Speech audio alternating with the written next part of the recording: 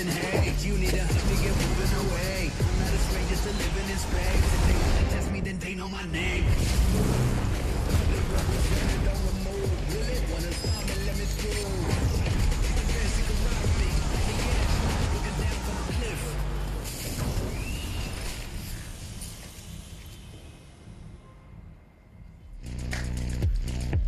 Hello and welcome to Red Bull Homeground 2025 World Finals. This 6th rendition of Red Bull Homeground is coming to you live from beautiful New York City. My name is Zoe, and joining me are Esports Doug and Esports Josh for the first few matches today. And we have such an action-packed day ahead of us. But Doug, for you, this is home turf. You're allegedly a New Yorker. Oh, no. I still have my Metro card. I still have the Tims back at home. This is, I mean, that's like a rite of passage if you're a New Yorker. But where do you live? I lived in Queens. That's not the point, Esports Josh.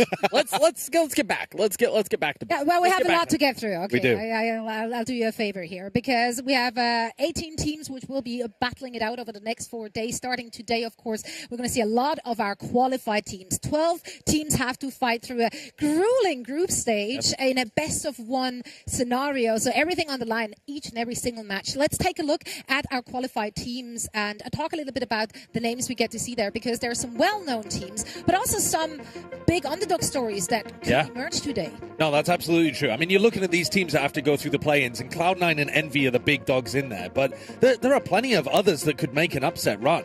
I mean, Cuba Academy, for example, Eintracht Frankfurt are supposed to be really good too. Team Rad from Egypt. Like, there's players from all over the place here. And a mix of people with high expectations and that underdog mentality. Well, and I also think the nature of it being a best of one through a lot of this early part of the tournament makes it to where, who knows? Like, pistol doesn't go your way. All of a sudden, the second pistol doesn't either. You're looking at 2-4 rounds down in MR12. It's insane. Yeah. Exactly. And so today we're playing in that group stage and those play-ins heading into the knockouts. Then tomorrow we'll be going into our double elimination brackets where these underdog stories will have to face off the top dogs, the well-known factors. But first few rounds in the double elimination bracket are still played in a best-of-1. So there's still a lot of opportunities for some of those qualified teams to make a deeper run. And a lot of these teams have made changes, but it's just such a sick crop of teams as well. You've got a potential for the champs rematch of the finals there between NRG and FNATIC. You've got a Bangkok potential rematch of G2 and T1. Obviously, huge changes as well to Sentinels, to Zeta division. Almost all of these teams have made pretty significant roster swaps coming in. So just a sick time in the offseason to figure out what's going on with these squads. Yeah, I think you hit the nail on the head. When I look at the teams that are participating in this tournament, I'm reminded of why this is the offseason event. Like, this is the one that everybody gets all excited for because when you've got so many heavy hitters playing throughout the entire event, and again, you add in the wrinkle of and the excitement of potential upsets, and who knows what's going to happen. It makes for good television. Yeah.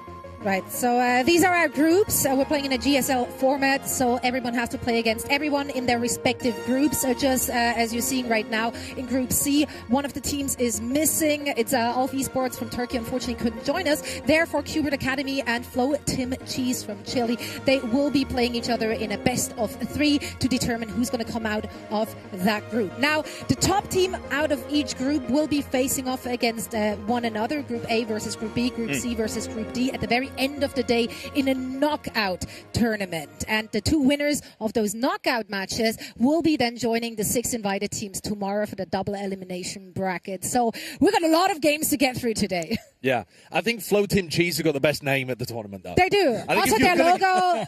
Actually peak. Kind of peak. Yeah. Yeah, let's take a look at the schedule so you know what's coming our way today. You can peek at the logo there as well, but we're going to see it a little bigger, full HD and color a little later today. Yeah, Qbert Academy going up against Flo Tim Cheese. That is the match we will be starting off. We have games being played simultaneously as well, of course, to get through all of that. But we'll keep you informed and updated. We also have UpMind on the floor who will be giving us some insights from those secondary stream matches. I'm just so excited for today. I'm excited that you're going to have a bunch of play-in teams. We're going to have an opportunity to play against a lot of these heavy hitters who potentially have a chance to go on this late run. And we just have so much. I mean, it's going to be a marathon today. It is, yeah. There's a lot of games to play. Yeah, and even for a lot of these teams, when you start thinking about some of the nuance of having the experience of playing through these longer days versus not necessarily having as many reps in situations like this, I think that plays into it as well. Right. Yeah, it's going to be grueling for them, for us, for our viewers. We got to keep up with all the action and everything that's going to go down on the floor. They're actually playing like right down there, so we're like kind of in the middle of the mix here. Yeah, we'll be able to hear the comms. Exactly. We might be able to hear the comms. No, it's going to be a good time.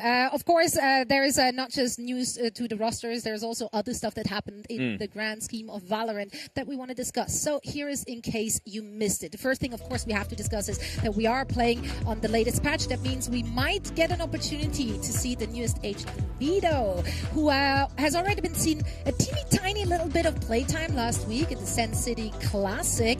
I believe it was Penny who played it. Yep. Let's say with mixed results. Yeah. The sample size of 1. I mean, in theory, it seems really good. Yeah, you've also just got so many different roster moves of so many different teams. I think there's tons to talk about with almost every roster because, like you said, Doug, it's like the off-season tournament for us to get a feel of what's been going on.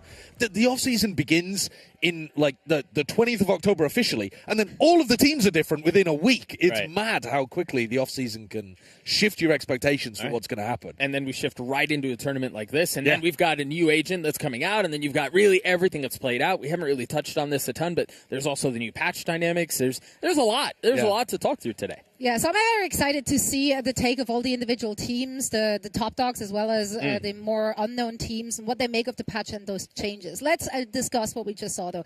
Vito.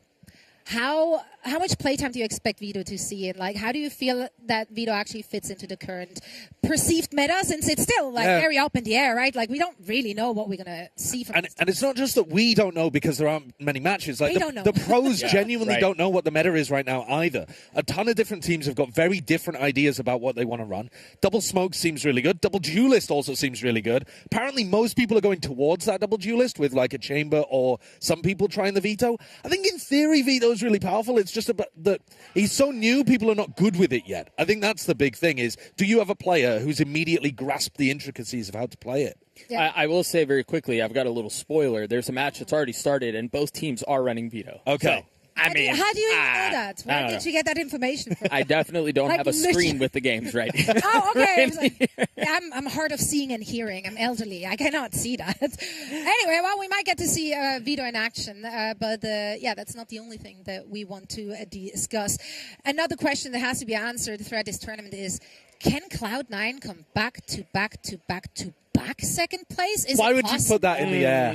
Why would you put that in the air? We're like 5 minutes in, too. Yeah. Counter-cursing. The team known for getting to the finish line and then crumbling to pieces. Yes. And you're trying to put that bad stuff back on them and say that they'll go back to back runners up again. It's impressive that they've made second so many times. But at some point, you've got to be looking to win it, haven't you? Haven't you? Surely. I mean, you kind of want to get over that. Was their result at the Sen City Classic confidence-inducing? No, it was not. I mean, I was talking to Imi and Zelsis about it last night, actually, and Imi said it was all bad, and then he backtracked on the negativity a little bit. That is very like, Imi, though. Yeah. I mean, that's very on brand. Well, it's very British, isn't it, to just be like, oh, it was a catastrophe. But they had a good laugh about it. Another guest you had on yesterday was Celsius, that is now making his IGL debut as well. Let's talk a little bit about what we expect to see from Celsius there, because in the interview you had with him yesterday, he seemed very confident about the role, since he was always the big brother role in the teams he previously played. He also said that he is doing was doing a lot of the mid-rounding anyway. Yeah. I think it's a natural pickup for the team. It makes sense from they needed somebody to bring up the atmosphere to stop them from choking. I mean, you think about like the tournament that he most recently won where he lifted the Masters Madrid finals. Zelsis in Map 5 was actually the guy who realized like we can win this and is that like leadership figure in the attitude department. So that's what Cloud9 need if they're able to get over the line in these spots where they would have otherwise crumbled, I think. I do think this is a big role for Zelsis, too, as we've seen him kind of grow and develop over these 5 years. He was not the mature lead from the front, like vocal leader that he has become now, and as we see him kind of grow up into this role, this is a big first opportunity for him to be in this position where he's calling from the front, where he is, some of the big brother, but also the leader on this squad. So I'm really excited to see how he does it in a tournament like this. Yeah, and he's wearing familiar colors, right? He's been previously with Cloud9. He gets reunited with Zeta, with the Penny as well. So like, there's a lot of familiarity that we hopefully get to see in this tournament on full display. Now, another player that has been picked up, or there were a lot of talks in the town about is Kiko for Energy. Oh, yeah. How are we feeling about that one? That is a sick pickup. Yeah. NRG grabbing Kiko is an amazing pick because, listen, Som's phenomenal. And at some point, I think we kind of knew that he was going to look to retire. I didn't necessarily think it would be straight after winning champions. Didn't think he would be winning champions this year. but going and grabbing Kiko was probably the best smokes player of the entire year. Like, even better than Som, actually. Yeah. It's probably the only upgrade you could get over the guy where you really feel confident that Kiko is going to be bringing insane firepower to this squad. And I also think teams have this like tendency to get complacent after walking away with a win and injecting some of that new face into the team to where you don't really have that opportunity to be complacent because Kiko didn't just come off of lifting a trophy. No, he right? didn't. And he so actually came off disappointing performances that should make him hungry. Exactly. And so you add that into the mix. And again, as you were saying, probably the only player that could be an upgrade to a team that just won. Yeah. Champs. It's just an unreal storyline for them. He can also play duelist, which they weren't doing very much double duelist before. Right. But now they really could because having Marta and Kiko, that is going to be ridiculous. Yeah, Bonkar's got the world in his hands. Yeah. Well, let's see what they do with it. We'll find out very soon. Another thing I definitely want to get to is, of course, Envy. They recently have ascended, so we will be seeing them next year in VCT. Now, they also just played last week, and like they're the one team that always gets like called out like, oh, they're so like wonky, so weird, they're erratic, yada yada yada. The big storyline for this team heading into VCT and also for this tournament, though, is that they do have to not play with two of the players next year in VCT. Yeah. Like, how will they fare when two of their most standout players are not in the roster? I think that's a really good question. It depends on who they get to replace them, right? The footage that you're seeing at the moment, remember, was actually a nerfed version of Envy, and they still did really well at the Sen City Classic. Right. This was where they were running Curry. Ion had switched his role as well because he's normally the smokes player for the team, and they were filling in for Inspire not being with the squad. Now, that isn't what they're going to be doing next year. So it was a different version of Envy, but it's also not what they're doing next year, and it's not what they're doing here. Here, they're playing with their full like Ascension winning squad. I think they should be one of the favorites to win the whole thing, to be honest with you, because they are looking really good. Like, they're also just in form, whereas a lot of the other teams have just made roster moves and are going through an off-season period. Like, even NRG coming off champs, they should be taking it a bit easier now compared to where they were at champs, whereas Envy are like at their peak currently. Right, and they're hungry coming off of Ascension. They're hungry to prove that the roster, their five, are the ones who can compete with a lot of these guys and who can kind of stick it to, again, a champs winner who's coming off of lifting the biggest trophy of the year. I think for Envy, I think you're hard-pressed to find as somebody who does not think they are one of the favorites leading into this tournament. I do think they have a little bit to prove, and it almost feels like they're comfortable playing from that spot. Yeah. Oh, yeah. And also, like, just given the fact that we are playing best of one in the early stages here in that tournament, for a team that can play such weird things, it's so hard to prepare against that for the other team. So anyone going up against Envy is not going to have an easy time. Now, a team that you guys already mentioned as well was Rad from Egypt. They've made quite some waves as well recently. Here's the roster that will be one of the teams we see very early on playing today against Cloud9 on our secondary game. What are we making of that roster? Like, what are the expectations for a team that is fairly unknown? Is that a leg up? Because you have the element of surprise, right? I genuinely think it is. I think you look at squads like this and you're thinking, well, the pressure in the play-ins is all on Cloud9 and Envy. Yeah. Because they're the known quantities. They are the tier 1 teams now that Envy's won Ascension as well. And yet, a team like Rad, who are skilled from a more unknown area of the world, you don't get a huge amount of those like Middle East, North Africa teams being able to get through to the top level. They're going to be excited to come here. They're going to play with no fear, I would imagine, and they've got very talented players. So I think this is a squad to pay attention to if you're looking for these BO1 upsets early on. Yeah, and again, you touched on it a little bit. I want to hit on it again. The pressure that the other teams are going to be facing going up against these guys have nothing to lose. Yeah. You're talking about a Cloud9 that just underwent roster changes. How are they going to perform? Emmy was just talking last night about how his performance wasn't great. Emmy's going to be boomed if they lose the pistol. Oh my gosh, it's going to be over. And so I do think there are a lot of really fun dynamics here. Yeah. Right. We actually do have UpMind on the floor with Rad, so let's hear what they have to say ahead of their first match today. Thank you so much, Zoe. Thank you so much to the desk. And yes, we are live here from the floor of Red Bull Home Ground. I will be giving all of the action for the group stage for the next 2 days. And we have a very quick interview for you guys because Team Red, they have to go get ready for their game against Cloud9. We have Shalabi, the Pyro, right next to me. Ladies and gentlemen, let's talk to Shalabi first. Shalabi, you said, quote, "This is unbelievable. Egypt was recognized for the first time. You said that back when you were the MVP and the champion of Campus Clutch. Now, what should people kind of expect out of you? Now that it's been 4 years, we haven't seen you at a Tier 1 level since then, since you were on Vitality. Now, what's been some big changes for you? Honestly, like, it has been so long since I played an international event, so being here is kind of crazy. Like, we finally got to compete again. We had a chance of being in Ascension, but like things didn't work out. But we are here to like prove ourselves and kind of revenge what happened to us and like play a good game. Gotcha. And how much does it really mean for you to be back facing like the top teams, top teams? Honestly, like, you gotta face the best to be the best. So having the chance of playing against like Tier 1 teams, because we can only play them on scrims, like we don't get a chance to be in tournaments where we have Tier 1 teams. But being here is kind of good because we can prove ourselves and play against like the best. So it's good for us. And you're playing against some of the best. Cloud9 coming up next. What do you think about your opponents?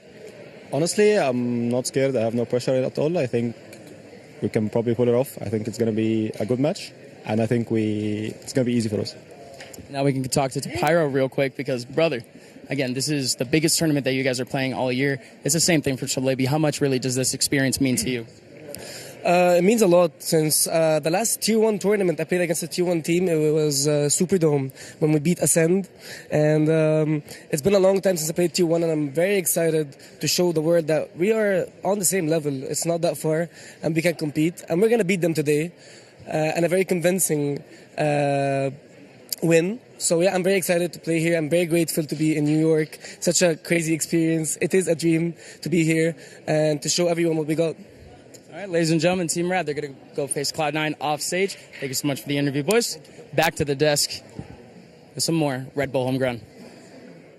Thank you so much, Op9. It's great to hear the confidence and the level of confidence, just excitement for them to be here. Yeah, no, it's sick. And I think the fact that they get that opportunity to play against the Tier 1 teams, it's also just they get an opportunity to be on stream, to showcase their talent, to look, if there's people out there scouting and they can't see the VODs of all of the Tier 2 matches, so they don't want to sift through all the stats, you play a good game today and suddenly you're on everybody's radar.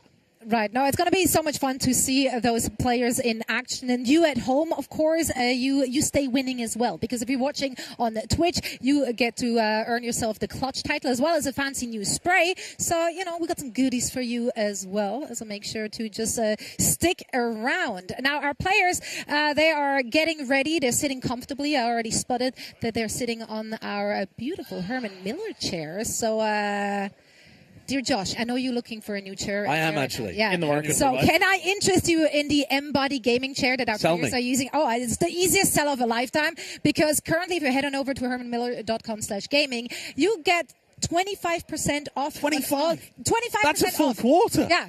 Through December 2nd. So do your Christmas shopping early. Head on over there. Check out the different color schemes as well. So you can color match, with your setup.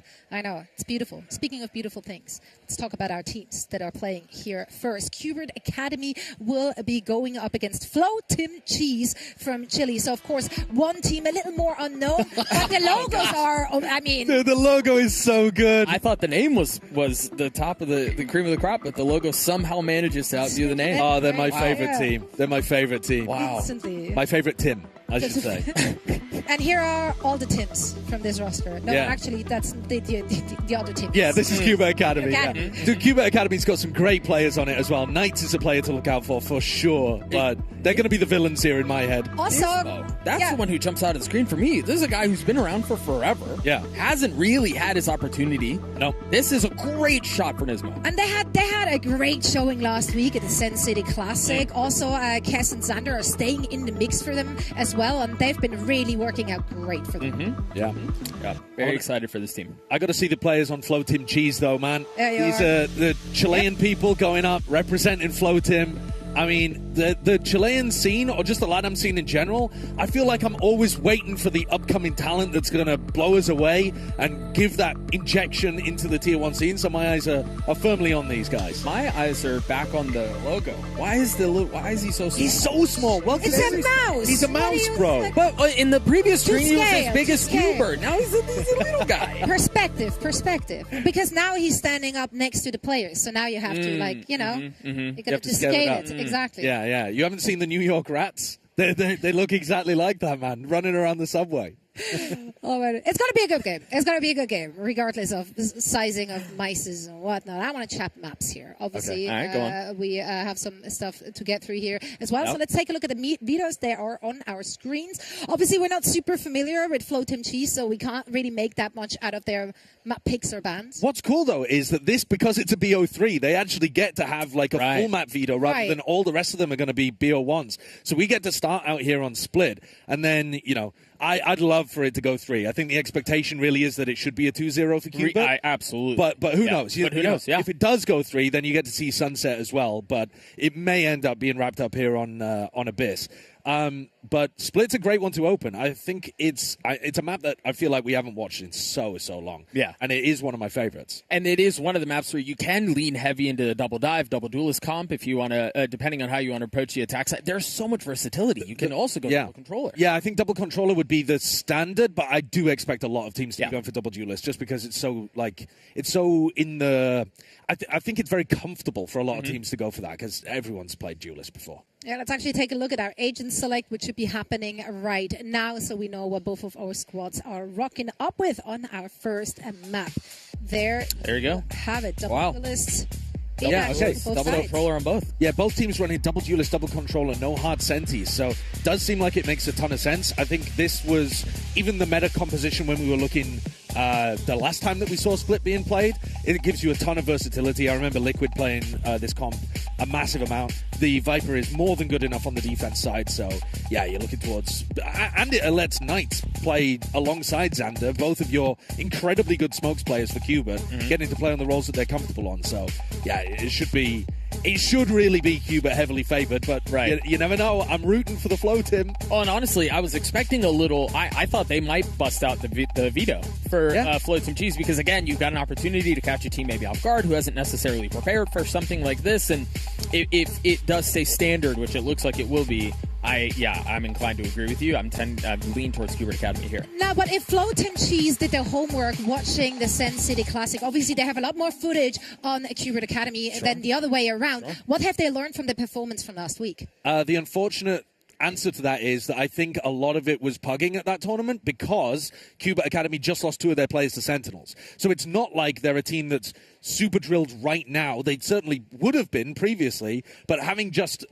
taken 2 of the Cuba Academy players and upgraded them to full-time Senti players, I think they're going to be really loose with what they're up to. So I don't think it's the case that you can make really hard reads about what Cuba are going to be doing because they should just be kind of, going with the flow right now.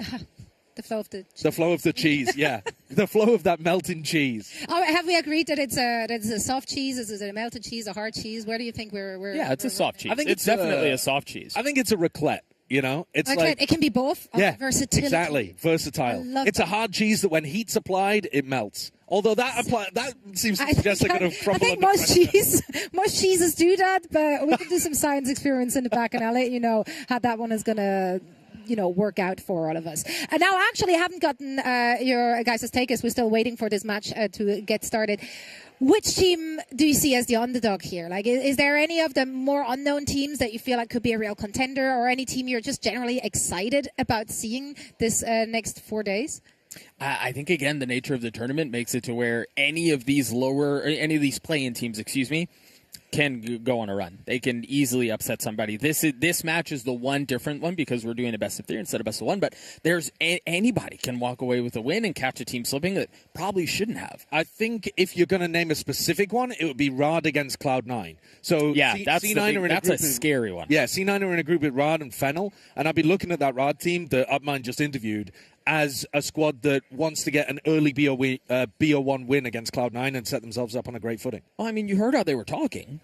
Confidently saying, we're going to win, we're going to win big. And that is that's like the perfect recipe for disaster for Cloud9. Have you ever encountered an interview where someone was like, we're scared out of our minds, we will never win this match? If they interviewed me in my Premier games, that's what I'd be saying. But we're bad, we're going to lose. There's something Imi about... tried to sell that yesterday, though. He tried to rate them really high because they're in the same group so that he can be like, oh, well, but they were really good. He was handing the message. Controlling the message. But there was something about how they were speaking. I don't know. I believed him. on the other side of that interview. Maybe I just am very gullible. I don't know, but I believe those guys. Same. And I came in with confidence. It's that confidence. It's that team spirit, you know. And a lot of teams have been throwing that out the last couple of days. If you followed them on social media, a lot of those teams are very happy to be here. I mean, Bonk in the Bronx, like this is team bonding. Peaking. I've seen that. A little cuddle puddle in bed in a hotel room. I've seen that as a title and a thumbnail of a video, but I didn't think I'd see it here. Yeah. Bonk in the Bronx. They're doing great, though. I mean, they're doing some gang signs already as well. Well, yeah, you probably don't. Yeah, they're not familiar with New York. I think probably don't want to be doing that kind of stuff here. Right. Yeah, I think it's good for it's good for team bonding. Yeah, it's good. At first, I thought it was a picture of you and I bonding before our duo. We haven't cast it very much before, but I think we should probably do it later on. Bonk in the Bronx. Yeah. Where are we? We're in Manhattan right now. You don't know where we are. Well, no, I don't know the names of the boroughs of New York. Are we in Manhattan? We are like Manhattan, the most famous one. Sure. Brooklyn? Isn't Brooklyn more famous? I don't know. Oh, God. He doesn't get paid to play, like, GeoGuessr here. Yeah, exactly. He's also just happy to be here. He's got stuck. Got him some slack. Yeah, Bonk in Manhattan is what they're currently doing. It doesn't really... Some people no are bunking in Manhattan, though. so so we get to get a photo of you guys cuddling up in a hotel bed. Because I feel like that's what's just been promised. We could. Listen, we could. I don't see any problem with that, frankly. You sound very non-committal. Yeah, I don't want to commit to it. I want to be see how we feel after the cast. That's okay. You know what? That's all right. Also, I'm Bonkar, who is here coaching NRG. Isn't he not going to have a massive conflict of interest if they do go up against Bonk? Yeah, that's his namesake. Is Bonkar in the Bronx? Bonk. He might be today. Well, we're in Manhattan. We're not. Yeah, but NRG aren't here today either, are they? Oh, they might be. Yeah, they could be in the Bronx. Golden Boy might be out there. You know, taking a trip around his hometown. I had Chris Puckett taking me on a little wild adventure last night. Yeah? Yeah. We walked all the way to, like, lower Manhattan. But he didn't tell me that we're going to go from here all the way down, so I was wearing heels. And he's just like, let's just go explore the area. And then he took me to the other side of the city. It was incredible. New York. We're in New York. We're here. We're having a good time, especially when we get to chat some Valorant. And that's about to happen. So, guys, take it away with our first match of the day. Thank you so much. Yeah, I'm really excited about this one. Josh, we were talking about it prior to the match starting. FTC up against Qbert Academy. This Qbert Academy roster is stacked. This feels very much like a very tried but very true David Goliath situation here. Yeah, I think that's definitely a good way of framing it. Now, I'm not super familiar with Flow Tim Cheese. They haven't played a huge amount of games. They don't have a huge amount of VODs available. I thought you were watching all of them. Well, but what I am looking for is for standout players to impress in this game. Because, like I said, looking at the upcoming players from the Chilean scene, from LATAM in general, is just always of interest to me when you have, squads like Crew or Leviathan or something in the upper level. So, yeah, sure. Starting out on the pistol, 3-player aggression from Qbert. Oh, this has trouble and mail written all over it. The TP forward, both satchels, the paranoia out as well. You've got the Yoru who will also fall. Aggression out of FTC right off the bat. Knights getting pushed all the way backside. Tons of pressure on the Knights here. Has to play inside the smoke and get bailed out. A little bit more utility dumped out as Knights has 2 targets to find. Does manage to get leads. Xander playing in the smoke. The gun barrel doesn't give him away. It's just Xander in a 1v3. Tough to get value out here. Having the spike, gets the first fight, wins it out. Spike down. And that's a spike dropped. Yeah, still work to be done though. Yeah, really good Viper up there from Martin. Blocks off Xander from being able to take the engagement. But he's managed to get it down into 1v2. You know that he's not got the ability to smoke off this spike. So you could play over towards B main, but instead they're going for that classic anti-clutch position, high-low towards the back of B. It's really common, though. It's the kind of thing that Xander will know how to break. Yeah. You've got to jiggle peek it. Yeah, I mean, it's not even planned for. He's going to swing into it. That's going to be tough. Yeah, that high-low, even for as common as it is, it's really hard to beat. And so FTC walk away with the pistol. Yeah. Nice attempt by Xander there, but it's the aggression early round, just picking up those 2 kills instantly in main that works well for Flow Tim Cheese. I'm not going to call them the Federal Trade Commission. What's wrong with that? Well, I don't know. Other than it's not their name. Yeah, well, exactly. It's not their name. It's not their name. So 2 players here going for the light buy, Ghosts on board. Here's the replay of what was happening there. I did think for a moment that Lead had just gone and got that kill mid-air with the Ghost. Yeah. But it wasn't. It wasn't. It was Tunazo. So starting out here with a lot of patience over towards B main. Knights was playing this aggressively on the pistol, and they prowled him off the line. This time just contact into it. And they realize the whole of B should be open here. It's a pure gamble from Cuba on the other side of the map. What you'd expect, even a frenzy invested in the hands of Kess, but yeah, they're going to waltz their way out onto B and not meet any resistance. Presumably get the spike down and... Well, this kind of round is all about trying to generate the ult value. Right. So I'd actually prefer it if Lead was planting here, but instead it's going to be Krams who drops that to the floor. Tunazo getting punished as well. This is a 5v3 on the retake. Those were the two pistols, though. So the two that were brought in from FTC, pistols go and fight. They try to hang on to the other weapons, the Bulldogs and the Outlaw. But to your point, now a 4v3, this is not safe and secure. No, it's not safe. Xander's coming around behind from B main as well, so if they start to back up, Lead's going to have to hit some shots. Does hit the first, the paranoia out, but there's Xander right on time, as you mentioned. We can see what else they can find. A 2v2 now. And Krams trying to. This gets messy, Josh. Krams left in a 1v1. No time, though. Not enough time. Boy, that's expensive, though. That's astonishingly expensive. Those two players going down with the pistol were far too early on. And this is maybe what you'll see from these teams that we don't have high expectations for. They'll have the explosivity to win some big rounds. Yeah. But they probably are not going to play as tightly, as disciplined, as, on point as you would want them to in the scrappier situation. Right, they can win some of these big rounds, and then they can also lose some of these big rounds in ways that you wouldn't expect them to, and obviously that was a round win, but you talk about some of the financial trade-off. You take a look at that one more time, the time running out. Josh, I imagine as we head into the finances for this next round, they're not going to look good outside of FTC. They're not at all. They've got the Outlaw on the Yoru there, just looking to try to find some value on the other side of the map. Oh, hello. They completely called Kess off, though. He was not ready for that fast timing through A main. Oh. I mean, again, if you're FTC, you can play it a little loose. You can play with your air down. And Satellite gets caught as well. I think he had full armor. I could be wrong about that one. I think that was a double body shot there. And suddenly, Cheese are in. Yeah, with two rifles upgraded. Xander tries to punch back, succeeds. And all of a sudden, we're in an even 3v3. It's now one rifle left up on the side of FTC. And you know what? The spike hasn't even planted here. It was so far back. Krams with the spike, not really expecting his team to take A main for free at the start of the round. If Krams plants, he gets ult online. That could be a deal breaker. Nade through. Spike planted. 10 HP, but now the spike goes down. Now they've got the Nightfall that they can try to play around. I believe it's only going to tag one. Leads falls. That was the only rifle. Just an Outlaw and a Sheriff left.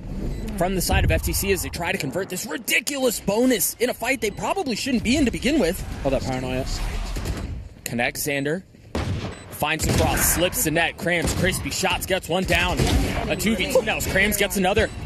Nismo. Such a veteran in a position to make a play. For Qbert Academy, the satchel forward, time is short, and they're running. They're running for the hills. Is going to be able to buy enough time. Nismo forced into the fight. Beautifully played out from FTC. Perfect stuff. What a round. How on earth have Qbert lost that? This is the kind of stuff we're talking about where the team who is favored, let's be real, is letting some huge rounds slip early. Okay, the brawl on the pistol round over towards Mail is forgivable, but this round, take a look at this in the replay. I mean, the fact that they're even over towards A is rough to begin with. Those kills, Kess getting caught on the A side, just not ready for that kind of aggro timing. He was saving his Hawk for slightly later in the round. And Flow Team Cheese. They go for the aggro play and it pays off beautifully. Now this looks very similar to what they ran on the pistol. They've got the smoke that's up towards Mail, the talk through, and goodbye. Already gets two. Goodbye. The Outlaw is getting giga value. And now, I mean, yes, for Qbert Academy, they have nothing. They brought nothing into this round, and so not necessarily on equal footing, but if you are FTC here, you want to get through these rounds as cleanly as possible, get finances going in a great way, carry weapons over into the next round, start stacking these ults. And Josh, this has trouble written all over it. Oh, it really does. Academy. It absolutely does, because, round two, they didn't get that clean victory. But here, they've managed to get up to their Raze ultimate. They should be able to get up to their Yoru ult as well if they go hunting. I mean, they're going to be able to know roughly where Xander is because they're controlling so much space in middle. I mean, think about this. Kram's just used his ult in the last round. He's halfway to having his Nightfall back. Yeah, and Tunazo actually planted. There's an opportunity for a knife kill. Oh, if he wanted to go for it, never mind. Takes the Outlaw, but I don't think he's got a chance of winning this one.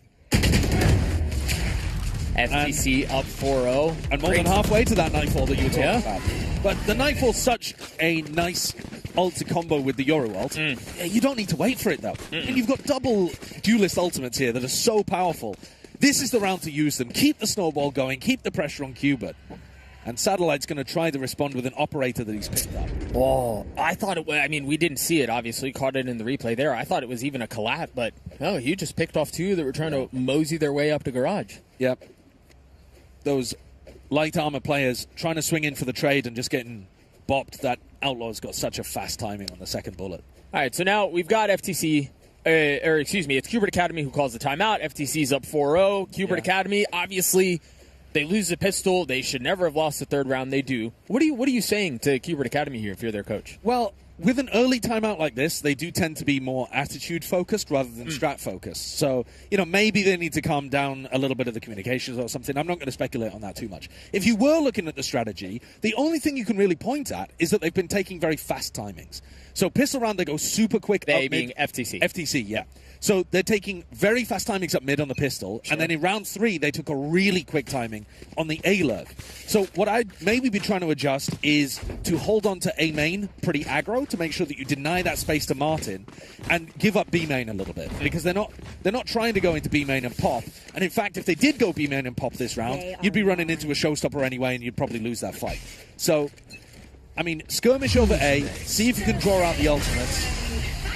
There's one of them. There's both of them. Actually very similar to the pistol, but this time with a lot more bang behind it. That is lovely as well. Completely deny the Viper ult value. Forced out utterly. And maybe even landing a fadeaway kill with a rocket, but not going to find any joy. They have all of the sight. They have all of the control.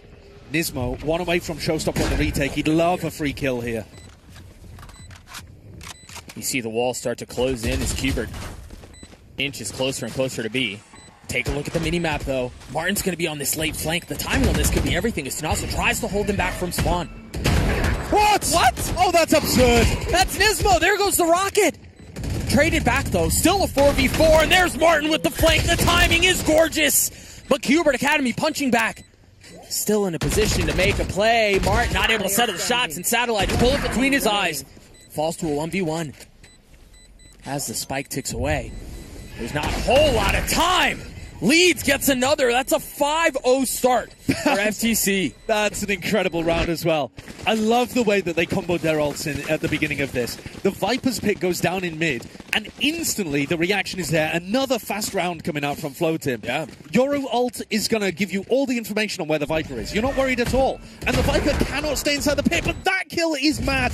Nismo's looking for an opener to be able to get his showstopper online. That player is haunted, revealed, illuminated, scanned, lit up like a Christmas tree, and still somehow spins on a dime and deletes Nismo. Absolutely wild. Nine finances for Qbert in a weird spot here. Well, Qbert have to get back into this one. Yeah. The ult advantage is now firmly in their favor. And it looks like, for the first time, FloTim are playing a slow round. Still looking to pressure over towards A ramp. This is where both the duelists have played. This is an adjustment coming out of the timeout, trying to deny this space like I was talking about. And off contact, Nismo ults, and he's evaporated. You don't do that against the Yoru. No. Actually, Martin could die here. Or Martin could not, because Martin's just not missing, and FTC can do no wrong. Nismo is having an absolutely miserable time out here, getting caught by people that he should have dead to rights. And look at how FTC have played this round. You mentioned it at the beginning. This is their first slow round. They've been playing so fast. As soon as they saw the Yoru, the ult got popped. They ripped it and tried to fight A main. Yeah. Nobody was home. Yeah, they've completely conditioned Qbert, and Qbert reacting far too fast. And now B site open. They've overinvested after losing Nismo on A. Stacked the A site thinking that was the weak area of the map. And really good calling here from FloTim Cheese. And the problem is the money's so bad for Qbert Academy, you kind of have to, you can't really take a step back. You've got to find a way to get your way back into this round. Could be a little bit of overfighting here. If Knights can pick off a freebie, there could be an opportunity still. But Flash. Knights still picks it up. Botches out a little bit. Into a 3v3 we go. I don't think he's going to expect NX's position, though. No, surely not. Knights with just a handful of health. Xander falls. Again, the Outlaw sings. And there's NX. Position given away by the Paranoia. And if that wasn't enough, the Phantom Spray not connecting gives the position back. FTC got another, though, and Qbert Academy, their woes continue. Yeah, it's an absolutely dire beginning for Qbert. They've got to pick themselves back up. But they've just expended all of their big ultimates. I mean, the showstopper's the huge one, right? Right. But they've also lost their economy now completely. That was the round that they needed to stabilize, and now a brand new snowball begins. This is looking like the map's already over. Yeah. What an insanely good start for the Chilean squad. This is a nightmare if you're Qbert Academy, and now you are counting your lucky stars that this is not a best of one. Holy smokes. Sure, but I mean, it's a terrible way to begin a BO3 too. Yeah, sure. I mean, the one saving grace is that you go to Abyss next, and that is your map pick, and maybe, we can have that dialogue, but FTC have played this beautifully so far. Knights finds an opener on the opposite side of the map. Probing over towards B main and luring someone in. I think that's their first opener in a round. Hex gets punished by someone on an aggro line again. It's immediately given back. Nismo tries to hold the line behind the wall, immediately gets mowed over. And once again, it's a numbers advantage the way of the attack. Now they've got the pit that they're going to have to play around. Qbert Academy need a miracle here. They do. I think Knights already gave them a bit of a miracle with that opening pick. If you can also find this... No way, he does it again, does he? Against a shorty? Hit still in play. Still a 2v2. Standing. And Xander falls.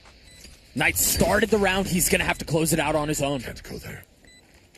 A 1v2, and time is ticking away. It is not on his side. He's getting trolled by the Omen Yes, TP. he is. I've felt that before. That's the round. Yeah, it's over. It is over. I feel like Knights is doing the absolute best he can in these spots. Kess is getting bullied right now on A, and Nismo's found himself in winnable opportunities in a couple of rounds and lost some pretty key, pretty unfortunate spots where I feel like it feels like a bit of a difference in terms of sharpness right now as well. The floating players are playing fast, they're finding their timings, but they're also winning some critically important duels. It's funny how the game plays out sometimes, where everything does feel like it's going the way of a team. Like even NX being able to respond and get these two here. Nismo, as we mentioned, falling on the other side of the wall. Satellite goes down there too. Like, yeah. But there's something about this game and momentum where it just seems like when a team is rolling, a team's rolling. Well, also, look at that reclear play. Xander was supposed to put his wall up earlier there, I think, so that Kess was protected and covered, and instead Kess swings out before the wall. Some kind of miscommunication going on there in Qbert. Remember, they have just had two players shifted up pretty enormously. Yeah, sure. Had to change roles around, that kind of thing. So it is understandable, but they're also 0-7 down. Quick note here for Qbert Academy. They've invested into an op at the hands of Satellite, and it is going to get challenged. Perfect timing on it, the dog. You know there's a threat on the other side, and the rattle off of that weapon confirms where it will be. The Nightfall paves the way, and now Satellite has to reposition. They're still trying to inch their way forward onto the side. Xander, you're playing with fire. Peek out behind that smoke. He decides not to go for it because they're already in a 5v4. Yeah. Now Satellite's going to pop his ult in exchange. Remember, he's got an operator here. Yeah, the Fade ultimate didn't hit anybody, though. Seeing the raised satchel through, Satellite on the reposition. He's behind enemy lines, not able to punish. And it's again disaster. It's nightmare for Qbert Academy. God, the recommittal there with the op is kind of madness, to be honest with you. All flooding on the retake from the same angle over towards CT. Looking like they're trying to force it a bit too hard here, Qbert. Getting absolutely owned. I mean, if we're going to be honest, they are getting owned. What a way to begin the tournament with what I think is an underdog pick. Maybe we're entirely wrong with that assessment, considering how much Floating Cheese is stomping right now, but I think as the color caster, it's your job to walk into this more like, prepared and educated on opinions. And so if I miss, I'm just a play-by-play guy. I see. But I'm being held to account here for not predicting the 8-0 lead for Floating Cheese. Yes. Oh, okay. All right. You know what? That's fair. That's on me. I should have been more tapped into the upcoming Chilean scene. Now, if you look at this team, by the way, on VLR, they've played 2 matches ever. Right. And you've watched them all. Well, there were no VODs, so no, I have not. But my point being that there's a reason why I'm not up on floating cheese, and it's not because I was throwing disrespect in their direction. But well, I mean, it's pretty evident that Qbert aren't either. Yeah, I mean, I think though that they do. I mean, this map is essentially a wash at this point. If they're able to come back from an 8-0 down, their attack half could be amazing, but they've put themselves in such a hole, and this round is not going to be any exception. They haven't been able to right the ship on rifle rounds, on ult advantage rounds, and Lead is going to get up to a showstopper before Nismo again. I love the way that Floating played fast rounds for the first kind of 4 or 5, and are now slowing the pace down and put the pressure back on. A ton of depth behind that beautiful flash on the other side of the smoke. He gets out. Satellite gets away. Only real weapon. Satellite falls. It's going to have to be at the hands of the Sheriffs. And Kess looking sharp with 2. I don't know what was said in that other timeout, but all of a sudden, they're starting to shoot back a bit. Still in the face of 2 rifles. I do like the flank, though, from Xander. I think the flank here could get a huge amount of value if his teammates are able to stay alive. 7 bullets left. What a Wraith find again. Xander, beautiful shot. NX left in the 1v2, 1v1. 55 HP. And now the fake TP. The real TP. He's emptying everything as Xander's gotten it to half. Now pulls off. Xander goes exploring. He's seen that it's halved. Yeah, confirming there's nobody there. Xander waits. It's a game of chicken.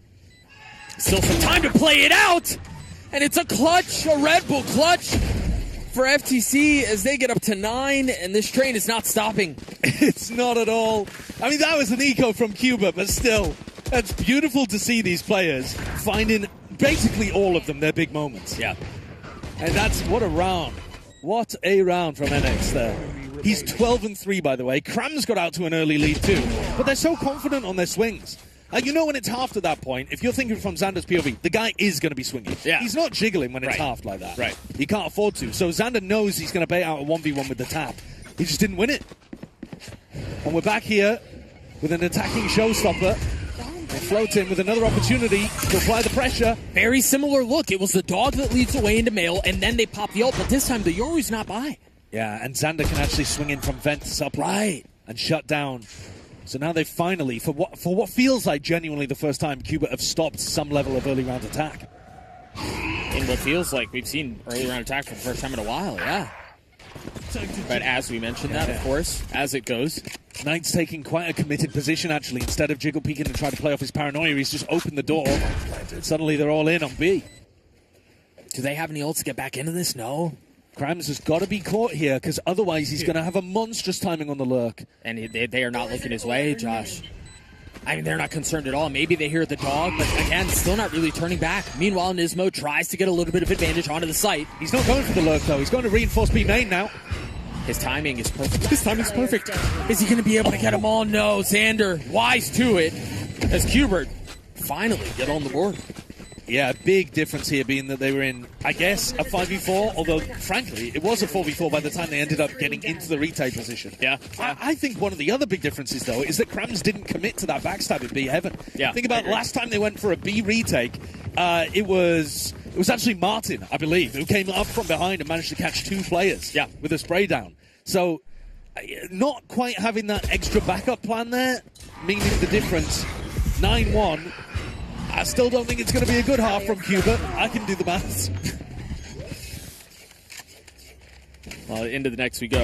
Is Xander going to pit mid again? Because this time they don't have the ults to pressure him. He does pit immediately. And this time the dog is traded for a drone. Sees nade, pressure in his face, forces him out into vent, but he should be able to get back into the pit.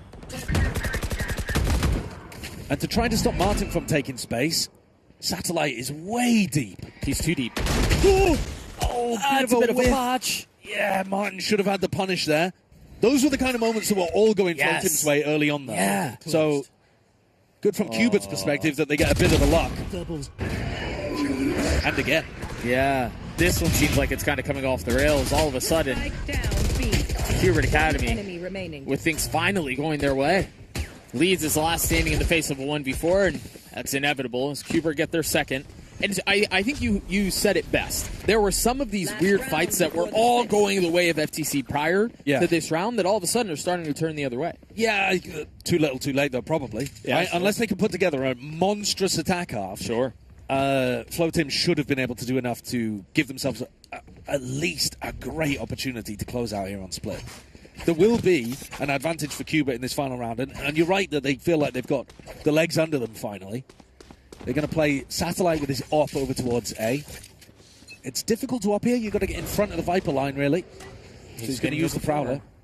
Ooh, meanwhile, Knights TPs towards B and then TPs out. Again! Yep. Again, Nismo goes for it and gets baited. Yep, that's what I was concerned about. And it was all off of the fake TP into Garage. He takes the bait. Yeah. And suddenly, Tunazo's on the other side of the map, and your player Satellite, who's supposed to go deep with an operator, has been punished. Now the pressure on Kess to try to anchor, Knights to support, and they're going up into Heaven, which gives them opportunities to pivot back into B, where they've left lead. Now look at this, they're playing so nicely here, honestly. Flow Team have been in complete control of the map. Just one of the best parts about that default Viper wall that we see so much is it allows this exact rotation. You can take ramps, you can go all the way up into Heaven, flip your way through the other side of the map. You've just got to be able to win this cross, and Xander has slipped the net. He's got behind them. Knights was there too. They've got to be able to win out these fights. Good snake bite. Hubert desperately looking to find their way into a third round. A success that has eluded them this entire half. Kess in the 1v3, now 2, but eventually falls. FTC a 10-2 half on their map pick. Well, we said it coming in that FTC were the huge favourites. Right, we did. Yeah. Yep. Great name, great logo, great attack sides. Incredible logo. That's what we know this squad for. Right. No, I mean, a huge reason that they've been so good here. So, yeah, an outrageous attack half that they've put together, to be honest with you. Yeah. We'll see here. I think I am being told that we might get a check-in with some of the other games that are going on, because I've been told one of the matches are already done. Really? Yeah. I mean, this one was a fairly quick one. And, that tells you a lot about what's happening on the other streams. Yeah. So, at the same time as we're watching Flow Team versus Cuba, there's also been C9 we're playing against Rad, I believe. Right. And then we've also had BXL, Zoo, playing against... Bonk? Bonk were playing against Clanalan. No. Right, I was wrong. You were wrong again. There were 18. Well, unlucky. Again. And then Zoe's definitely trying to shout something across to me. And Eintracht. She is Eintracht versus BXL Zoo. There you go. She is the reliable one of the bunch. Yes. When you and I, blubbering idiots. There are a lot of games going on at the same time here, so I think we're going to check in with a couple of other highlights to get you caught up to what's been happening across those other games. Right. To get us caught up as well, because I don't know about you, but I can't get both eyes. You know, each one watches a different match. No, you know what? I can't either. No, you can't? No, it's well, not. let's have a look at some of the highlights then. This is Bonk against Clanalan. What are they... So This was, again, the two vetoes. These are the teams running the veto mirror. Right. So, yeah, what's curious about this as well is one of the teams is running the veto with the double initiator, and one of them's running it with the double smokes. So, you know, Clanalan going for the more, like, Gen G approach, but without the deadlock.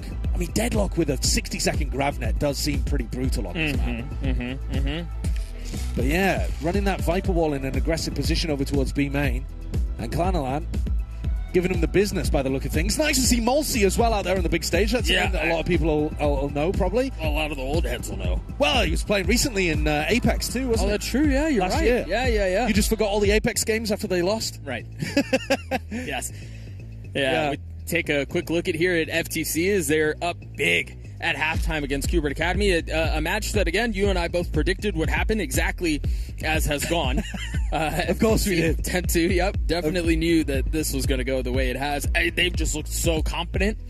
I mean, they've looked really impressive. They're hitting all their shots. They're swinging. All the way they've called the rounds have been really nice, too. Yeah, I've loved the game plan coming in. I really have. I feel like for these kind of teams, I wouldn't expect them to be putting together such good... Like, the overall strategy of we're going to hammer them with fast rounds, and then we're going to slow things down, and we're going to really condition that pace. Love that. Yeah. And then I also love the way that they've been approaching the kind of the aggression side of it too. They have just been bringing the game to them and forcing those aggressive timings, and I think that really caught Cuba off guard, massively. Yeah. Cuba are going to need an amazing attack side to give us any level of belief here. And it all starts on the pistol, which is so tough. But it looks like they're set up to do something very similar to what FTC did on their pistol. But instead, it's actually the smoke that goes up towards ropes. Not trying to get Pacey into mail, but there are 3 here. Yeah, this is a pretty standard pistol round. If you do go fast A, you got that teleport. Yeah. Oh, I don't like the smell of this. Yeah, well, after Yoru contact, you can spring some kind of play. He never saw him. He never saw him. Tanaso gets 2. And he can exit as well. He's out. It's a bit of a mess. Cuba have big control, but at what cost? Nismo's going to have to pop off. And it's actually Leeds, the opposing Rays, who delivers a shot. A 4v2 now. They've got the spike, and I mean, they're kind of huddled up together, but they've got to swing, they've got to take these fights, and even that fight felt a little disjointed. Knights, though, has been absolutely great. Tunazo shuts him down. Nasa's just been better. FTC has just been better. A 1v3 for Kess, who had a really rough beginning here. He's got so much to do, but his team desperately needs it.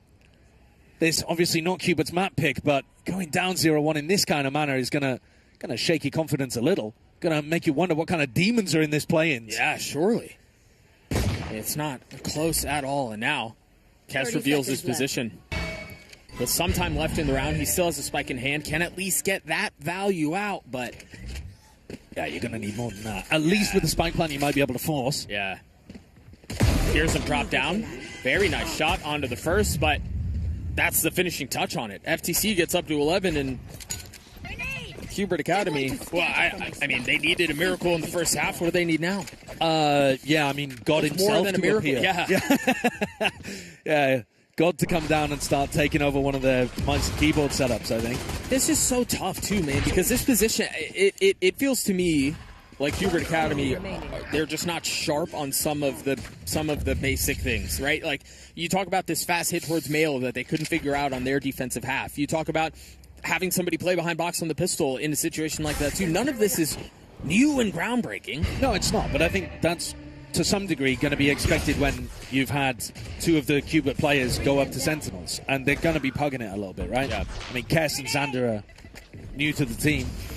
They have force, so of course they have. They're down 11-2. Right. Paranoia out, the satchel through. Nismo stomps on his head, but Grams gets 2 with the ghost. How do you get 2 with the ghost there? The 3v3 in the end, and the Stingers are going to do a lot of value if you stay on site. But you are giving up a lot of space to float him. A Guardian, a Spectre, 2 Spectres. It's not bad. No. I mean, to be honest, I do think it's a nice spot for Cuba to play from, but this nade is going to make him really claustrophobic. Is there any flood behind it? No, actually, the suck towards spawn makes it where there's no fill-in behind it.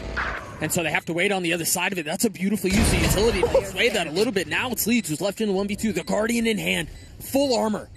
Time is short, though. The shots have to be quick. And as that erupts, the tap of the spike to bait, to force, to tempt the fight. And he has no idea where they are. So a little bit of relief here from Cuba. They managed to pick up a round, but we'll have to see how many more of these are going. And floating cheese do not need to do anything fancy. You just save, you just wait for a couple of big rounds where you have the ult advantage. Right. Your goal is to try to force ults early out of Cuba. I mean, they'll get a rifle round before ults are online, probably. Right. And then after that, you just bleed the ultimates out of them, try to set up advantage situations for yourself and close things out. We've seen a lot of teams that struggle with it. General Mates being one of them. Yeah, but right. But Floating so far have looked pretty solid when it comes to their overall strategy, so I don't really have any doubts. Heavy A ramp focus from Cuba in the last couple. It's interesting how FTC played this defensively. Generally, when you're in an eco like this, maybe you 5-stack, but they left 4B and they left just 1 on A. And it was Krams. A little bit of early info. They can rotate back into this. Krams has been a monster. He's the player with the sheriff here as well. Brother, they've gotten here before the hit has really happened. Yeah, but there's no real stopping Cuba getting to site, right? Sure. Floating just want to play to refight Heaven as they go to site, but Cuba are not giving them that sound cue. Paranoia, and there's the dog, too. And he kills are valuable. Yeah, Knights manages to get the trade there, though, so even though Satellite goes down, they take 2 with it. I think that's the kind of trade you're okay with. Oh, absolutely. But they still I mean, Krams is in a position where it would require some spectacular shots, but he could actually win the round here. It has been that kind of map for them, though, hasn't it? It really has. I mean, Krams might just do it, but, you know, of course, we highlight a player, we get everyone all hot and bothered about the potential, and then he just dies. I've been hot and bothered watching Krams. Yeah? Yeah. One letter away from Crims. Coincidence? Oh, of course. I think not. I think not. Right, Martin, what are you going to do here? Not much. Nice gets 3 on the round. Hubert gets a 4. But they haven't managed to stack all of those kills onto somebody important like, for example, Nismo or Satellite that would give them a big ult for this round. Brother, there's no way they finally won 2 rounds in a row and you're still talking about the bad. But the reason I'm talking about the bad is it's so... This is one of those opportunities where Cubit have to fend off like a really crucial spot for Floatim to be able to close things out. Sure. So like this round is more pressure on Cubit than the later ones coming up where they'll start to get ults snowballing. So this one you still have to be absolutely on your A game. And it needs to be a win, really. Despite the fact we'd normally talk about it being, you know, like a bonus or whatever. Right. You just can't afford to let Floatim get up to 12. It's interesting here. Floatim are trying so desperately to get early info. They just used the Roomba towards mid, didn't get any info, it got cleared out. They also used the dog A, and didn't get a latch or anything like that either. They're trying to use their drones to get info, and they can't. Sees nade, pushes the raise out, but Floatim very aggressive, very confident after doing so well in that first half.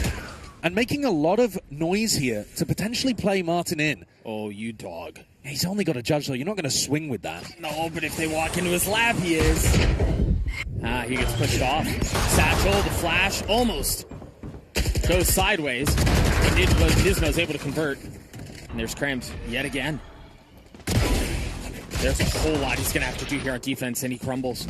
So 3v2, they're going to get the spike down on the site. Okay, still a couple away from ults. Right. 3v2, though, gives them some great opportunities to close things out. They needed to win this one. They'll have that ult advantage if they can.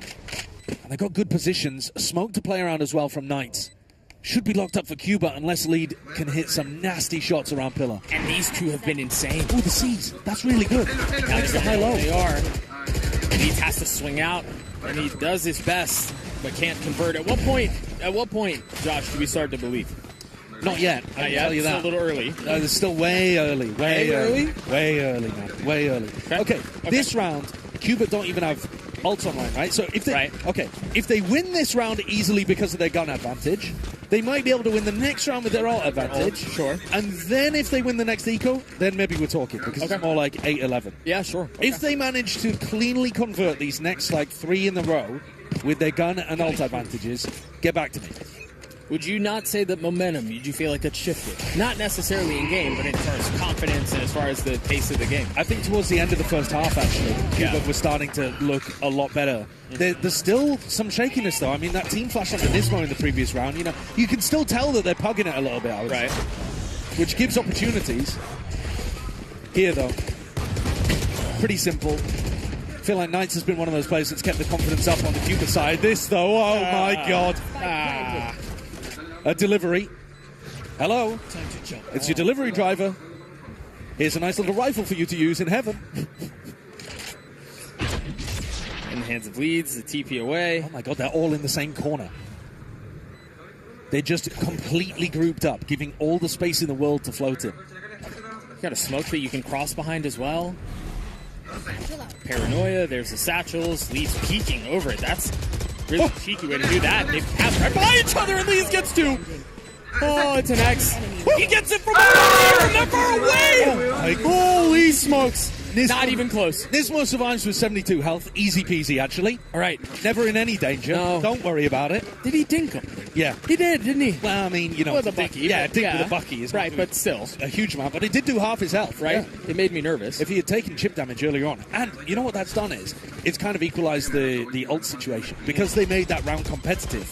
The clean ult advantage I was talking about doesn't really exist anymore. So Cuba, I think this is the kind of round where Cuba should be relying on their like preset ideas. Give me a preset round where you use double duelist ultimate, combo with a fade ult or something. Where are they going? Sending it up through mid, doing a mail crunch? Here comes the Euro ult. The eye just got in, or the dog, excuse me, just got in for Garage. They're going to try to speed up around it. Krams is going to do his best with the suck to keep them back. The op rattles off, connects onto Xander. And Martin from up in heaven might be the savior that they need. The rockets popped. He's still but FTC, they get to map point. Love the decision there from Tunazo to swing in front of the Fade ultimate with his operator and catch an early pick. They knew that that Euro ult Fade ult combo was coming through. Nismo really late on the ult as well from the showstopper. But there were just too many people for Satellite to deal with. There's 3 players on site. And this is why I said it was too early. Because now they've used all of those big ults. Yeah. Lead is sat there with a showstopper and Float Him Cheese in a great position to close this out. 6 chances. We've got our co-streamers in the house, actually. I don't know if any of them are going to draw big 6s on the screen. It's more of a Sliggy thing, I think, rather than a Finesse thing. I don't know. I'm sure Finesse can count to 6. He's a smart guy. He is a smart guy. Sinaso not connecting with the initial shot. Really surround out here from Cuber. But Floating putting 3 players for a B main re-clear here. As the one-way goes down, pushing into Knight's jump. Easy stuff. Oh, and even picking up the second on the re-swing. Xander trying to punish. Yeah, I'm afraid this is where the comeback falls just a bit short. Numbers advantage the way of FTC. The spike is going into their spawn, but you even see on the minimap their pings. They understand where the weak spot is. Yeah, they know that this is a gap. Right. And I think this is a sign of a team that's a little desperate when you end up going for a play like this. There's just so many positions that the defenders could be in. Yeah, they're going to be slow to get to sight here because you have to check every corner. Right. How far back in the playbook is the push spike into their spawn and then rotate behind them? Yeah, well, I don't think it's part of the strat book. I don't. Like I said, I think this is more calling these kind of things on the fly. The big problem with Qubit here is 30 seconds that left. Floatim have cleared out the whole of sewers. So Lead knows that there is nobody in sewers right now. They also have full vent control, which is going to allow them to re-wrap into heaven. They also have 2 ults to put this round away. If Nismo can catch the Raze 1v1 and shut down the showstopper in A main, it will give Qbert a chance at fending this off. Yeah, my only real concern is if FTC play the timing on this poorly. No, it's the wrong one! It's all crumbled! Good night. Okay. First opportunity out of 6, and Floating Cheese wiped the floor with Qbert. That is a big upset early on, I think. Oh, it's especially in the tremendous. manner that it happened. Yeah, absolutely. And, you know, we can talk about how Qbert started to pull some things together, and they did. Yeah. Right? They were able to close out the last 2 rounds of the first half, if I'm not mistaken. They win the anti-eco in the second half, and you start to put a couple of rounds together, and then are confidence builders going into your map. Maybe. There is still a chance for sure that this is like full BO3. Yeah. But I think all of the confidence is going to be with Floating Cheese. They're going to feel like they're the better players. They're going to feel like they've got the chances of being able to win this game. And the reality of the matter is, in that map, they did look like the better players. They were the better players. I don't even think this is like you kind of talk yourself into the reality of that. They outclassed Qbert. They were also the better team, though, I think. Like, they had better ideas of what they wanted to do, and I think those ideas immediately caused Qbert to be on the back foot, like, right from the beginning. Yeah. But you're right, after the 9-0 lead, after that portion, it was a bit even. But after a 9-0 lead, what are we talking about? Yeah, They smoked at that point, it's over. Yeah. No, of course. Never believed at any point. They are so good. Just play with confidence. No one's surprised, of course, because we all predicted exactly this outcome. Also, other matches that have been going on, which we will give you an update on in just a little bit after we summarize this game. Also, totally went the way we expected. Are there big upsets elsewhere? Yeah, actually. Which we expected. So today is off to a good start, a great start even. But yeah, let's take a quick look at some highlights here, because the Chilean team obviously went under everyone's radar. They're coming out on top, and they played clean. Like, the cohesion was like really on display here. The game plan was on point. They swing, they shoot, they hit their shots. Like, this is a great, well-rehearsed team. Yeah, I think they set the pace from the pistol, right? They made their intentions perfectly clear from the very beginning of the map that they were going to be very aggressive. They were going to play in your face. Think about how many of these early rounds they were able to get an advantage on because of a timing, right? Because they played to a different pace. I think about Cass dying over on A. I think about the pistol and how they just full sent it into male. That was their calling card at the beginning, and it was just too much for Qbert at the end. Yeah, I think Qbert were expecting a bit more of a simple game here, and they got a rude awakening. Yep. I mean, this is what happens when you get these big games. I mean, if you think back to like the era of open qualifiers for all of the events, remember like 2020, 2021? I do. You would always get some big upset kind of matches where a team that you're not expecting, that you're not as aware of, just comes out of nowhere and delivers. And I feel like this was floating right here.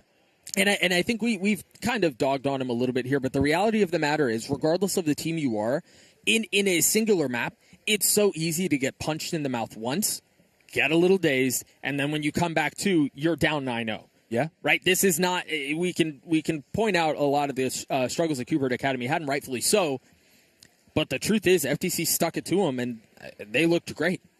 They did indeed. Now, they, of course, are playing in a best-of-3, so Qbert Academy have to go back to the drawing board and take some notes after this first map in the series. Because remember, like, it's all on the line in this next one. The winner of your group will be moving on to the knockout stage, and the rest of the group is just gone. Like, short trip to New York.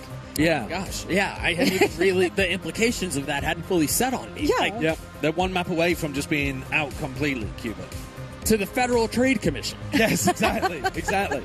No, I think, I mean, for sure, this group would have been insanely difficult if Ulf had also been here. Agreed. But then when you see that Ulf are not there, Qbert have got to be thinking to themselves, This is free. they're looking pretty good here, and then they've just been rocked on map 1. They are going into their map pick, so Right. they should feel a bit more comfortable, but I don't think map picks make that much difference if you're a team that's just made massive changes. Because it's not like they've spent a huge amount of time playing. It's Abyss coming up next, is it not? Yeah, it is. Yeah, so- It's just comfort at that point. Really. Yeah, for sure. It's changes within your own team, new patch on top of that, and then you're going up against a fairly unknown quantity in another team, which you don't really know what they're pulling out of the bag. So a lot stacked up against you. So let's see which of the teams can ride any kind of momentum into their next series. We, of course, will be moving on to other games as well. As we did say earlier, we do have a lot to get through. But also, I want to bring up a scoreboard, if we can, to take a look at what's been going on in our other matches. Yeah. Because I took a little peek, a little glance. You've got surprises for us. Oh yeah, I do. Like, Go on. Go on. I don't want to like spoil it before we see a you've graphic. got us, Unless like- I'm being told we don't have a graphic, then I will be spoiling it. With your production. Okay, well, you know how Spoil. I Go on. spoil away. Do it. You know, I don't care for graphics. Actually, one of the teams that came out on top in their first match is BXL Zoo, and they came up on top against Envy. Against Envy? Against Envy. Oh my so God. BXL Zoo is winning their first match against Envy, and now they have to go up against the team from the German qualifier, Eintracht Frankfurt. That's how you say it. Thank you. I are mean, we've got very our welcome. German expert here. Yeah. Oh, really? Because you are Swiss. German. Oh, Swiss. There's no way that was not a bit. Yeah, There's no way. I'm as Swiss as you're American, Josh. Yeah. Yep. No, as German as, oh God, no. The slapback, the clapback. And Can you guys believe? Can you believe Envy lost? Yeah, right? Saving you. Thank I'm you so saving much. you. I Holy appreciate smokes, that. is- Envy losing that is wild, truly, though. yeah. Because as much as you can talk about like Qbert having made a couple of Yep. changes and that kind of stuff, They don't have that. dude, Envy do not have that kind of excuse. So Yeah, it was a 13-8 scoreline, so Okay. I can presume / hope that it was What, they probably closer, lost both but- pistols, and then that was that, huh? Hey, they have another chance. If you go 1-1 in your group, there is still hope.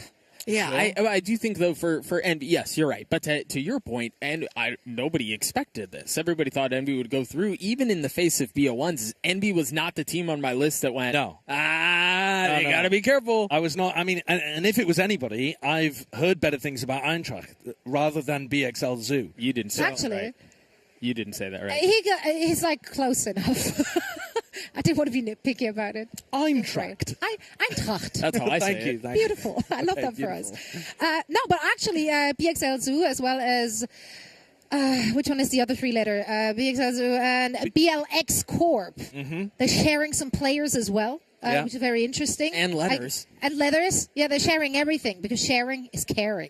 And there's a lot of individuals that actually are very highlight worthy on that roster. So I'm very excited when we get to chat about BXL Zoo as they've been around.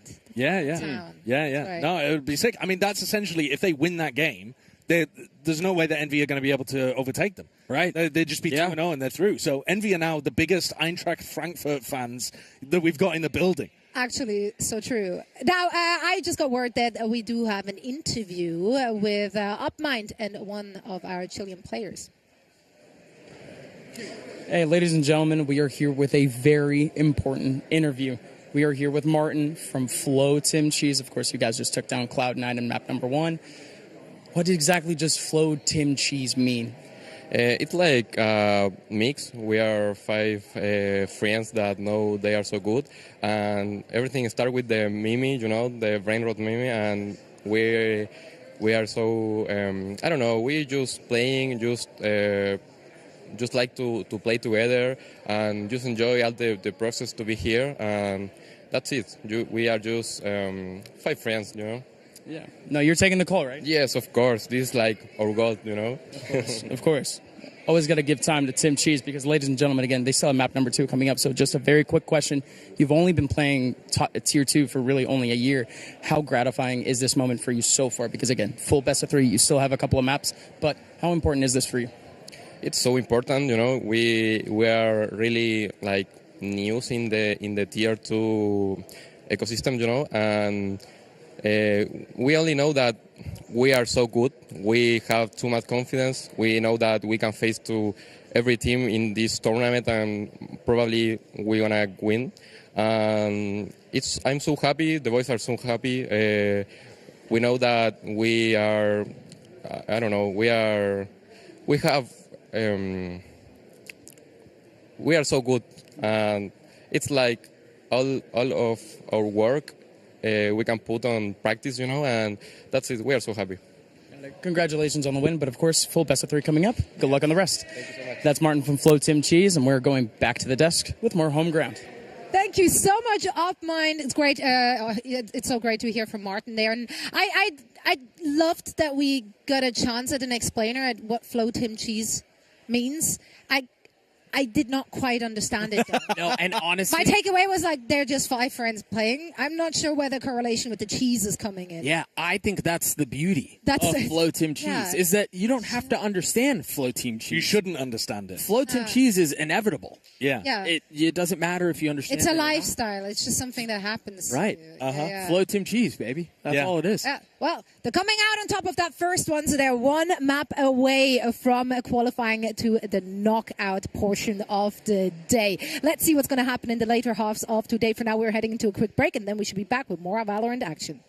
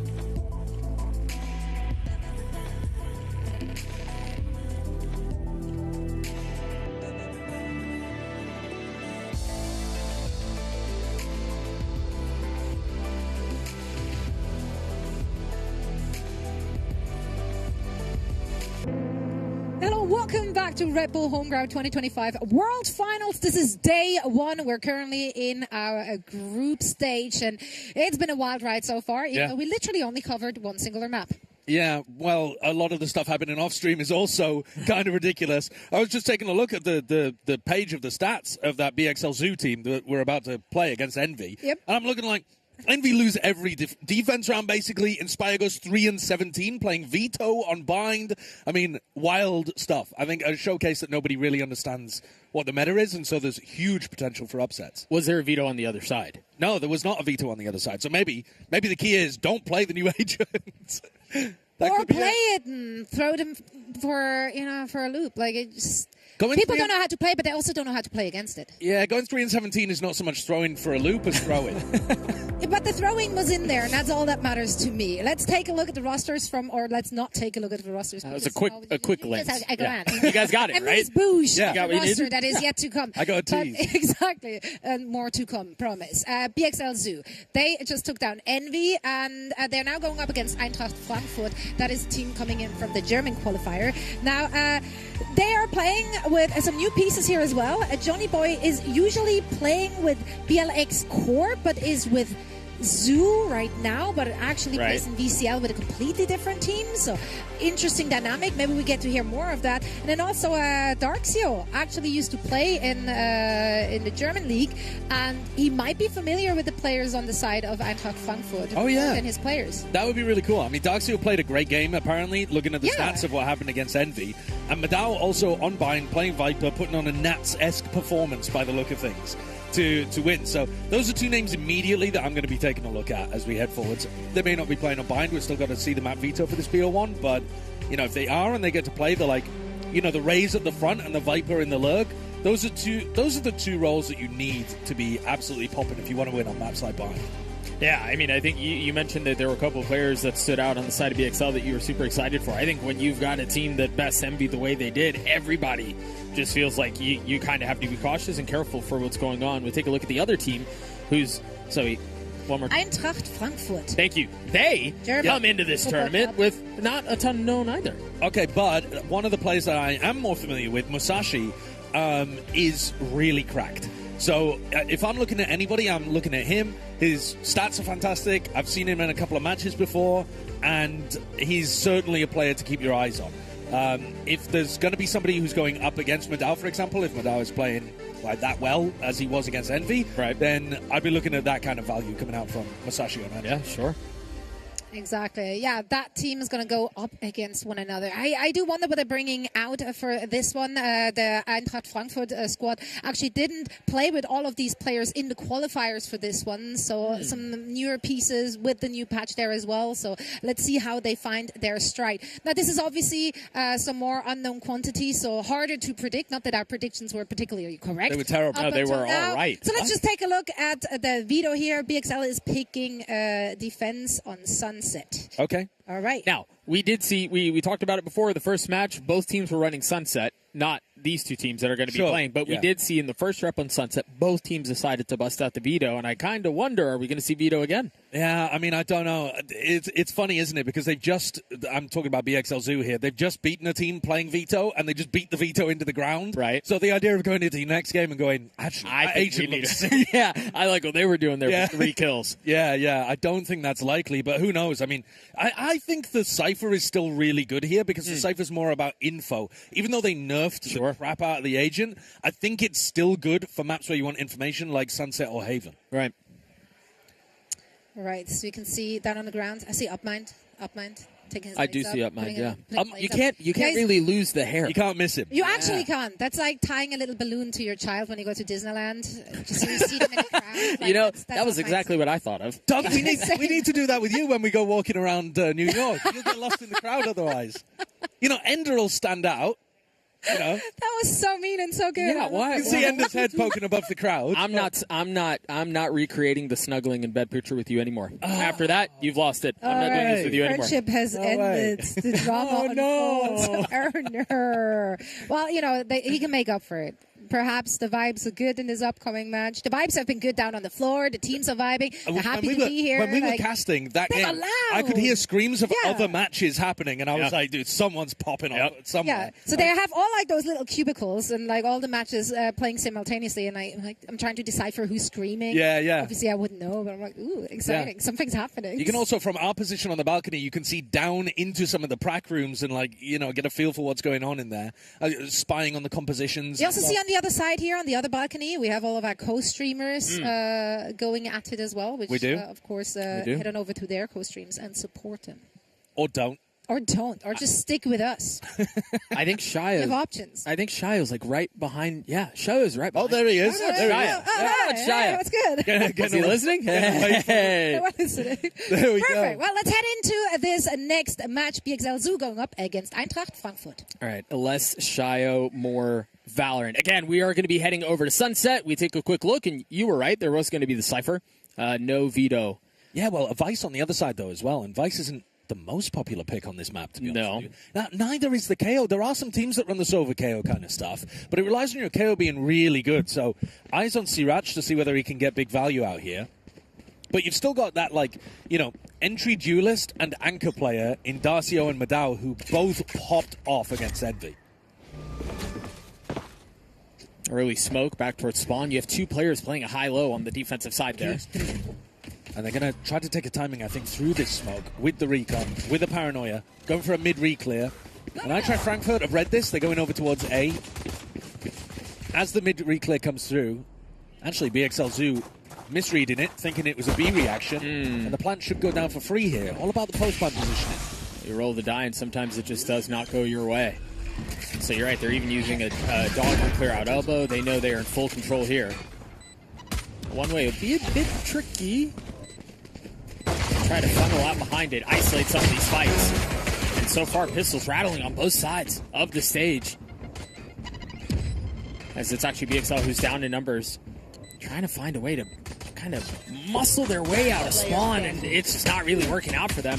Left into the 1v3, and that's actually 3 for John. Yeah, really good kills, but also beautiful movement there towards the end from Masashi as well. Loved the way that he's like stutter stepping out through elbow, drawing all of that attention in. And that's a big pistol round for any Envy fans. A reminder of what's been going on in this group. BXL Zoo came out with a huge blind upset win against Envy. Right. If you go 2-0 in a group like this with only 3 teams, you're through. Yeah, you're through. And so if BXL Zoo win here on Sunset, they're your team representing Group D going up against Floating Cheese or Cuba Academy for a spot trying to play tomorrow in the later days. Ooh, cheeky little set. The dart, the flash, and then the dash over the top, but not able to capitalize. Yeah, not really with a good enough gun. They even had someone pushing down tiles. It was a beautiful crunch, just no joy on the other side. 1 for 1, and losing a bit of mid-control here could be difficult for Eintracht. That hurts. Yep. These are very accurate classics. Meanwhile, Felix working his way in through the back at B main. They knew. I mean, even with the inferior weaponry, when you're outgunned like that, when you're outnumbered, you're not going to win that out. But at least Felix can give the information. They were double upped over towards B. So these two players, Azri and John, can go and take A pretty much for free. They're worried a little bit about Johnny Boy. John v. John action in this game. This is John. Yeah, that is John. They get the spike down, take a step back, and now it's going to be on BXL to figure out how they want to approach this. Yeah, there is one gun down, but they're not really pathing in a way that they can collect it. So this is all going to be on the classics and the Ghost of Madao. Yeah, Johnny's dart just came back up, and the flash over the top 2 will secure and confirm that there's nobody on site. And so you have to understand they're probably playing elbow, they're probably playing behind you, that Molly's going to keep it back for just a bit. John swings into the fight, flashed up, not really able to do anything about it. 1v1 now, and Madao gets the kill and the defuse. Yeah, he's got it pretty easily there. Yeah. Wow, what an eco round for BXL Zoo. Not a single piece of raise utility used from Azuri in that round. I don't think he could quite find a good angle to be able to throw that up and over the box, but I'm surprised he didn't go for it. His health was low. Maybe he was worried he was going to get picked off, thought it was the better decision to just swing. And a couple of players didn't buy there, so Eintracht will still be able to bring in a Vandal and Guardian to this round, but the damage was done from classics in mid. Yeah. in that fight as well. Enemy remaining. Beautifully done. Player standing. Madao was the player that you mentioned was really good against Envy. Yeah, he was playing Viper against Envy. I mean, did I watch the game? No. Did I look at the stats page? Yes. VLR Andy, here we go. Exactly. And so far, you're right. The analysis is correct. Yeah, well, it was Dao Xiao and Madao who were really applying the pressure. And now they've managed to give themselves a rifle advantage. This Vice wall going to be a little bit of a bother. Did manage to clear it. Meanwhile, Felix falls on the other side. The Yoru clone is a great tool to be able to deal with that. They use it actually after they've already manually baited out the Vice wall, with Musashi putting his body on the line. They're not getting punished for it. There goes Azri, though. Looking fairly clean, to be honest. Oh, yeah. It's just a rifle in the hands of John. Yeah. And Musashi falls. There's just 2 bricks left. Well, I mean, where are you going, buddy? They got a hard read there that everybody was in B main. That's now 2 guns in the hands of the attack. Enemy remaining. It's not 1 gun in the hands of the attack. Down mid. And John does not have the spike, so barring 30 a seconds miracle, left. BXL will get their second. Well, there's... Now, you were talking about miracles. Gosh, that was ugly, wasn't it? That was very ugly. Yeah. I don't think it's going to offer him an opportunity to go for the 1v4. Oh, boy. Siraj would also have to beef, biblically. Don't do that now. No. 10 seconds Yeah, left. he's going to carry the rifle Yeah, I into the mean, next there's round. no opportunity to even get the spike back or anything Right. like that. But he's going to keep a rifle, going to apply a little bit of pressure to the economy. Right. Madao still has a huge amount of money to be able to work with, and the others don't have to rebuy. You know, you're looking at Siraj; he doesn't even have to rebuy armor, barely has to rebuy util, so they should be fine. Money's doing okay. Yeah, money's doing okay on both sides here as you're heading into this next round, and it's actually John who's managed to get up to his attack side Yoru ult first. John's also, I mean, John and Azuri are the only 2 that are really shooting back. Yeah, it's early days though. Yeah. Early days, early doors. My eyes are towards the Musashi gun that he's picking up here at the Odin. Oh, it's the same set play that they tried to run at the very beginning here. Yeah. They tried it on round 2 as well. This time Ramsey's getting completely caught. And so now they slow down on the other side of this. I love the way they're playing this. They bait out the wall. They get the pick. That's a second one now. Yeah. BXL are getting a little too antsy. Yeah, I mean, they tried to go for a set play on this round. They didn't want to allow Eintracht Frankfurt to take control of the tempo of the round with the Yoru ultimate. So Right. they tried to do something before the attackers can get set up. And I think the problem is less to do with what they did, but more to do with the fact that they showed it already in round 2. Sure. You don't really want to be doing the exact same set play. It makes you feel like they maybe just only have one big idea that they want to run. Which is concerning because it's only been 4 rounds. Yeah, I'm sure we'll see. I mean, on the pistol round, they went for like a mid-reclear strategy with Paranoia from Market, Recon. So I'm sure they have more ideas in the bank. But this round, they've kind of just opened the door for a pretty easy one here for Eintracht Frankfurt. 30 seconds left. Good nade on the other side of the smoke. Okay. Starting to check all the boxes. Yeah, shouldn't be too many opportunities, but Madao's going to take his timing. I mean, the fact that he even gets one there feels great. We're tied at 2 apiece. Madao took his timing. And yeah, we're doing okay here. We'll take a quick look at the finances before we cut to the replay. So we still have the Odin in the hands of Musashi, too. Yeah, BXL 2 are going to be able to buy. One of the players will probably have something rough, you know, a stinger, something like that. But here's that set play. Teleport.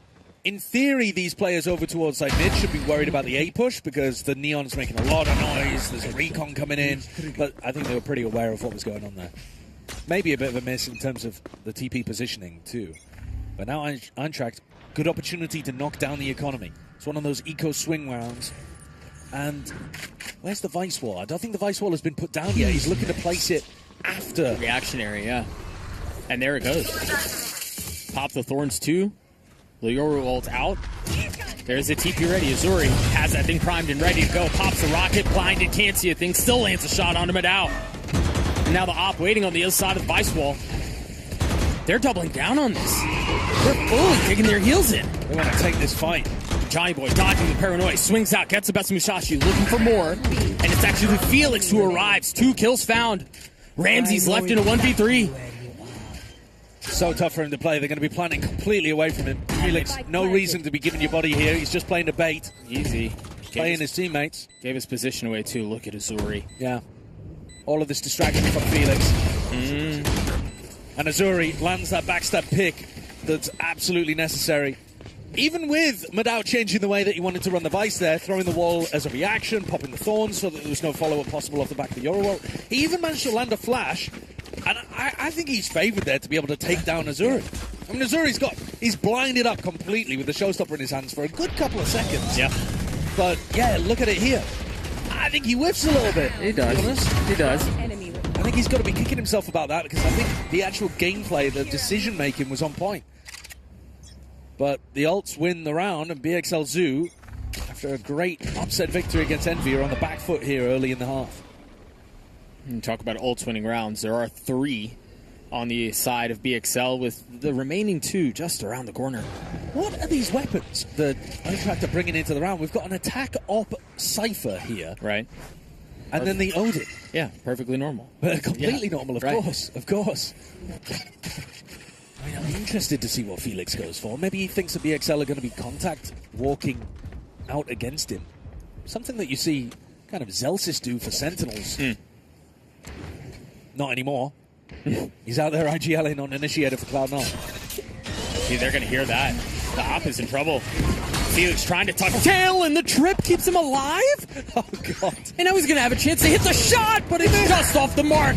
Leeson arrives at just the right time. And an ult expended in a 3v4, and running forwards with the shorty. Right.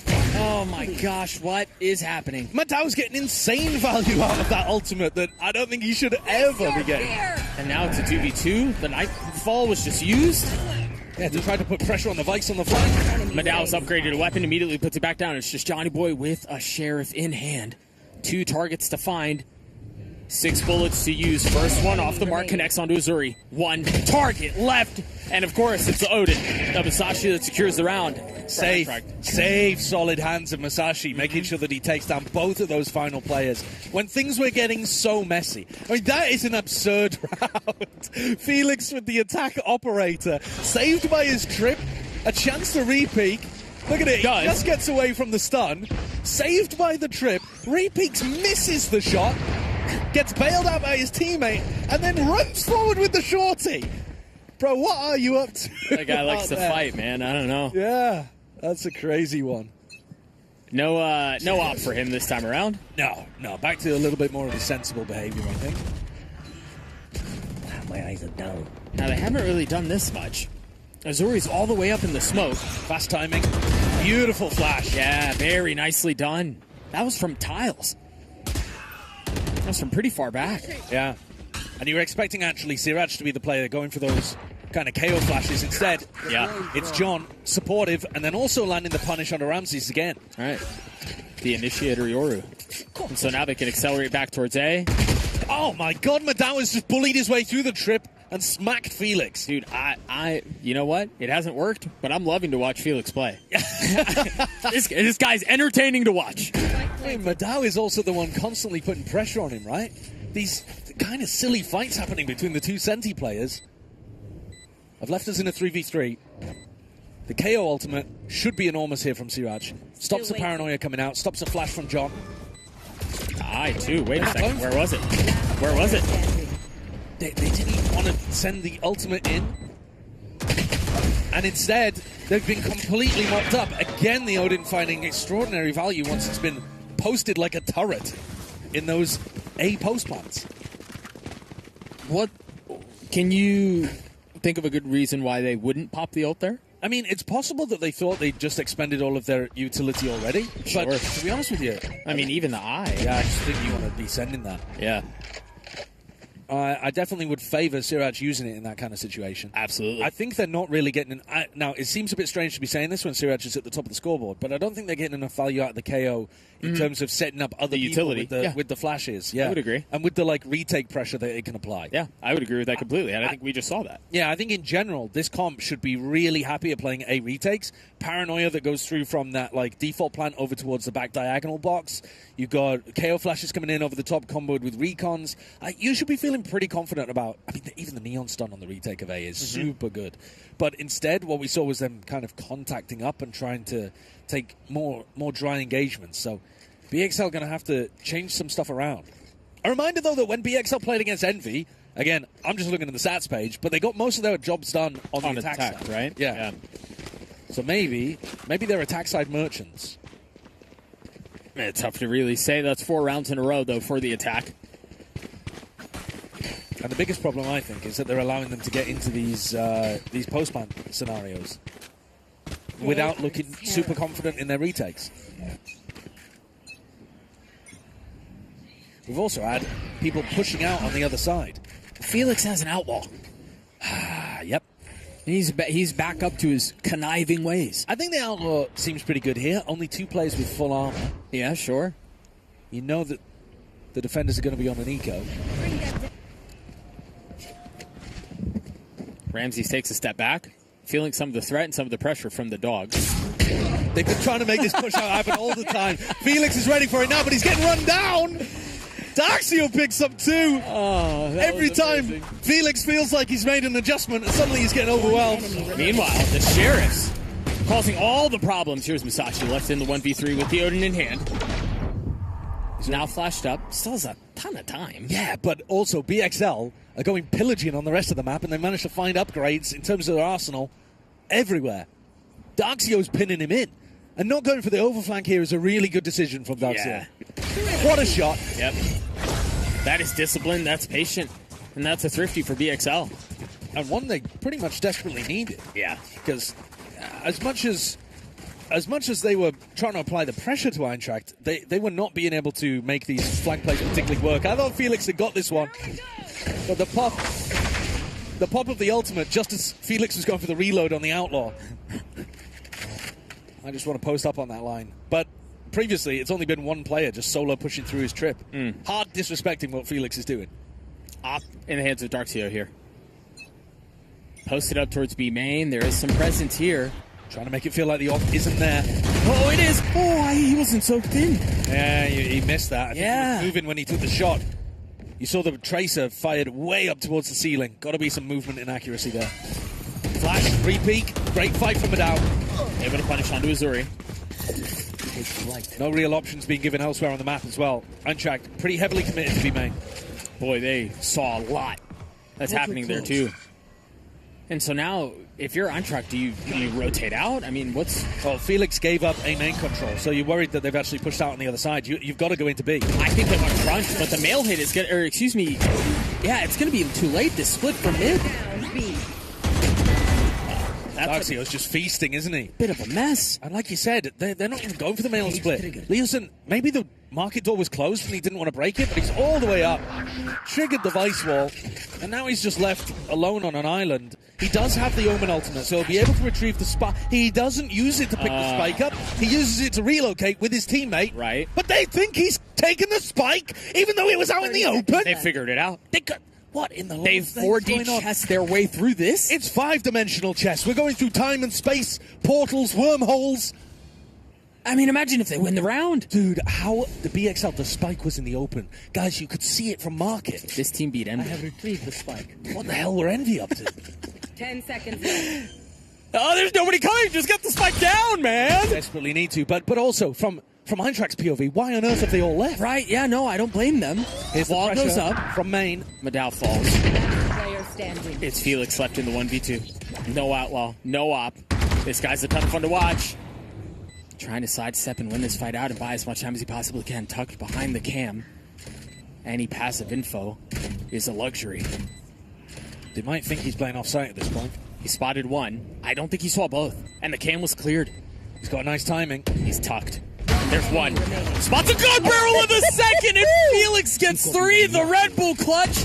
I think I've seen it all. That is a crazy round. That is absolutely ludicrous. I cannot believe the spike is down in the open. He doesn't ult to take it, and they assume he has and full rotate off the side to allow Felix the positioning to win a 1v2 at the end. What am I seeing? Absolute madness from our playing teams. Why is it always Felix? I mean, it's great. It's always Felix. Yeah, Felix has been in some astoundingly entertaining positions so far. Not winning all of them, but that is a huge Red Bull clutch. God, I love this game. Okay, and that has now pushed the eco of BXL Zoo into the mud. Back to the Stone Age for them in round 10. They're able to disrespect this one way. They're ahead of it already. Yeah, they really are. They've given away a little bit of information from the knife. Sirat should know there's pressure on close here. And Ramsey's forced off the line by the horn. 3 swings. Headshot through the wall. 7 HP on John. Where are you headed? Oh! Lands one shot. Thankfully, it was onto John from Antrak's POV. That was the player that was already weak. Yep. But BXL won a big eco earlier. Siraj has a flash here. And they freeze. They freeze. They cut noise. Siraj is able to get one. Not really where. Zuri was just on the other side and pops the rocket. Dude, what spray control? New Vandal is looking crazy.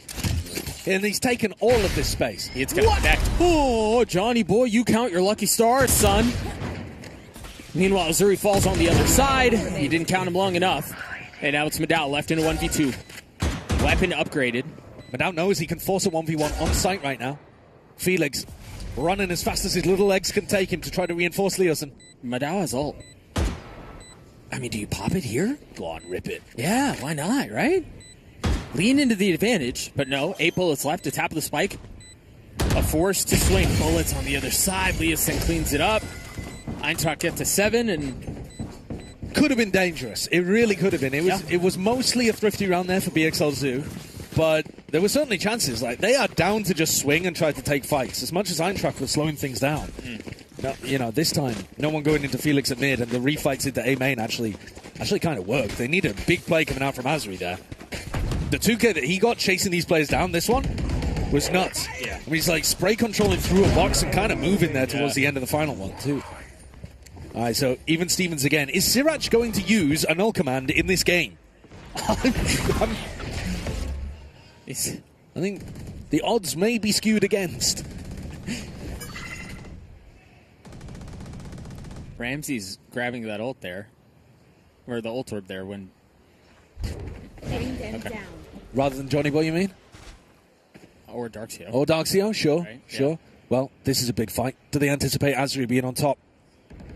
Surely not. Does he step out? Oh, he showed a little leg! Still manages to get the better end of it. And they're worried about mid right now. Re-pushing. Nice play. Very confident again from BXL Zoo. They're going to speed up towards B here. Considering it, Musashi thinks better of it. Oh, and they're contacting up into spawn. Here's Siraj. Nope, no ult this time. Not this round.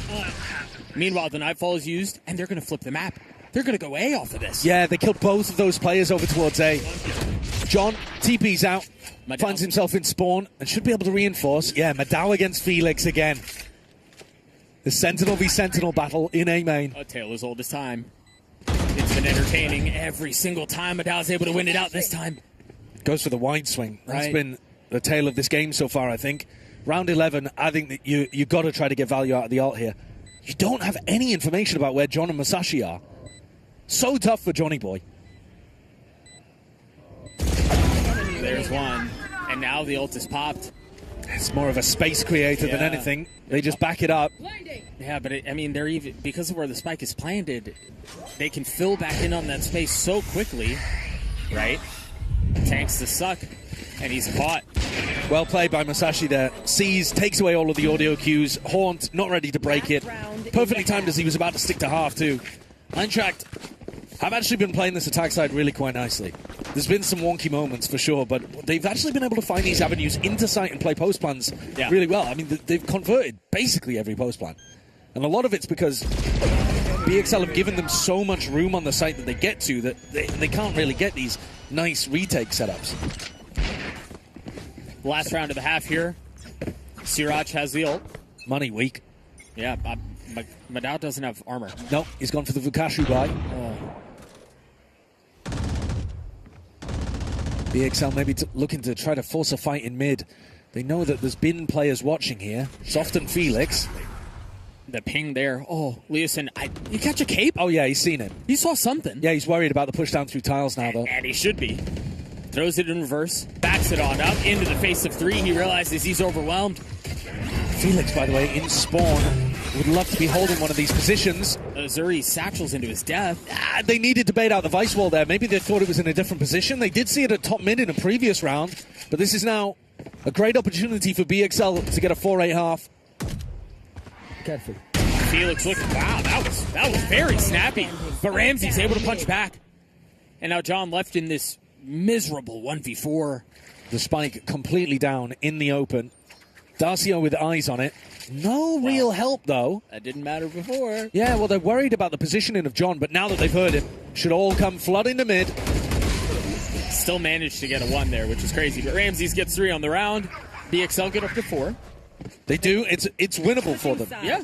I mean, given some of the things we saw and given how silly it seemed like it was going, yeah, that works. Yeah, there were definitely some wild rounds in the middle of all of this. I mean, I guess a game like this is gonna feel a little bit like that. Some of these players might be fairly familiar with each other. We heard Zoe talk about the fact that Darcio was maybe more familiar with the German scene, having played there in the past too. But these players are going to be locked in. It means everything at the moment, honestly, for BXL Zoo. Yeah. Eintracht Frankfurt, they're still, getting their feet underneath them. They're obviously the team that's in the lead. But for BXL Zoo, just a reminder, if they're able to win this map, they're going to be through to our later on games where they'll play against the winner of Group C for a chance to get in and play against the big boys. And against NRG, FNATIC, your Envy's, sorry, not Envy's, G2s of the world. And that was because they had already bested Envy in round 1 of the tournament, an hour or so ago. So we'll take a look at the highlights of this first half one more time. There were some memories. There were some rounds I saw there that I don't think I'm ever going to forget, man. Yeah, there were some really good ones. The immediate pistol round failed to follow up from Eintracht Frankfurt, set them off onto such bad footing early on, and yet those were 2 out of the 4 rounds that BXL was able to win the entire time. So apart from that, really clean going. I think this composition from BXL not played quite to their strengths that I think it should be playing really nicely for those A retakes, but they didn't really go for that too often. Did I hate to ask this? Did Sriracha use his ult? Do you remember? Oh, I don't think he did. Oh, you'd have to ask someone with a better memory than me, but I certainly don't recall a big ult round. I don't. He may have used it towards the end of the half without me really noticing, but I don't remember it. Well, but yeah, maybe the second half. This round though, round 9, really. That was silly. That's one of my favorite rounds of the round of the tournament. So far. So far. I mean, early days, but 1,000%. And the truth is, we've had a couple of candidates for round of the tournament just in that half. So, I mean, we'll see what the second half holds for us. We're going to go ahead and have these 2 teams swap sides, and now we'll see what their attack side comp looks like. Because you mentioned you felt like for BXL, it should have been stronger on the defense than it was. Yeah. Do you feel the same way now that they're heading over to the attack? Yeah, I think the strengths on defense that you combo the 2 initiators together to re-clear. So you re-clear through mid, you retake, you're putting pressure on the attackers, and I don't think they did that enough. They went for some contact re-clears in mid, but I don't think they were getting enough value out of the double initiator combo. On the attack side, though, it does the same thing. The double initiators are going to put pressure on the defenders. The question is, do they have actually good ideas of being able to put Sriracha and Johnny Boy's util to work? Because while Sriracha's at the top of the scoreboard, I didn't really see the value from the KO, frankly, to set up teammates. I want to see Darcio having that big value with good ideas coming out from BXL Zoo. Felix has a lot to deal with here. His cam's already been cleared. Shot could clear any trip that might have been up close. Then knifed the paranoia, and Felix, of course, he goes in and he fights and he gets a kill anyway. Unreal and right on time. The reinforcements arrive. Ramses is left in a 1v3, tries to swing out and take this fight, but he's in a miserable spot, unwinnable. Yeah. And that's another round. And there's BXL Zoo trying to get into a fast B hit without quite thinking, in my opinion. The gate crash is going to be there. Anytime you play against a Euro on defense and you run something fast, you've got to expect to be running into the stacked site. It doesn't matter how good your read is. If the Euro is going to start on the other side, then he's going to be there within a fraction of a second. So, John was just able to reinforce from Boba. Felix managed to swing into the neon wall as well and catch a pick onto Darcio before he was ready. That's all. So Outlaw in the hands of Phoenix, a Marshall for John. full forcing up on BXL. Oh, good shout, yeah. Interesting here. I feel like we're not that desperate. I don't know. Round 4 is pretty rough. We'll see if it pays off. Already have a lot of presence out onto the site. The dart back there, excuse me, clears things out, and they know they can safely plant that thing. There's Felix. Making the kill feed for a little bit as Johnny Boy waltzes his way through. Oh, no. It's a second. Azuri going for the punish, and Johnny Boy managed to get the reload off in time. So a 3v3 with Mado going for a wraparound play as well. Is the market door closed? Is he going to be able to get this avenue? There's a trip. Yeah, even if it's open, there's a trip. Yeah, you see he just had to clear it out, so now they know where he is. See if he manages to find a safe line across. Felix falls. They took it all. Very nicely done. I don't understand how Madao got past Felix in the first place. Yeah, I mean, he's just won that fight over towards market with Felix knowing where he was. But I think the big difference between round 1 and round 2 is that Eintracht were not trying to fight close. They weren't actually playing. They didn't have even anybody in back of B site. They just played from Boba. Sure. So while the Yoru TP was still able to go into Boba, they didn't have a player on site holding that space that they could flood in with. Right. So they just gave up a lot of room. Slightly more passive positioning from Felix there being a big issue for them. And now they've let their hold on this game slip a little, because this is now surely going to give BXL a room back into the game. I think John had utility up. He got caught. Second set of one-ways. And they're not even really flirting with that one. They're just going to push all their way in through elbow. They've lost the flank, though. Madao goes down to Azuri. Musashi does not. A classic here. Azuri, as you mentioned, picks up the Bulldog.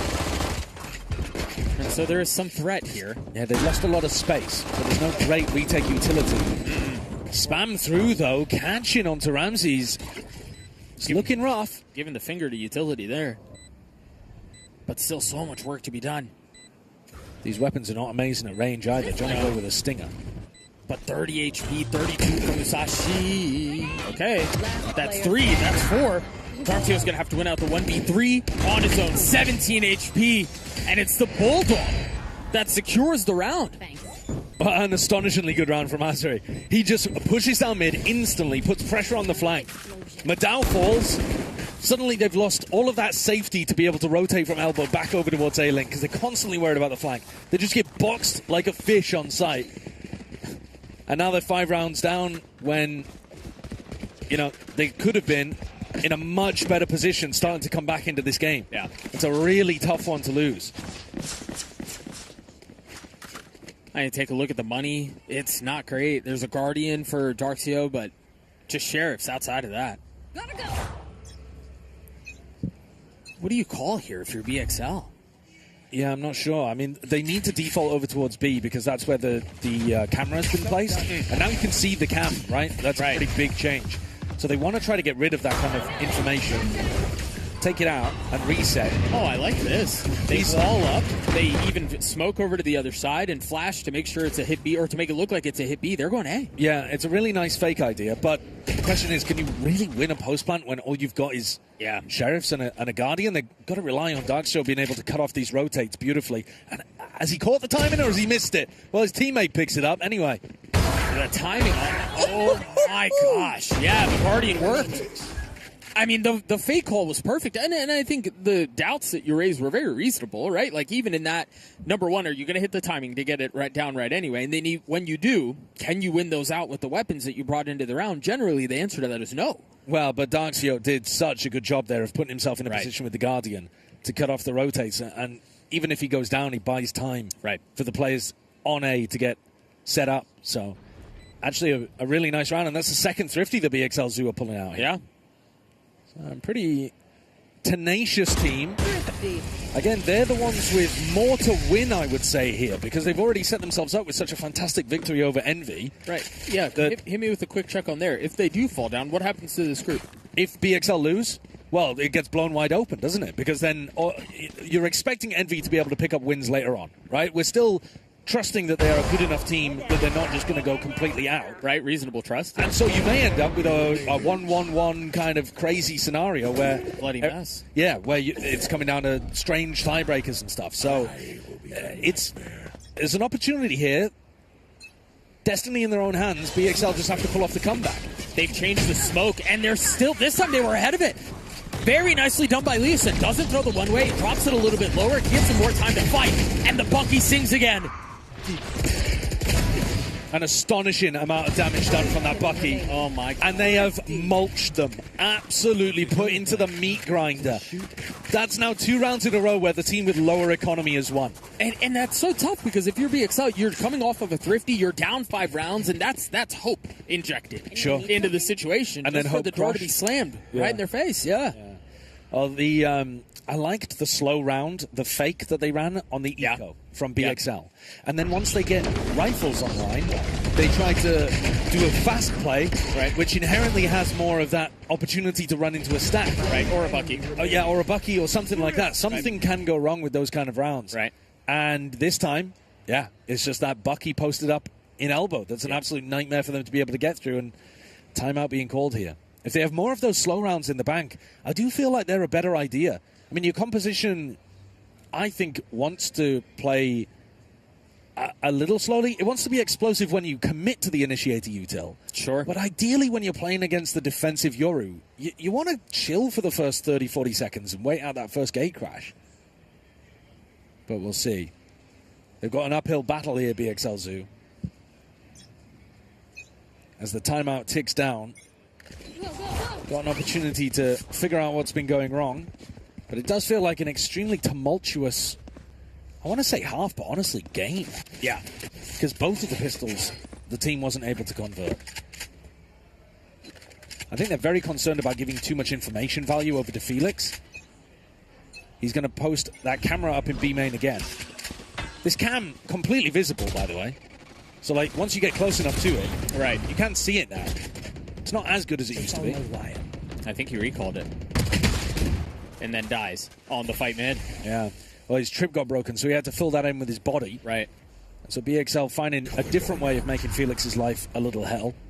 Put the Vice Wall up in B main as well, just in case they went for a re-exploration in that area. So they're fairly confident right now that Azuri or John are not pushing out B main. I'm looking towards Siraj. Do you want to close this out with a big, ult round? The ult. Man. The one from the last half. Yeah, exactly. He's kept it for this half. And now because they've got that security in B main from the Vice Wall, they know that it's safe to be able to go back in here. It's somewhat safe. I wonder, did they have to use some utility, to clear this out, to make sure somebody hadn't been pushed up to the wall? Yeah, they're going to throw these corners, and John takes the timing. Siraj shuts him down. You got a bit silly there. Flash up over the top. We're not going to commit ults to this round because you're already in a 5v3. We don't commit ults on the rounds where we're up. We don't commit rounds where we're down. Right. It has to be perfect. When do we? Absolute Goldilocks zone. Got it. Yeah. Can't be too hot, can't be too cold. The porridge has got to be just right for Siraj to ult. I did not know where you were going with that. I was along for the ride, but I had no idea where you were headed. Bro doesn't know Goldilocks? I just didn't know. I didn't know what kind of nursery rhymes do they tell in... where are you from again? New York? Player standing. Leeson gets decapitated. Musashi's left in 1v4. Makes it interesting with one. Yeah. But there's just not enough time here. New York Goldilocks be like, the crust is too thick, the crust is too thin. Oh, it's perfect, this pizza slice. No? We have one type of pizza. Yeah, thin crust, isn't it? Oh, just good pizza? Good. Yes. Right. Right, so that's 7 for BXL. Yeah, they're starting to tick forward, and they've also got some big ults to be able to work with, too. I think the slower that they're playing, the better it looks. That was, again, a slow round to start, and it baited Felix into going for the fight, and they were able to get the punish. I think you want to be playing these rounds slow. The only problem would be, if you contact into John's op, you're going to have a bad time. And I can't imagine they're going to want to go slow here. They have 3 ults, and Madao and Johnny Boy are one off of both of theirs. Now, what on earth has given you the impression that they want to run fast KO ult rounds? They haven't done it at any point. You know what? Forgive me. Entirely correct. Having said that, they're taking some mid-control here, and doing a B split with a KO ult is about the best thing you could do with it. They broke the trip. They don't really have any main presence, though. Yeah, it's just Madao holding that down. And they're not looking to take that fast timing into market. They're not playing any extremities either. I mean, Madow's got to go back and hold B main, and they find a pick at top mid. Now Johnny Boy has his ult. And it's slow. Going It back really over is, towards A here is a bit concerning. Maybe because Madow is scared about clearing B main on his own. He knows that his wall got tripped, so you're thinking someone might be pushed up there. Sure. But they're going back into the op. Drone. Does John go for the re-peek? How bold is he feeling? Musashi's got his ult, but he's on the opposite side of the map. Did he get seen? I don't think so. John's going to take a dip here. Is he going to find the timing? Johnny Boy on the other side, a bullet to his chest. And now the ult to stay alive, reposition. Live to fight another day, and Leeson still on site. Beautifully done. He came out of it. He's going to try to fight. Falls at the hands of Ramses. Now Felix and Musashi, the two that were off the site, arriving a little bit late. But they've rolled out the red carpet. They've tried to pave the way.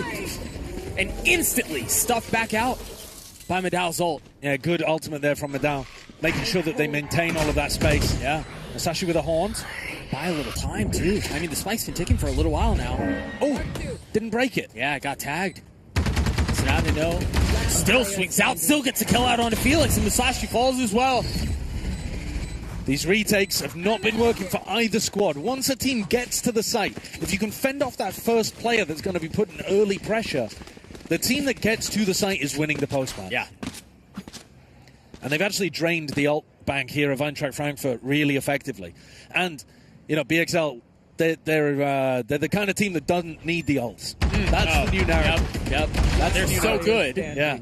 They play handicap. Yes. On purpose. Madow's been using them pretty much off cooldown. I've been enjoying watching the way in which he's playing pretty free with things. Right. And this is a comeback that's genuinely on. You were asking me in the first game when we were watching Qubit versus Floatim, like how close you have to be before you're calling it a comeback. Here, I think it's really on. You believe here? Yeah, because you're looking at the economy. They should be favoured to get the next round. Then they're within 2, and it all comes down to that big rifle round that you get next in round 21. Right. So, you know, if they're able to win... now, having said that, there's been a lot of Strifties in this game actually so far. Yeah, there have been. But generally speaking, BXL should be on for a bit of a comeback here. And then they might start to believe. And then, again, just to remind everyone at home about the situation here, if BXL are able to pull off this comeback and win, they'll be sitting at 2-0 in their groups. Which is a fantastic situation. Like, there is no world in which you go into a group with Envy, you've just won Ascension, and you yourself are like Tier 2, maybe even like Tier 3 team, depending on where you draw the lines on those kind of things. Sure. And you're thinking to yourself, yeah, we've got a great chance. We're going to win the group. Like, I know that the people they've really been giving it in the interviews. We've been hearing from Rad, we've been hearing from these players, and they've been very confident, but end of the day, like, Envy should really be favoured to come out of a group like that pretty clean, and BXL are in a great position right now. 5 rounds away from knocking Envy out. That's essentially what's happening here.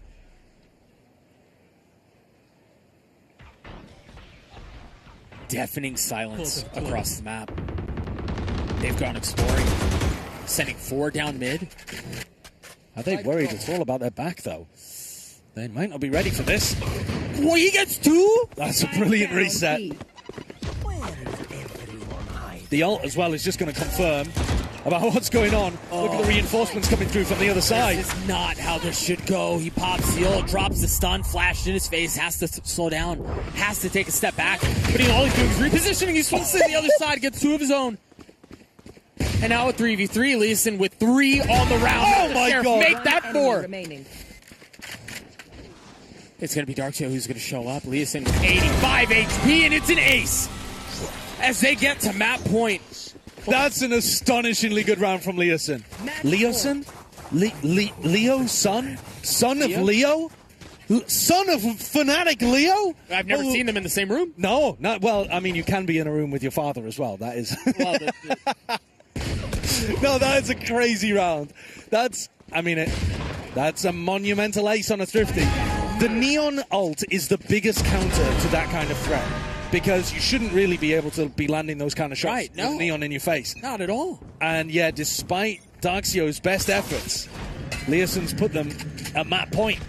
And Envy, got to be watching this game thinking, yes, go boy, go! Losing their freaking minds. Now the ult is popped. Musashi holding the line. Oh my goodness.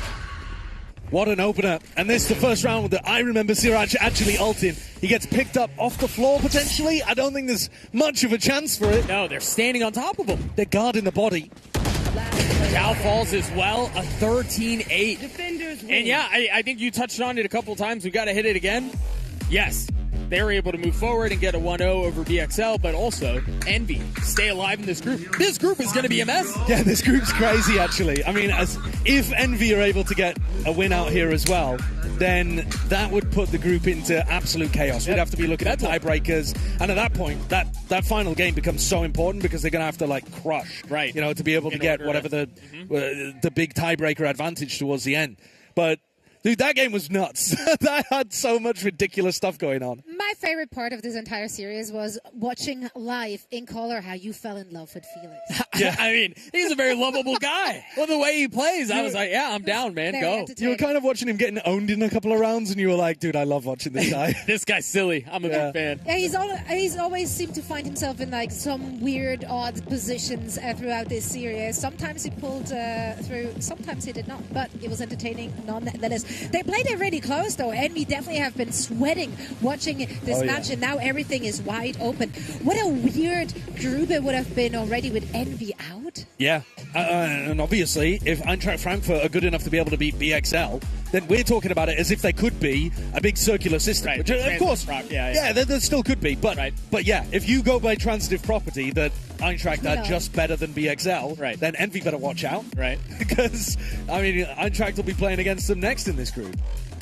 Yeah, it's. I think we're going to be in for some surprises for sure. If we're looking at the Group A results, wait, do you have more for us? I have more for you. Surprises? I don't know, but word on the street was that Bonk is like the heavy favorite in that group. Okay. They are now 0-2. They're now 0. They're out. Yeah.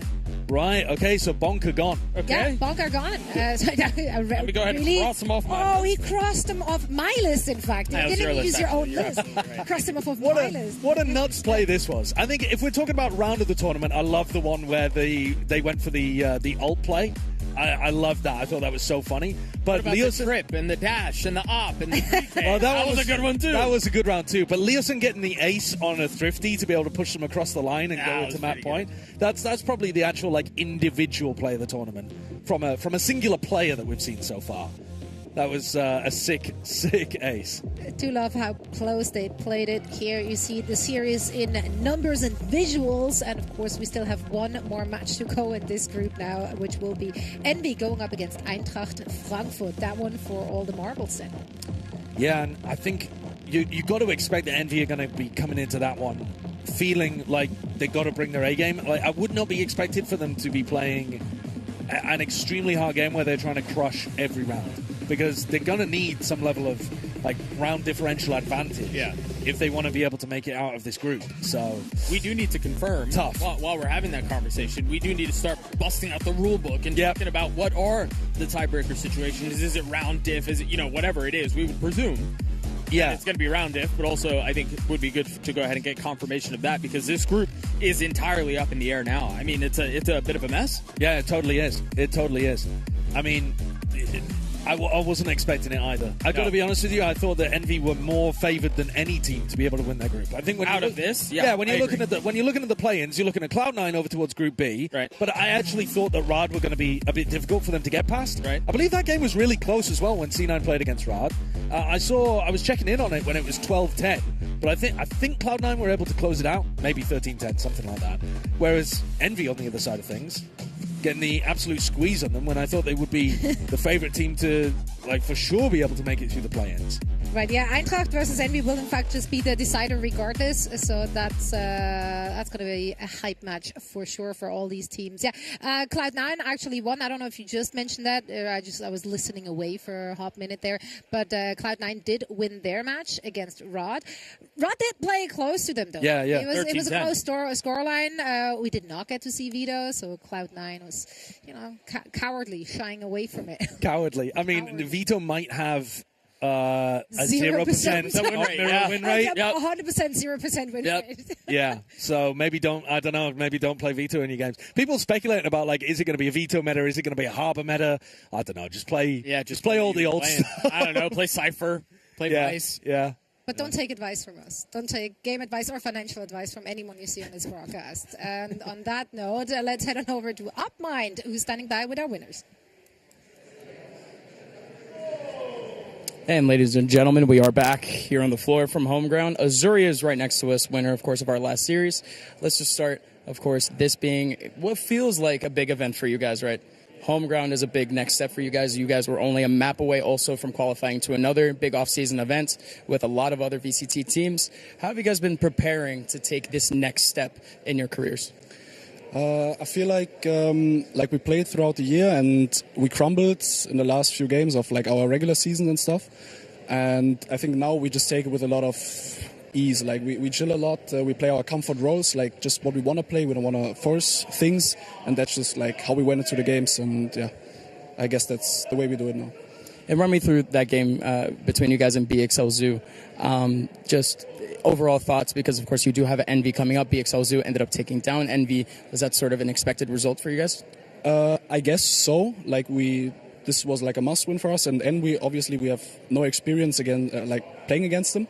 I like them, to be honest, the way they play. There is no team like this in Europe. But yeah, we will see. I think they lost the first game, right? Yeah, okay. So yeah, it's going to be a tough game, obviously, and we look forward to it. One more question. Of course, you played Vice and Viper to qualify your team here in the BO5s. Of course, it's very different right now. Kind of tell me, in terms of priority for your career, is having that versatility a big thing for you, or is the duelist role that's aimed for you going forward? Like I played Sentinel throughout my entire career, like in Tier 2. And the last few months, I would say the way I shape myself as a player is more controlling the game and stuff, and like on duelist of Flex. I play Flex now, basically. I played Tejo or KO and stuff, so I want to be with the team more and not alone as much. So I guess that's the new path for me. All right, Azuri, thank you so much. Good luck in your game versus Envy. Ladies and gentlemen, we will be right back with some more Red Bull Homeground. And hold on, we're going back to the desk. We are indeed. Yeah, that's us. We are desk. Hair game down there, strong. You're letting us down up here. I think you're dragging. You're dragging the level of. I think I could find like a marker. Yeah, I think I could find a razor and get you, bring you both we're trying down to my level. We're coming this way. Okay. We're not going that way. I need to buy a wig then or something. Well, give me about like 5 years and I'm sure I'll join you. It's all right. I mean, it's just like it's a hair progression. We're going from not so much to the most, and then it's the height progression upwards. So like it's. So we have a 1-to-1 correlation. The taller you get, the bolder you are. In fact, because you're like Icarus, you're closer to the sun, and so once your you hair's get out of wax. Once you get Ender on later on, though, that correlation is going to be completely broken. Wow. I put on heels. I tried my best. But, we do what we can. So do our teams. Let's take a look at what happened in our B stream, where we got to see Bonk falling to BLX Corp. Well, they were running an ISO raise and a chamber. Yeah, that's kind of a waylay. Interesting composition. I was wondering if people were going to be pulling out the Sky. I do feel like the Sky is quite a nice idea. Both teams are in the mirror of it here, but crazy comps from Bonk. Yeah, honestly. Also 0 for 3 on the veto, unless we've missed one. But that is 0 for 3 on. So distorted. Yeah, I mean there was a veto v veto, so one of them did win. But I don't think that one counts really, does it? Because it's also a loss. It's a guaranteed win and loss. You have to look at the non-mirror win rates, I think. But yeah, and so also round differential mattering enormously in the group that we just watched. And you've got Eintracht Frankfurt sat at +5 versus Envy's -5. So that game's going to be huge. Like Envy really need to stomp that one too. Whereas you look at this group, and Bonk just going down 0-2 makes things a lot simpler over towards Group A. Yeah. They're just gone. They're just donezo, which is unfortunate to see. And then it's whoever wins out from that last match advances from A. Yeah, right. Yeah, which Yep. Yeah. Do you want an opinion? Because I can't give you an opinion. I have no idea. And that's why we pay you the big bucks. Thank you. Thank you, Esports Josh. Yeah, it's important to know when you don't know, you know? Right. That's a very agnostic view of you. Like I like that. Mm-hmm. Yeah. I know that I don't know. Yeah, and we will continue to not know quite what is coming our way and what the teams have in store for us as we moving on in our group stage. Of course, our predictions have been, flawless. They are what they are. So we thought we'd bring in a real expert. Okay. Who? Yeah. Okay, look. You know, like during the pandemic, we did the thing where we let our pets do the... Yeah, the prediction. Then there's like the puppy bowl thingy, I heard. Yep. It's Sports Ball, where they have cute puppies, and I do believe they do predictions. I get distracted by the fact that there is puppies, so I'm not entirely sure. So have we got puppies? No, but the next best thing. Okay. We have brought Penguins? That would, in fact, be the best thing. That would have been the best thing. No, we brought in a Herman Miller chair. How is That's it to right. do the prediction? Well, we spin the chair. It's like spinning the bottle, just less kissing, more up mind, and Less he will kissing, be more pointing. up mind. Yeah. Has Zelsis has spun this chair, has he? I Oh, think no, so. right, It's a good spin. And the That's a prediction momentum. here is between C9 and Fennel. I Exactly. get it. That's our upcoming match, so we will find out in real time. This is never stopped. Dude, look at how good the bearings Yeah, are. I wanted to point that out. Can we talk about how smooth of a ride that looks like? Yeah. This is an M-Body gaming chair, 25% off currently on hermanmiller.com/gaming. So if you do want to spin like this... That's so funny. Up mine he- is just going forever. Wait, hold on. Hold, He's still got a hold. bit more. No, he You doesn't. are the winners. You win. You win as you're watching, because we get treated to another banger series, and also we get treated to 25% off through December 2nd. So do your Christmas shopping early. Treat yourself to a Herman Miller gaming chair. Yeah. They're so comfortable. And honestly, if you're a gamer and you're spending the vast majority of your time being sat in a chair, then you Have should a good probably chair. invest into it. Yeah, it's like good gaming chair, good mattress. Those are like just the two things, like good shoes. When I get owned by people in ranked, I'm convinced they have a better gaming chair than me. They hitting shots at me, I'm like, well, that's probably the chair. It's true. Yeah. Yeah. We have no proof otherwise. There is no data that says That can otherwise. disprove that, yeah. Well, the chair went for Cloud9, which I think is the odds-on favourite as well. Well, the chair went for the middle. No, chair was the people. The chair was the people. It was C9 leading. Now, C9, they had a good start in this tournament. They did win their first match. Yes, it went quite a distance. They had a decent attack. Then on defense, it was a little up and down story. Now they're going up against Fennel, the team that qualified through the Japanese qualifier.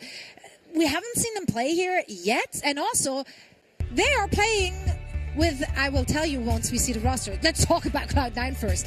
All right, so we do have, of course, Penny and Celsius now in the mix for Cloud9. Currently the top bridesmaid of home ground.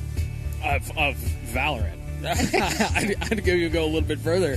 Yeah, it's a team that you've gone through a couple of different roster iterations, and they seem like they're always going to get there, and then ultimately they fall apart a little bit here. And maybe the introduction of Zelsis and Penny can inject a little bit of life. I think the jury is still out on these roster changes and whether or not it's going to pay off in the long run. I think there's reason to think, given some of the experience that these players have together, that it will bode well. Yeah. But I think this tournament, as we mentioned at the top of the show, is a massive test on whether or not they're going to be able to pull it off. They, of course, have the advantage that they just coming off of a competitive setting in the Sentinels Classic where, they didn't do well, but they were able to try things out, right? So we saw different things being played there with Penny on the chamber. We had Oxy on the chamber. Like they were trying out different compositions. Just to see what sticks. And watching that, or also just talking to Imi yesterday, Josh, how are you feeling about their chances in this tournament? I think they're still trying to figure out what works for themselves, right? So you've got Penny and Oxy, who are both pretty comfortable playing duelist. But do you want to be playing double duelist all the time? I don't know whether people really understand what the meta necessarily is right now. Chamber seems really good because you have less initiator utility, so it's harder to push the chamber off those important lines. So it seems like they want to play some of that. They want to play a bit of like Veto maybe as well. But they're trying to figure out, is it better for Oxy to be in that position? Should we just be playing double duelist? I think they're still looking to get their feet underneath them. But I do agree with you that there are signs that it could be good in the long term for them. Well, they certainly have a tough task prepping for this particular team. While Fennel is, of course, a great vegetable, but also just I don't know why I said that. You're so healthy. You're so healthy. I have no idea why. But yeah, great vegetable, great team in the Japanese region. However, if we're looking at the roster that is playing here, they are playing with a bunch of stand-ins. So it's not going to be the roster that we know. It's not going to be the roster that has qualified. In fact, they're playing with 3 stand-ins in Anthem. Yowamu and Luca, which Anthem and Luca, they have both failed to actually qualify for home ground with their respective teams.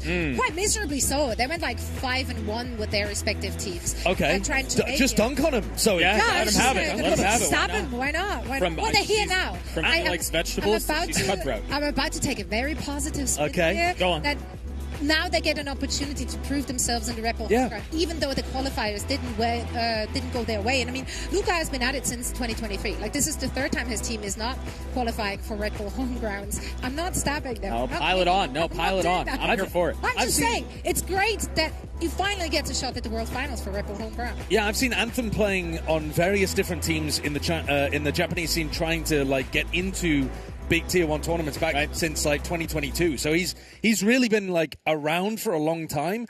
But I think the Japanese scene still feels like, even at the tier 1 level, it doesn't have those breakthrough talents that are like, wow, you've got to keep your eye on them in tier 1.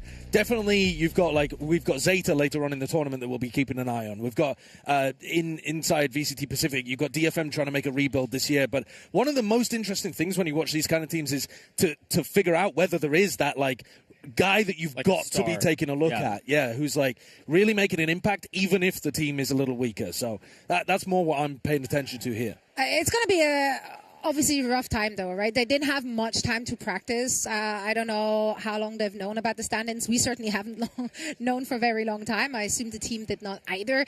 Coming with one stand-in is one thing, but three is tough. That's a lot. I mean, it just becomes pugging at that point, really. I mean, I think any sort of execs that are beyond what is very basic just kind of goes out the window, and it just becomes stick to what you know and play things out that way, which can be, I mean, keep it simple, stupid, kind of works, but I don't know against the likes of Cloud9 if that will be enough. And Cloud9, you're seeing historic stuff here from, unfortunately, their loss, but this was the last time. One of many is so brutal, but so true, because they have made it to the grand finals of Red Bull Home Ground before. That was them losing to T1 just before. T1 was last year, and then the year before was FNATIC. And then the year before was 100 Thieves in 2022 as well. So, yeah, lots of storied teams. Always like close-ish to them winning some kind of VCT title as well. That's what I was getting at LCQ earlier, in 2022 was 100 Thieves tournament that they won and then came into Red Bull. Then you've got like 2023 was obviously an insane year for FNATIC. Right. 24 you had at the end of it, then going into 25 Bangkok. So, On the upside, it's better than third place.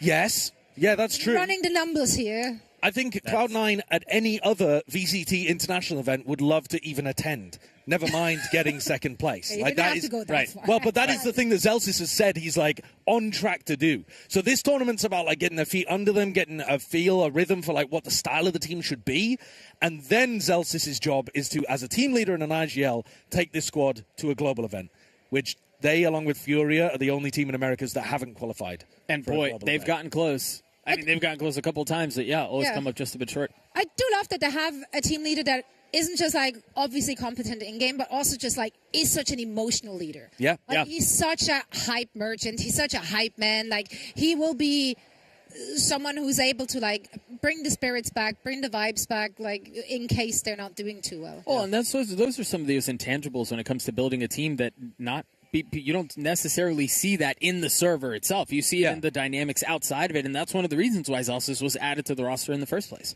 All right, we're going to go to Sunset again.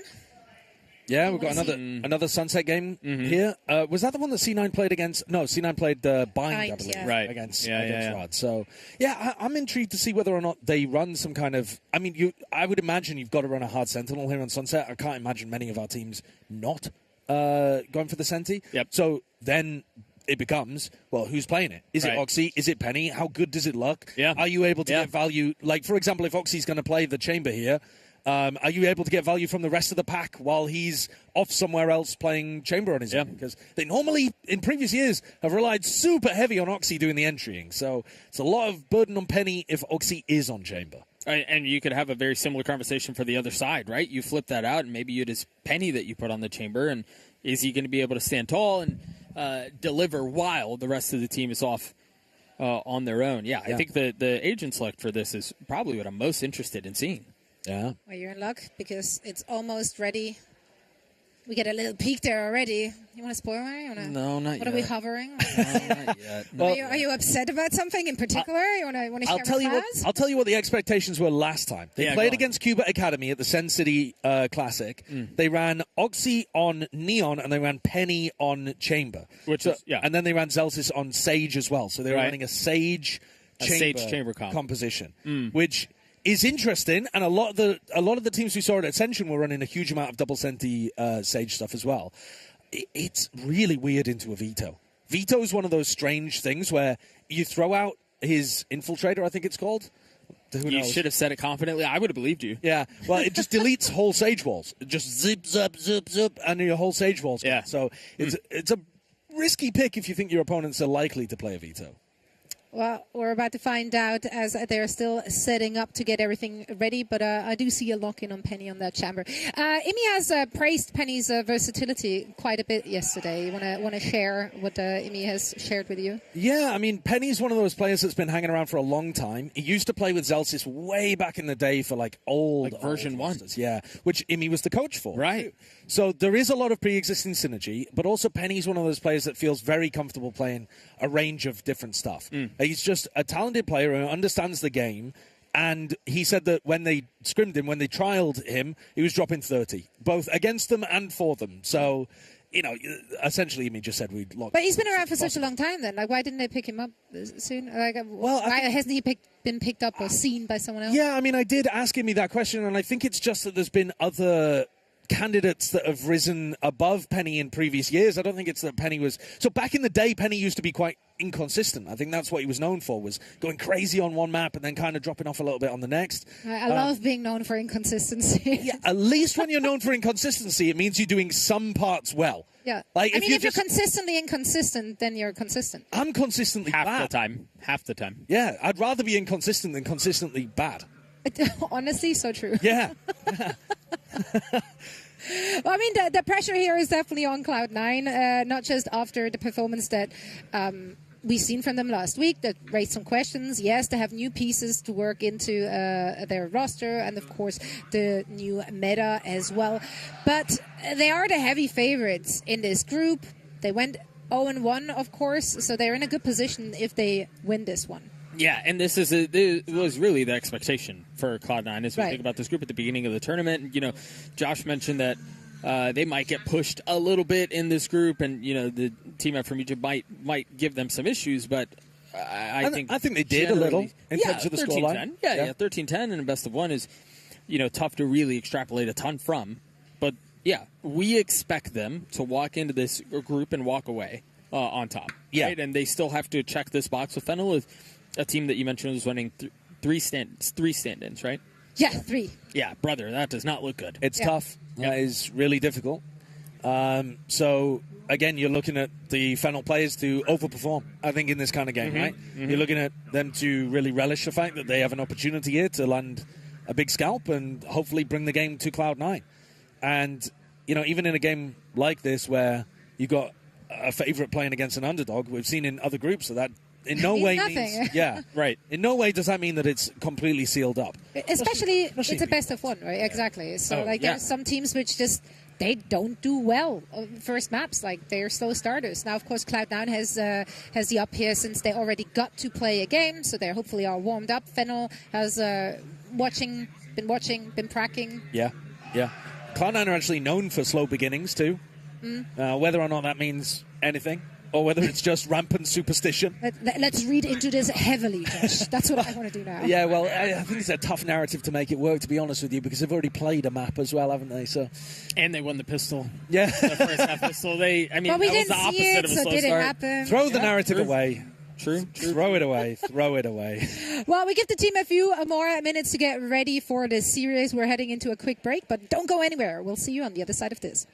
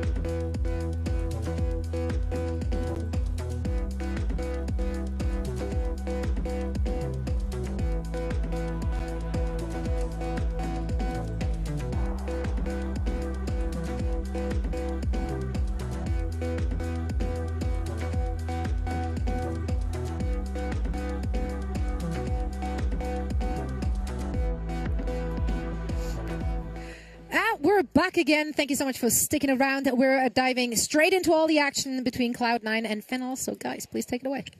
Thank you so much. This is a match we've been excited for. We're excited to see how Cloud9 is going to perform. Will Zelsis be able to step into the role of a leader and a caller and really navigate his team through what you kind of look at this and go, okay, they're heavily favored. This is a trap game. It could be. It certainly could be.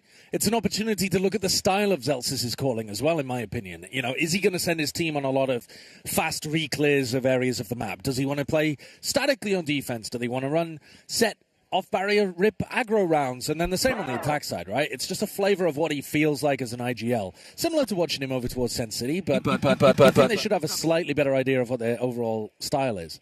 Dude, I just dropped it. Absolute fire track in the middle of that. Dude, we could lay something down under that and you just go.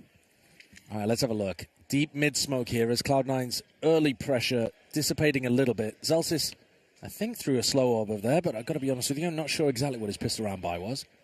No, he's bought the armor, so it didn't have a slow to begin with. The eye in towards market. All attention back towards B, but in fact, it looks like it might just be inserting. They want to push all their way into spawn. Yeah, Cloud9 does have two back here.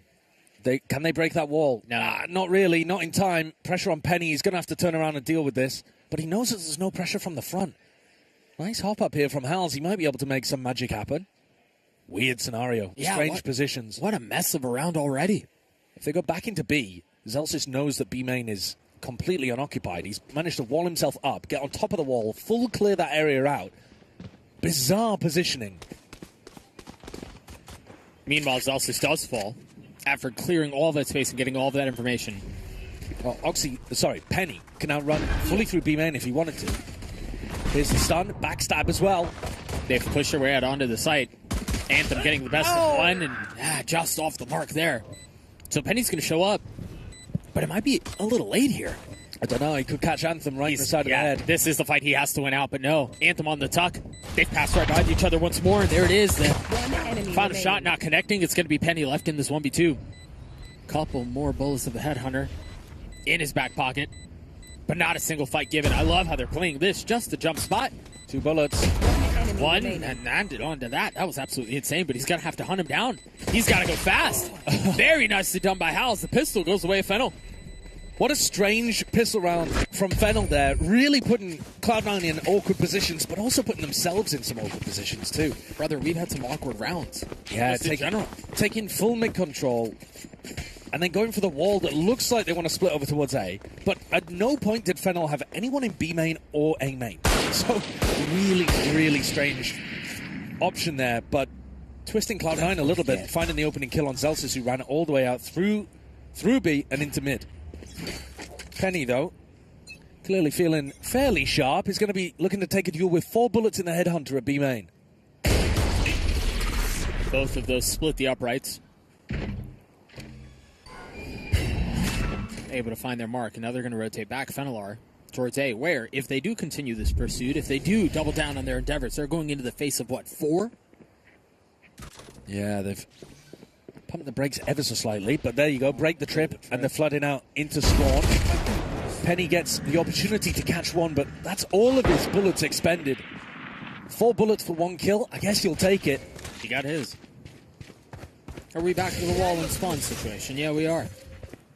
Hals really wants to try to take duels down this angle, but he's missed the timing onto Penny. But not onto Oxy. Very nicely done. The second out onto Vic. Confidence behind that swing. 4 bullets left. Zelsis is just waiting because surely Hals doesn't stay here the whole time, right? It's really odd, actually. Penny's found a timing behind them, but Penny's only got a classic. Zelsis given an opportunity for another, and Penny does catch Hals in the back of the head. That's a gun given over. Could Penny do something with it? Fennel up in numbers and the spike is down. Zappa falls. It's all hands to Penny now. And he can't make much out of that. Fennel get their second. Now we step into the bonus. Very quick check. I think it was the Stinger, Spectre, and the Marshall that were carried over from Fennel. Yeah, the Marshall's not doing much, but the other 2 weapons have certainly got some sting to them, and Cloud9 will have to fend it off. At the moment, you're seeing a really weird style coming out from Fennel, and I think that this is the kind of thing that can really catch teams off guard when they haven't built out good protocols for dealing with it. Yeah, sure. because C9 are going to realize that they're not playing A main or B main very heavy, right? They were managing to push out full B main on the pistol, and then they push out full A main on the second round, and never met a player. This time they are going into B. This time they are playing a little bit more heavy into main. Yeah, changing things up. And it'll be Zelsis taking first contact here. He went for an aggro wall in the previous round after losing market control. He's taking a high-low here with Vic. Oh, it's actually Vic who lands the first shot. Very nicely done. Immediately, slow orb, stops the trade coming out. Yeah. And they've managed to secure that 5v4 advantage. Really safe, secure play there from C9. Luca can hear this trip. He knows that Penny's got it there. Is there an opportunity to smoke that off? Do they want to try to take a timing? Does he have a smoke? Are they going to He does. Or a wall. Yeah, that's the third round in a row we see that wall in that place, by the way. Yeah. I mean, it'd be nice to use it as a fake. Zelsis goes for the wall over towards B main and realizes there are a lot of people still there. 45 seconds left in the round. They've already cleared one of the panels. The smoke gets refreshed. They have some mid control. There's a massive gap here that Oxy's got to be worried about. Thankfully, Penny's posted on the A line really deep, so Oxy's got the freedom to be able to do that. Hop up over the wall, looking to try to take a fight into Zeta. 30 seconds left. Luca spotting a first. A little bit of utility dumped into market, but I think they 20 want to see seconds, A Doug. here. Yeah, they've got time, though. No one going A main. It's weird again from Fenway. Yeah. It's just been weird enough to keep Cloud9 on the back foot the whole time. True. One less. Penny nice and snappy with it with 10 seconds left. But how do you play post plant when you don't own A main, A link, or elbow? Right, you just get cozy, real cozy. You snuggle up and see if you can hang on to the site, and that seems to be the approach for Fennel. They'll have to hit some ridiculous shots if they want to hold on here, because the positioning is rough. 5v3 a stinger. Still in the hands of Yoamu as well. Luca has a shot at this. The paranoia is really nice. That's going to buy so much time. Yeah, a little, but it'll be as the smoke dissipates anyway. Luca's in a really nice spot. Oh, he's going to get tagged. He's going to get spammed. There's Luca. There's Luca, and his spot only finds one. Penny with 3 on the round, and Anthem's left to his own devices. Kidding me right and he now? will fall. Cloud9 get on the board early. A fairly clean round there from C9. It looks like the adjustment they want to make is kind of ignore what Fennel are doing in mid. Yeah, and give it to him. Yeah, and just make sure that you're holding heavy onto the actual extremities.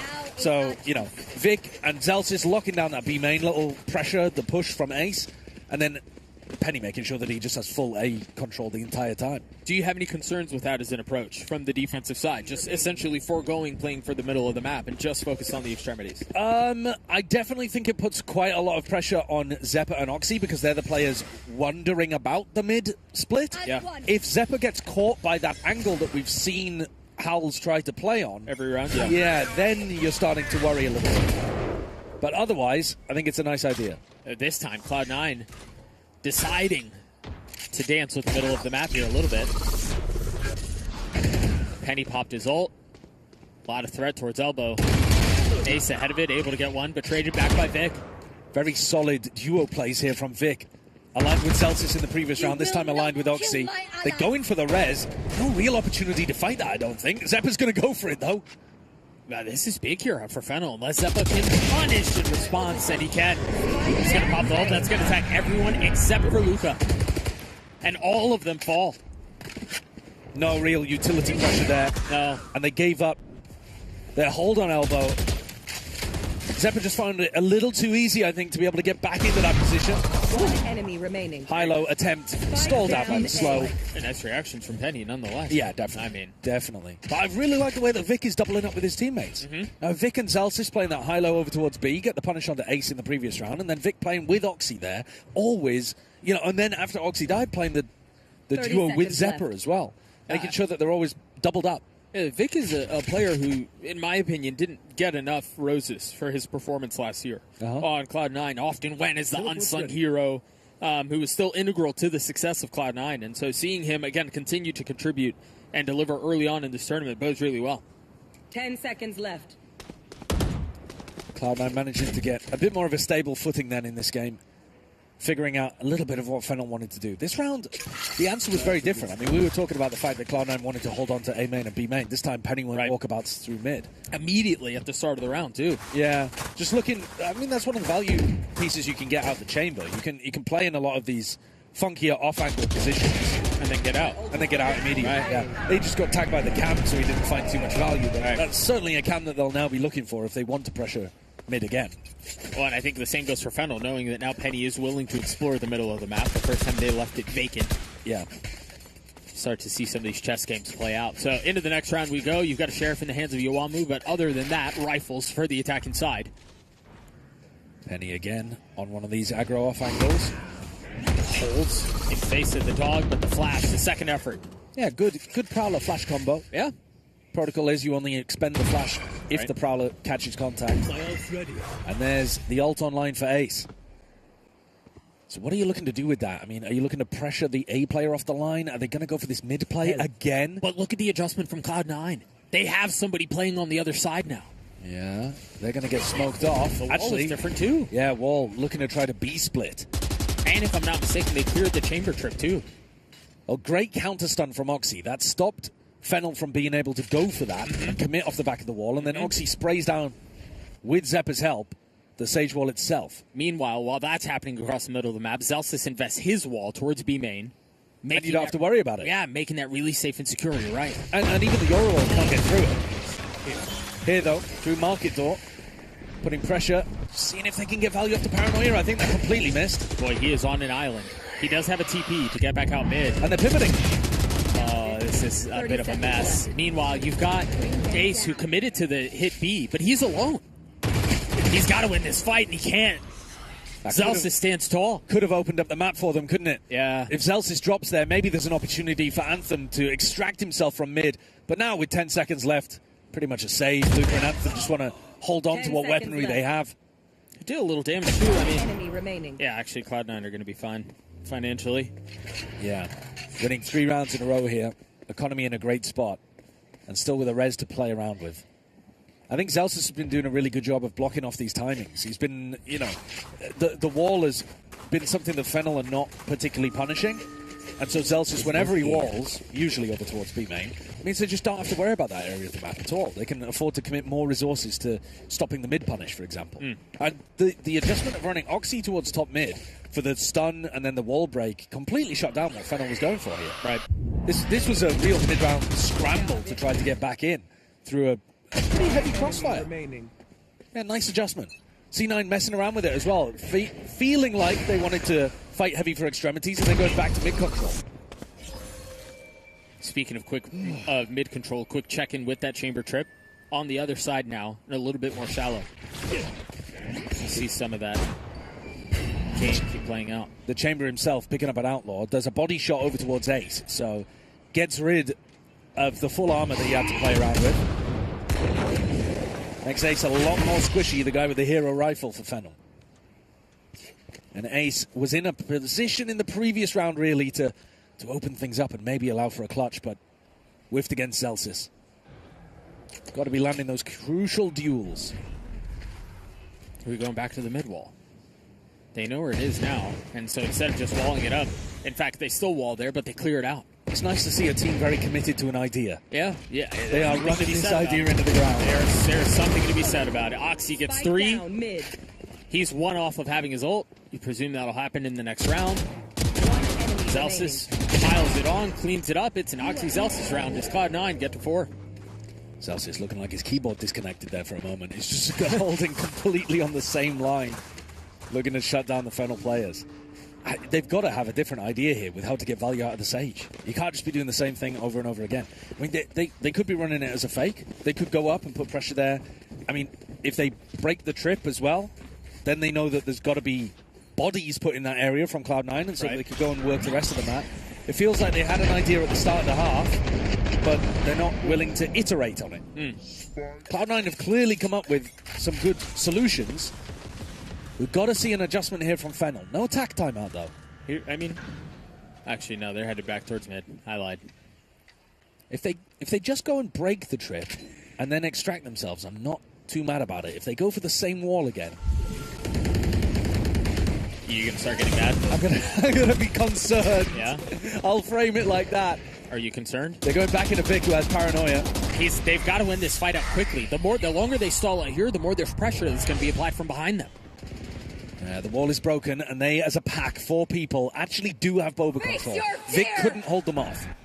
The ult is invested. It's not going to connect onto anyone, but it will confirm that the site is open. Very nicely done by Ace. 2 kills found as Vic goes exploring and finds prey. Spike planted.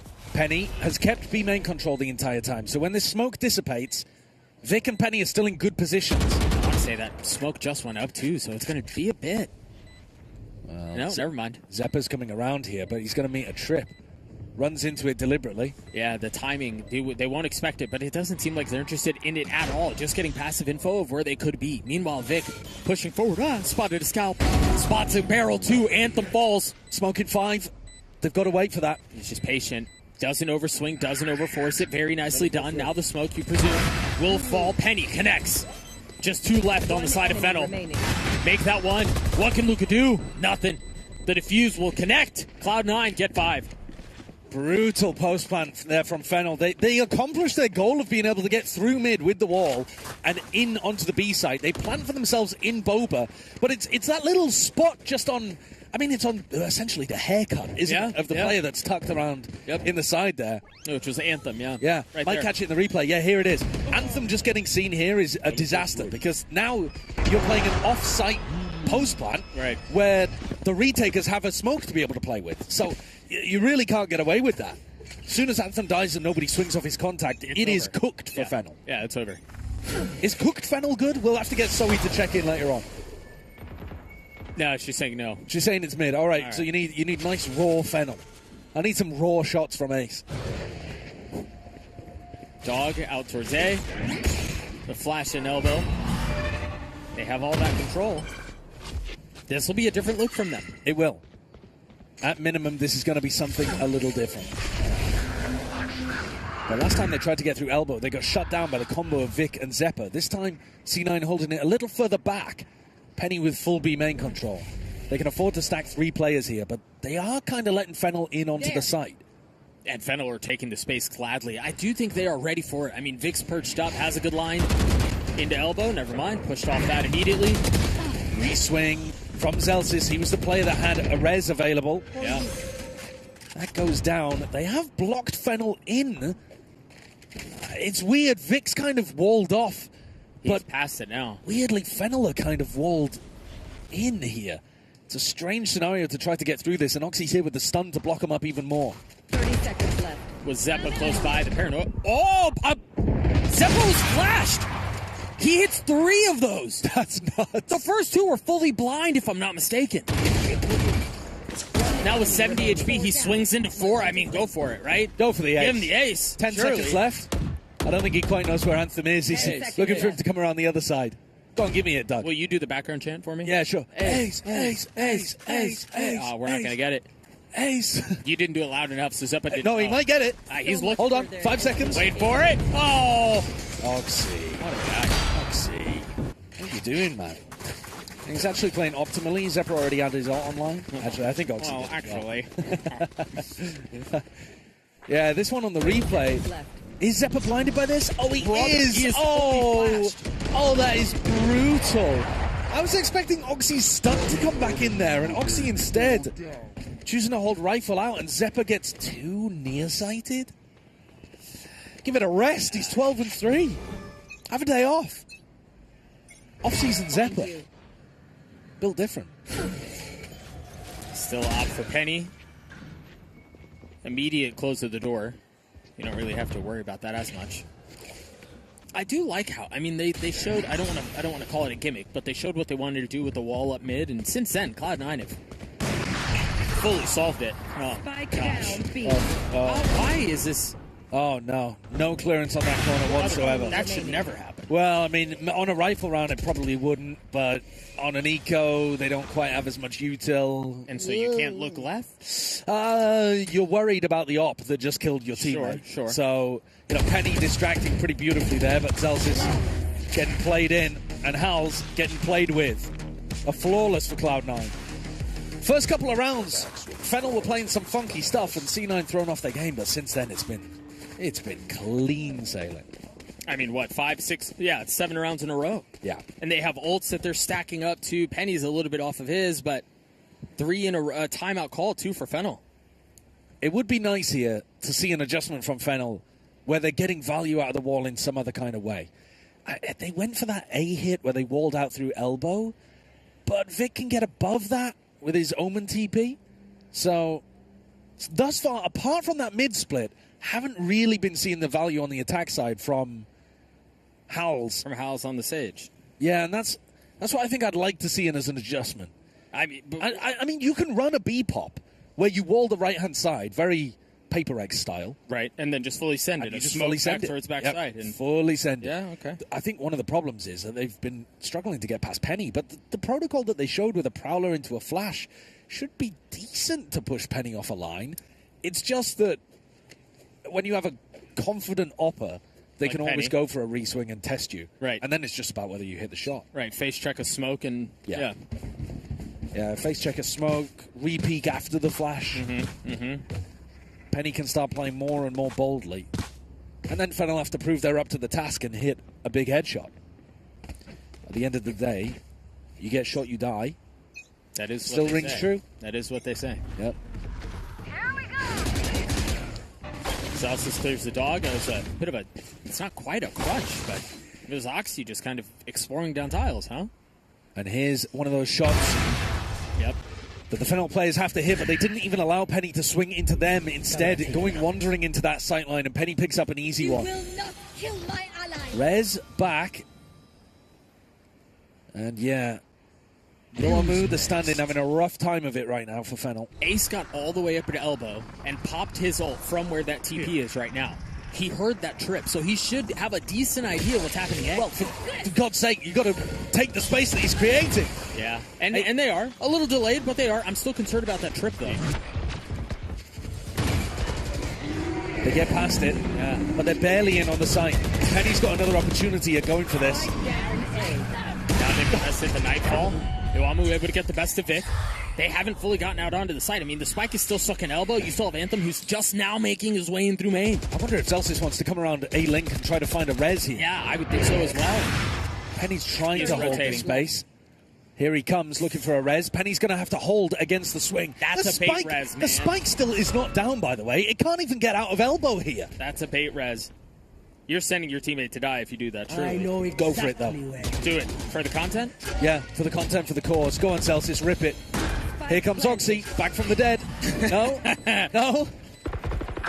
Decides to stay gunned out instead. Zeppa falls, and all of a sudden he has another option on who he wants to res. Celsius, no armor. Waiting for the fight. Good night, a bullet between his eyes. Very nicely done by Ace. 3 on the round is Fennel. It's a big round. It's a big round from Ace. I feel like at some point there he would have been desperately telling his team to get in. Yeah.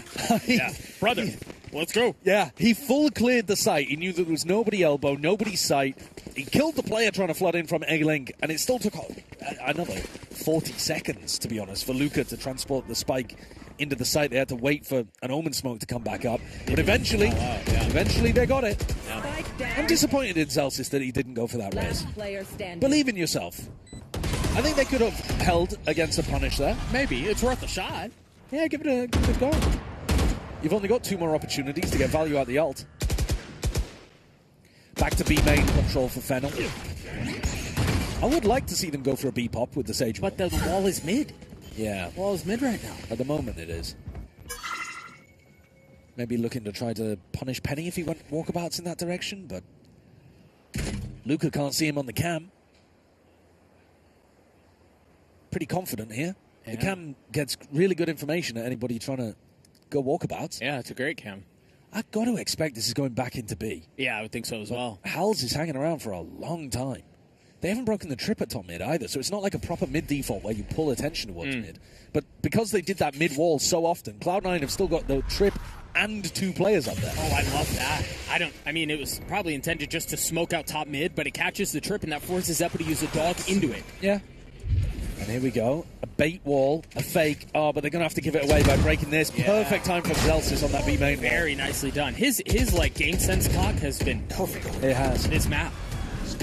Second smoke out, Ace ahead of it. I mean, balls to the wall. What is it with this guy? Vic gets another in exchange. Go on, Ace! What in the world was that? He's on for the ace as well. Zeppa, the next player to catch contact. He's been dragging Fennel through some of these rounds. This and the next. Top back up. I mean, yeah, go for it, brother. Swing. Zeppa close by. Penny joining him. They've got money. So to hell with it, I guess. See what you can find. Ace gets 4. Oh, Zeppa. Brother, you guys are probably going to win the map. I mean, do it. I don't know. A 7-5 half would be a big recovery, though, from Fennel. Come on. Oh, 1,000%. Nice attempt at the spray transfer there from Zeppa, but time ticking low, and Fennel don't give him an opportunity. That's now 2 huge rounds, mostly from Ace, that have made this half look a lot better for Fennel. Yeah. 7 rounds in a row, bookended by 30 seconds To left. Fennel, yeah. Yeah, a couple in a row. The shot onto Oxy is spicy. Yeah. Ace is definitely warmed up, arrived, whatever you want to call it. 13 and 10 right now for the duelist with the ult online. Last round of the half. Zelsis still has the ult. Yeah, I think it makes a big difference here going 7-5 or 8-4. 1,000,000%. Penny posted up, expecting them to pressure the market door. Who's next? And he's right. Yep. Okay, remember the last time we saw this, Ace was able to take the TP all the way back into B and then was kind of lost back there. This time, Cloud9 decides to take the fight across the middle of the map. Zeppa gets his 2, Zelsis gets another. And great, Ace got some space. But that's all it was. And even with the ult here, Ace left in a 1v4. Penny even able to die, live again, pop up the ult, and shut it down. Ace is sharp, man. Ace is really hitting, but he's the only player that is. I mean, we were talking about the fact that a game like this is often like getting an idea of who the big shooter is, like who's the star player on the underdog team. Well, I think you got your answer in the first half. But despite Ace getting in to market properly, he wasn't actually able to get the advantage. Yeah, I mean, Ace played incredibly well, and at least it got them to 4. And you were talking about it, 7-5, 8-4. I think any round that they were able to put together later on was a massive win for them. And so for Fennel, given the fact that Cloud9 were able to rattle off 7 rounds in a row and kind of impose their will upon Fennel, for them to be able to respond the way they did, at least keeps it interesting. But boy, when you look at that scoreboard, it does look bad, doesn't it? Yeah, it does look bad. I mean, there's 7 rounds in a row. And when you look at the scoreboard in terms of the kills, Ace has more kills than the rest of his team combined. Yeah, he is full deadlifting Fennel right now. Yeah. I mean, even just between Luka, Yowamu, and Anthem, it's just 8 kills. It's half of, Yeah, Ace half of what Ace has done. Yeah. So, yeah, he's been able to find some openings for them, and to be honest, a lot of those came late in the half as well. Yeah, they did. Yeah. But what do you have, a 4K and then a 3K? He had 7 of those kills in the last 2 rounds. Yeah, that's pretty huge. Yeah. They made a big difference just getting those on board, but disgusting things. Those 2 coming through the near side for Zeppa was filth. A violation, some might say. But C9, plenty of opportunities to close this one out. I think they've been playing fairly well, though. Fennel were really posing them some questions early on in the half, and we got to see Zelsis as the caller adapt to moving his pieces around. And they didn't just come up with one solution. They still were flexible with how they ran their defense, fighting over mains and then going back and fighting over mid, doing the double crossfire with the trip at top mid as well once they realized Howls wanted to do that a lot. So they were pretty dynamic with it. I liked it. Problem solving on the fly is there for Zelsis. Right. I think I want to see what that looks like on the attacking side. Sure. Right. That's where my attention goes towards when it comes to answering whether or not Zelsis is going to be able to deliver in this role that he's been put into on the side of Cloud9 is like the dad who's pulling everyone else along and trying to help them mature and develop as a team. This is the half that I'm most curious about. Yeah, and you're right. They showed a couple of adjustments on the defensive side that I think worked out, obviously, to their benefit. But this is where you kind of got to – this is where you earn your paycheck as a caller. Well, also, it's going to be where you're expecting to see Oxy towards the top instead of the bottom of the scoreboard. Right. So, your defense when you have these 2, Oxy and Penny, if you're running them like this, you're expecting Penny to get huge value on the defense side, and you're expecting Oxy to be running in and getting you tons of attacking entries. Right. Because he can just take over games completely. I mean, on paper, the roster is built beautifully, right? Like, if those are your, just what you were just highlighting, right? Like, if they continue to play them the way they are, defensively, Penny's going to deliver, and then you flip to the attacking side, Oxy's going to deliver. There is no weak side to your roster. And obviously it doesn't always play out that way, and there are a bunch of nuances to how things play out, but you understand some of the decisions behind Imi having Penny join the fold. Yeah, I think so. And we saw throughout the Sen City tournament that we were watching last week that they were still figuring out, like, how do we actually want to get the most value out of these guys? And we're watching a map right now where you really do want somebody playing the Senti, and they've decided they want one of those contact Sentinels like the Chamber. But we could absolutely see, as they go into different maps, Penny and Oxy both being on the duelist and both trying to get aggro on defense, aggro on the attack side. I think those kind of maps should also be really strong for Cloud9. But all of this is just in theory, isn't it? Because actually, in reality, C9 have yet to deliver big games against big competition. But this would be a nice clean win in Group B if they are able to fend off Fennel. Which is honestly one of the things a good team has to be able to do. Right? It's not just about besting the good teams. It's getting through the games that you should be able to win and do so in relatively clean fashion. So far, we're only 12 rounds in, but Cloud9 seem to be doing that just fine. Oxy is solo faking A here. He's pulled out the Sage Wall, but Fennel, I think, are fairly confident that this is a fake. There's a full walk down mid. And they know now, between the trip and everything else that's happening on B. They know that Oxy's here. Oxy's going to get caught by this, surely. And it's Ace on the other side. First time we really get to see this fight, and Ace picks up right where he left off. That trip is going to slow things down a little bit, though, and Market's been walled off. C9 pushing backside, but it's a horrible plant if you stay in Boba. I mean, Halls is covering that, but he's going to have to make a move here in just a little bit. Meanwhile, for Fennel, they're waiting for the right time to strike. And it's actually a paranoia from Cloud9 that dissuades them for just a moment. Ace falls. House is on the trade, and again, you've kind of got to speed up a little bit here. This spike has been going on for a while. This tit for tat does not really work out for the defense. Vic gets two, the clip runs dry, Zelsis gets the last, and that's a pistol for Cloud9. Vic diving into that retake smoke there as well, making it work against Fennel. C9, despite actually losing the positional war, you could argue, because they ended up planning for B main and couldn't hold on to B main control, they still had the right moves in the moment to be able to deal with what's going on. Yeah, I mean, Oxy gets caught here. It's really a bit strange to see a solo Neon fake, but I think Fennel could have bought it if they hadn't gone for the mid push. Yeah. I mean, just the fact that they drew out the wall alone on a pistol on defense, that's such a valuable bit of utility. It is, because otherwise Hals would love to have that for when you're actually going for the retake. Exactly. The diffuse is super powerful on the pistol. Stop me if you've heard this before. Ace got another kill. Spike down A. Hals gets 1-2. We've had a couple of thrifties, none this map. But hold the phone. Yeah, and with Oxy hitting the ground very early on in both of these rounds, our prediction of Oxy taking over in the attack half is going to be, at the very least, postponed for a while. Your prediction? I don't know. I'm dragging you into this one as well. I'm not joining. I think I heard you agreeing with me. Allegedly. Penny continues. Only gets one, and that's a Guardian drop down, so massive danger in this round with C9. Vic and Zephyr are going to have to come up huge. And I think it's Luca who's going to grab that Guardian. What do you have, a Phantom and a Spectre? No smoke available, though, for the retakers here, so Vic still has a flash. You're not as worried. That's really your smoke, is that cage. Lucas still has one more. Try to use that to take some of these sightlines away. As Zeppo, who's top fragging for Cloud9 currently. 20-plus kills. In a position to deliver a little bit more. Tagged up, 48 HP, has to take a step back. Anthem falls. Still 2 guns remain on the side of the defense, but they've got to get a move on. And man, Cloud9 are just not missing right now. Yeah, there's no time here. They've played that situation really quite nicely, making sure that they back up, always have exit strategies, and can just delay the clock over and over and over.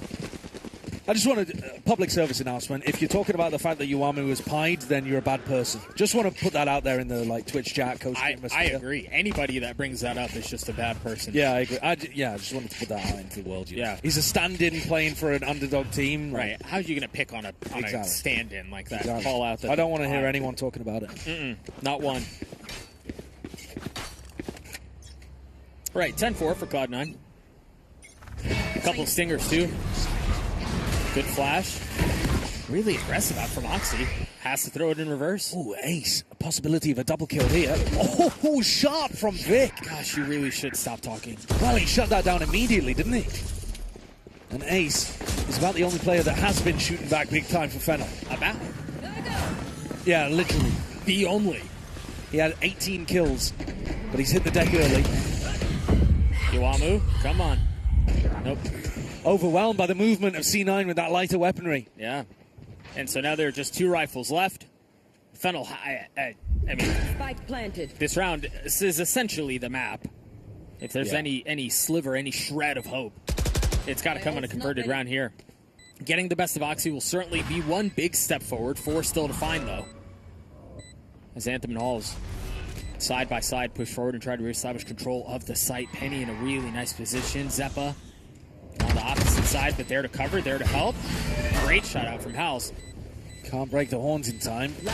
Tagged up, Zelsis on the swing. Hals with 3, but once again, the biggest factor in the round is time.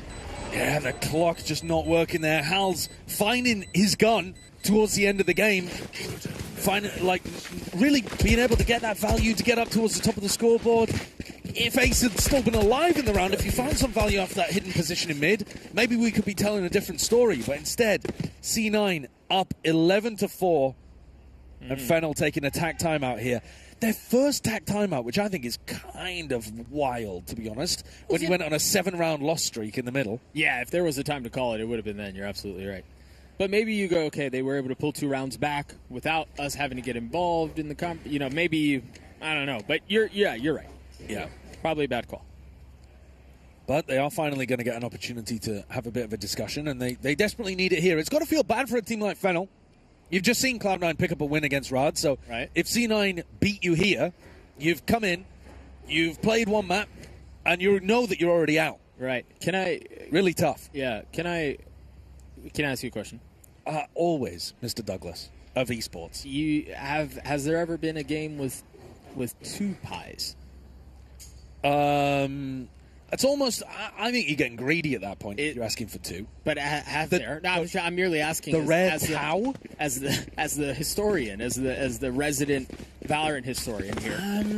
I certainly suspect it's happened, but I haven't seen it with my own eyes. However, we may be about to witness it. Just tales of old. Yeah, that are whispered exactly. amongst the campfires. Tales of the Tau with the double pie. Right.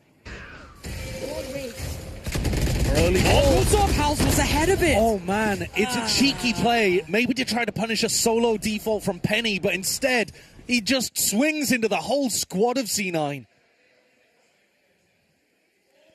Absolutely brutal. I don't know what Ace is going to be able to do here. It gets popped. He gets overwhelmed completely, doesn't he?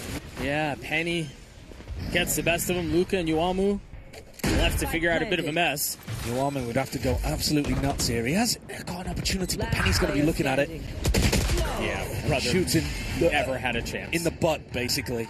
Just staring upwards and staring at an 8-round deficit. 8 chances for Cloud9 to be able to push it over the edge and secure their position to play against the winner of Group A. There's a real chance. In the comeback? No. Oh. In the double pie. There's a real chance, my friend. There certainly is, but that's a sad situation for Fennel, isn't it? Well, I just think of it like it's historic. It is? It is. Think of it that way. They're making history. If Ace can pull off another 3 kills as well, he'll have deadlifted his team too. Hal's been able to pick up a few as kind of push that stat away. They're going for another clear. Yep. Great kill. That's 1. Make that 2. You son of a gun! Ace gets 4. Oh my god! I mean, he's so sharp. I'm telling you, it's incredible that his team is down 12-4. To be honest, when he's shooting like that, it really is so genuinely sad. ridiculous. It's a tragedy. Well, he's now got more kills than the rest of his team combined again. Well, you know, Celsius could res here. I mean, it would be do it again. It'd be fun. It would be fun. I think that's what we're in it for at this point. Absolutely, it is. Oh, he gets walled up. Oh, he doesn't commit to it. Gravity gets the best of him. Yeah, he slinks down the other side, and now he's walled himself off from his opponents. Did Anthem get a kill? Anthem had... No, it was just Ace, right? No, it was just Ace. Right. Pure I think the Ace. hardest part might be Anthem getting the 3. Yeah, it's tough for the stand-ins. I mean, our expectations were low for Fennel because of their difficult situation that they're in. Right, yeah. But I have just literally been impressed with Ace. Oh, I think that's been lights out. Yeah. He's clearly very talented. I mean, we talked about it at the end of the half. 30 seconds left. He was in to get to 8-4. That filthy shot he hit across mid. Yep. he's had signs of that throughout the entire game, which again is sad to consider. He's put up that performance and his team has won 4 rounds. But that's part of what you're looking at these underdog teams to do, is to showcase some of that individual talent. Yeah, that's why you play the game. Yeah. Zelsys walls off his opponents, goes for a bait plant. Hold on. Oh. They can win on time here pretty easily. And they're not going to give Zelsys the opportunity. Anthem with the kill towards the end. Sets himself up 3-13. He just needs to die one time. Yeah, well, don't phrase it like that. You sound like you're delighting in the fact it might happen. No, I would not. He's gonna. Oh, dude, these shots. Let's have a look. Unreal. Get out of here. The third kill. Yeah, that kill onto Vic is nuts. Target selection on the player towards the back, kind of crazy. But he's not here to take contact A main this time. Might be on Anthem. Hey, he's certainly getting pressed.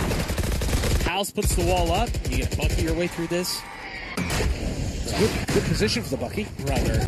Yeah, but Cloud9. Well, the fact that he gets one is insane. You will not kill my ally. Rez instantly onto Zeppa. And now to Cloud9 slow things down. Let Vic work through mid perhaps. Yeah. I'll handle this. Oh, Yoruel popped for information. Ace looking to try to get involved. Hello. That's 4. Where's that sneaky omen? I'm back. Does he have a TP out? He does. He Back does. to spawn.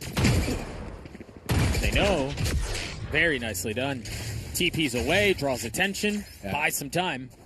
They full check that, even though they heard the TP noise. It's possible he could have faked it, I suppose. Right. Changed how Yoru works in this patch. Better safe than sorry. Absolutely. Especially when he's been dropping 20 whatever on you, 22, Yeah. I think. If there's anyone I'd be respected, yeah, it would be Ace. Face your fear. That Nightfall's not going to tag anyone. Oh, they might still be a little worried about elbow. 30 seconds left. Oh, what a shot. Anthem denies Doug's joy. Zelsys gets the spike down. 4v4. Little jump spot there. Ace just like walks up and checks back Jenny in the face of 2, then swings and gets another. Penny shuts him down though. Good night. 3v2 to close the map and put Cloud9 as the winners of this group. Player standing. Anthem falls at the hands of Penny. Luca in the 1v3. Has to do it all. Has to do it all on his own. Face checks the smoke. The spam comes through. Zelsys gets the last 13-5. The way of Cloud9 is, as you mentioned, they walk out of the group 2-0. Really solid performance there from C9. I think they were absolutely in control of this game. You know, despite the fact that there was a star player on the other side who ended up dropping, checking the scoreboard, 375 ACS with 8 first bloods. 23-17. That's pretty good. That's a very good. That's a standout performance from Ace in a really devastating loss. Yeah, but still something to be impressed about. I hope they booked him a first-class flight back because his back do be hurting after that carry. Like that's quite a performance, and he is in the main roster, right? But again, we talked about it several times already. 3 stand-ins, like that's tough. That's tough. That's not your game to win. Still a good performance we saw from Fennel here, and that puts Cloud9 in the knockouts now. Officially, they're 2-0 in their group. They're now awaiting the results of Group A, which will be decided between BLX Corp and Clanavan. Unreal performance out from Cloud9. You know, Josh and I were talking about how when you have a team that's built with this roster and you've got a guy who has won a major on the roster with Zelsys, like, you expect this team to be able to beat teams that on paper should be less favored, right? And you expect them to be able to go do that and do that cleanly. And this, while seemingly insignificant, feels like a big win for a young Cloud9 roster that's starting to figure themselves out and are besting teams they should be besting along the way. Yeah, I think that's a really solid way of putting it. I think being able to come out on top of Rad and Fennel, and especially the game that we got to watch, looking like they were very in control. Yeah, I know it's easy to say like, oh well, they still let the star player, pop off. But listen, if a guy's shooting like that, he's gonna be able to get his kills. Like Ace is gonna be able to get the kills. It's about what you do around that star player popping off, and I think they actually did a really good job. Always having the adaptation to what Fennel wanted to do, shutting down the weird stuff they were going for, keeping control of the map in almost every situation, and closing things out 13-5. There's nothing to cry about there from C9's point of view. No, absolutely not. Some of the adjustments that you mentioned on the defensive side, I love the way they approach the attack. And I think I walked away from this as a former Cloud9 believer who has invested in the stocks and who has unfortunately been let down more times than I would like to admit. This feels good. Yeah, and as they get to continue in a best-of-1 fashion, which also means that, the teams have been playing like non-stop, so it's not like they already have time to prepare against or Cloud9 and see what they've been running. So, there's such a little turnaround for these teams that if Cloud9 can ride that momentum and continue in that fashion, they're finding themselves in a really good position, because the upper bracket, round 1 and 2 in the double elimination bracket tomorrow will also still be in a best-of-1. Yeah, that's a great point. That is a very good point. Wow. Yeah, I hadn't even thought about that. Wow.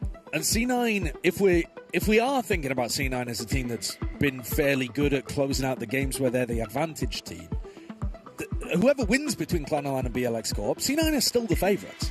Yeah. So they've got a good opportunity there if they keep calm, keep in control of the matches, to just sail through into that upper area, whereas Envy, the other team that we were looking at, which, it's funny that you say that, because in my opinion, a lot of that comes down to experience.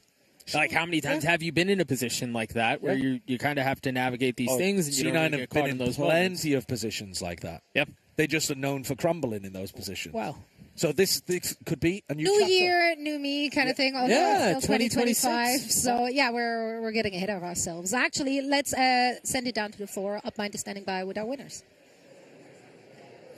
All right, we're down here on the floor with the one, the only, Zelsis. Today, we had your first win back with Cloud9. How does it feel just getting a win back with Cloud9?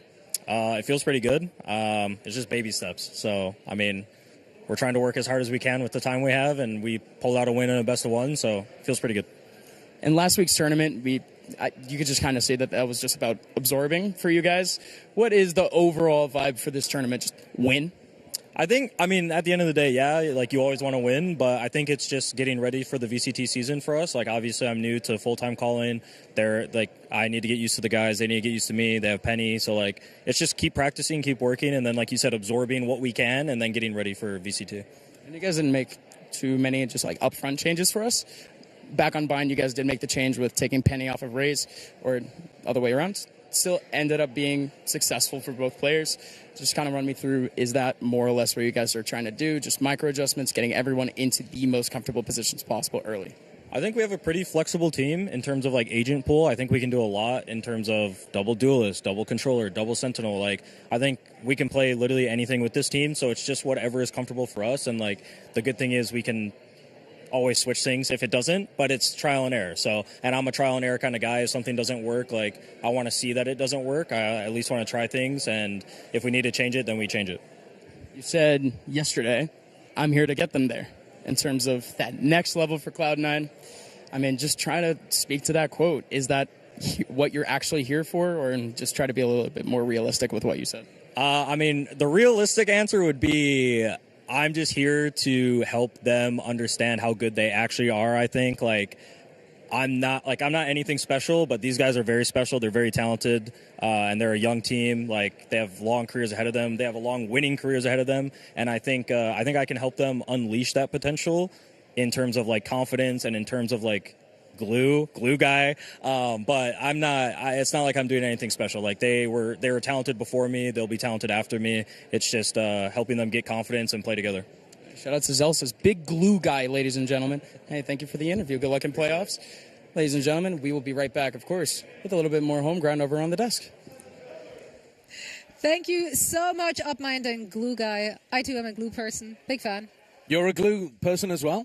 Use some glues. There's good glues and bad glues. He's good glue. Oh, yeah, there are very much good glues and bad glues. Yeah, school glue, arts and crafts glue, not my favorite. Not your favorite? No, he's gorilla.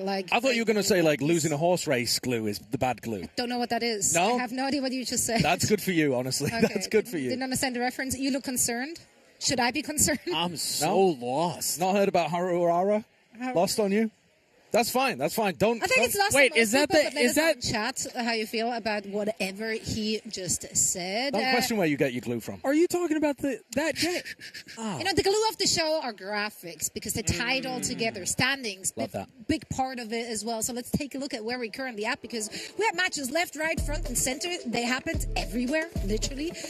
So let's make some sense out of it. Cloud9, obviously 2-0 in their Group B, which means they are officially in the knockout. And as their Group B, they will now play against the winner of Group A. That will be decided between BLX Corp and Clanala. Yeah, huge games, right? You've got the second map of the BO3 against Floating Cheese is also really, really important because that's an opportunity for Cuba to get eliminated. And then That'd be so wild. I mean, since in Group Envy D, is on- yeah. Yeah. Envy playing against Eintracht. They need to win, but they also need to make up for the -5 round differential they have. So they need to Exactly. win they need to win at least 13-8, and if they do win 13-8, it's crazy because they're tied on round differential too. Yeah. So they need to And slam that game. Yeah, quite frankly, like the post-match interview with the Eintracht Frankfurt. Now I say it wrong for no reason. I'm so sorry. Eintracht. Eintracht Frankfurt. The player interview, he seemed so confident. Yeah? Like I don't know if it's the hair, but like he was. It's not the hair. Like, it's coming from within. Yeah. No, your power isn't stored in your hair. Can vouch. That's what someone like you would say. Yeah. I imagine. Yeah. I really resonate more with Delilah than Samson. I'm not feeling the power is in the hair vibes. What if it's in your mustache? That's possible. That's very possible. Can we shave Hair is on just- stream? Hair No, is you just can't. not so important. Like as far as things on your bodies go, like there is more important. Legs are important. Eyes. Yeah. Eyes. Do you have good eyes? Good eyesight? I don't know.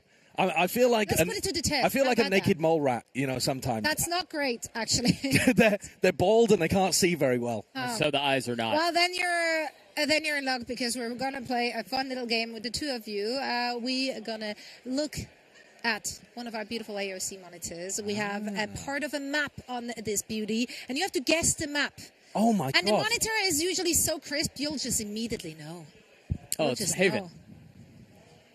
Ding, That's Haven. ding, ding, ding. Yes. Wait, should we? That's Not your panned in a little eyesight. too fast. Here's the thing. It's That not your panned in too eyesight. fast. Yeah, because that's how crisp and clean and clear that monitor is. Since 2020, Agen by AOC has remained the top choice for gamers around the world. So thank you so much to AOC for sponsoring and making all of this possible. Since I playing on those beautiful. You're right. I mean, I saw that as early as I did because of Because the of crisp. it. It's not your Now, eyes. It's not you. I didn't see it very well, but it wasn't because of the monitor. It's No, because it's it was 'cause you're a naked rotated. mole rat.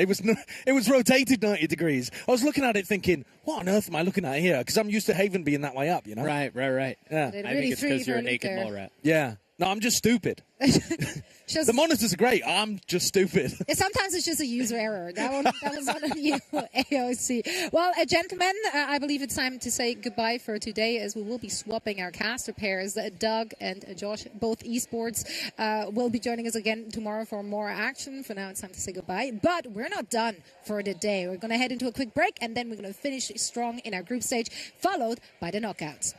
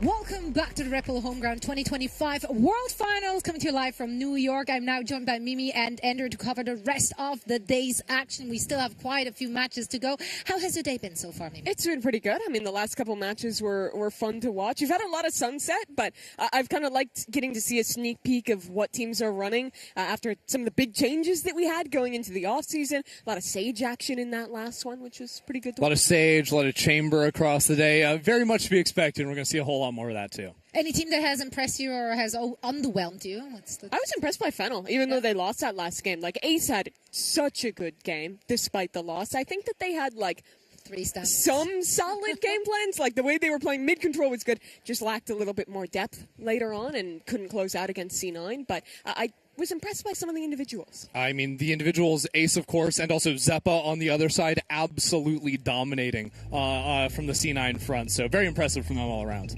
Yeah, now, of course, this is going to be our next match. We're going to cover Fennel versus Rad. You're seeing the Egyptian team on your screens right now. They did fight back, although they did lose their first match, but they did fight back and made Cloud9 work for them. Yeah, that one was off stream, but it was a 13-10 loss for them against Cloud9. Rad was one of the teams for me that coming in as, you know, the teams that qualified through the different regions that, you know, you don't tend to see as often playing in the bigger Tier 2 tournaments, playing in Ascension, that I was really excited to watch because they have been a core for a long time. They've qualified to Red Bull events in the past. This is a team that is very legit, that came in very prepared, and I think if you're looking at the lesser known names, they for me are the #1 team that like has upset potential to actually beat some of these bigger, more established organizations. Yeah, and even though they weren't able to ultimately take down C9, the fact they get within 3 rounds of them, it means I am excited to actually get to see them now compete in another match, at least the start of this one, up against Fennel on the other side, who also fell victim to C9 in similar fashion. So maybe a chance for a little bit more eyes on this Rod team. Yeah, now, of course, there is no implications for this match since they both are technically already out of the group stage, but we do love Valorant here. So it's so instead, true. I love Valorant,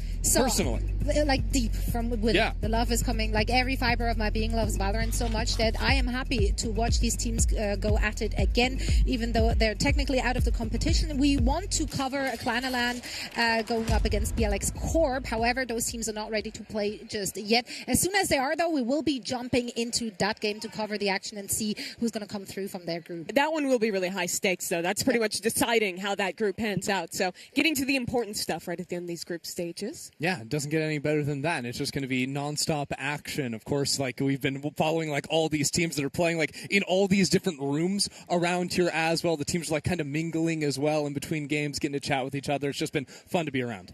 It has been indeed. And now let's take a look at the opponents from Rad Fennel. They just played their match and they did punch back. Again, such a disadvantage, of course, for them to have 3 stand-ins in Anthem, in Luca, as well as Yowamu.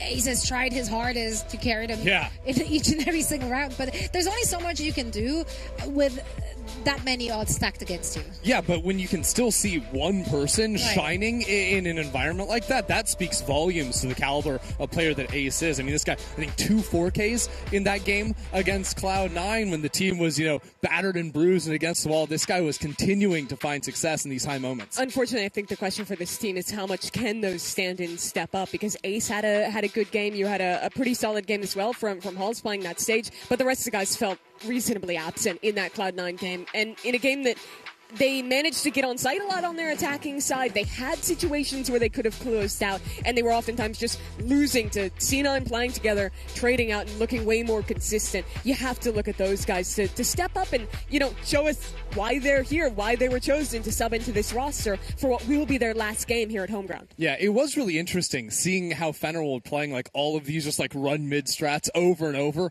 on attack, planting to play from back spawn in the post plan as well on those sites too. So I'm wondering how much of that was just obviously don't have a lot of practice and you're playing on Sunset here, or if they're going to have more sort of off the wall strats that they want to keep diving into, and we're going to get to check them out here. We do indeed, and of course with no stakes here, perhaps the nerves will be gone as well, and they just want to end strong and on a high note here at Red Bull Homeground in their last series. I mean, I'm sure like all those players are just very happy to be here. We saw that already earlier today when UpMind had an opportunity to chat to the Rad guys about just their mindset coming into this one. Let's actually play that one back and see what they had to say.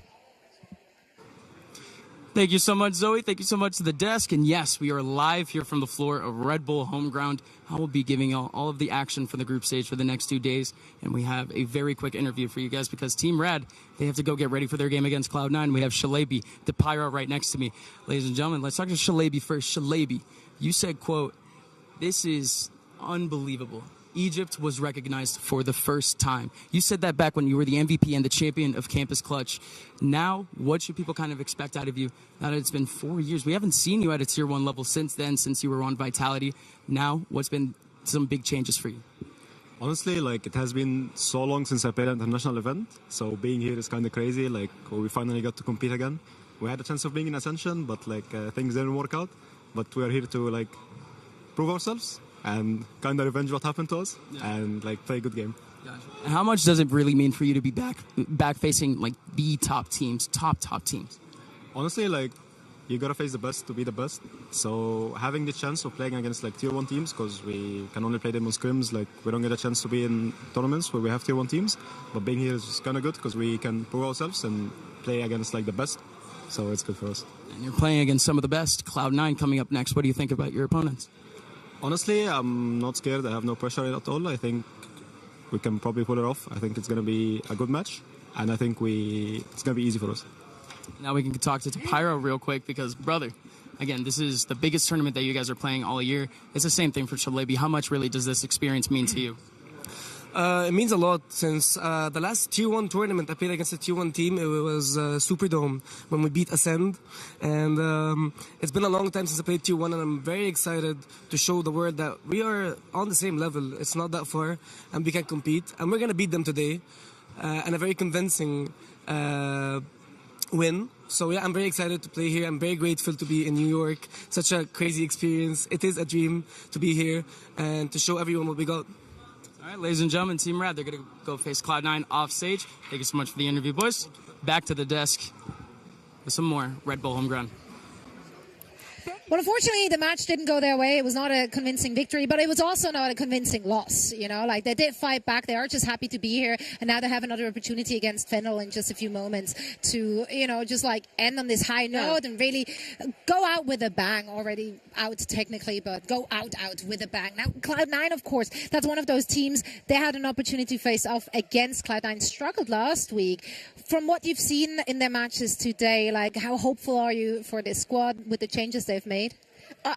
Just to talk about like how hopeful I am for them at home ground, not necessarily for the rest of the year going after that. Let's water down the statement, okay? No pressure. I'm just talking about here. No one's going to hold this against you, Mimi. I might actually. No, but I think the new pickups have looked really good. With us going into what I think is going to be a chamber meta with every other Sentinel getting pretty big nerfs, except for really Sage. I think that picking up Penny, who has looked so good on that role when he was subbing in at different tournaments throughout this year, or this year. It's still 2025. I know when we are. You're doing great so far. He looked really incredible on that role, so I like seeing him on the chamber. He's playing well there. I think that their macro has looked good, which obviously we don't know the inner workings 100%, but we can go ahead and credit that at least somewhat to Zelsis, right, and to the coaching staff to have put something together this early on. I think it's just good signs. The vibes seem good. The players are stepping up. They have plans. That's really all you can hope for, like 2 months into the roster existing. Like that was a lot of points, and I feel like they were valid, but I just want to keep it simple. What's your simple? I think that C9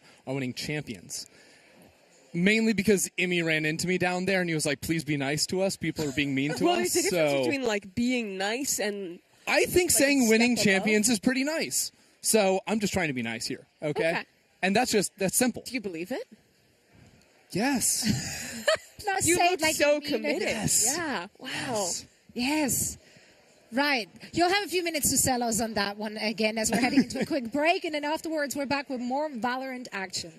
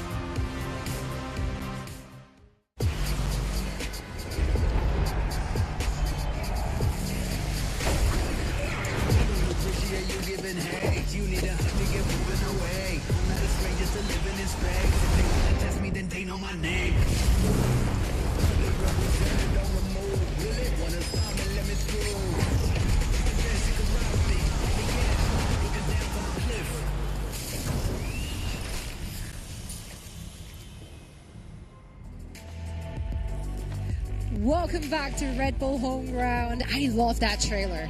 It's very cool. It's so cool. Like, it brought me back to my youth, you know. Yeah, were you running through the streets like that? I still run through the streets, but it was very anime. But you it don't was like peak fly anime like watching that, for do me. you? Yes, I do actually. You know what? that's There's cool. no proof Yeah. that I don't. So Stand might up as for well. yourself. That's I like right. that. Yeah. Mimi's a big bully. That's what she is. I'm actually She- like a you actually good are. like 6 inches. Okay, maybe not big, but you're a bully. Well, for me, you're pretty big. It's all a matter of perspective. That's really intimidating, Wow. actually. Really scary stuff. Scary. Yep. Yeah, let's cover all of what transpires here with standings. How about that? They can't hurt me. Standings are safe.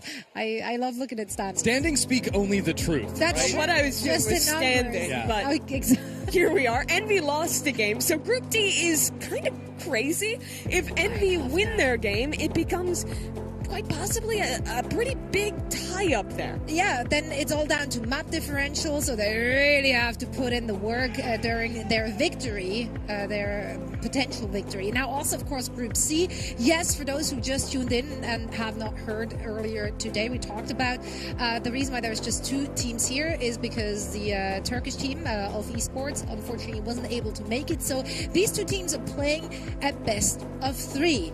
And lucky for Qbert Academy because they lost the first one against Floatin' Cheese. And it looked rough in losing it. Floatim, I think that they looked really great on their attacking side of Split where they played. They kept catching Kess off guard while he was trying to anchor A with util in hand. They made really great decisions in the mid-round, and their players also looked unreasonably confident. They showed up to this tournament not afraid of anyone, and now I think they can really believe that they are the better team going into that map too with an opportunity to win the group. Yeah, and the crazy thing too is like Qbert Academy isn't like a pushover team either. No. Yeah, they're a Sen Academy team. They've got some new players joining the roster here, but there's a ton of recognizable names. So I think this has the chance of being a major upset if they go down. Yeah. Also, Group A though, like Bong was considered like quite a favorite in For that sure. group as well. So for them to go down 0-2 is unexpected. Yeah, and now that leaves us with just the game left there with Clanalon and BLX to have an opportunity to clinch that group, which I don't think anyone really have expected either of them to make it out over Bonk. So it's a fun story either way. Yeah, see, I'm a big stand for Clanalon. Those players have some history. Okay, there's some real lay it OGs on in me. there. What's the lore? What's the lore? Like, okay, I'm a Mulsi fan. Yeah. At day Okay. one, you know. So Okay.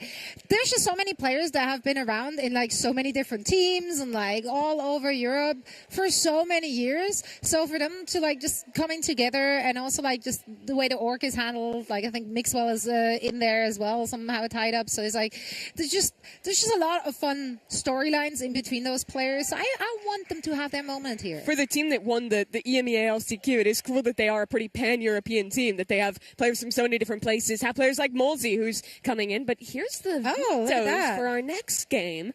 And it's not Sunset, which is a joyous day for me. Saved. Kirsty. You don't want to watch some more mid-split action out of Fennel. That's okay. It's not for everyone. But this will be a new map for the 2 teams. Of course, it was Bind earlier that was played between Rod and C9. So a chance to see these teams in the last game here play something a little bit different. Pretty curious what teams are going to play on Split. Most people that we've seen thus far are going back to just like double smokes, double duelists with the Fade.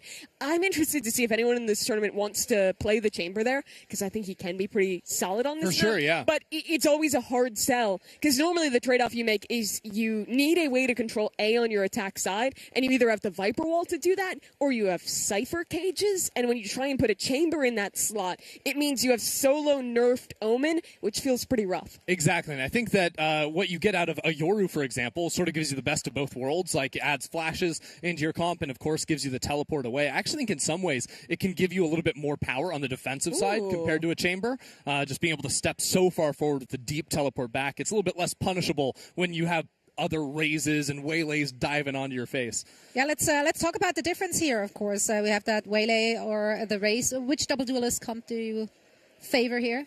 Raze is always going to be good on this map, but as a head-to-head, I think that the Waylay Yoru is actually really good because the hardest thing on your attack side is actually getting through the choke points, especially when it's Raze, when it's Viper, when it's all these tools that can full stall you in a choke. Having Halls to double dive, throw the slow onto someone, and then Ace is teleporting in behind. That combo, I think, is even harder to deal with than just that Raze. Yeah, I think that's fair. I do think the Raze gives you other abilities, especially on the defensive side of things. The paint shells can be very annoying when you combo that up and you play like mid positions and have quick rotates over into B heaven. The paint shells just being dropped into B main give you almost unlimited stall power when you're combining those nades with snake bites from your Viper, with paranoia, all these things. So I do personally still think Raze offers a lot, but the Waylay is certainly strong. Yeah, I mean, that got proved at Champs. She was definitely the agent of that tournament, and looking at a lot of people getting different changes.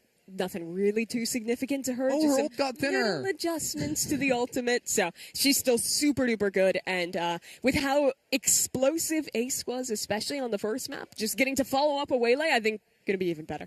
Yeah, and I think this is going to be more evenly matched for these teams, right? So we might get to see a much closer game coming out of our Egyptian as well as our Japanese qualified teams. One last hurrah on Split. Guys, take it away. Alrighty, let's go ahead and get on into this one.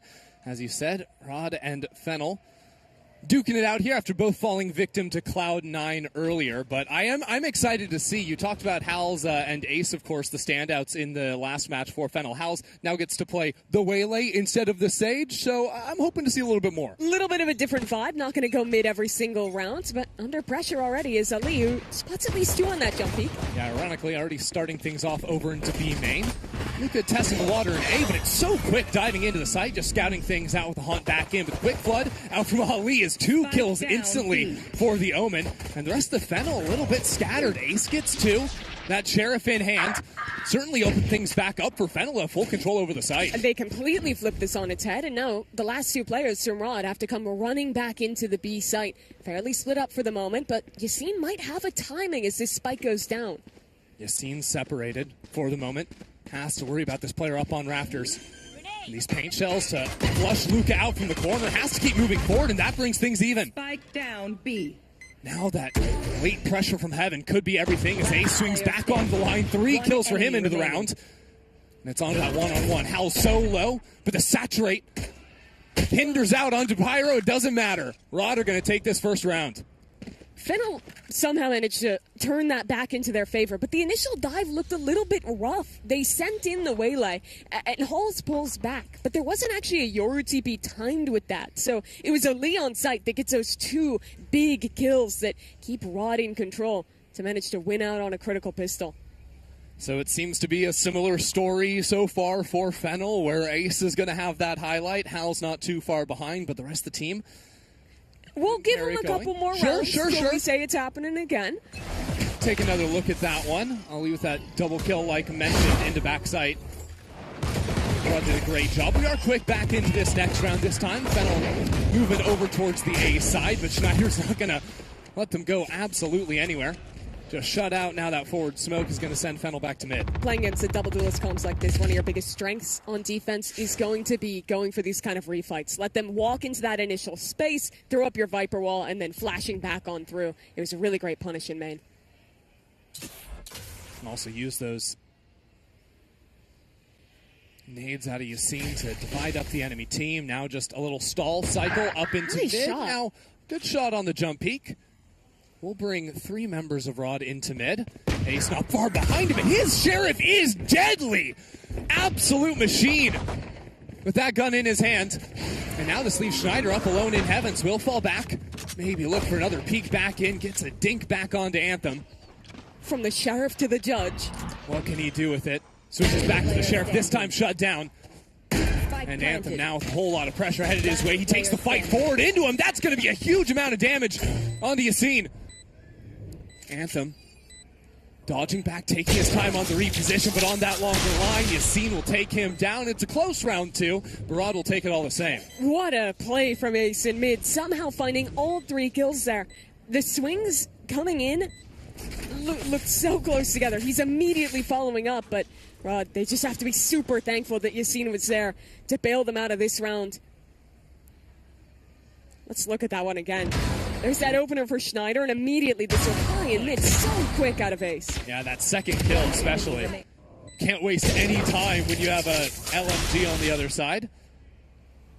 One missed shot, and he was going to be going down. And the money is bad now, despite winning that round for Rod. So Fennel with the Yoru ult online with full rifles, a great opportunity to get right back in.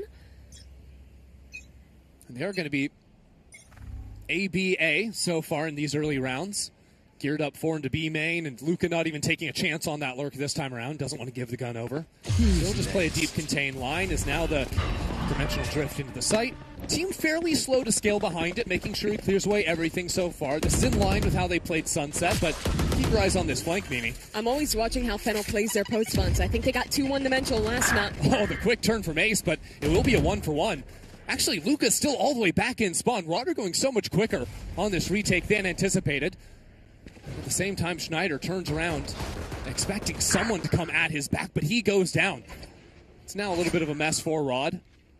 I like that they're waiting on this plant. Don't rush it. Take your time to find these individual players. Oh, we're doing this so much. Back on Sunset as well. Here comes the flank. It allows these flanks to start to activate, though, you're right. And now that shot out from heaven, Yuama not looking the right direction. All of a sudden, that delay has become costly for Fennel. Last player standing. Gets the shot from backside, and House will take it down. Sees these rounds, Mimi, have been very close, all things considered. I like the anti-eco call from Rod to immediately go for that heavy walk down mid. Fennel on both maps that I've watched them play have done a ton of 4-1-ing. On Sunset, it was always sending 4 to start into mid. This map thus far, they've been almost always starting 4 in 1 main, so exploiting that mid control early nearly nets the round. But Story, these first few has been nearly losing out. Now guns for both sides, and Rod with some really great ults to work with. Well, we'll see. Fennel are going to be switching things up right now. 2 players on B, 3 players towards A. I think there are options if Ace and Hal want to separate. On the Waylay Viora, these picks are very good at just searching out early fights. When there's a showstopper going the other way, it just goes haywire. Yassine, I don't think, is going to be able to find anything with that. Fennel a little slow to excel and get moted down in main. DePyro gets 2 off the Odin, and that is good night to this round for Fennel. Minced meat in A main. And like I said, the idea from Fennel was maybe let the 2 main players on this roster go find their own fights instead of just full slamming sites again and again like you were highlighting. But this time it just gets absolutely carved up with a showstopper on one side and the Odin on the other. Really nicely done by Rod on that hold in B main. You've seen getting it going early on here. They'll find out 3-1. And now these ultimates are going to start cycling for Rod, because last round they had the Fade and the Raze, only used the 1. Now they've got Fade on top of the Yoru ultimate.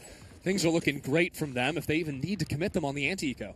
Compared to the other maps where we see this Waylay played, I think like Corrode is an example of the great map for Waylay. On Split, I think it's a little harder to get a player in position to follow up. The Yoru TP lines into sites are good, but when that Waylay is diving in, oftentimes the rest of your team is still stuck behind the utility, so I think it's a bit harder to follow up on that slow, and I think that's something Fennel's going to have to be working on a lot this map. Yeah, and when you think about the old school double duelist on this map, Paper X, like the Jet plus the Raze, it was all about those split attacks into the A site, being able to dive up ramp and into heaven at the same time.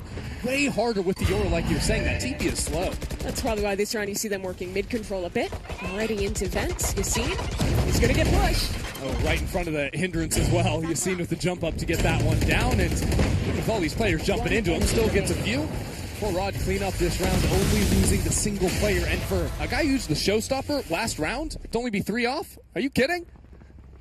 Yeah, they've got it. They're feeling really good out of that round. Rod, go for the re-clear in mid, give a little bit of space, fight right back in as you're holding down towards vent with support, and it goes super well for them. Interested to see if Fennel's going to call a faster round around this Fade ultimate. I think if they want to do that, they still need to pressure mid early, because the first few failures came when they were just trying to hard hit, and that Yoru TP was coming in with the Raze to stall them out. One of the things Fennel did really well on Sunset when they were going for these mid attacks was leaving 1 lurk player in mid in that space. to get some backstabs going later into the round. But look at this, Mimi. Already B main control being taken on the other side. This dive going up in heaven is a little bit crazy off the back of Hal's hindrance. That's the textbook example of how it's supposed to work. Dive in, get the hinder, TP up. Oh, but they can't take any more time. This flank almost catches them in the back. So a quick ultimate up into A heaven. It's not going to catch anyone. No, it's not. It's a counter knife on the other side that gets all 4 players up in heaven. So Rod have rotated now. 2 players still stuck on the site. Now this peek into heaven. Yassine's operator not connecting for the kill on the first shot, but will go 1 for 1 on the second swing. Down A. This round is all over the place with the Pyro peeking back up into heaven.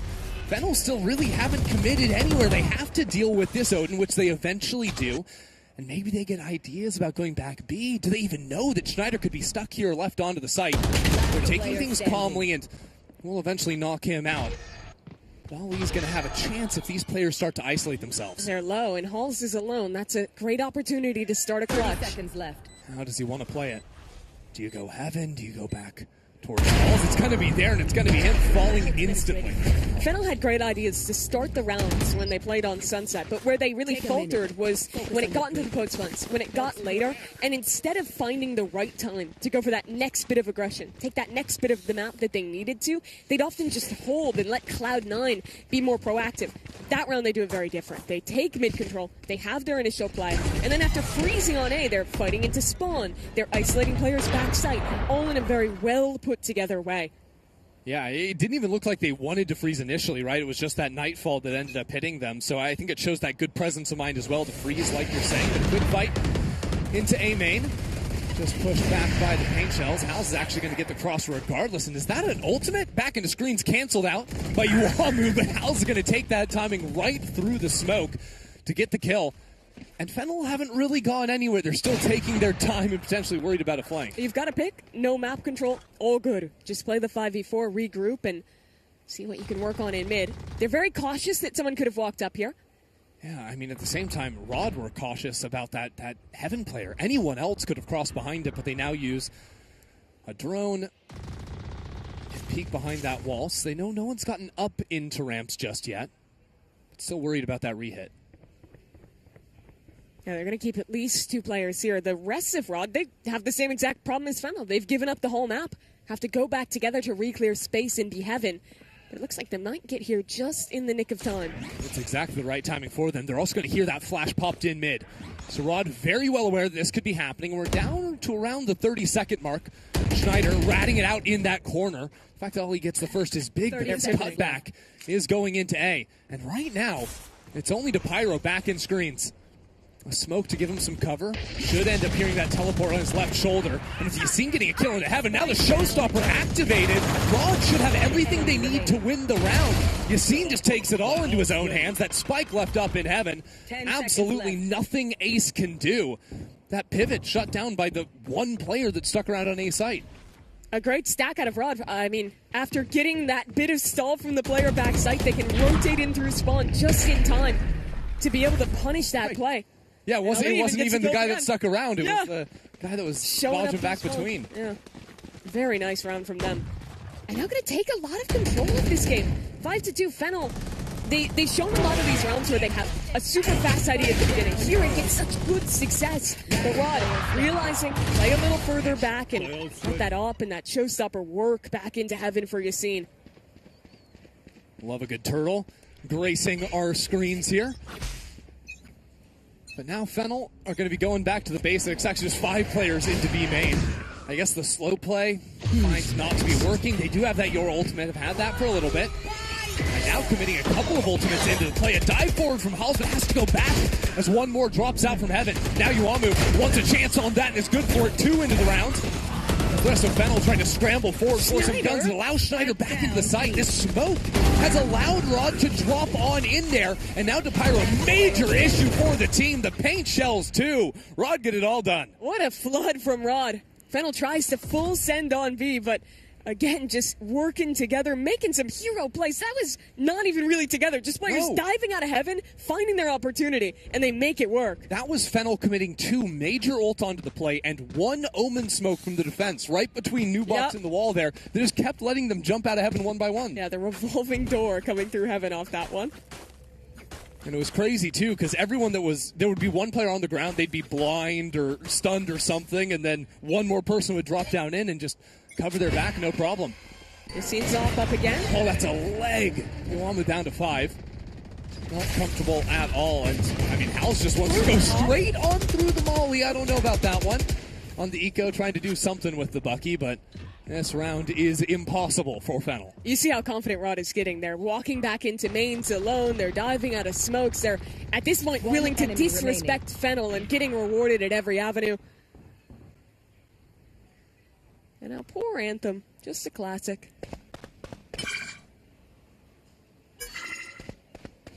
Not looking the greatest for him, and he will end up falling down. So far, Fennel struggling to find some success here. That, of course, a bit of an eco, but the slow rounds haven't quite worked. The quick rounds also have been a little bit hit or miss for them. Now without those ultimates, Mimi, where do they head? Yeah, I think that when they've started these faster rounds, they have found success getting early picks, with Halls diving in, with Ace following up. Where the issue is really coming is when they are going into these late rounds. And I think the problem might come down to the players who are on the extremity. You need to see, when you have a Viper player on this map, them willing to get proactive and be confident, fighting up into A, taking space there, so you have these late round pivots. But for the most part, Luca has either been with the pack or is playing this very active lurk role. So even when they find something successful early with the double duelist, it feels like they never have something to call back into late. Yeah, and I remember this being a similar issue for them back on Sunset. At least the only people that were lurking was primarily Halls was sticking around when he was playing the Sage. Exactly. Now can't really do that on the Waylay. And it was even then, Fennel never really had any solo players willing to test the water into mains. I know Fennel, of course, have a tough situation here with some fills coming into the roster, but it seems like their solution to that has been trying to play together more often than not and not risking things on the lurk. But the issue is it's so hard to play split like that. I mean, it's literally in the name. You have to be taking the extremities on this map or you run into huge problems. That's deep, Mimi. Yeah, it's so deep. But watch B main. How many rounds has Ali just walked into B main and had that space the entire round? Another shot through the wall, some early damage and some spam there as well. Iwamu and Luca already down low, already disadvantaged. Yassine stepping up behind the wall. Not fooled by the clone. And now doesn't connect on the shot. Ace will find the first pick, and hey, your Yoru can lurk A, that worked. Yeah, new self. Just put your best player on the extremity A, and you win. I mean, that calls back to the round where Ace and Halls split up to try and look for early picks. Didn't work then, but this time it has. Question is, will this walk back into ramp succeed for Rod? And will Shalabi be knocked out of mid? Goes to the reposition into the smoke. Thrown down by Fennel, as a matter of fact. And with A main faltering, that lurk you wanted to see is now out of the equation. Yeah, Luke is dead again. This Odin has caused so many problems. Now A is off limits. They have to go into Shalabi, but Ali is pinching. No options. Oh, man, and trying to clear the corner comes at the cost of one life. So sure, Fennel might be able to plant the spike again. Hulls takes his knife out for quick timing and a backstab. That's one. And now things are even 2-on-2, but the dimensional drift should spot out everything. Hulls has to fight forward. Blinded up on the near side. He goes down, so everything's back onto Anthem. Has to come up with something here. All on his lonesome. Maybe has a chance with Util out in hand. Brings it down to 1. And now the Prowler gives him the information to play with. He can creep forward. He knows he's not on the spike. Anthem blinded up. Taking his time, but he has to be worried about the full stick, and he's right behind him. Schneider. Gun to the back of the head. That round will go to Rod. The whole story of this game has been the star players, Ace and Fennel, doing something in some part of the map, getting an opening kill A main that round. And then Rod realizing that, pushing another section, isolating the rest of the team, and getting back into rounds that it doesn't look like they should be winning. It has been punishing them throughout this entire attacking side. And that round was one of the best opportunities. When it comes down to a 2-on-2, Halls alone in heaven, put in such a predicament there, paranoid up, thinking he gets the connection with that slow. It doesn't quite hit, and Schneider coming up with the clutch. It's just another nail in the coffin for Fennel. Well, let's see if they can pry it open. Has to start with dealing with Yassine. This operator has always found value, and again, it works. The satchel maybe not so much, and now Iwamu. TP's behind enemy lines. Nightfall, although he comes after the ultimate, so we should know that Yuamu could be up in heaven, buying some precious space for the rest of the team to move back in, and that'll be a kill from him. Down below. But they're already getting flanked. They are completely stuck here. They just have to win out on an A hit or maybe try and desperately go back mid. Where do they head? Zero map control is Fennel's comfort zone. Stick together as a pack and attack together. They're going spawn as 4. But right into the Odin. Do they go right? Can they come on a time where DePyro doesn't see them? DePyro does. And now falls back. Still worried about players coming out from heaven, but this is 4 players of Fennel all into screens. Look at the crossfire. If they go A, there's an orb there as And well. if they go B, there's an operator. Yassine got information and knows there's not a whole lot of time left on the clock. This walk forward into Ace might actually call his team back into him. There. And the second kill as well. He can get it all done. Shalabi, though, has crept back into heaven. Here's these footsteps going down, and now a chance to shoot Ace in the back of the head. Misses out on that. Just a little bit of damage dealt. And the spike has made its way onto the site. Time no longer a problem. Planted. Ace could still potentially do some damage, but now out of the equation. He was the guy who brought this round into being for Fennel. Now his teammates have to close out a Viper's Pit on site, a player in heaven. It's a commanding position. Such a good spot for Yuamu. The scene switches over to a Phantom. And Yuamu taking his time. Here's that player beneath him, takes him down. Fennel have done everything right to get back into this round, but now the pit will fall. I don't think Shalabi has the actual time to go hunt down these kills and play out the round, so Fennel will get their third. The hero for Fennel has always been, and seemingly will continue to be, Ace. That round is nothing without him. They have no map control. They're in a horrible position, stuck in A heaven, and the entire team walks through spawn to B as Ace just single-handedly wins the round. These kills here are what I'm talking about. Just incredible stuff from him, taking down both anchors and giving his team something here on Split. It honestly makes me think they could unleash him a little more in these early rounds to make a play. He's got a judge, actually. 1 point off the dimensional drift, so looking to pick that one up, certainly, in A main, and early utility has pushed these players back. House isn't slowing down, though. Hold on a second. It's a TP back calls. It's not looking for the ultimate. It's a judge in hand. Ace will continue to get it all done. 2 kills for him on only 3 HP remaining. The rest of the team are his handlers. Just let him off the leash. He'll win you the round. And he's going for more. Alt up. Should spot out lead towards spawn? No, just misses him, but it's so much space gained in this post plant. Yep. Might as well rip that ult. Last round of the half. Once again. Ace getting it all done. Ollie doesn't love his ults in the 1v4 with the Bulldog. Am I crazy or that Bulldog looks like a stinger to me with that skin? I'm going to be honest, I wasn't paying attention to it. Sorry, something more important. Probably. Yeah.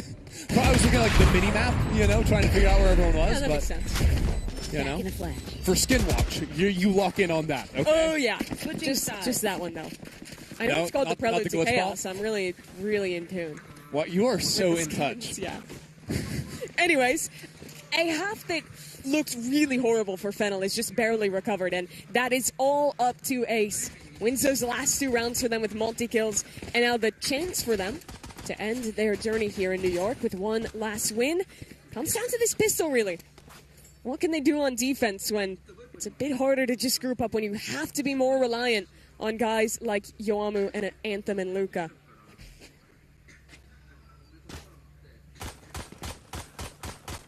Mimi, do you believe in the in some cope here for Fennel, that, you know, it's a defense-sided map?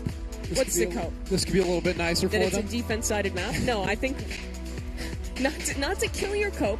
Okay, how about this? You sell me the cope first, and then I... No, that was the cope. Oh, that's all? Yeah, that was it. It's not very compelling. No. Split is not as defensive I'm not really as it used to be.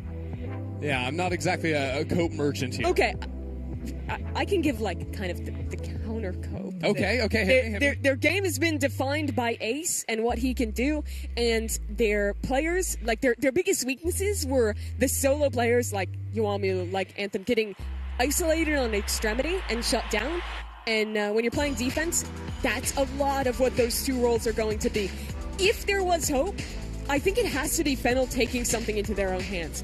Ace making plays, seeing those two get proactive and shut Rad down before they can just pound these anchors, to me feels like the only way back into this game. And truthfully, look, if you're not playing aggro on the Yoru on defense here, I don't know what you're doing. I want to see you get something done. Especially, I think that the Yoru is so effective at taking like forward space in A main. Most agents, even the TP agents, like a chamber, anything, they're a little bit more tethered to range of what they can do. He can walk all the way and spawn, does not matter. Exactly, but he can drop a TP further back. He can step all the way up into the actual like underneath ramp lobby area, behind an Omen smoke, behind a wall, anything like this, and get a lot of value. Just be very annoying. Just keep walking. Try and make a play in this second half. For Rod, though, they looked really good. I was especially impressed with the Yassine. Looked super nice on those retakes on the race. He was so brave, just like diving through smokes round after round, getting 2Ks constantly. And even on those retakes, always making space for his team to flood back in with him. I expect that to continue here. He's going to be the guy to watch for Rod on their attack side. The solo like op retakes of A Heaven just swinging into the lines, no utility assist, anything like that. No care in the world. A little bit disturbing. Wonder if we'll ever get to see that operator on attack. Probably not so much, but the scene will be very active in how they want to approach, especially up into mid. See what he does this round. One satchel in the arsenal for him. And a ghost. Which is why he has one satchel. Right, yeah. That's 200%. I was more talking about utility, but thanks for correcting me. Oh, yeah. I wouldn't want to lie. By the way, Ace in exactly the position I want to see him in, playing for forward space on A main. And I like that with him up there, the rest of the team is just grouped, making their own presence towards B main, playing in pairs. They 4-1 on attack, they 4-1 on defense. Just let Ace do his thing. That's totally okay. Well, the 4 has to do something now, Chris. Well, they're trying something big here. Retake. Pull your gun out. Up into mail. A little bit of a disaster with Ali holding, but Anthem is still there. Just keep bringing more and more players. Now Ace diving down the rope is getting kills there. And it's a one-on-one. 3 men dead on each side in mid. But DePyro has so much to play with. An open plant, reposition hell, but he's going up and wins it. A 4K on this pistol round to secure 2 in the game for Rod. That is not how I expected him to play it. Just send it right up the rope and win anyway. That was just the ultimate rope gaming round, it seemed like. If you're going up or down a rope, you're just winning. I was ready for him to tuck hell and bide his time, find the perfect off angle. Nope. No, that would be boring, it actually. Would be. This was an exciting pistol round. Watch Yoamu here. He jumps out with his knife in hand, doesn't switch back. Then it almost looks like he accidentally hits his scroll wheel and puts the 3 away again. Really awkward fight in heaven. And not maybe expecting 4 players to be there from... Wow! Okay. Ace Sheriff. This is what we expect. He did the same thing, by the way, in round 2, actually. After losing pistol, where he just gets 2 kills instantly. Double headshot in mid with the Sheriff. It's giving no help LeBron James graphic right now for Ace. This guy is pulling his team through it, but maybe he's going to keep him in it just long enough to ignite the rest of those players. Where do Rod go from here? Shalabi is with a ghost in hand, but has made it all the way into A Heaven, so maybe not a problem for him. Some big weapons on the other side of things, yet House is going to get a kill with the classic. Yep. Shalabi a little bit slow to activate. Shirley finds the backstab here. Actually almost gets turned around on. And that does mean Rod can pick up the spike once again, but your options are walk into 3 players on B or walk into Ace. I don't know what the correct choice is. 3 players. Yeah. That's my call. Doesn't matter if he's on 15 HP. It'll still be hard. DePyro has got to go huge with this Vandal in hand. And I like the angles Fennel have. Some high, some low. Vandal just jiggling for a moment. We're shooting at our teammate. What was that? DePyro drops. And this time, Fennel will take that thrifty round 2. Ace again. The hero for this team round after round. I just want to watch the share shots. Throw them up. Let's see them. Yep. Okay. And here's the TP, so he's going to swing for the next one. Yep. No problem. By the way, Ali had a judge there as well, tucked into the close quarter, I believe. Kind of a miracle that he's fast enough to win that. But it's what Fennel needed. They're back. They have an anti-eco. Only Schneider with the hero gun this round. We'll be playing in mid with the rest of the team. Instantly dropped, though, and Well, there's no chance that Halls is going to let you pick that gun up. Keeps going forward for 3. I love this round. Let him get confident. Get your eco frags, Halls. Send it down mid. That is perfect. You already talked a lot about 4-1ing with the Yoru on one side. I think that's one option. I think your other option is just your anchors are super passive playing retake, and you let Ace and Halls work together. You let them fight. You let them re-push in the mid rounds. Those are your win conditions. And it's sort of been a standard of these early rounds, whether that was that pistol re-clear into Mail or now the very early fight from the rest of the team. Fennel playing that pack mentality to perfection in the last. But now Rod will have some guns and just going straight back for the same thing.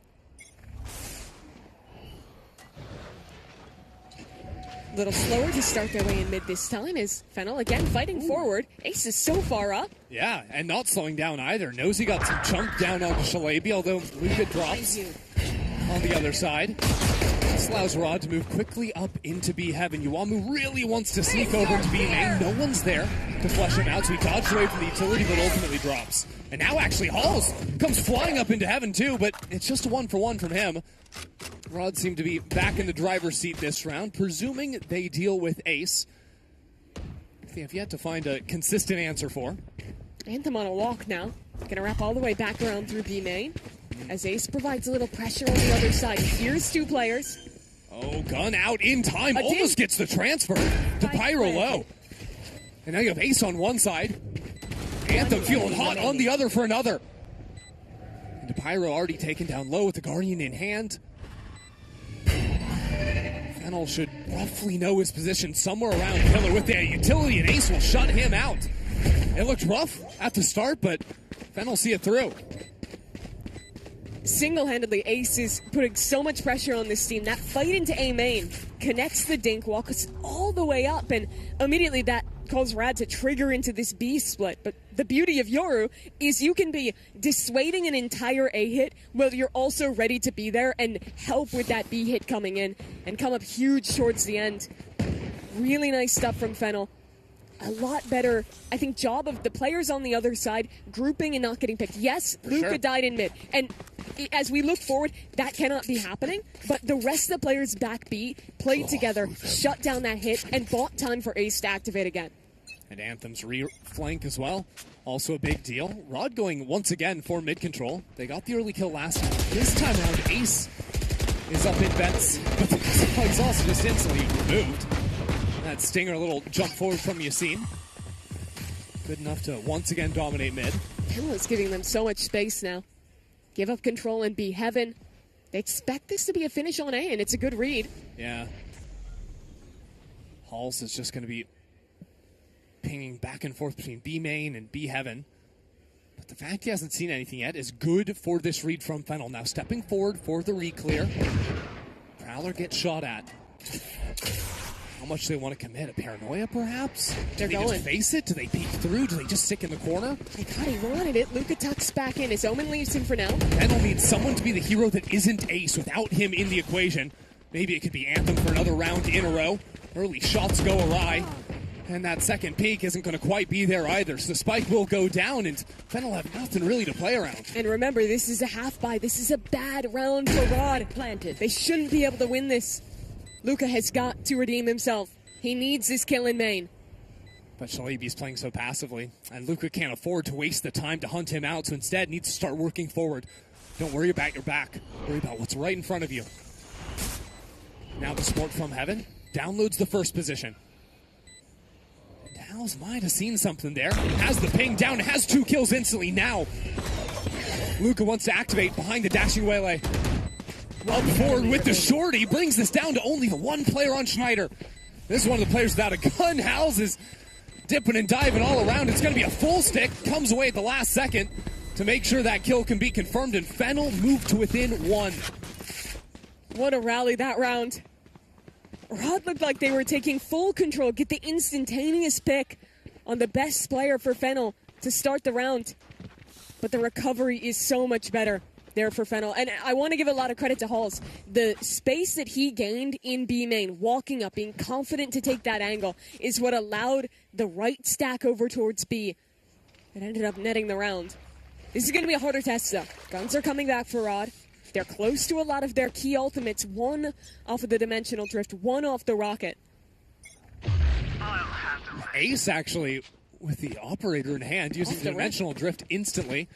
But all this really tells him is this looks the same as every other round where Rod have been playing heavily into mid. And now that ult is gone for pretty much no return on investment. Interestingly, there is a little Yoru sniper mirror match this round. Headed different directions for the time being as Schneider wants to post up in B main. Some shots exchanged over on A. Both parties back away for the time being before Fennel brings 3 to the party and get right back up in front of it. House doesn't want to waste any time at all, jumping forward. Now with the saturate, chooses not to drop down with that op shot connecting on the other side. It's about to be an overwhelm on B with Ace going down and now a showstopper behind it. I don't really know what Fennel can do. Luca realizes he's in the wrong position, but the showstopper goes all the way down the stairs and has allowed Fennel to now have a chance. Look at Halls, walked all the way from A through spawn, and now very quick timing on this lurk. Shalaby waiting for it though. Catches Halls with the knife out. Gets a little bit of damage down onto him. But this splits the attention. Halls is the weak side, and he has 2 looking at him. That is huge from Ali. Just the fact he can pick up the operator. There. Schneider had swapped over to the Vandal. Now a crossfire setup on the spike. Fennel need to win a first fight badly here. First shot goes awry. And now gets that one for Luca. Now Anthem backs it up. Everything's starting to work out into Pit to try and block off the vision. Shalaby unloads every single bullet he has after this Viper, but they don't all connect. Some damage here and there, but Fennel tie things up. It's crazy that retake works for Fennel. Their flank gets revealed early. Rod deals with it. And all they have to do is hold on to 2 players retaking from spawn. But it does not happen. This round, it is the Fennel players that we needed to step up. The guys that aren't just Ace, aren't just Halls, to work in conjunction. And that was brutal. For Yassine to miss that rocket, it is a completely different round if that connects. It's the difference of quickly trying to aim at the floor versus the wall there, and it costs him. And worse than that, it's your 2 best ults gone on a round you lost. It's very true. And Fennel starting to taste a little bit closer to victory. Once again, posting forward in A main. This time it's Howls with the operator. A chance for Ace to quickly teleport and play on the B side instead. If this hit comes through. And it looks to be doing just that. From the shadows back into sight. Good catch on the C's. Now Yuamu steps forward and Anthem finds 2. Destruction in B main off that singular piece of utility coming out from Anthem. And just 40 seconds of the round, Rod are out of it. Really great job holding there. Fennel started this half by showing us aggressive look after aggressive look, fighting into mains, constantly testing. But now they're showing more passive ideas and showing that they actually can hang when they're just hard anchoring these sites. Anthem was the guy that we were asking to see more from, that needed to step up. And now here he is, with that key C's, with some big kills in the round. 30 seconds left. So what Shalaby can do here, and the answer to that is not exactly much. So Rod are going to be looking for answers in future rounds. You say maybe they could try to slow things down, get some lurks going, but with a defensive operator online, maybe a little bit more challenging to do that. You need the stack of your team to try and scout out where that's going to be earlier on before you can choose to activate. And also even here, stacking up and hitting a site, you can't really do without information either, because it could just be 4 players stacked to the place you want to go. One of the biggest problems right now for Rod is how much space Halls is getting in these mid rounds. He's always either walking into B main or A main, and they've never threatened re-clears to push him off that space. So Fennel, late round, almost always has a 4 stack on the site that is being hit. I need to see a Rod that is willing to slow things down, re-clear mains, embed a lurker, and then go for their late round execute and go for that idea. You know, one of the things Rod were doing earlier on in this half is they were doing a lot of like mid control and fighting for that space, but almost always they were like quickly accelerating off it, which was working, to be fair. But I think there could be some options to take the mid space, leave one guy in vents or in mail, and then go back and clear the mains like you're talking And about. I think that's exactly it, right? Like, they can still start rounds the same way. They just need to be leaving an embed, be that starting with the main clear and then going back to mid, or what you're suggesting. Either way, they need someone there to police these angles, or Ace or Halls is just going to go for a nice little walk and enjoy the map control. Yeah, and so far, Shalabi has just been trying to run away from this Waylay, who's been posing so many problems over in A main. What are they up to this round? It's an eco. 4 players towards A, just the spike in mid. Yeah, okay, they're going to even it out to have a little more mid presence now. I don't know. Maybe the Pyro's hungry. Wants a little something from Market. Halls is stepping down here with the operator, though. Mixing up this position always. But this is his window to go back. Still holding the line. Doesn't quite connect. And this has allowed Rod to move up 3 players into A heaven. Anthem doesn't catch them on the cross, and who also fell away. So this is awkward. A paranoid timing to try and get up onto the rope. Romu also flooding back into space in a combo, only saved by a quick teleport out of Schneider. But the A site was lost throughout that all. Ace will get a kill and be able to contain space up towards heaven. It's only the 2 rifles for Rod, and one of them is making a mad dash over here. Hand the spike over to the Viper. Halls has the op on the retake, but they have Anthem's ultimate available. Happy to give a little bit of space and just play together back in with the 5v4. These A retakes can always be tricky, especially with the Viper's pit locking things down in screens. I mean, it's a mess. Bullets going everywhere. Whole lot of warning shots. Maybe too many. The rest of Fennel going to go back into heaven, try and jump out and maybe even ignore this ultimate completely. Not going to work, though. There's people at your doorstep. Halls and Anthem, the rest of Fennel just cleaning up everyone. Everyone except the Pyro. They're playing completely offsite. Oh my god. My word. 4 kills is not enough from the Fade. Fennel move up to 11. That was almost clip of the tournament on day 1 in a game that didn't matter. But not to be. Just 1 bullet away from making it happen. Good lord. And it's instead crazy. Fennel to 11. My heart, I need to find it, put it back into my chest. Yep. Figure out exactly what just happened. Get the valves attached again. Does the aorta go on the top? I don't remember. You're going to have to figure it out quick. There's not a lot of time. Let's see that again. 1, 2.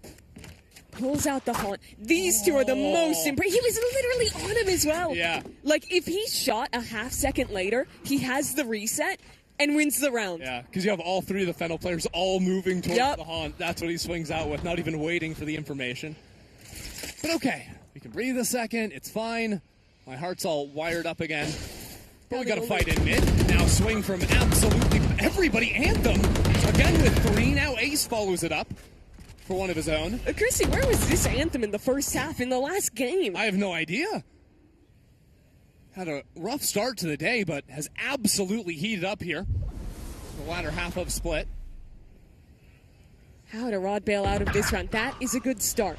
Take down Ace. Bring this to a 2-on-3. But still, look where the spike is. It's still hanging out in Market. Ali is in Vents. The good thing is that Fennel doesn't know.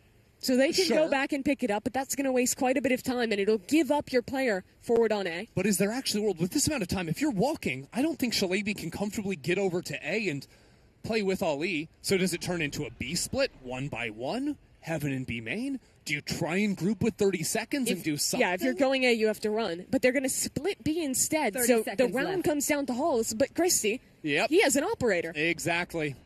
And Yuamu also with the ultimate to quickly rotate into B. Look at this. Ali is still in mid. He's completely waiting. This round is resting on Shalabi in its entirety. 10 seconds. And at some point, he's going to make noise. At some point, he's not going to check every single corner. And I think that second is now. This round, completely over. And for such a team, it was exciting as they were getting so close to Cloud9, ultimately falter in their first match, dominate at the start here versus Fennel. It has now slipped away from Rod completely. And this would be such a sad way to end the tournament for Rod. Like you mentioned, that 13-10 loss, an opportunity to take down Cloud9. I think the team a lot of people would have said is the favorite, if not envy, to make it out of these play-ins. But they lose that one, and now in control in their last game, and it is slipping away. Ace continues to be a star for Fennel. Now a chance to carry it over the finish line. But this time, the 1-4 from Fennel is different. Luca playing isolated on B. Ace looking for a fight in mid that hasn't quite come. Flash out, but he doesn't really play off of it, just showing his presence and rotating to the other side of B. Trying to, I think, lure Rod into moving exactly into his position. And he wasn't seen by the Prowler either. Waiting for this one. The jump peek doesn't catch him, and that first kill goes his way. Down mid. Ace continues to dominate round after round. This time it's 2. Setting his team up in a beautiful position to close out this game. The Pyro to hold on. Looking back the other way, trying to find a way to get his team back together. Currently all split up. And Hall's again in a position to cut the spike off. But there's going to be pressure on 2 fronts from him. The Pyro has been stalwart for Rod. He's out of this round. Down A. 2 versus 4. 1 enemy remaining. To stay alive here. The last chance on the stage. It's all on Shalabi. The high-low from them. Fennel will take it. 13-9. What a comeback by Fennel. They looked out of that game, down 8-4 to start, losing the pistol round after that. But despite the rough start to today, despite the bad start to this map, bringing it all the way back. And honestly, the biggest thing I'm walking away with is how damn good Ace is. If he plays 1% less good than he did in that second game, they don't even have a round to get back in. It was 8-2. He won 2 rounds single-handedly, and then they come back in the second half.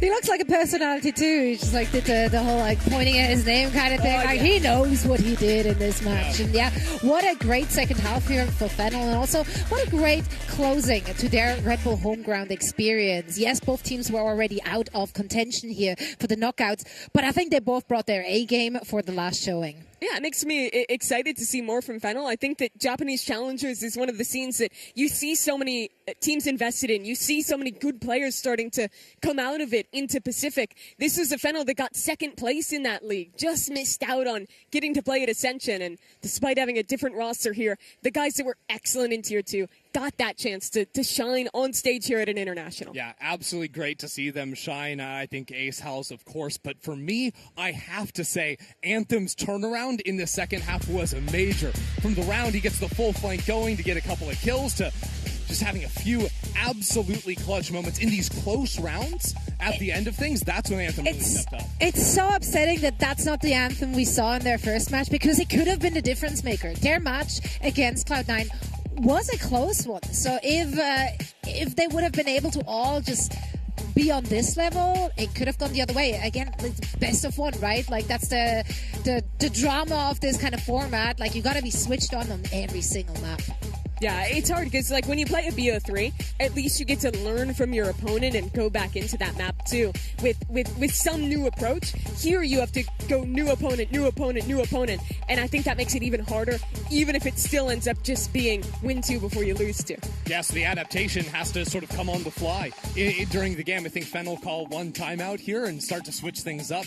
Absolutely heated up in the second half. Remember, it started off 8-4 for Rod, and I think that Fennel both a little bit more comfortable on the defensive side, allowing Ace and Howls, especially to activate with the operator, was the solve they needed to take down Rod.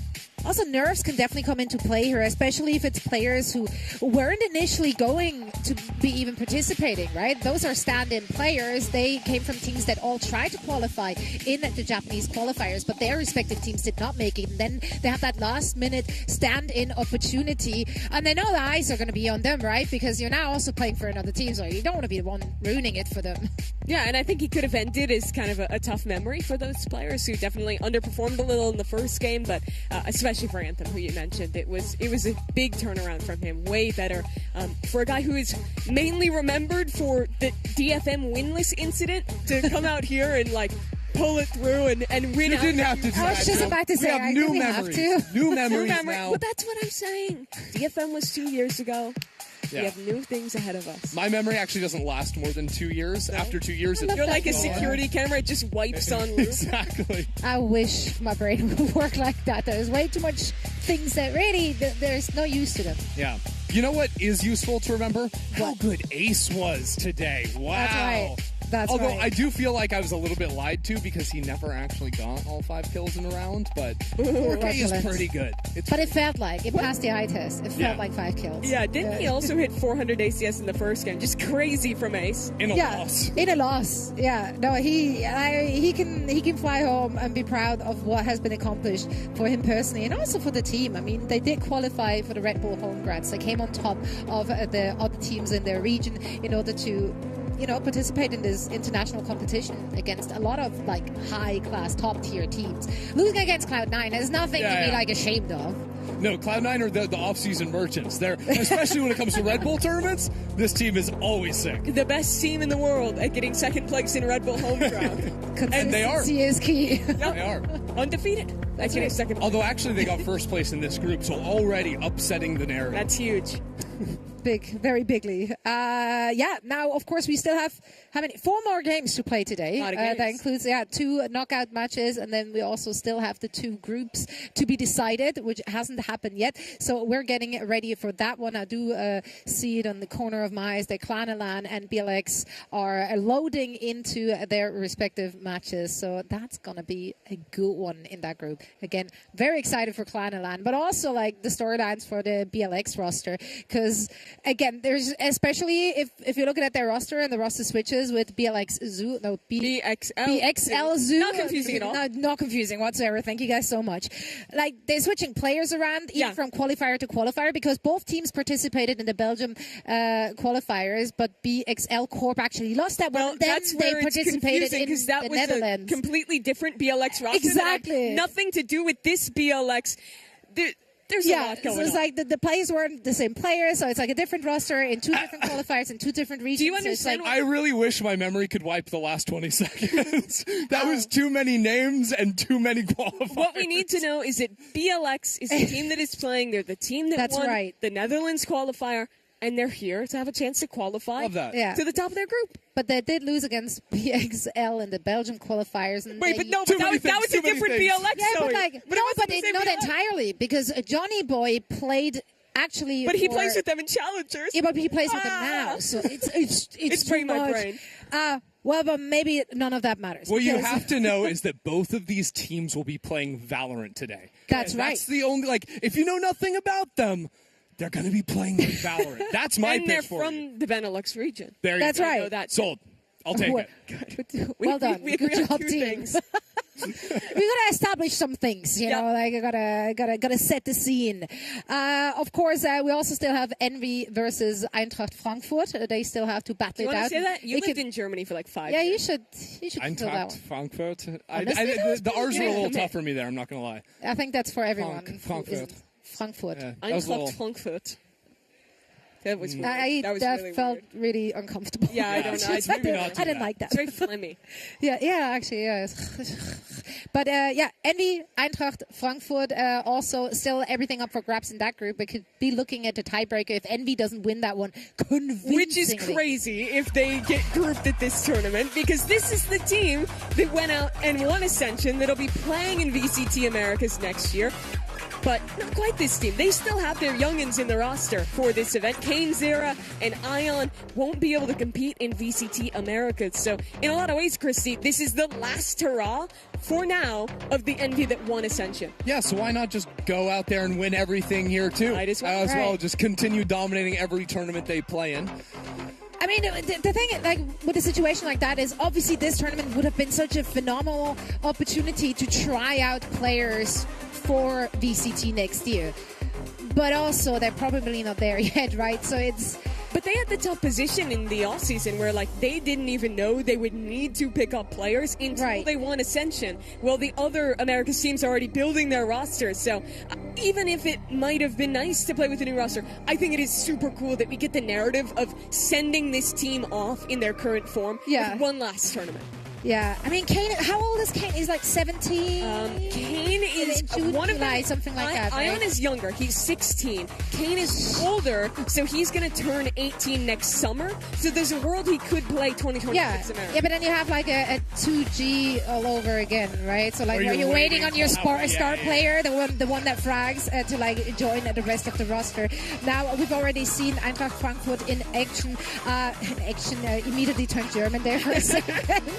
Felix, definitely a standout player for better and for worse.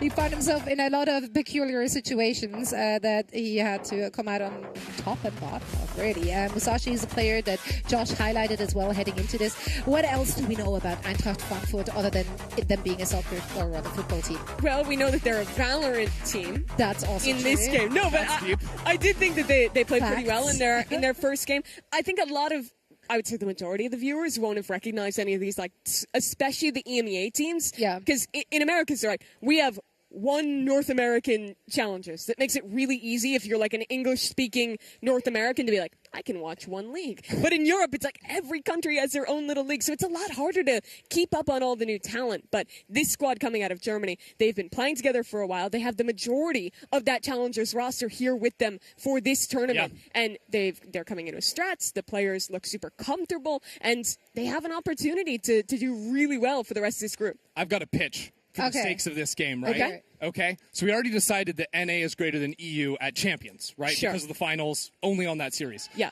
There's a chance that Germany is greater than all Americas if they win this series. All Americas. Or if they beat Envy. But because Envy won the Canadian qualifier. No, I'm talking Ascension. Oh, because because they won all of Americas. So one German team dominate all of Americas. Okay, that's the pitch. Cool. Okay, we'll let that one sit for a second. We'll let it simmer. I look at our map vetoes for this one. Sunset, any sunset enjoyers? Yeah. More sunset. Oh, okay. I spoke it out of existence. That's on me. You're welcome. Thank you.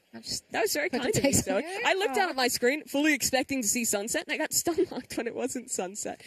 Pro's going to be fun, especially since the meta changes of what our team's going to be running here. I think it could be cool to see Vito on this map.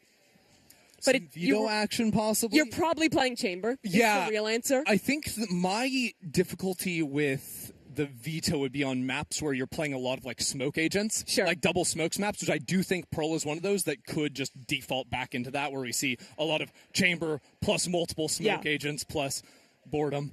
But no. There is no boredom here because Envy is playing. If you didn't watch America's Ascension, this team is so fun. The guys to watch out for are Eggster, who only plays Yoru 100% of the time. But he plays it so well. Like, he his plays it so well. mechanics are so crisp. And then you have Ion, who plays every other duelist for the team. Every map, they're going to be playing double duelist. Every map, those two are going to be let loose to go wild. They are hyper-aggressive players. They're incredibly talented. And Envy is just an incredibly cohesive team. They've been playing together in Challengers all year. And those guys, especially Ion, before kind of having to go back down to Tier 2 because he's too young, will want it so bad to have this opportunity to show his skill in this tournament as he did all of Ascension. Yeah, 100%. Already coming off of that Ascension high, now a chance to have that final great moment for the team as well. And I do think this is a team that if you give them any room early on in a game, in a series, whatever, they are just going to run away with it. You need to deal with them quickly. I love just like the differences we have there in general approach to Valorant. Envy is more erratic, right? They're very like, for better or for worse, they're hard to prepare for. They're unique. They're very, they like individual skill expression. They're more a than hard anything. team to play for the first time. Right, but then you have Eintracht Frankfurt. They're from Germany, therefore I'm just going to assume that they're law-abiding, strict, like in the box. Just completely, I made that. Like, I have no idea. I believe, but I'm going to sell you on that one. Everything I learned from watching the game out the window, and I won't believe that. Okay. Thank you. I appreciate that. You lived in Germany, you know, like that goes in line, right? Yeah. They're always on time. They're like, Berlin is famous for that. They actually, I lived there too. Because like the trains are not at all. On time. In the city, sometimes struggle. Sometimes struggle. Out of the city. Yeah. A little bit tougher. Yeah. Not like the Swiss. No, we're definitely on time. Very always, punctual. at all times. Yeah. Anyway, I don't know where to transition from that. It's time for a game. I like that. Well, if the players were more ready, filling, so then like it would be time. But exactly. yeah, we're good. We were very good. actually. Yeah. Very good. Have you guys? How much of the Sen City Classic have you guys watched? Some of it. Okay. Envy's performance there, like they did quite well. They made it to the finals. They played a really close game against Sen. They were playing with a sub that tournament, so it is a little bit different versus here where they do have their entire roster. Was it Curry? Oh wait, was why am I forgetting? I think it was. Don't ask me. I was celebrating Golden Boy's birthday. And that's so was I. I was there with you. What kind of excuse? So you have the same excuse. I have no excuse. I watched it and I forgot what sub they were playing with. So I just gotta say with confidence, I think Curry was in there, but yeah, still a good look for them. Yeah, it's a good thing I have a phone. The technology, Please right hold. in the hands. Hold. But yeah, they are. They're playing with Curry. Someone's a genius. She's so smart. So smart. And on that note, we're heading to a very quick break. And when we're back, we're ready with this series.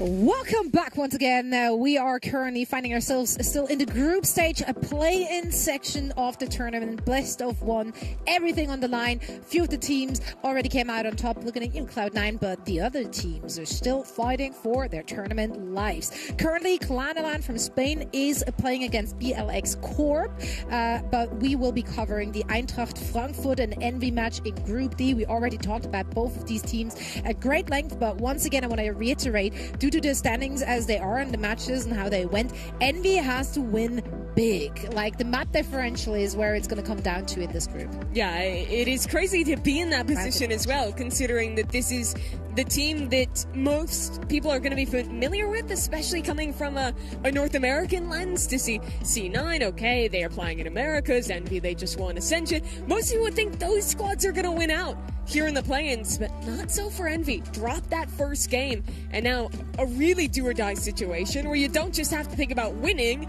you have to think about stomping to make it. Yeah, because of course things are so simple if they just lose this, right? And then we've got a great situation for Eintracht, but at the same time, Group A also with chances to end in a three-way tie, depending on the result of the BLX KNL game that's also ongoing. Yeah, and Group C could go the distance. Those two teams, because there is only two teams in this group, due to one team unfortunately dropping out of the tournament on short notice, they will be playing in a best of three. And Flo Tim Cheese from Chile, they came out on top against Qbert Academy in quite a convincing fashion. For me, halfway through one day of this tournament, they're the surprise of the tournament thus far. Yeah. Considering most of these other teams, at least, like, you looked at their qualifying and you're like, okay, there's like some stats on VLR. Maybe there wasn't a VOD, but you'd be like, okay, that's like the comp they played. No, we knew nothing about Float Team Cheese. There was no record of what happened in the Chile qualifier, really. At least that I can find. They won just 2-0 against Roblox 10.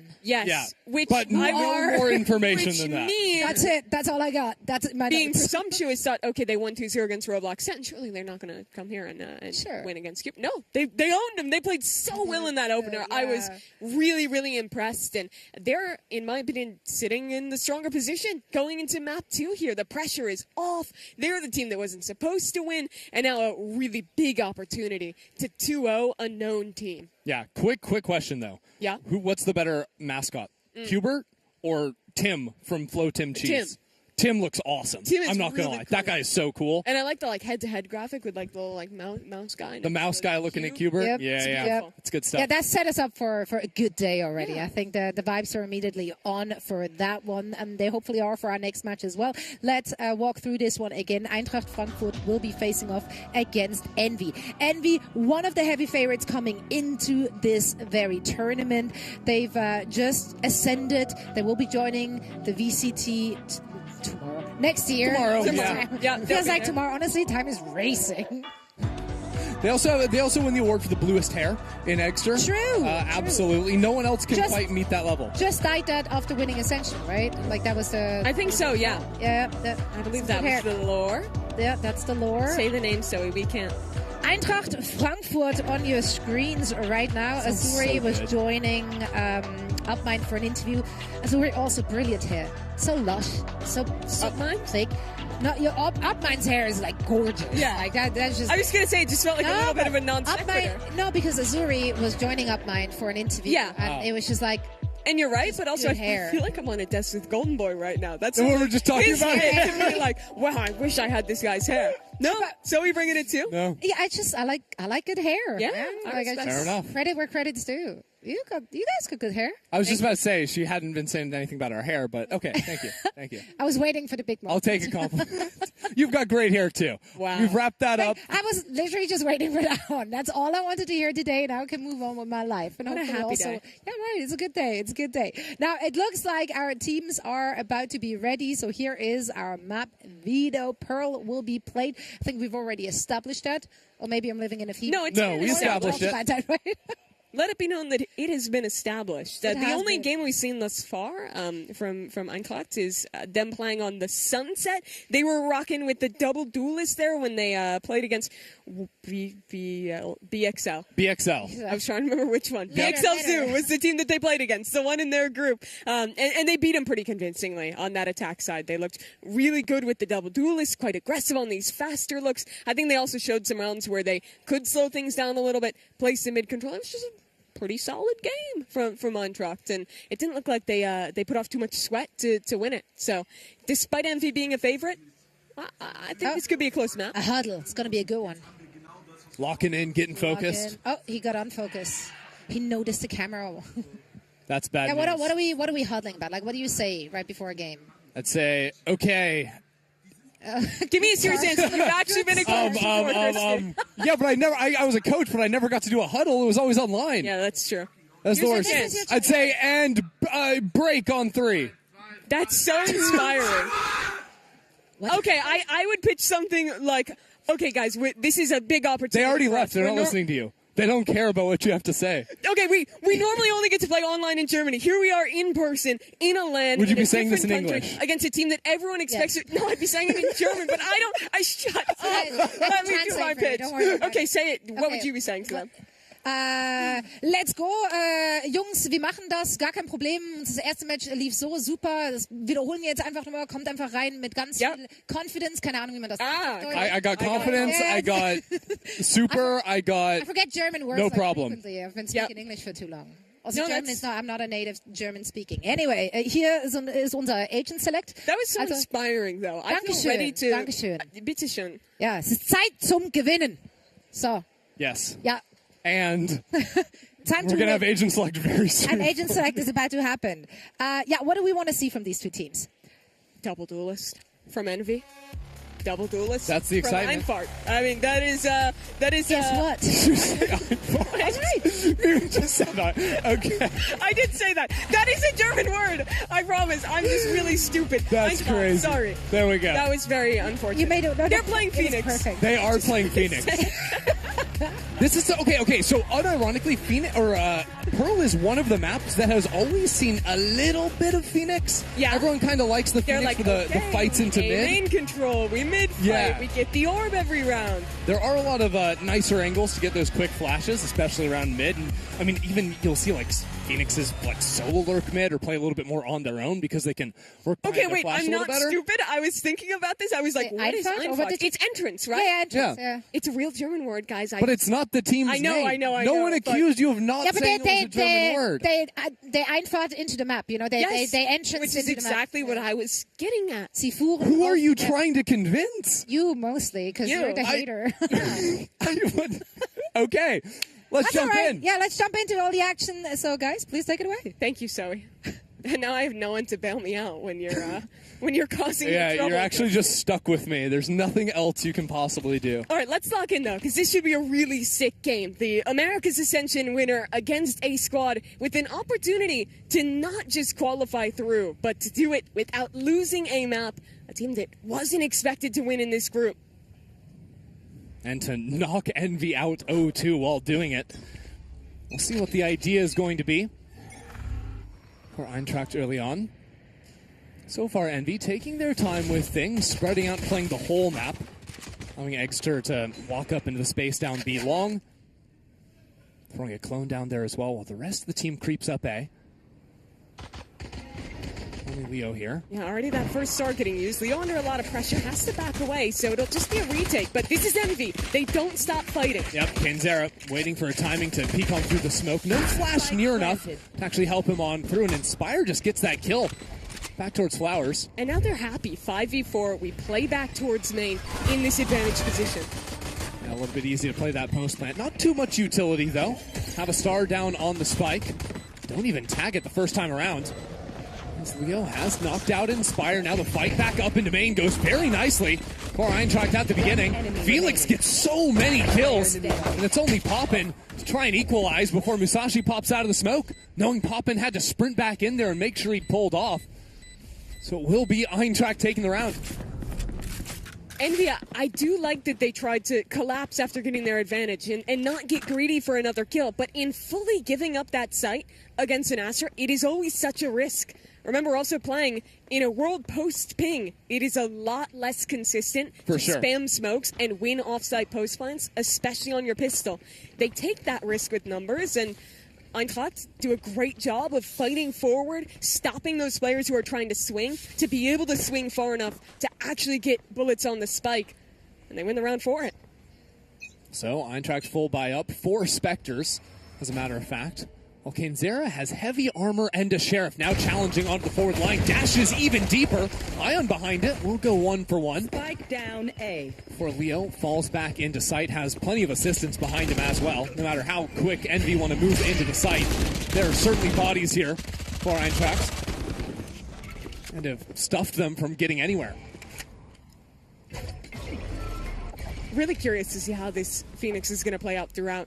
I think it's an agent that everyone, when you look at it on paper, always sees the potential on this map. But what's hard is that even if you have an ult every 3 rounds with just 6 pips, his consistent utility is a lot harder to get value with than something like what John is playing with that Yoru TP. And you can't ult as much like you could with the Jet that Kane is playing. So you do become very reliant on A, flash reconnect plays, catching people off, and B, farming the hell out of some ult orbs and getting that run back constantly. Yeah, so this round they close out nicely, but you saw with the Phoenix at the start of the round, it wasn't like it was just Azuri sprinting forward into A main and flashing. It was Azuri having a flash in hand, waiting for his teammates to see a player, and then he pops it. So a little bit more supportive there. Make sure he's getting value out of the flash when they know they want to fight behind it. It has a lot of different options he can look for in the mid-rounds. Absolutely. And I think you have a bit more agency, especially on that A main fight when you are playing attack. If you're throwing up that molly, if you have Astruto behind it, you're almost always going to be the one winning this A fight. Here you see it now. This time, though, Envy all the way on the B side. Actually, you had Eggster playing over in A main with this teleport setup, so he heard those players sprinting forward, then hits the teleport over. Knowing he heard, 2, 3 players on the A side, the rest of the team can try to speed up into the site, but there's still a whole lot of utility here. Early mollies have been popped. Kanzera into the site, good damage out from Heaven. He gets knocked down. All of a sudden, Envy, a little bit stalled out. Musashi gets the cross back onto Sign. This time, though, Envy, all their shots connect. 2 bodies hit the floor. Spike down. Felix's back sight. Eintracht making things a little bit more challenging, even against the flashes in their eyes. It doesn't matter. Envy will take the round with 2 alive. The end of that round is a great example of what makes Envy so good. When they are fighting, they are one of the best teams, not just in Challengers or Ascension or Americas, just like one of the best teams at being cohesive in that kind of forward fighting. And it's not just the duelist players. It's guys like Poppin, like Inspire, who are up there very innately having these perfect ping-pongs back and forth with their teammates, supporting each other so well. It's why Envy is so overwhelming to play against, because any position you're in, they are going to be willing to fight you, and they're so good at executing, and so skilled when they go for those plays. There you saw it on full display. Again, Envy fairly grouped up over towards the B side of the map. This time, though, Eggster not using the teleport for information, but rather to get up close and personal. There's a Spectre in hand.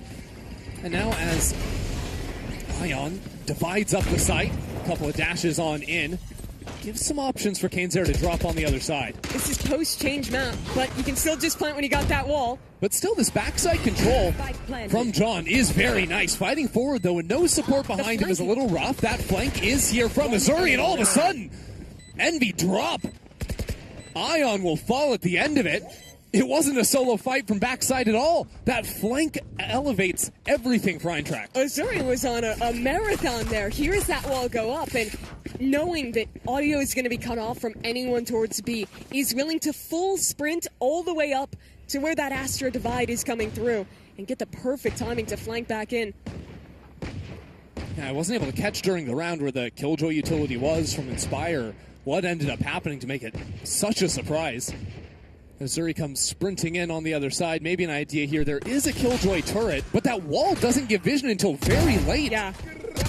And with the changes to the map as well, look at the angle that Azuri was fighting from there. Before, if you're swinging, you're full exposed to sight. After the changes, he has a much more isolated duel. Oh, look at this, maybe. Kane just drops down right through that smoke. Azuri with a little bit of extra spam behind it as well. So now on the Eco, Envy without one of their duelists. Not a good start. Not by any means. A lot more reserved this round. As Eintracht just hold on to their space. Musashi manages to police towards mid. And this is looking like a pretty easy answer. Yeah, we call this the good old freestyle round where everyone just sort of goes and does their own thing. And if something works out nicely, maybe you have a chance to win it. If everything goes poorly, you obviously have no chance to win it. That's so true and insightful. We're just dropping facts today. Envy now. Locked to one round. Remember, round differential comes into play here because a win for Envy ties this group up, and then it goes to those deciders. So they don't just have to win, but they're going to have to do it pretty dominantly. And that means finding a good turnaround from this time out here. And what I would like to see from Envy is them willing to not necessarily like fight instantly into these mains. I'd actually like to see Eggster and Kane putting more pressure into mid. I think if you can pull that Phoenix off the extremity and really break that Killjoy util, make it a lot harder for these fast rotates to come through, then when you're going for these late executes, it's a lot harder for Eintracht to send these almost instantaneous rotates like they've been doing in all of these rounds, because you're actually going to have someone there to cut it off, have a second layer to these execs. Yeah. You know, a lot of the teams that do play the Yoru Jet do a lot of these. Well, Yoru Jet just can sort of hold hands together and walk and let him go wherever you want on the map. You can leave one on a lurk if you want. They can both get out of jail free when they need to. Because look, Killjoy doesn't want to do anything. She just wants to put down her turrets and chill. Astra wants to be in outer space half the round as well, and hopping on the Sova just wants to get some info. So you have options to put a little bit more in the hands of your duelist players, but doesn't seem to be the case here. This is an interesting light buy. 2 Buckies for Eggster and Kane. And That's they're going grim. B. And they are buying down to very little money. Yeah, that is a Bucky 4 spot for Kane. I think they know that they need every single round they can muster up here, so committing the Dimensional Drift in now. Good that Eggster has the Bucky, can try and play off that one, but hasn't quite found a player just yet. Now Musashi jumping on into the site. It's mayhem over on B. And Inspire is late to regroup with his team. He was hanging out around mid. Now the spike left out in the open. And Poppin pushed back. Doesn't look like Azuri wants to slow down either with that ultimate. Will eventually snap over to Leo. But Envy still have to work forward. There's so many different positions. Eintracht to be in. Now revealed with the flash. Inspire out from the smoke. A lot of damage going down. And Envy continue inching forward. Now Poppin trying to provide cover. Shocks come out, but only hits the 2 taps before pulling back. Envy know they need to play eventually, but not a Poppin just keeps going forward. Crouch walking on through. And he'll get it all done for Envy. 3 kills into the round. Envy stay afloat. That round is such an example of playing to your outs. You can't give up any rounds given the situation. You have a weird half buy that you might consider saving otherwise. So you force 2 Buckies and set up a play for the Jet to dash off the Yoru ult. Really crazy stuff, but it works out. Let's take a look back at these entries.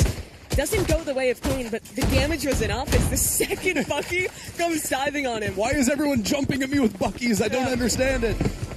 But that's another example of how, well, you often look at Eggster, look at Kane. The real heroes of this team a lot of the time are Inspire and Poppin, who are expected to mop up after their duelists go crazy on the map and oftentimes die for it.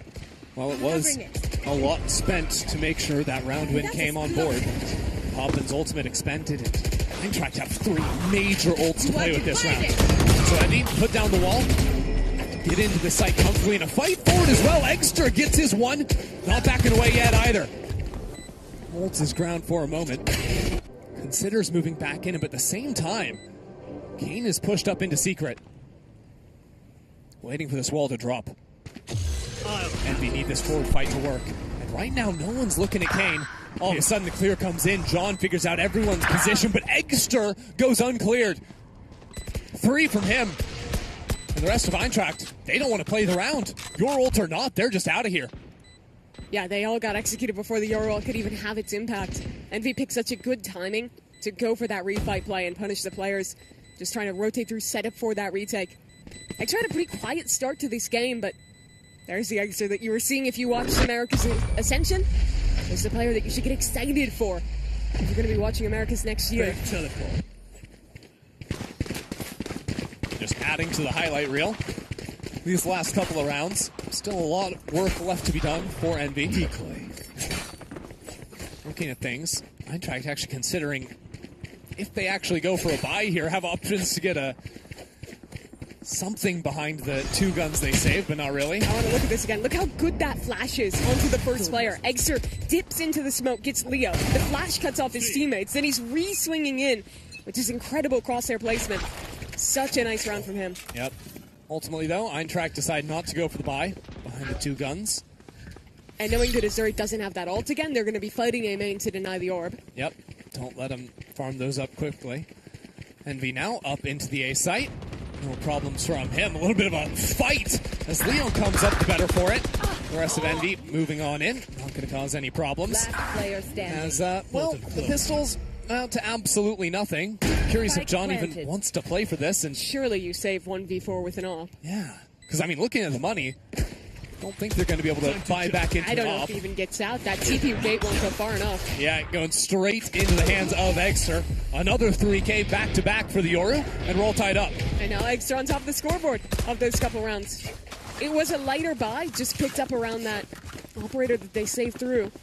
Now it will be the rifles back into play for Eintracht, and it's now the onus on them to take this time out and try and turn this game back around. Envy's been going for a lot more of just hard executes the last few rounds. It was those couple plays towards B. They were on the anti-eco, just fast into A. If I'm them, I'd honestly just double down into this A fight. I think even if Envy is trying to brawl you there, your util wins most of the time, and taking that space is really valuable.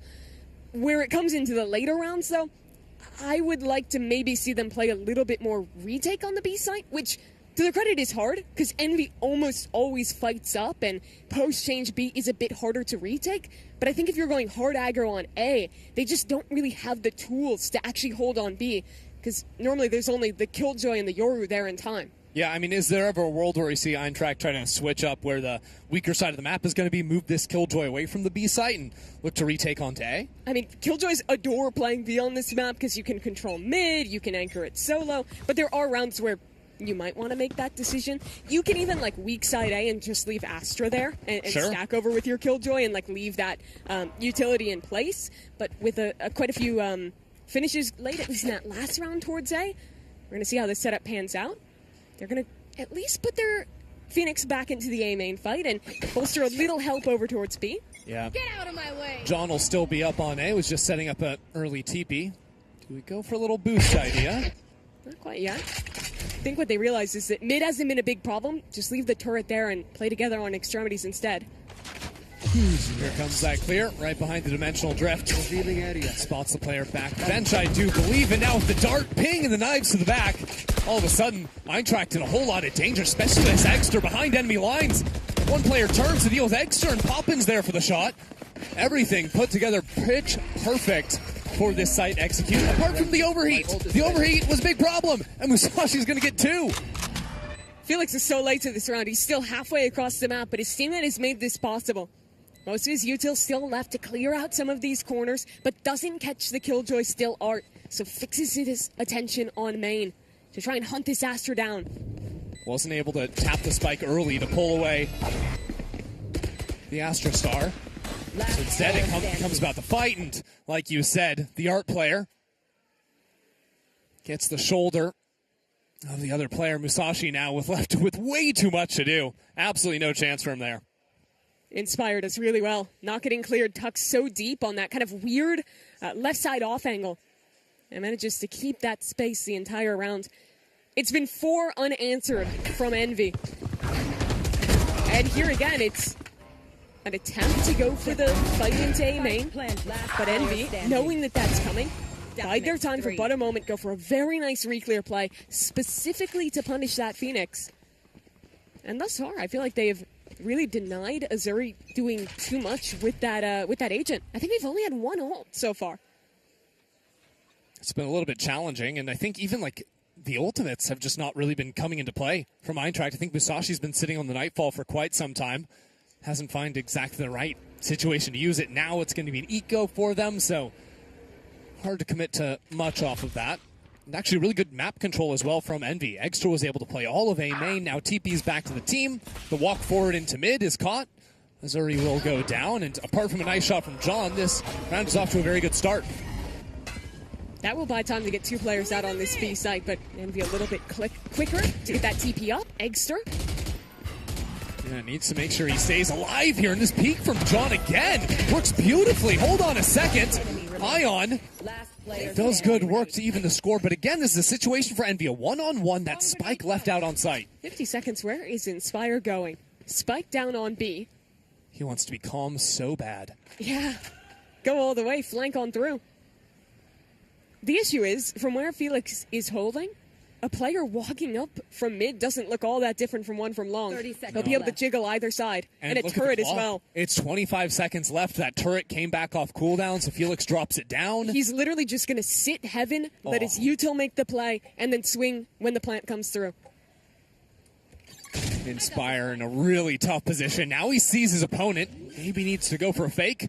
10 seconds left. But there's no bite on the end of that line. On the second one, there is. Inspire plays it beautifully to win out in the clutch. And I think Felix overplays his hand a little there. Swings wide out in the open, probably expecting the stick to come through.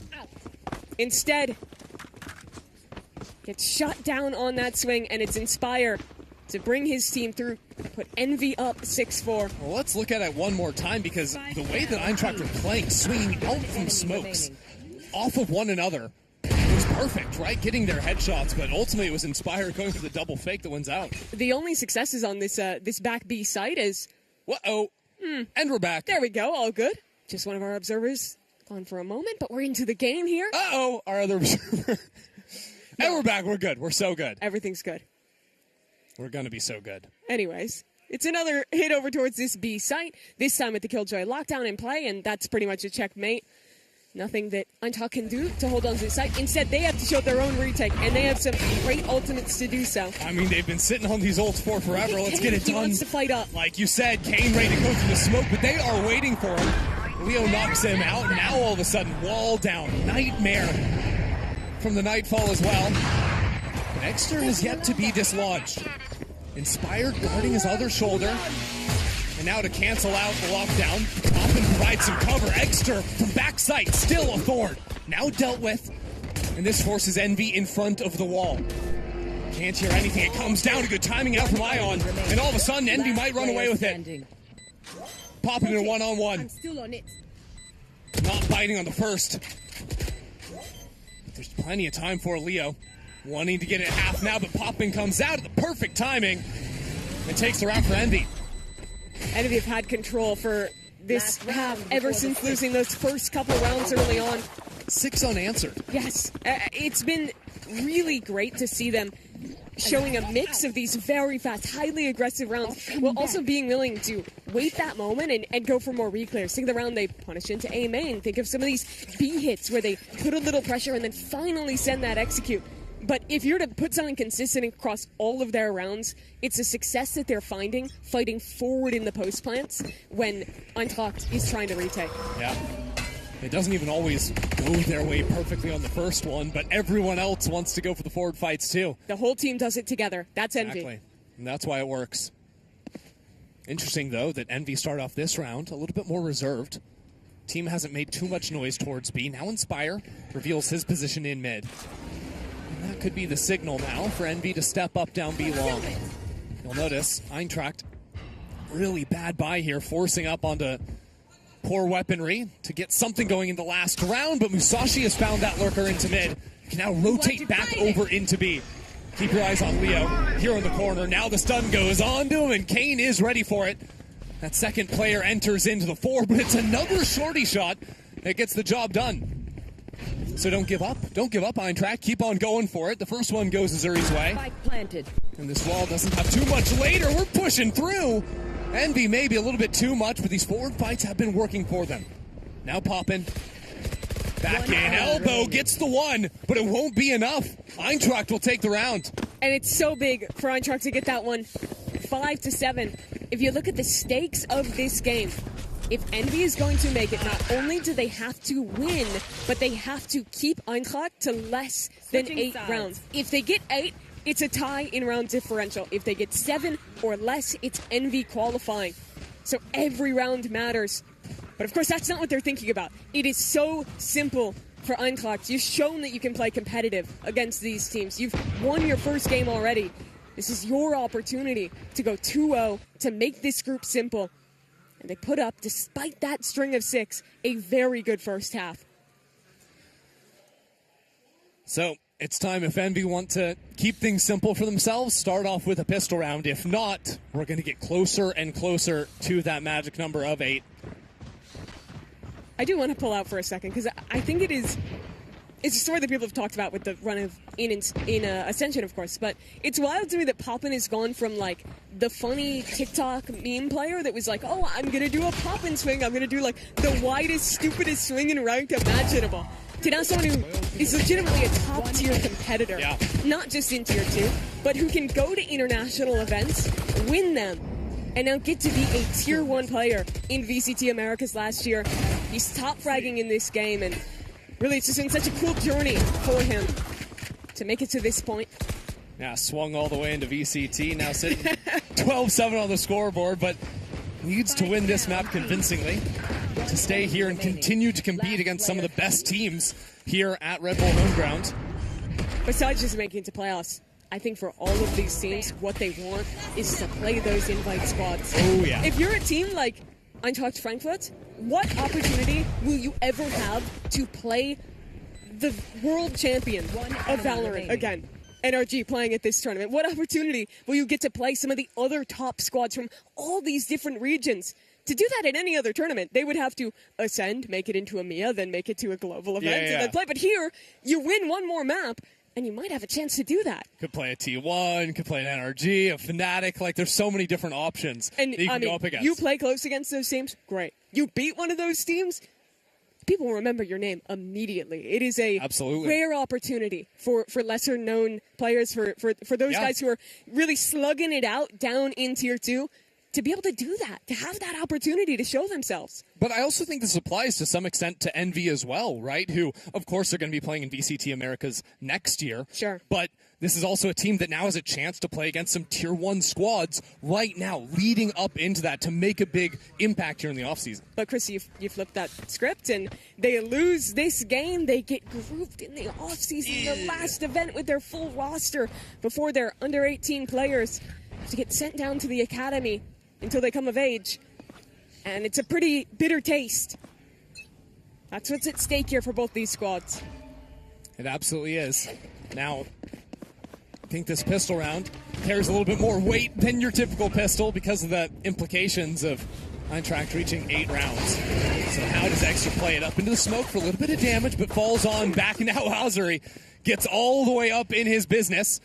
Actually left alone on this B side because it's a total fake, Mimi. And they have fought on this. 3 players here, but now Envy start to second guess. They clear. Zuri nearly gets away with murder.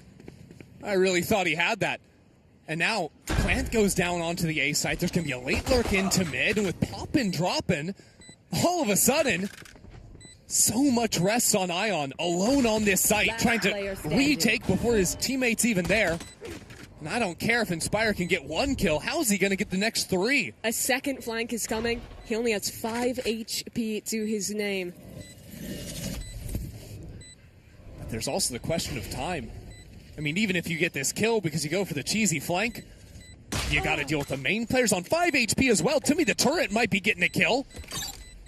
It's a 1v1 between the turrets, and it is Timmy to close out the round. What a way to do it. The turret ends the pistol round and gets Eintracht 2 rounds away from their magic number.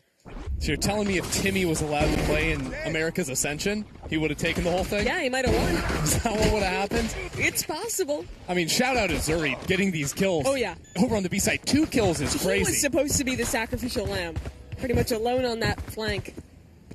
There's much more than that. But hey, the best way to the best way to fake a site hit is to just go ahead and really hit it, just with one person. Yeah, that'll work. That's the best sell. Envy would have loved to force, but being on defense, not having that plant money, there's no way they can really justify it outside of a sheriff here. And, well, it's not there for long. Already taken down by Musashi. And that's where things get very critical. Kane switching positions inside of the smoke, but all he's really done is dropped instantly. Eintracht will continue pushing on forward. Inspire once again left into an unenviable 1vx, and we are all tied up at 7. But we're more than that. We are in a do-or-die position for Envy. If they lose 1 more round, the round differential is tied. And if they let their opponent get 2-9, if Eintracht can get just 2 more rounds this game, they can clinch this group. The crazy thing is, you know, like the whole chances thing. You have X chances, the Sliggy's thing, right? When Sure. a team is up 12-7, it's like you have 5 more chances. Well, Eintracht sort of have that. They've got 6 chances just to win this one round to get to 8. To make it impossible for Envy. And that could start here. You're basically looking at an 11-7 scoreline right now.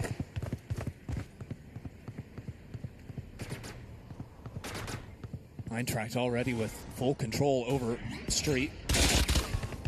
Left Felix back in mid. And there's a slow work up B long from Leo. Now a couple pieces of utility.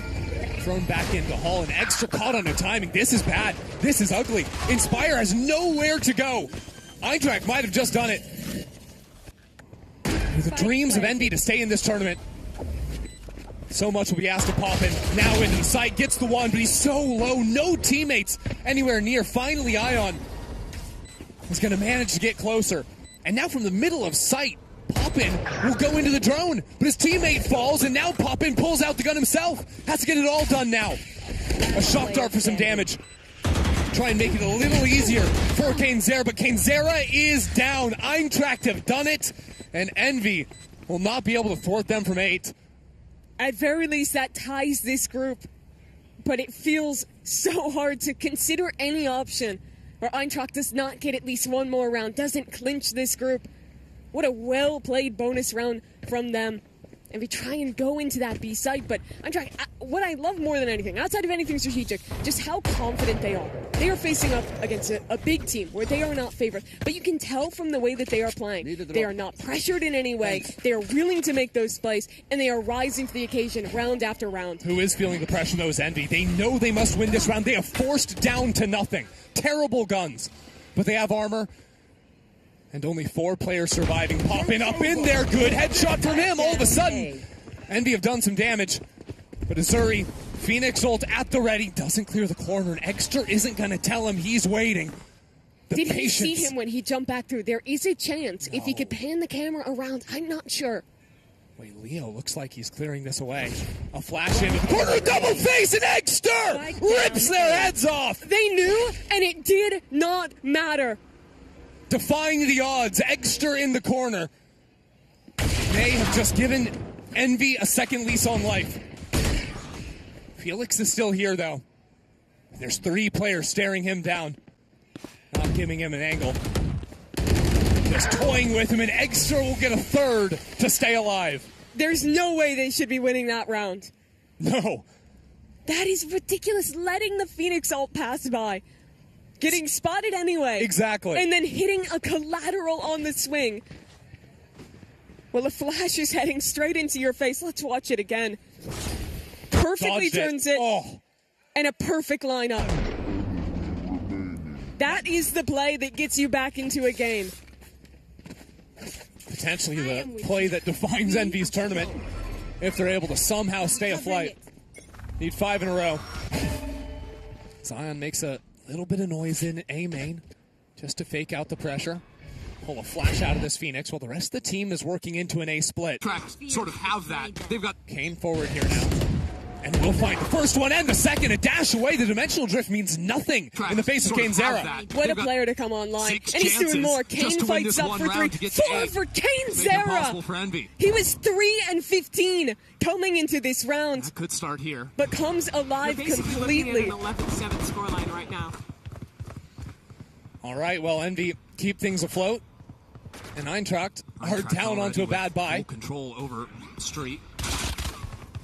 Left Felix back in mid. See what exactly Eintracht want to go for here. It looks like maybe changing their minds about how much they wanted to buy utility. Thrown back into Hall and Extra caught on the timing. This is bad. This is ugly. Inspire. These eco rounds tend to be where comebacks die. They're always very dangerous, especially with Musahi having an ult available.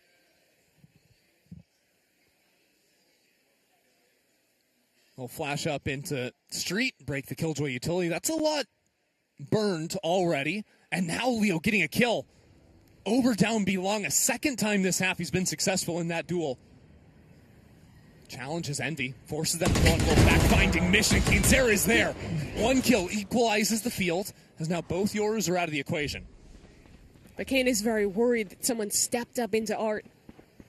Has to give this space in mid. Instead, Envy consolidate into the sites and leave mid for the taking. I mean, even if Eintracht lose the round, I think this idea of going into mid and dealing with the KJ utility instantly just puts an immense amount of pressure on these anchors of Envy. B will be the final destination. Deeper crossfire for Envy. And some shocks to deal a little bit of trip damage. Hold on a second. Inspire flashed up in the corner and revealed by the blood trails on the ground. That wide swing catches him on the jump up. It's a disaster on the site. Eintracht is starting to run away with it. Zeta needs to find something from up in heaven, but he won't be the guardian angel for Envy. Spike planted. Ion, the last alive.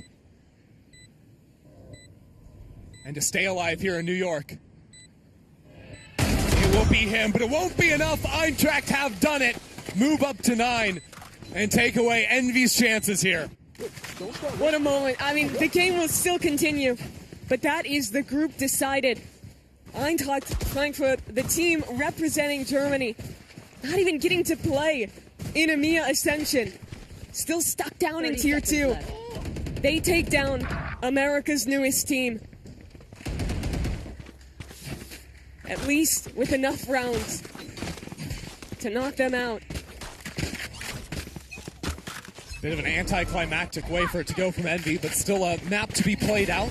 Things still tied for them. And a chance to get the map win nonetheless. I think it means even more, though, for Eintracht if they can get a true win. If they can take this group 2-0. Yeah, let's not worry about the points and all that silliness. Let's make it an honest showing for Eintracht. Now Eggster up in front of the smoke. Can't quite teleport back away. 1-for-1 to start things out, but John holds his own in the line of fire. Zeta and Ion pushed back behind this wall. Still no spike going down, but Zeta hits the floor. Can't use that yet. And in these brawls, has certainly been going Eintracht's way as they dominate this B side again. I like the way they're going for these B execs with the double flashes. They do a great job of using the Phoenix ult sometimes, or sorry, the Phoenix flash to let the Yoru TP come through, and then doing vice versa, supporting each other on those two agents. John and Azuri, great on the entry there. Now Azuri going to have an ultimate online, but facing down an Envy, who's got a lot of tools themselves. Another double Bucky round for them. I mean, they've got 4 ultimates. Eggster can get something with the dimensional drift, but... Truly the Eggster special, though, to have an ultimate, only shotgun. That's all he needs. It's a classic, and it's a good one. Maybe not good enough here. Hiding away in this corner. Is he actually going to use the ultimate? He ripped it. Now he's going to see 4 players. End of the combo with the Hunter's Fury out of poppin'. Only the clone dealt with so far, but Inspired's found a couple. Oh no, Inspired has no idea, has absolutely no clue that John TP'd into the back of sight. And he'll be caught up by the Killjoy ult. 2 players detained, only Azuri to try and cover for now, but that's all really his teammates need. Bundled up in the corner, having the time of their lives. Azuri keeps it calm down long. That's a devious play from John. He was 3 seconds away from getting detained. His TP gate was going to put him back into the open anyway. But he holds his nerve within the ultimate. Applies the time, the patience with the trigger discipline to get 2. And watch that one again. As the flashes to enter, these Phoenix flashes have been so good on these executes. And then just a second later, John in this corner perfectly lines them up. Cutting through. So Eggster decides not a Bucky this time around, instead of Guardian to challenge the forward line B, but again, it'll also be a mid-fight. Zeta stepping out so aggressively, no one's holding for him, and all of a sudden Envy run away with a round. All across the map, they are victorious. Now gonna plant a flag on the spike. Felix fighting back against it though. Still keeping things interesting. Envy don't look like they want to give up the spike. It's a high flash that Leo is holding for, and the aggression will be punished. This is quite a streak. Eintracht have full control of this game. They are dominating on the attack side. And it has to feel so good to know that you're about to win your group, that you've already done that. But more than that, that you can go 2-0, that you can take down teams that few people thought you'd beat. And every player contributing, every player rising to this game. And doing so with a convincing second half, too. Only dropped 2 rounds to this Envy squad. Dominating them in the brawls in situations where Envy have been so successful all year long. Who's next? Could be the last round of the tournament for Envy. Staying with 3 players on this A site. Does Eintracht want to commit in here? John certainly does. Over into Secret. Holding. Setting up the clone for a little bit of distraction, but will be taken down, all things considered. Now the rest of Eintracht into the site, going down one by one. Musashi finds himself alone. Ion with 3. And now another turnaround from him. This time he drops. And Musashi saw Inspire as well. Trying to go for a little jump peek there, but slowed down and realizes he's still got 50 seconds to play with. He can do anything. Run all the way back towards B, commit to that play, fake it, walk back through A. Oh, he's going to walk back into Art, sure. The longer he takes with this, the more questions Inspire will have. Oh, Inspire puts down the turret, which won't necessarily see the eventual plant. Is he going to walk into spawn? I wonder if Musashi heard the turret go down, and now he's going to think. Well, he'll hear it towards A. Does that make him walk towards it or turn left? Oh, the timing is absolutely gnarly. Takes out his knife, and Inspire chooses to play another round. That was a close one. I like the way Inspire plays it. Trying to make as few kind of areas of attack where he can actually get caught from as possible by cutting off all of A with that turret and turning it just the right time. Earlier in the round, though, the true credit has to go to Ion. Ankle backside in Astra. Very little help in that position. Manages to pick off 3 players. And give Envy one more round to play. One more round for him to play with this team that he won't get to represent in 2026. Time to jump. Yeah, maybe even a lot of emotions. Wang towards the end of this match. As now Extra will be forced to teleport away.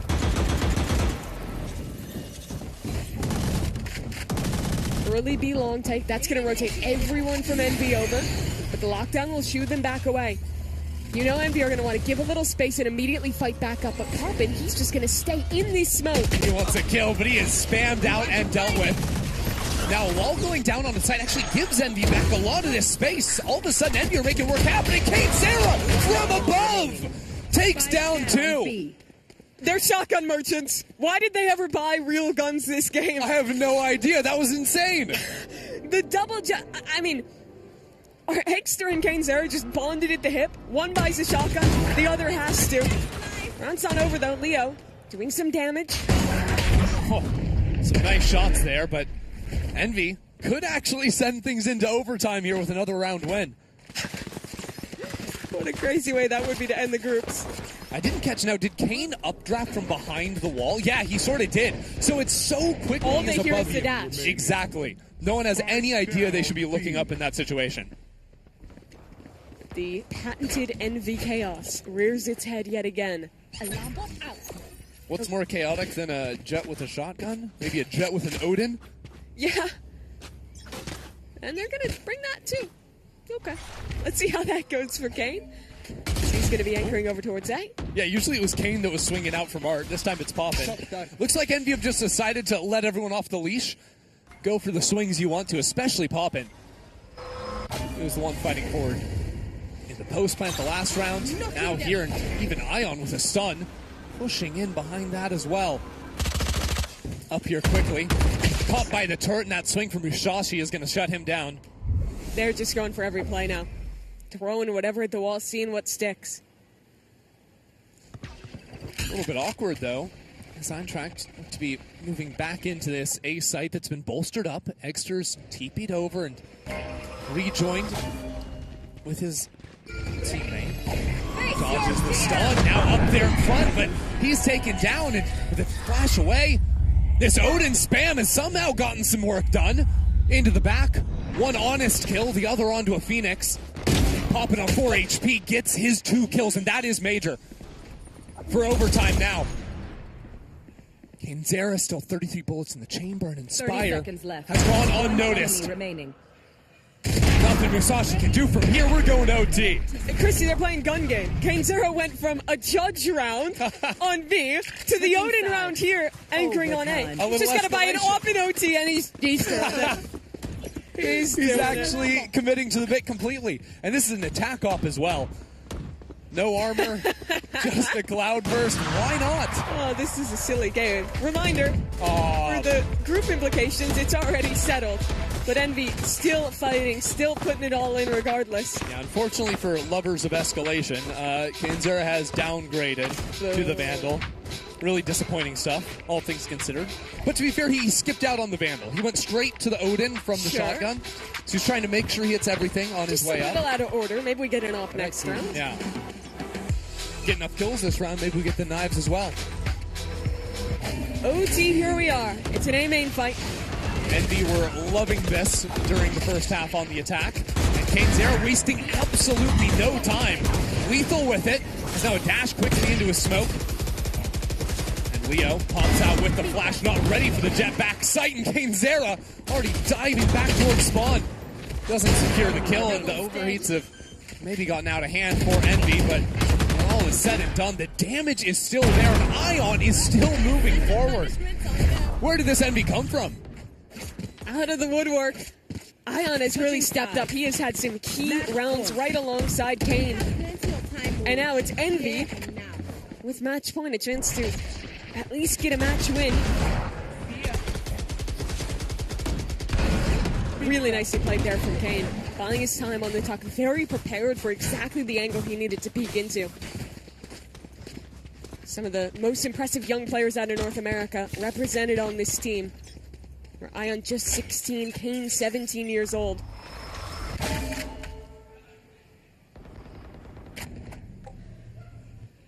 Patient at the start. But Eintracht want to move back into street and deal with the Killjoy turret down bot mid.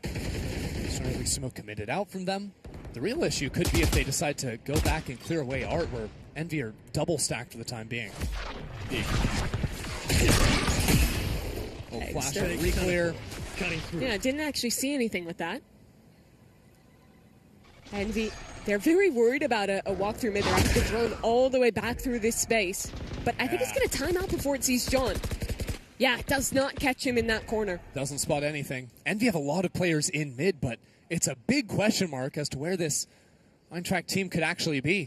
Exeter is going to jump on line. Wanted the jump peak, but with John so far forward, Exeter doesn't have a chance. He's now inspired up on this high line, trying to take an awkward angle. Will be forced back into sight. Spam takes him low, but he holds his own for the time being. Not before the rest of Eintracht swarms into the site, though. So Poppin chooses drop out from heaven. King Zero will get one. 30 seconds left. But when all is said and done, we're going for another 2 at least.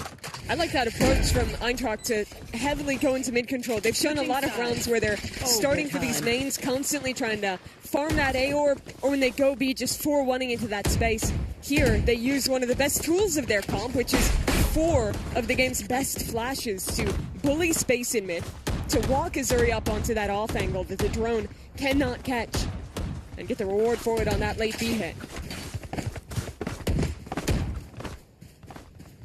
Question will be, how can these teams put together a round on the defense side? Time to jump. See that through, win the game.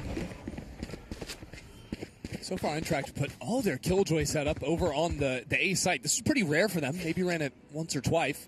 The first. Twice is 3, famously. Is that? I don't know. Yeah, no, I'm just trying to shoot you some bear.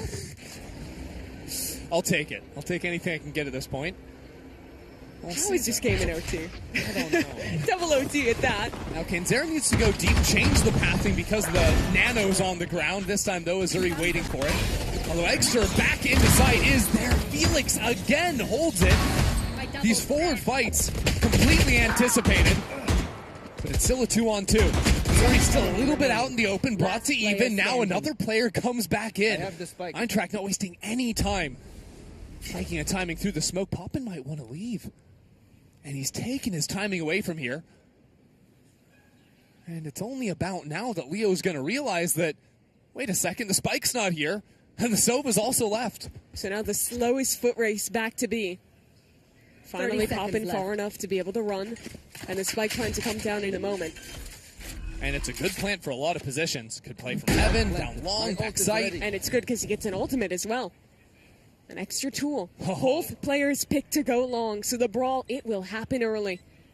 Poppin, hiding, takes his timing, and has 3 on the round for a second match point. So nicely played from Poppin. He looks very comfortable in these kind of clutch situations. Top of the scoreboard right now for Envy. Now looking at a second chance. What can they change to close out? Last time, it was on track going for a heavy mid-control play. So Envy, they're going to put more forces here. At least set Kane up to fight into mid with that operator. That's the thing, right? It's the glass off, and there are 5 players on the attack. But there are so many flashes to push him off. Will they use them? Up in front of the Prowler. John drops. And there's another player quickly behind it. Azuri is found too. Still moving forward. But as soon as Eintracht players get their kills and move in, more and more of Envy show up to the fore. Azuri is a hero on the streets, specifically the one street on this map. The amount of big rounds that he's had from that position has really been huge for his team. Evens it out 3-on-3. But after the dust settles and all is quiet on the map, with Killjoy utility offline, it's hard to know exactly what Eintracht's play is going to be. And this means that Eggster has been left alone. Jumps forward, good for the first kill. To take this map, a last hurrah for Envy. Eggster sees the angles, but Musashi shuts him down. The jump peek as well. Brings Musashi into a 1-on-2. Pinged away by the dart. But Envy are isolated. Musashi falls back, knowing the drone is headed his way. Only 8 bullets in reserve.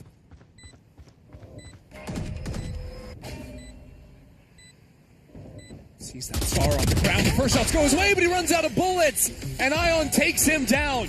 Envy will take this match in overtime. Their last showing here on the Red Bull stage. What a weird way to end it. Envy couldn't pull it out where it counts, let too many rounds slip away. And thanks to their round differential, it'll be Eintracht to continue on to win out this group. But Envy really stepped up towards the end. Poppin and Ion especially were paramount in that overtime. Both of them making so many big plays. It was a streaky game throughout all of it. You know, Envy had to come back from a big deficit. Then all of a sudden, it's Eintracht to push it back against them. It's only an OT where Envy can definitively take it themselves. Yeah, it's rough in this scenario as well, right? Because yes, Eintracht Frankfurt are the team to move on to the knockout stage, but they're doing so on the back of the loss. Now they had to exert themselves up to overtimes and really show everything they got, but they can't ride that mental high of an actual victory into their upcoming match, which honestly is going to be an uphill battle because they will be the team facing against C9. Yeah, as a reminder, the format, it's another BO1. Oh, no, actually, I'm wrong. Cuban Academy is the one they're facing. Still a tough opponent. Still a tough opponent, play. yes. So it is rough, but I think what they can walk away from is they took a very good team all the way to OT. Think about the rounds that Envy won. It was some of the craziest Valorant possible. Yeah. Judge double going up over the top of an Astro Wall to win a round, and Odin on the jet the next one. Envy is a very difficult team, in my opinion, to play when you haven't played them before. Especially for an EMEA team, this is like some of the craziest Valorant you can go up against. Yeah. And they handled it well, all things considered. They did. I mean, they got across the first barrier, getting to 8 and then 9 rounds, take it all the way, and I mean, ultimately, none of this would have happened. I think if Eggster doesn't get that collab there, perfectly dodging away from the flash and getting the 2K. So many crazy rounds, I think, both teams. This is one you were talking about. Just the Judge flying through the air, masking the sound of the updraft from behind the Astro Wall. That's just how Kane does it. Yeah, but as we already mentioned, unfortunately, Envy's time at the Red Bull Homeground 2025 World Finals is coming to an end with this It was a very competitive group. It was. It was really close. I mean, going 1-1-1. Yeah. In the end, it is a +3 round differential that gets Eintracht Frankfurt their qualification and their continuation here in Red Bull home grounds. Bit bittersweet for Envy to get that win, to not make it further, and especially to know that that might be the last game for a year that you get to play with Kane and Ion. Those two players that will be too young to compete in VCT Americas. It's definitely bittersweet. I am honestly flabbergasted a little bit looking at the stats here. The fact that Envy win this in OT, down 18-10 in first kills. That's crazy. How many difficult rounds did they had to carve out for themselves? You think about like popping so late into a lot of rounds, Ion as well, that are winning those out for the team. Yeah, the round where players are like standing in a Killjoy lockdown, getting 3 kills. Yeah. There were so many hero moments for Envy. And I think they might look at it and think it's tough that we had to rely on that to win that game. That's how they ended up doing it. Inspire, it was a great showing from him at the end. But that's it. That's a very Envy scoreboard. Every single player contributing. Kane Sarah having a great turnaround after starting, I think, something like 3-7 or 3-10. It was a really rough beginning, but he came back at the end. Yeah, I mean, once the shotguns got activated, I think he has like a shorty 2K. Yep. They go on to win that run. He has a judge 2K. They go on to win that round. If he has a shotgun, get 2 kills, it's over for anyone that's playing this Envy squad. Yeah, it's an exciting team to look forward to for next year's VCT stint. Of course, the questions are still open, like who will be joining. 2 players will need replacing. So that's a lot of work that has to go into preparing for what's to come. They have time for that, though. Unfortunately, it's not that much. It's a month. Not a huge amount. It's actually not that much. Month. They But saved on the themselves side, 3 days, I guess. Now they can get to work quicker. I guess that's true. But Eintracht a bit harder, though. Less than what?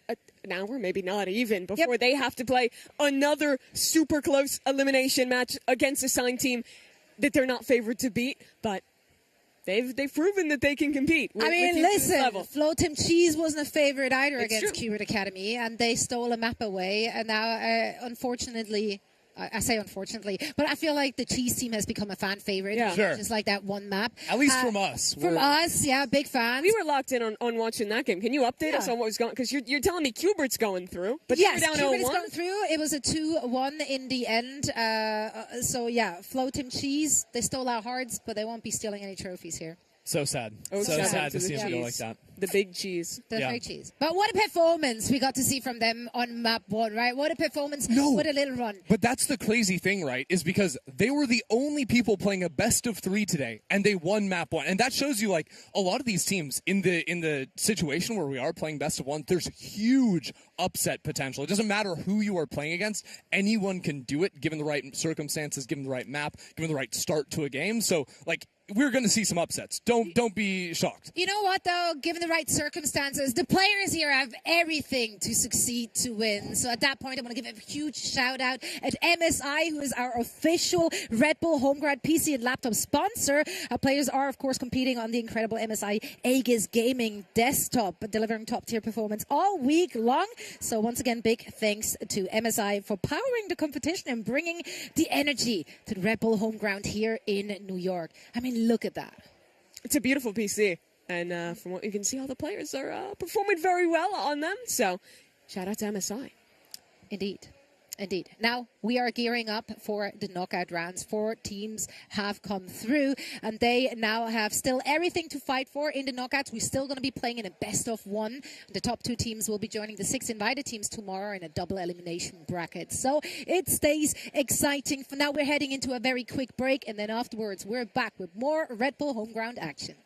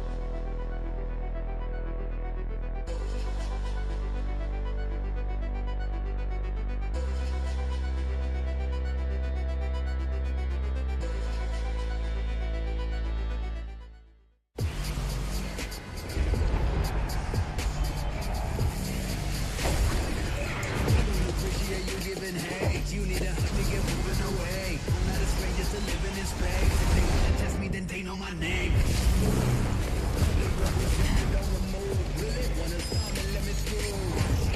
Says she could rob me. Yeah, looking down from the cliff.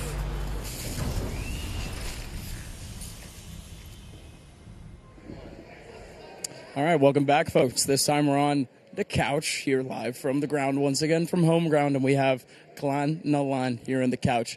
Ladies and gentlemen, this has been a very interesting run for y'all because let's start here with Mulsi. Mulsi, just tell me the story. How did you and this team really come together? I mean, I think Size messaged me if I want to play qualifiers with them. We are not a team, we are a mix. And I just said, yeah, let's go. Like, I know him for 4 years already. I was like, after this year, anything, get any wins would be good for me because with the year with Apex, like, we managed to get 12 losses. So it was a terrible year, at least the first half. And now, yeah, I'm pretty happy with the boys. I think, like, everyone is good in the team. And, yeah, like, I'm pretty hyped about this next game. And I mean, it's fun that you're excited, but for the rest of the boys, right? You guys are still like, how is this experience really sitting in for you, and how really is Mulsi helping you guys out through this experience? I mean, for me, it's insane because I have been playing Tier 2 for 2 years already. Like, I mean, for 3 years, and I've never had the chance to play against Tier 1 teams, and it feels insane, to be honest. And as well, we had a really bad year. I played for Barca this year, and we had a really, really bad year as well, like Mulsi, so it feels even better, you know, after a bad year to have good results. So I'm hyped to play, and let's see how it goes. Yeah, I mean, just talk to me in general in terms of the actual, potentially the in-game help and the practice help. Like, how have you felt yourself improve in this last month and a half with you preparing for this event?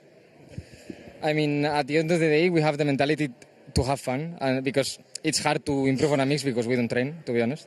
So we prioritize to have fun, to enjoy together, because I think that's how you win as a mix, you know, because you don't generate bad tension or whatever. So yeah, I actually learned a lot from him because he's a really good player. Like, he has been on Tier 1 for so long already. And yeah, I think I'm improving and I'm getting back my shape that I lost this year. And yeah, that's it. Well, listen, he's hyping you up a lot. Top tier professional. Did you prepare at all for Cloud9? Of course. We watch all the votes from the last event from them. No, I'm of course joking. As Sai said, like, we are the mix. The more hype we are, like in the game, more vibing we are, more vibe in the team. We are playing better. So yeah, we didn't have practice. We didn't play at all. Yeah. So like, I feel like every game is like better for us because we are more hunger to win, you know. So yeah. What can I say? Like, I'm proud of the players. Like, I think we did, like, from the game in Madrid, like, when we come back from on the fourth map from 10-2, like, I feel like we are, like, working better and we have, like, invisible aura, yeah. And, yeah, I'm pretty hyped. I think, like, it's going to be a good game. I'm playing against Penny, my old teammate from this second split of the Apex. And, yeah, whatever. Let's go for the next game. Hey, good luck with the next game. Thank you so much. Thank you so much for the time. Ladies and gentlemen, let's go back to the desk. It really is incredible that a mixed team that is, I mean, only having so much time to prep, and they're just kind of like winging it. They're just vibing. They're just having fun with it.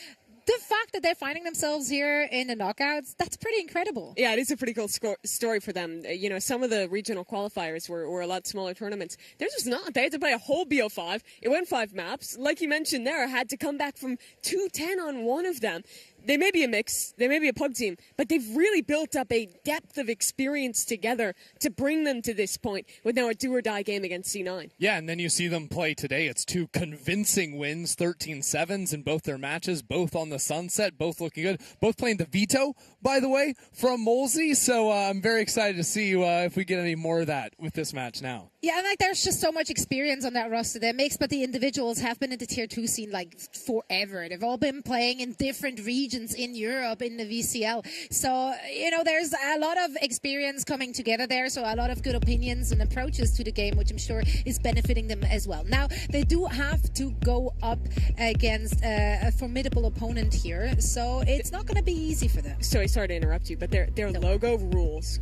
I didn't actually, but that rules. So good. That's putting a run for Timmy Cheese's money. What kind of dinosaur is that, Christy? That's a Tyrannosaurus Rex with also. I was about the Metrodon a meets Triceratops T-Rex kind of thing going on in the back. No, the Metrodons have the fin on the back, right? I thought. Oh no, it actually. I'm not convinced that's a real dinosaur. You don't think this is? It a real also picture? doesn't have feathers. Is this not a real photoshopped? dinosaur. Yeah. Is this Photoshop? It Is could that be. What you're telling me? Is this AI? This photo That's might not be crazy. real. If you're looking at this roster, though, outside of course, the dinosaur, the name most people know is Molesy. The rest of these guys, a little bit of lesser-known things.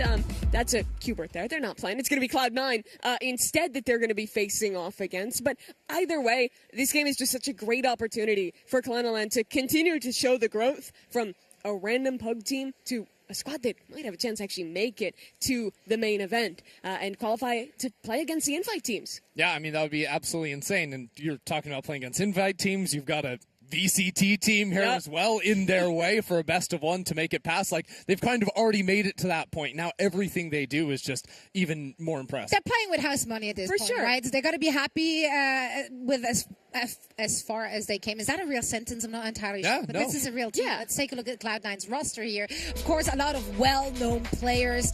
Penny and Celsius joining them as of very recently, and they start to really mesh well. Multi mentioned it offhand, but this is Penny who is subbing in for Apex Stage 2 in EMEA. So they had that time together competing in EMEA.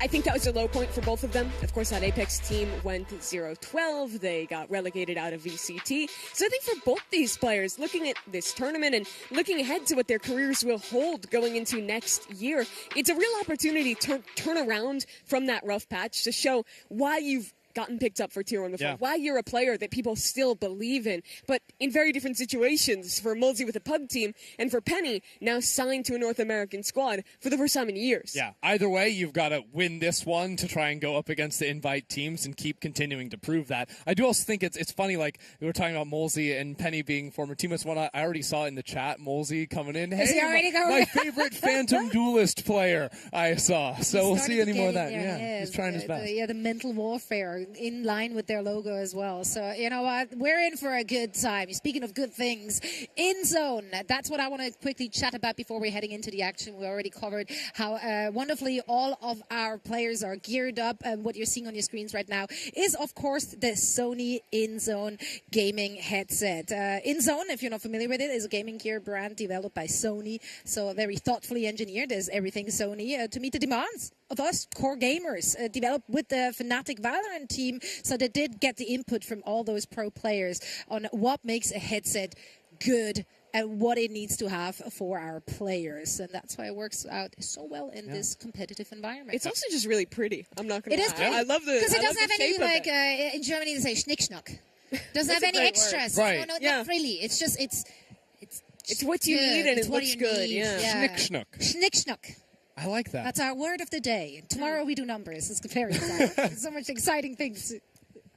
We're learning it all. I we're absolutely learning it love all. Yeah. And we get to learn a lot about these teams, which I'm very excited for. For example, we get to learn what maps they're vetoing. Let's see. Yes. Let's go. Well, we might get map vetoes, and then we might also get a veto played in the game. Because we know if Sunset is the last. Okay, well, it just simply Wait, is. have they really managed to play Sunset every game? Yes, this will be That's 3 awesome. Sunsets in a row, and Molesy has been playing the veto every single time and Tell farming me about on their it. So, Sunset. What have they done? Dude, they played Sunset 5 times in their qualifiers. yeah. So they went 60% win rate on it. So it was like mixed results, but it was like the most played map, I guess, from them. And they continue in that fashion here. It's crazy. We came all the way to New York City, Zoe, and they're still taking us back to Los Angeles Yeah, I every know. single game. Honestly, I need the sunny vibes. It's a little cold out here. What are you It's not talking cold. about? No. Out here. No, in here it's hot. It's unseasonably warm for November still. Let's talk about the weather more. The viewers love that. Honestly, I'm here anyways. for weather reports. Yeah, I'm also here for agent reports. Do you expect to see veto? Yeah, I mean, they've played it every time. I think they're going to run it back. Will Cloud9 play it?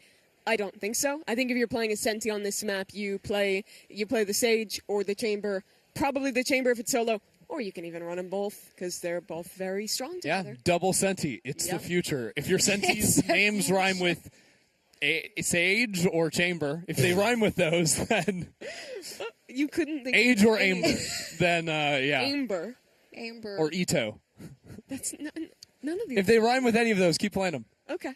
Oh, you kind of lost me. Because I was they just are trying to like rhyme stuff in my head right now. Yeah. No. I mean, The rhymes are not that deep. No, if you haven't been playing a ton on yourself, because this is like the first big tournament that we've had, fully on the new patch, every other Sentinel pretty much got significant nerfs. So Chamber, Sage, both still in good position. Sage even getting a buff that they're feeling really good right now.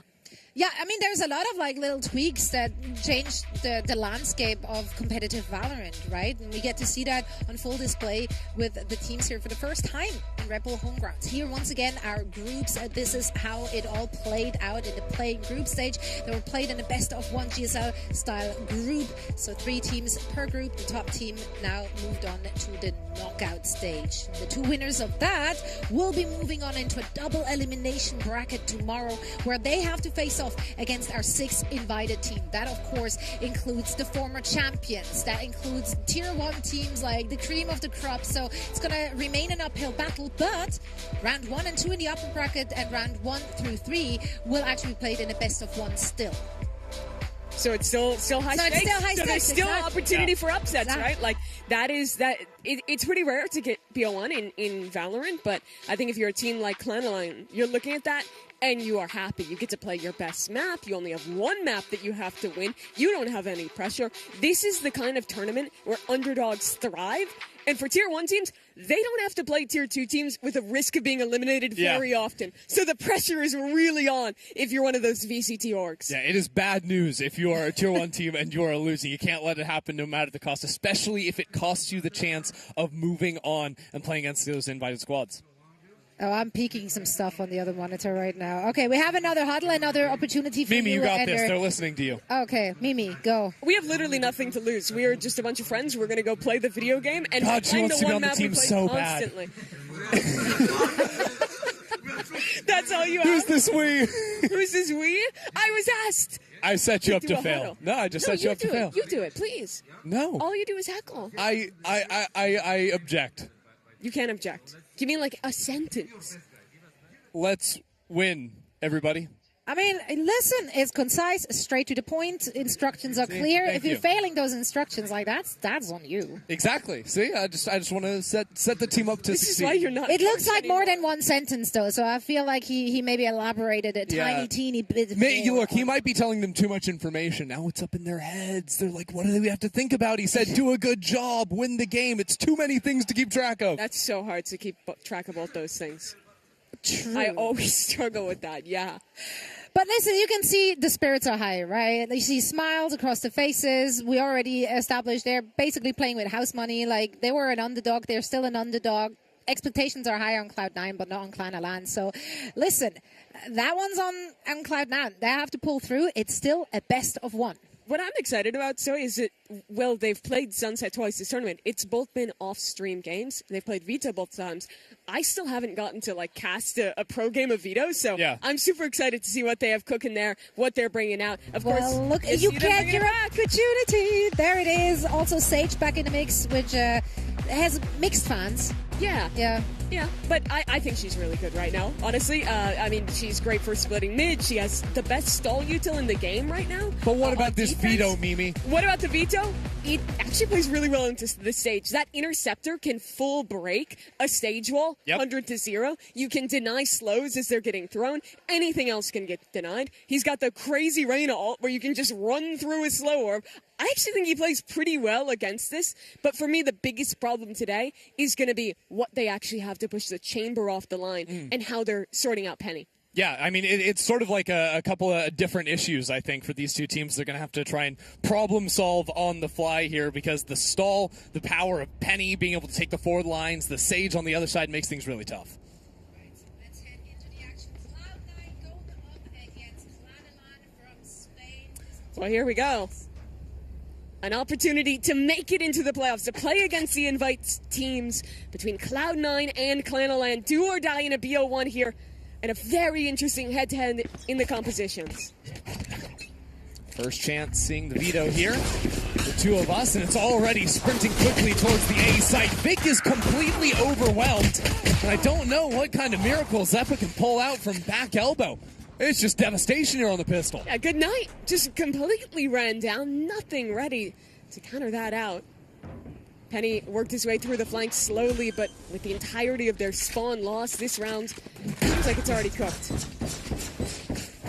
You see him putting the interceptor up there, and I think when you're playing attack side, it's a bit more tricky to get the value out of that veto. But one of his strongest suits is saving that interceptor for the post plant, throwing it up, and then as that util is coming in, being ready to pop that instantly, and still having all guns up to fight without having to like turn and break a dart. Yeah, you can think about it a little bit more like a deadlock on the attack side. We're in the post plant, very strong at stopping defenders from getting back in. Now, unfortunately, while these kills do seem to be going C9's way, the time is continuing to tick on down. And so will Penny Clanaland take the first? The biggest downside of playing the veto is that he's pretty low info. His trap is not super wide, and if you're choosing to use it on a flank, it does make it a little bit... you lose out on one of your good post-flank tools. You, of course, can use it, and you'll see teams use it on the flank at times, but it's not quite as, like, set. You don't always want to set it and forget it like you would with, a chamber trademark, where you don't really care if you're just throwing it out. So that's a bit of a trade-off there, compared to something like the chamber or, like, the Cypher when he was meta on this map. It is also fair to look at the other interesting pieces of the Clanaland composition. They are a team that is playing the double smokes on this map with the Viper. Yeah. San has this orb in B main right on the other side of it, and I don't love his odds with all of C9 directly behind it. Still gets the one, though. That's how every team plays their anti-ecos these days, though. 4-1, send your sacrifice, and either he has a free sight, or he dies and you get a free sight. I have the spike. So he jumps up only to come back down to pick up the spike and plant that one, farming the orbs. It is cool. There's no other Sentinel where you can get verticality like that in a post plant with the double TP. Yeah. And even with Chamber, it's rare that you want to waste your TP for verticality because you only have one. I was playing also a lot in ranked with Shio, and his tactic was always on defense to put double TPs in spawn, and it literally makes you rotate like twice as fast. So you chain them together. Yeah. TP to one, get in range to the second, TP again. So there's a ton of tech with this agent that we're yet to see him so play. Yeah, I mean, if you want to do a little Yoru cosplay, you can certainly do the chaining TPs. We do. I think there, Molsey was almost trying to do that teleport up high to make it sound like he had gone up for that one.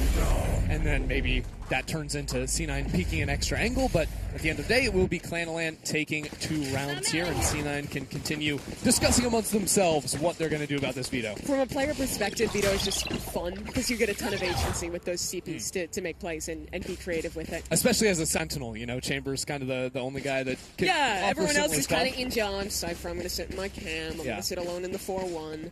It's a lot less fun. C9 seem to be looking for a bit of a mid-fight. Penny and Zelsis together by market. Maybe even close the door and go for the fight on 4, but the quick slide from Kayaks. He doesn't know about Penny, though. Penny's going to walk up right behind, but he gets caught, though. That is disastrous. And you look at the buy from Clanaland, it was 4 rifles that they were taking into this one. There's no slouches by any means. Now, rotate from Oxy is going to allow him into backside, but he's going to search for something here to get his team back in the round. First kill goes his way. Stun to the right, while he clips on the left. And I like this position, but that drone makes things really challenging for him. Good thing that Sova was low. And he's brought things down to even. Still taking some time with the slide on the other way, but Vic was hanging out in mid. C9 were trying to offer some support to Oxy, but it came at the cost of playing together. A real tragedy for Cloud9.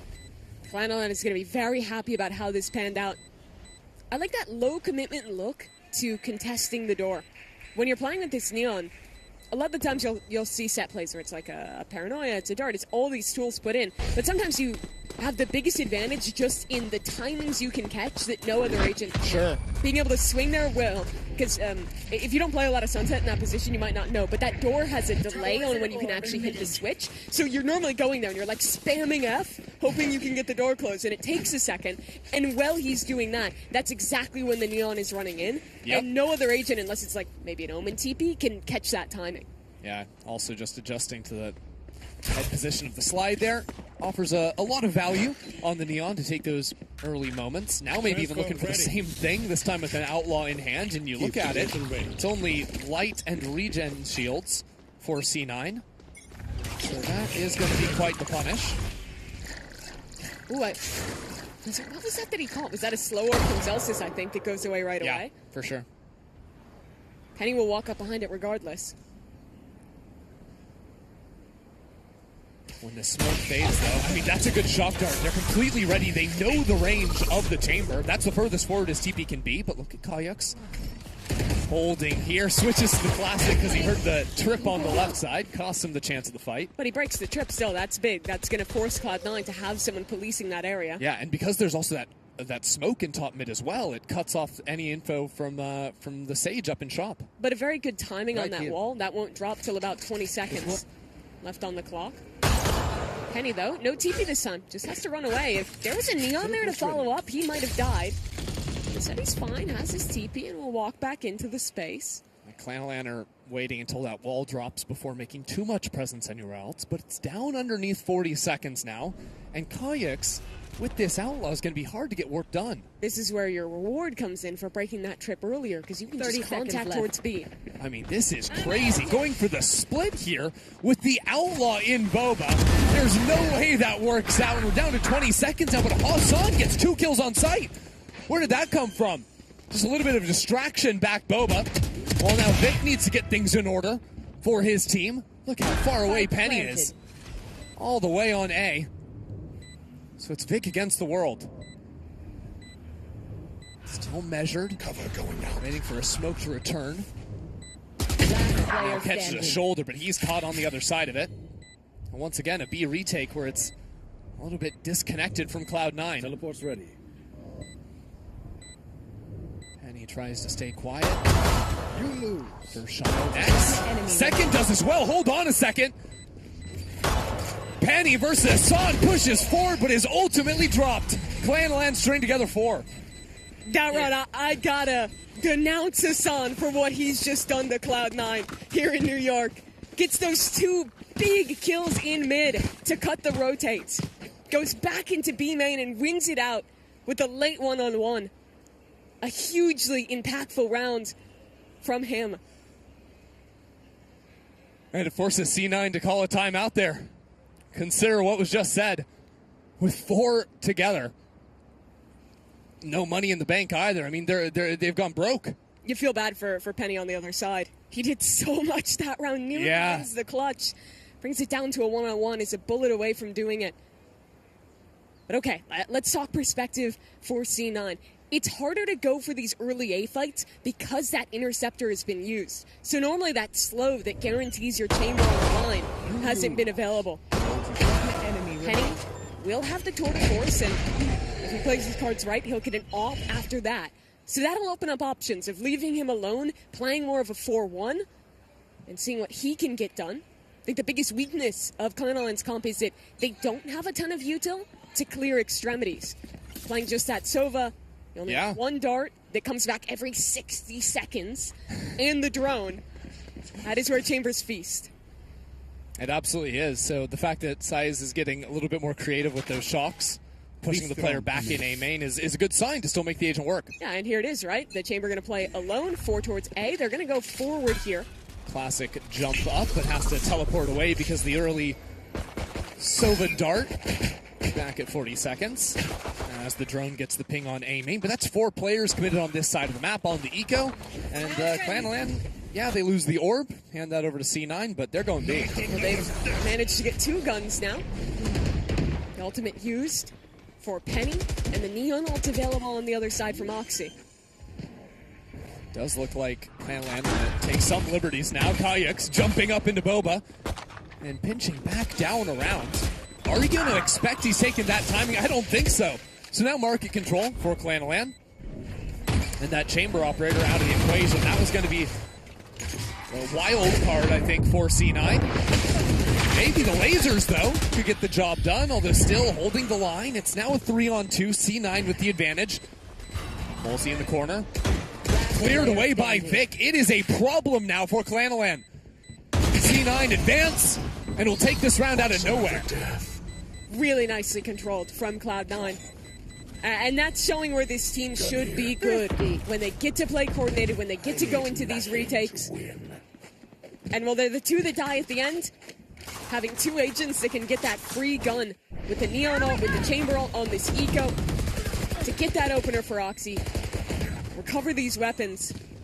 But it wasn't even just him. I mean, Zeta getting those 2 kills with the Classic is also ridiculous. I mean, ultimately, it's hard to fight that position into Boba, like, as a team from Flanaland, right? You're kind of taking angles one by one. Once they saw that Neon ult come online, I wouldn't have hated to see them play, like, a little further back from that choke, but it's tough either way. Especially when there's that Chamber op a possibility. This round, it's going to be the real operator. Penny blocked off by the smoke as the Neon runs straight through his line. Hunter's Fury, I don't know if it found a mark. I don't think so. No, but look at the map. It's been blown up completely. It. You know, up here towards Boba, Kayaks pinching back into A. It's a little bit awkward, but now that Omen's been revealed, at the same time, this hit activates on A, but Vic is there. Clanland haven't been able to advance anywhere. Now the Omen dealt with. So all these problems that Clanland posed have been completely shut down one by one. I don't think this A side is going to get any better for them. Molesy now pinched away in the quick scope from Penny. Spike down A. Did he even stop moving? It didn't even look like it. That was so quick. But Molesy is left without a pulse against his former teammate. All right, C9 are back in business. They win that eco, and this one was very well controlled. They got pushed on so many angles there. They lost the entirety of Swan. They lost most of A. But all it took was 2 players. Vic alongside Oxy hunkering down an elbow on A. The slide to bait, Vic to follow up, and that's how they break out of that jam. The position they were fixed in. So it will now be Clanland's turn to call a timeout.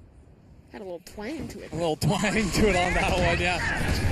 After losing 2 rounds in a row. And honestly, it's an interesting place to call a timeout because it does feel like they just tried something completely off the wall. A little bit of a crazy round to try and adjust to, but maybe after the pace and the chaos of that, readjusting now to get things back in order. The money doesn't look perfect for them, so there's going to be the question, too, of whether or not the value of forcing is going to be relevant. Yeah, I might like to see a couple slower rounds, see if they can let Hassan work on some of these lurks. It is difficult for him because of that. The omnipresent threat of Penny on the Chamber makes your job a lot harder, even when you have that Viper available. Think about teams who play Fate on this map, like Cloud9. They could cat B main at the start of the round, get the lurker in that position. Sure. And still have a cat for A main, still have a haunt for sight. With Sova, you are putting a lot more of your eggs into that basket if you invest a dart to clear that space. So they have to think a little bit more about when they do so. A little high-low here in mid. And Clanland appear to be walking right into it, although, well, now with some smokes blocking that, it's actually a quick hit into B. Market control for Clanland, and now this stun makes it impossible for Penny to fight back. Are you joking? Are you kidding? Penny gets the first, now the rest of his team is here. Oxy dives back into sight. C9 are making mincemeat of Clanland on the half-buy. And even with this pit down, control of the site does not belong to Clanland. Hassan now has to jump up through trash. And Vic's position is beautiful. The way this smoke curves down, if a player steps through it, there's absolutely no shot. The spike is planted. Wolsey has an operator, but never getting more than one from that position. C9 will take a third. Oxy bottom fragged in their BO1 against Fennel and got I think it disappointed some people in how he performed right at the end of Americas last year, or earlier this year. I keep thinking it's 2026 already. It might as well be. This is current year is the off season. Yeah, looking ahead towards the 26 season and really setting the tone of it with Red Bull Homeground. But to my point, he's stepping up here. This is the Oxy you knew if you watched all of this year. The guy who is sliding in on the end, who is hyper aggressive, who is just that battery bank of energy for his team. Snuff them out. Never one to have a dull moment.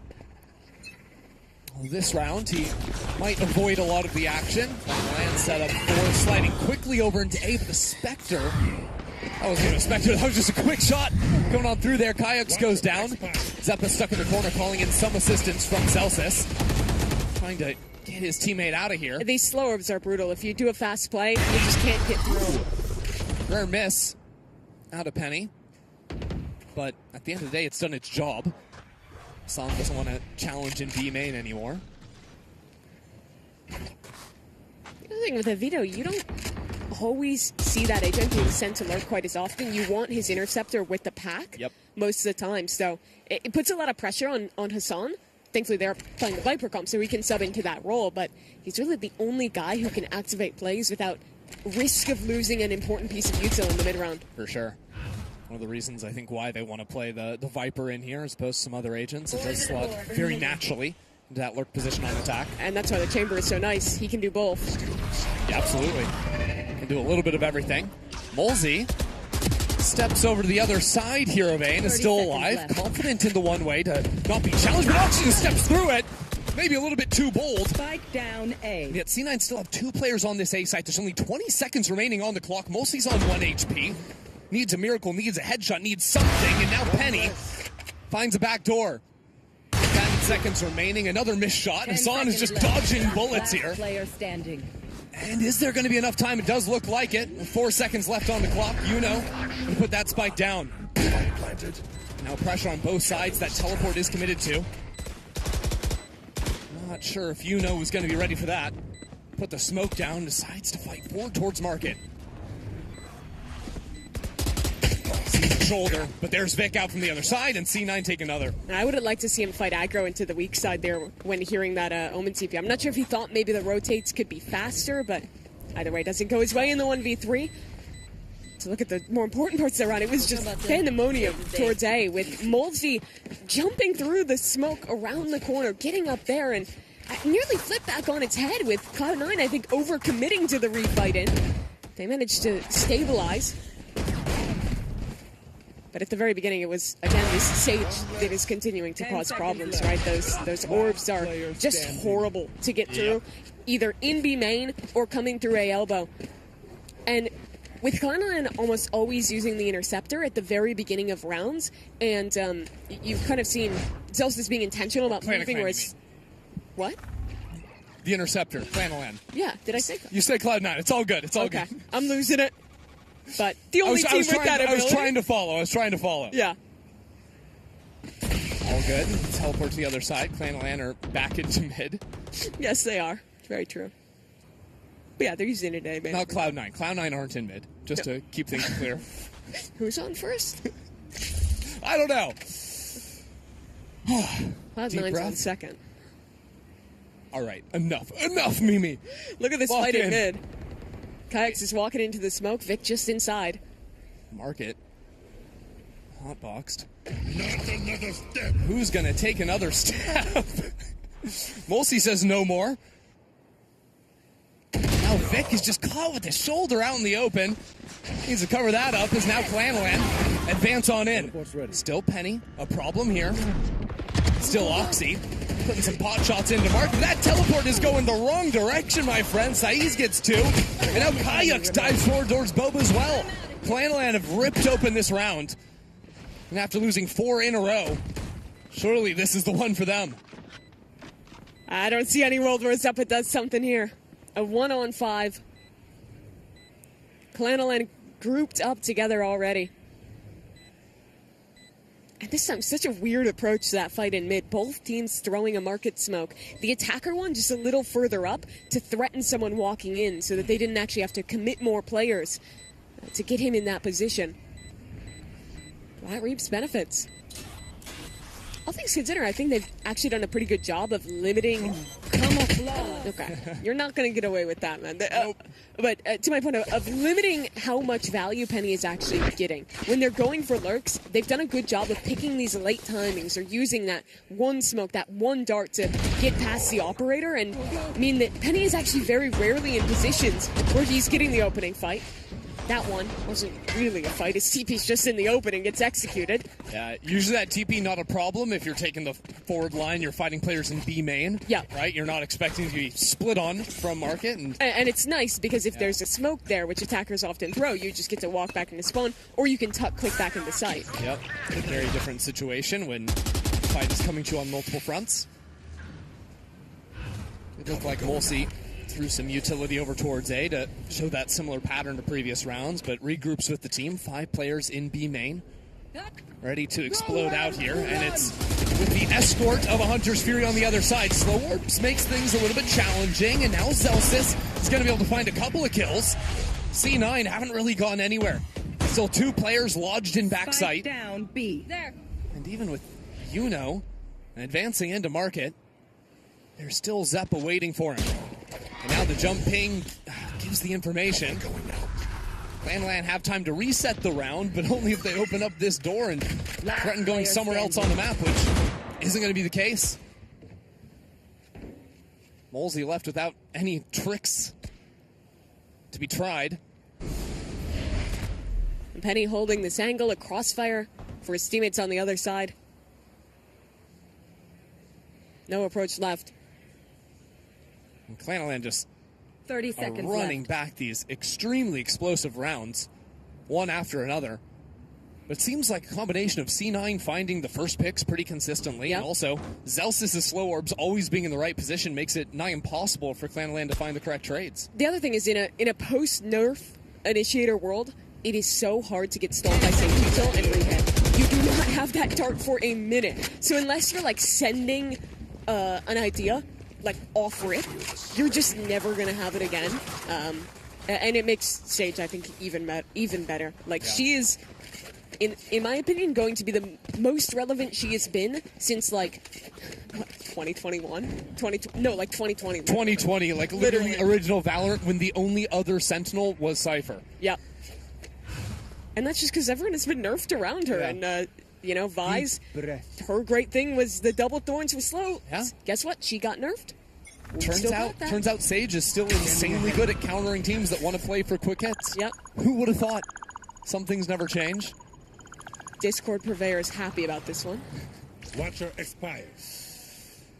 Well, FNATIC trying things a little bit slower with tempo. Penny on a much more passive angle with the op. But if it's a full contact look, this op will carve. They use the drone and he can tuck left and then swing back in. No one's following behind it though, so he can't get a kill. And now he has to be worried. Paranoia and now a Neon running at his side. Means that Oxy has to provide some support back in spawn. He's still challenging and gets the spike as well. The rest of the team had left it. Yuno recovers, and now Hassan the chance to move in through the smoke. That Sage slow removes the timing, and yet it will be a quick teleport to the other side of the map with the spike. Hassan has a pinch. Look at where Kayaks is walked up and putting pressure on Vic. FNATIC love these chaos rounds. They are all over the map, still leaving Kayaks on the site. Double lurk into mid, goes 1 for 1. And now with Kayaks getting 2 kills left for that late stab onto A, it'll be another cringe corner from Yuno to win the round. That is a real pandemonium round. I think that C9 need to start going. They had some of these rounds at the beginning, but I'd like to see them going for mid reclears, trying to punish this lurk. Because Hassan, in the last few rounds, has been a lone mid almost every time. And when they're calling these rotates, I feel like he's just getting way too much value cutting the mid rotate. It's a little diabolical the way FNATIC have played the map in some of these rounds. Makes me wonder if the Muddy Men of C9 have met their match. The Mud is here to stay, even with roster moves. You see the range limitations on the interceptor there. Because it was a bit closer, that haunt has to be manually broken. This is interesting. 2 players in mid. Vic, what? Well, mid is still a problem for Cloud9. It's a big problem. Oxy, he's dead too. The mud, it's everywhere. And now again, 3 Zelsis players. has walled his spawn. What But they can jump over it. It's madness. Zeppa the only one to find anything for C9. Wait, he placed a wall that they can literally jump. And now Yuno has teleported up on top of the wall from this side of it. Can't jump on it from there except with the Omen. And we'll get a kill there as well. There are new mud merchants in town. Yeah, there are. Welcome to the bog. Oh, yeah, this was a fun round. And it only gets more fun. Yuno gets 4 kills on that, by the way. Okay, that was ridiculous. Remember, the stakes of this game. Yeah. We are best of 1 territory. Yep. Anything goes. Upsets are in. And win you this, win? you go on to play against the invite squads. And Clanalan would eliminate Cloud9, the team who has made every Red Bull home ground final that they've had that opportunity to make it to. They might not even make day 2, Mimi. That would be a big turnaround. Into the second half now. A reset for the vibe. A change up maybe in how this is going to pan out. As we look back at the first half, it was really a chaotic thing. I don't feel like we saw a ton of stuff from the Vito. You don't tend to as often on the attacking side. I think he is like pretty much just weaker than like Chamber or Sage or like any other Senti you can play on attack in most cases, unless you're like Giga playing post plant and the Interceptor has a ton of value. But where he is excellent is on defense, especially against a Sage comp where you can break down that wall, where you can cancel out slows when the hit is coming in, and with the Initiator nerfs as well, when in one fell swoop you can remove a whole minute from the round. This is where I'm hoping to see a little more. Absolutely, right? It also gives you a chance to, you know, rip that ultimate and say, come at me. Yeah. Right? Maybe a little bit harder on the attack. Man standing emoji after doing it. Man standing, yeah. Now, I do feel like there's not an overwhelming amount of utility that can affect him on this comp. No. Unfortunately, Riot introduced the agent, which is immune to utility, right as they did the patch that removed made utility. utility. Removed utility, yeah. So imagine, though, if Vito was in play in, like, March of this year. Best agent in the world in the tail. Yeah, I think. yeah. But that's not the world we live in. Instead, we get to see how he integrates into a very different game than the one that we saw just 6 months ago. Yeah, and look, even if he's dodging utility and there isn't that much on the other side, still healing through it all, still just trying to be a beast and knock you out of it. The real exciting thing for me is the TPs. You can get in some very weird positions when anchoring that other Sentinels just can't do. You can do fast rotates if you double up the TPs in spawn. There are very fun ideas with that. Yeah. We'll end up seeing how that all comes into play. I think maybe the teleports for me are interesting. Obviously, like I think there's power to it, but in terms of off angles, it's usually things that, you know, your Omens of the world can do. So on certain maps, I think that can be a little bit more impactful than others. On Sunset you're going to see a lot of angles that you have seen before, but just you're able to with more players. Or an Omen now can be a little bit more involved in fights with a Paranoia if you want to allow Molesy on that Vito to get things done on the other side. If I may, I think a setup you could do, like just as an example on B, you could have like a TP in market, top of the 10s position, and you could also have a TP back in spawn, so you can be like fighting up B main, go back to the 10 spot, peek over the smoke, and then still have a get out of jail free. Well, true. I mean, it's not a true get out of jail free card because you have to look at it and wait a second, but if you can tuck in a corner, you can almost always get out in time. So definitely some stuff there. We have a tech pause. We'll get you guys more information on that as soon as possible. Okay, yep. Do you want to say that we just got told the reason? And it's yeah, a I really can say good it. one. Somebody turned off their computer, a player, accidentally. Yeah, now, what I really want to know is, was it the physical power button? They were just like, I wonder what this button does. No, I imagine it's like bump it with your leg. Kick a cable, sure. When I was playing Premier with the Plat Chat people, we were in playoffs. This is like the first season of Premier. Yeah. We were playing at the Riot Arena and in one of the player practice rooms. And for Premier, as one does. Yeah. Well, it was after work, but there was like the power strip was like behind my PC. We won a round. We were up like 10-7 or something. I got excited and I like kicked my leg forward. Shut off the power strip. 4 of our computers shut down. No. And you couldn't tech pause. So we had to like rush to turn every computer back on and get back in game. I think we still won it, but it got way closer than it should have because of that. Thankfully, here at Red Bull Homeground, they're allowed to pause the game. Yeah. So we're getting back into That's it. good. The computer's back on. And we're I about just to want get to underway. know who the bots on the enemy team were that lost the game even after getting like 3 rounds. 3 rounds. Yeah. I think we were on attack, so we could like really milk the rounds as long as possible. Okay. Which makes it a little easier. You're one person that's alive is just trying to hide for as long as possible. All right, well, enough of the Premier chat. It's time to get back into this second half. Remember, C9, both these teams playing for their tournament live, but C9 trailing and now running into a big old stun in main. It's still C9 fighting forward and winning out, all things considered. And this just looks like the pistol round of the first half, except it's C9 dominating on the attack. But now it's even better because you have a Sage Hole in your post plant, and you have all 5 members ready to go. Yeah, you're not getting through the Sage wall except with the interceptor. Interceptor, yeah, that's the difference compared to a normal pistol round. Yeah. Watch your expire. Sage wall usually is so powerful on these. And, well, Sage wall doesn't matter. Thanks to the Unfortunately, you just interceptor. open up to your death. Yeah. Ultimately, all those kills at the beginning of the round mattered more. That they did.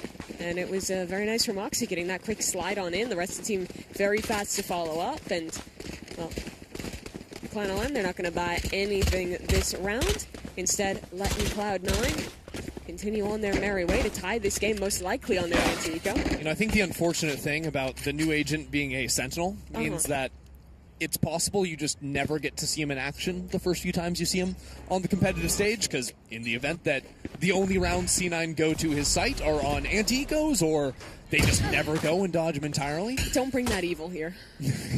It's certainly possible. We're going to see so much veto this half. Okay. We'll see. Interesting. They put the interceptor in mid to start the round, like tucked behind the little box there. Not sure if the idea was to like walk up off that and cancel out the Fade Horn if it came in. Yeah. I don't know if it has the range to hit that normal, like the wire one that goes above, because that one is super annoying to shoot.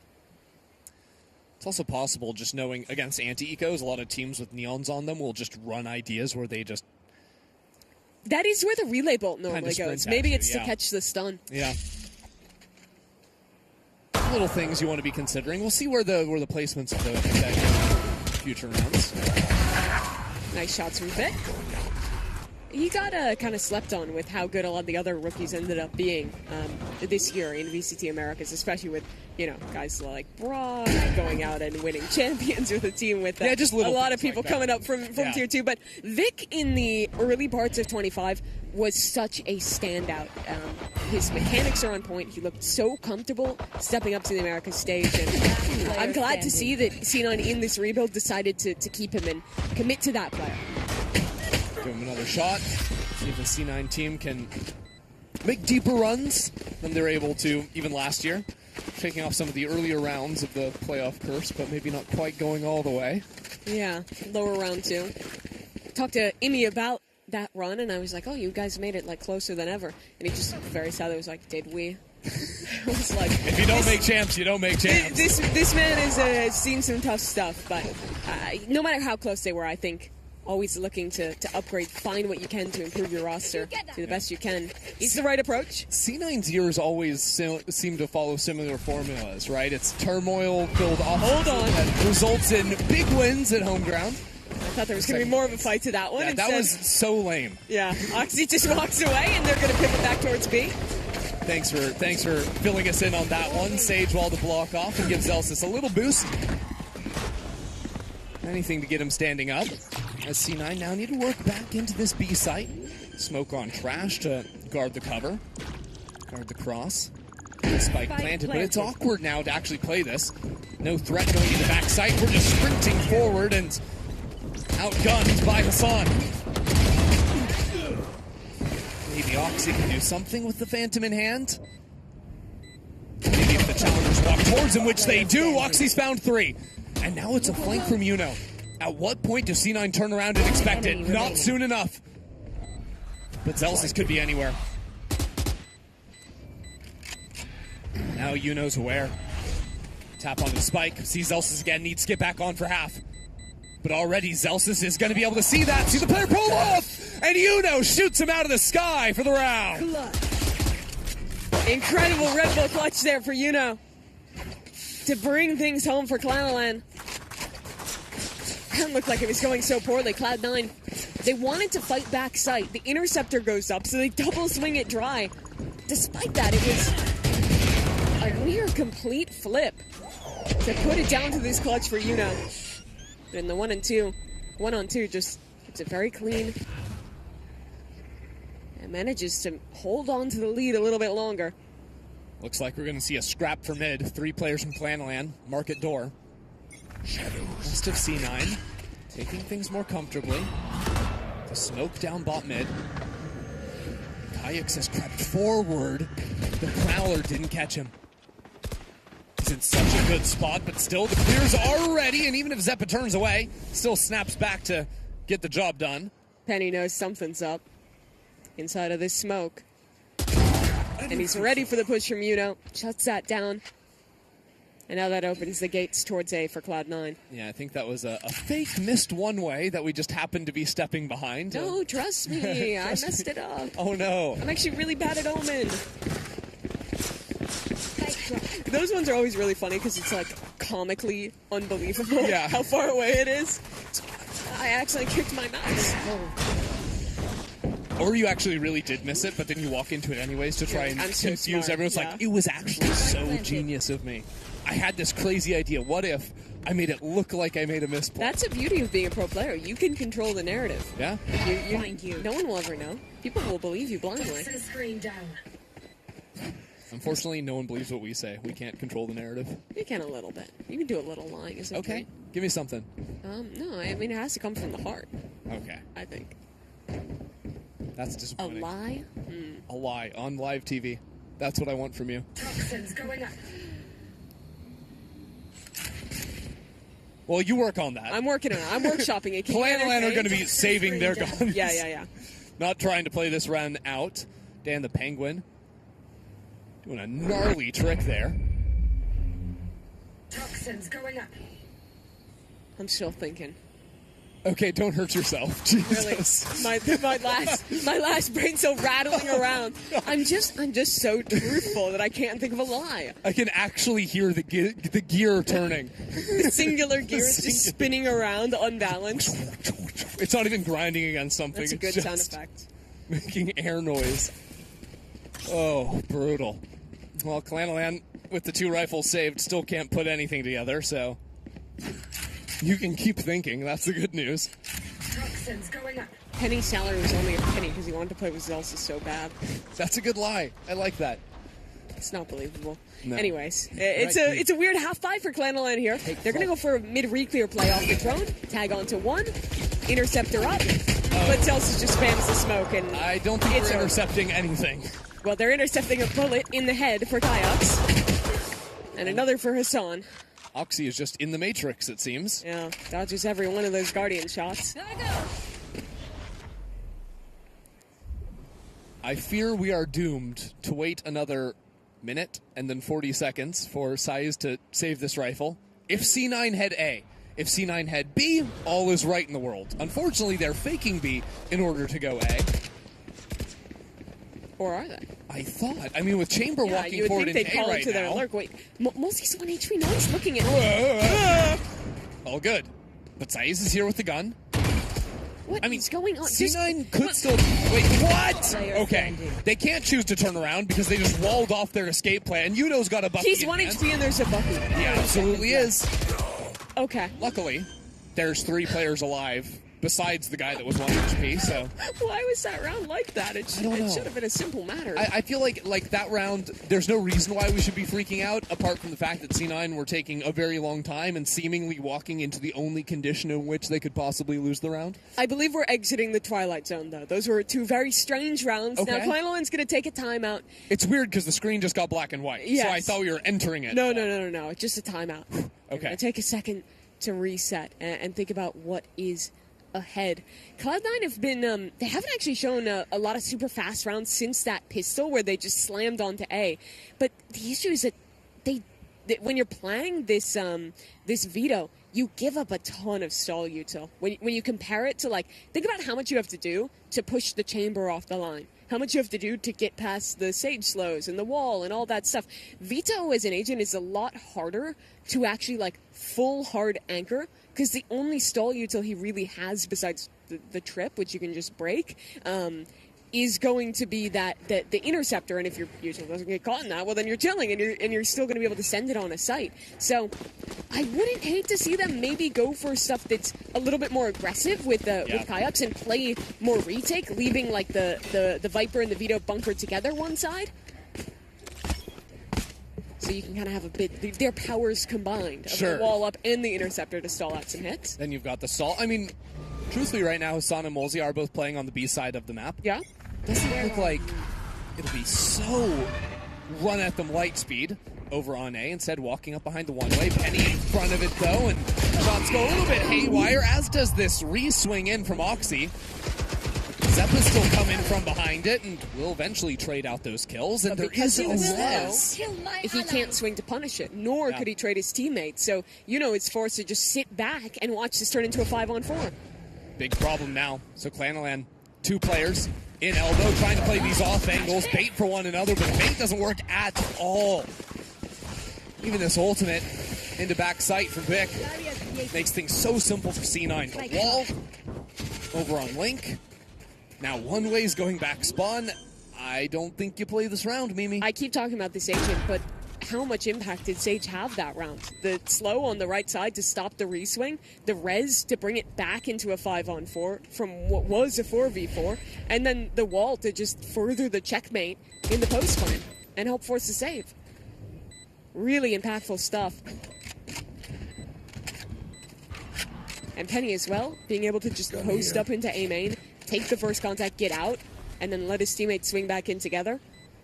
It helps to solve A main in a world where you don't want to use a huge amount of initiator utility every round.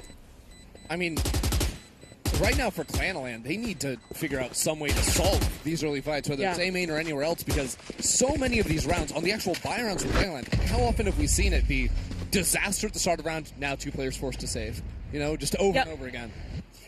And it's been in these aggro plays failing, like maybe you look to do like some kind of idea into a mid play, but even when they've tried that, Cloud9 has had ways to shut it down.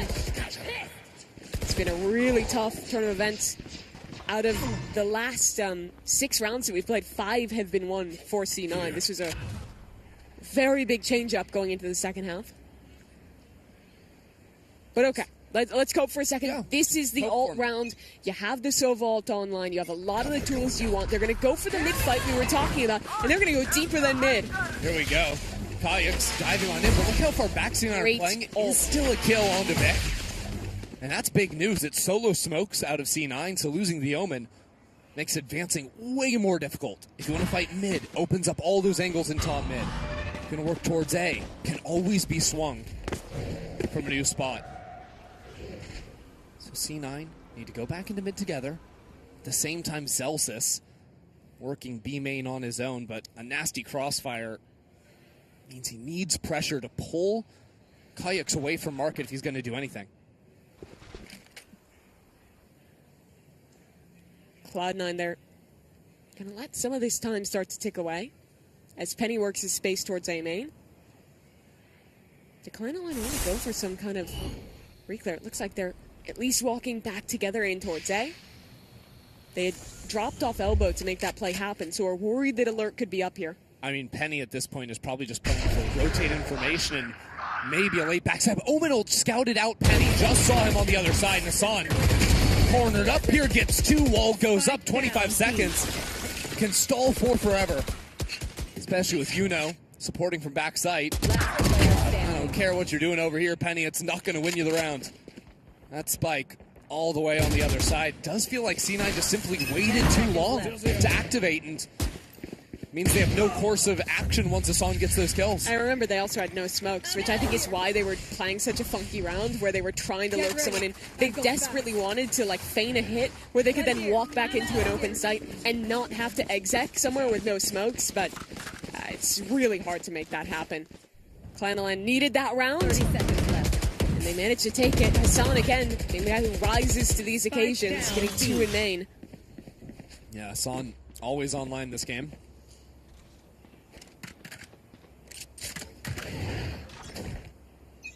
And now an operator for Kayaks. A deep line by Market. Instantly smoked away though, so he won't find any value early.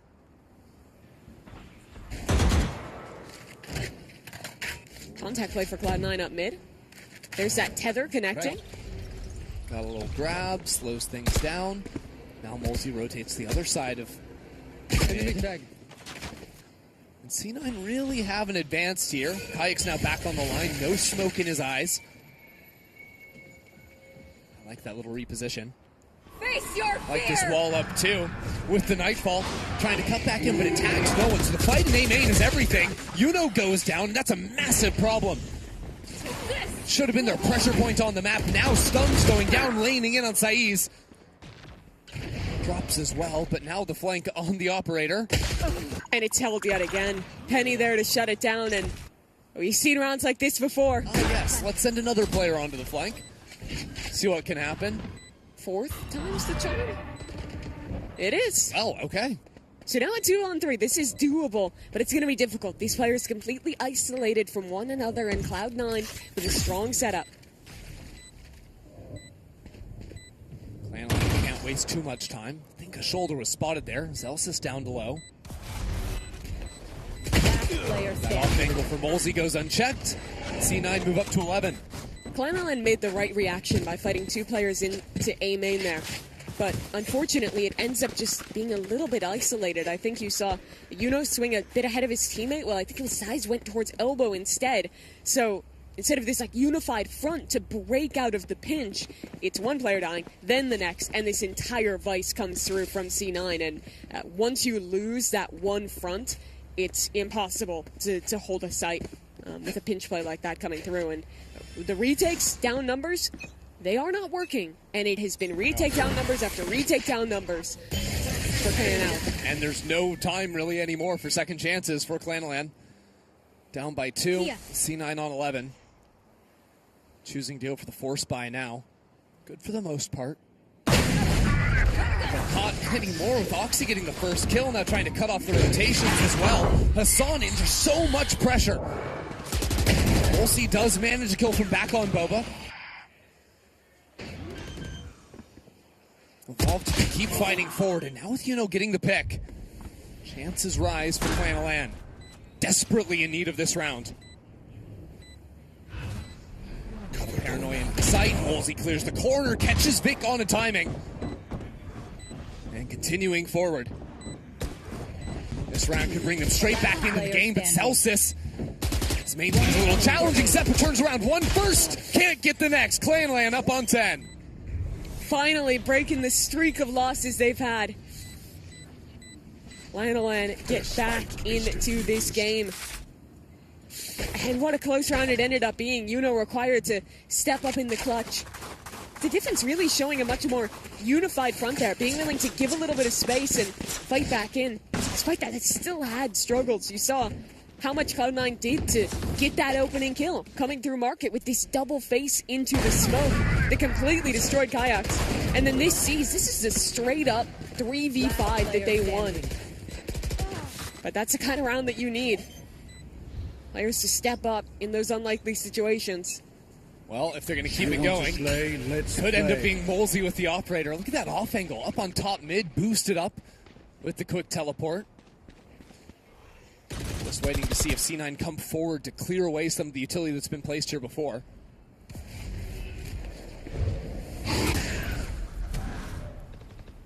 And a drone from the right side as well, sees at least the one player. Standoff, both teams with their position to try and go forward, just holding for now. I really like the idea out of Molesy, but it doesn't seem like C9 want to bite given their current positioning. And if they go for it, it would be a neon side, 2 players following up. It's a tough shot. Penny's maybe a bit easier. If Kayaks goes for the jiggle, he might just be a dead man. He's getting a little impatient, tries to go out with the one way, but Penny falls away. The Molly missed. Yeah, Molly, yeah. Hassan can hold the left side, though. It's not the end of the world, and C9 chose not to go in, but we're now down to 40 seconds. That Sage wall, broken. They're going back by the body. I mean, this round could be a mess for C9. They're waiting so long into the rounds. Waiting for resets on the utility, waiting for something to work out their way, waiting for Oxy to lurk into mid. 1 for 1 means that Yuno is still here on site, and C9 with 20 seconds left. Now a res, and another kill.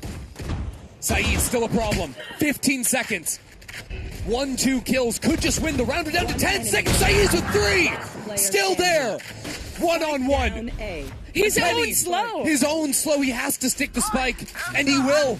Now the ultimate misses. No, attacks him on the other side. Saeed finds 4 on the round, and will take it for Clan9.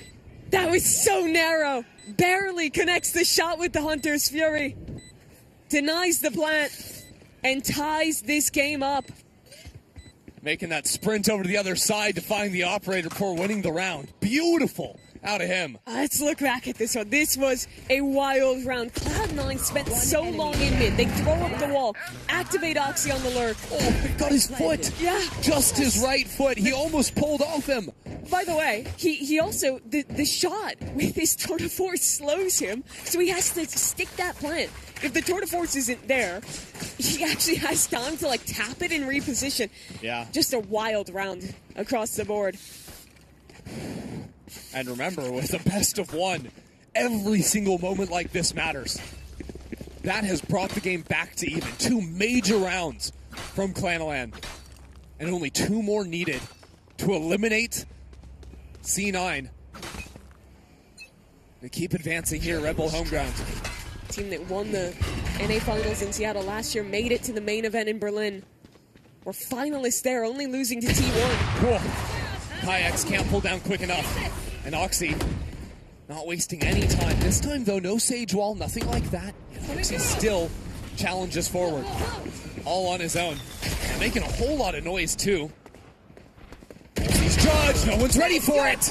The first kill goes Clanland's way. Now the wall to block him off. And C9 move into the site. There's still 2 players here. A quick rotation. Molesy TP's back into the site as well. Still with the shotgun. And no one's looking at him. Who would play in that spot? Now C9, they found their kills. Haven't dislodged Hassan just yet. Spike yet to be planted. Hassan under pressure. Hassan needs to reload. Classic in hand, the right clicks. Do plenty of damage. So it's Saiz again. The hero of last round trying to attain match point. Back to back would be unreal. No one's looking at him. No one's looking at him.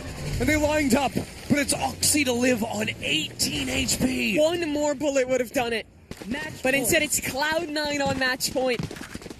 And it's these little moments, Mimi. These little moments to decide everything. But the little moments with the big implications. The money next round for Clan is horrible. 2 players on Sheriffs. A Bucky. And only 1 true rifle on Kayaks. From being 1 bullet away from match point, they're now staring down the barrel of elimination. And it'll be a fight into mid. Time not wasted. Kayaks with the hero rifle being asked so much, and first kill goes to him. Clanland choose to fall out of the space entirely. They're going to take the numbers advantage. It's a full reset. Cloud9 start to excel towards A. They don't snap this hit just yet. Said they wait, contact deeper into the site. And this means that Saiz has rotated back over. It means that Yuno's here. It means the rest of Clanland also starting to inch this way.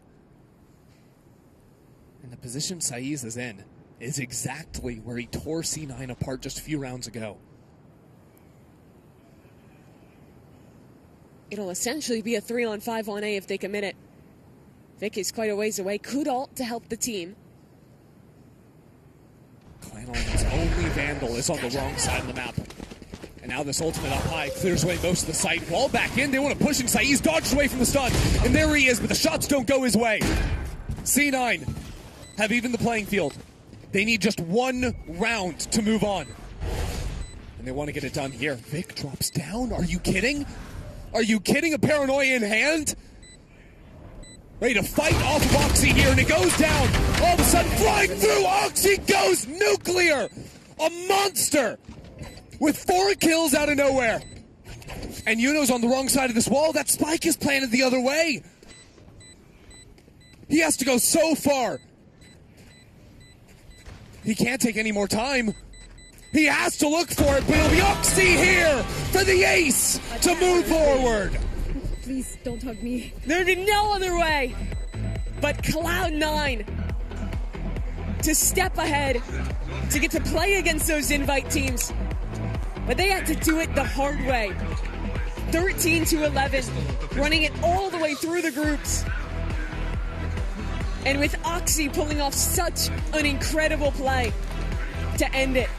The man who bottom fragged in their last BO1, who had a rough ending to his stage, starts this offseason with a bang. Yeah, but this is not the convincing showing that Cloud9, I think, wished to have here. This was as close as it can possibly get. I mean, you know, the Spanish squad, they came out of the gate swinging. Like, they had such a clear game plan. They were feeling good about it. We talked about, you know, the vibes, playing with house money. They're just happy to be here. Like, the pressure was off, and I feel like that was very much mirrored in their gameplay. Cloud9 had to work so hard to get this dub. They really did. I mean, you think about the moments that could have made a difference. That round 22, one more bullet there. And or round 23, rather. If he hits one more shot, wins that clutch, we'd be looking at OT right now. Yeah, Saiz was very nearly the hero for Clanland. Could have been a very different story, but I mean, the start of this game was also so good for Clanland. They win the first 4 rounds in a row. Yeah. Only for C9 to call a timeout, come in on an eco round, win that Thrifty, and to string together so many in a row to keep this first half competitive. This is also the first, like, I think really good showing we saw of Vito in the mix, right? Like, usually it was more of a one-sided affair when Vito was on the server. Now, Mimi, are we sold a little bit more on it, or you're still a...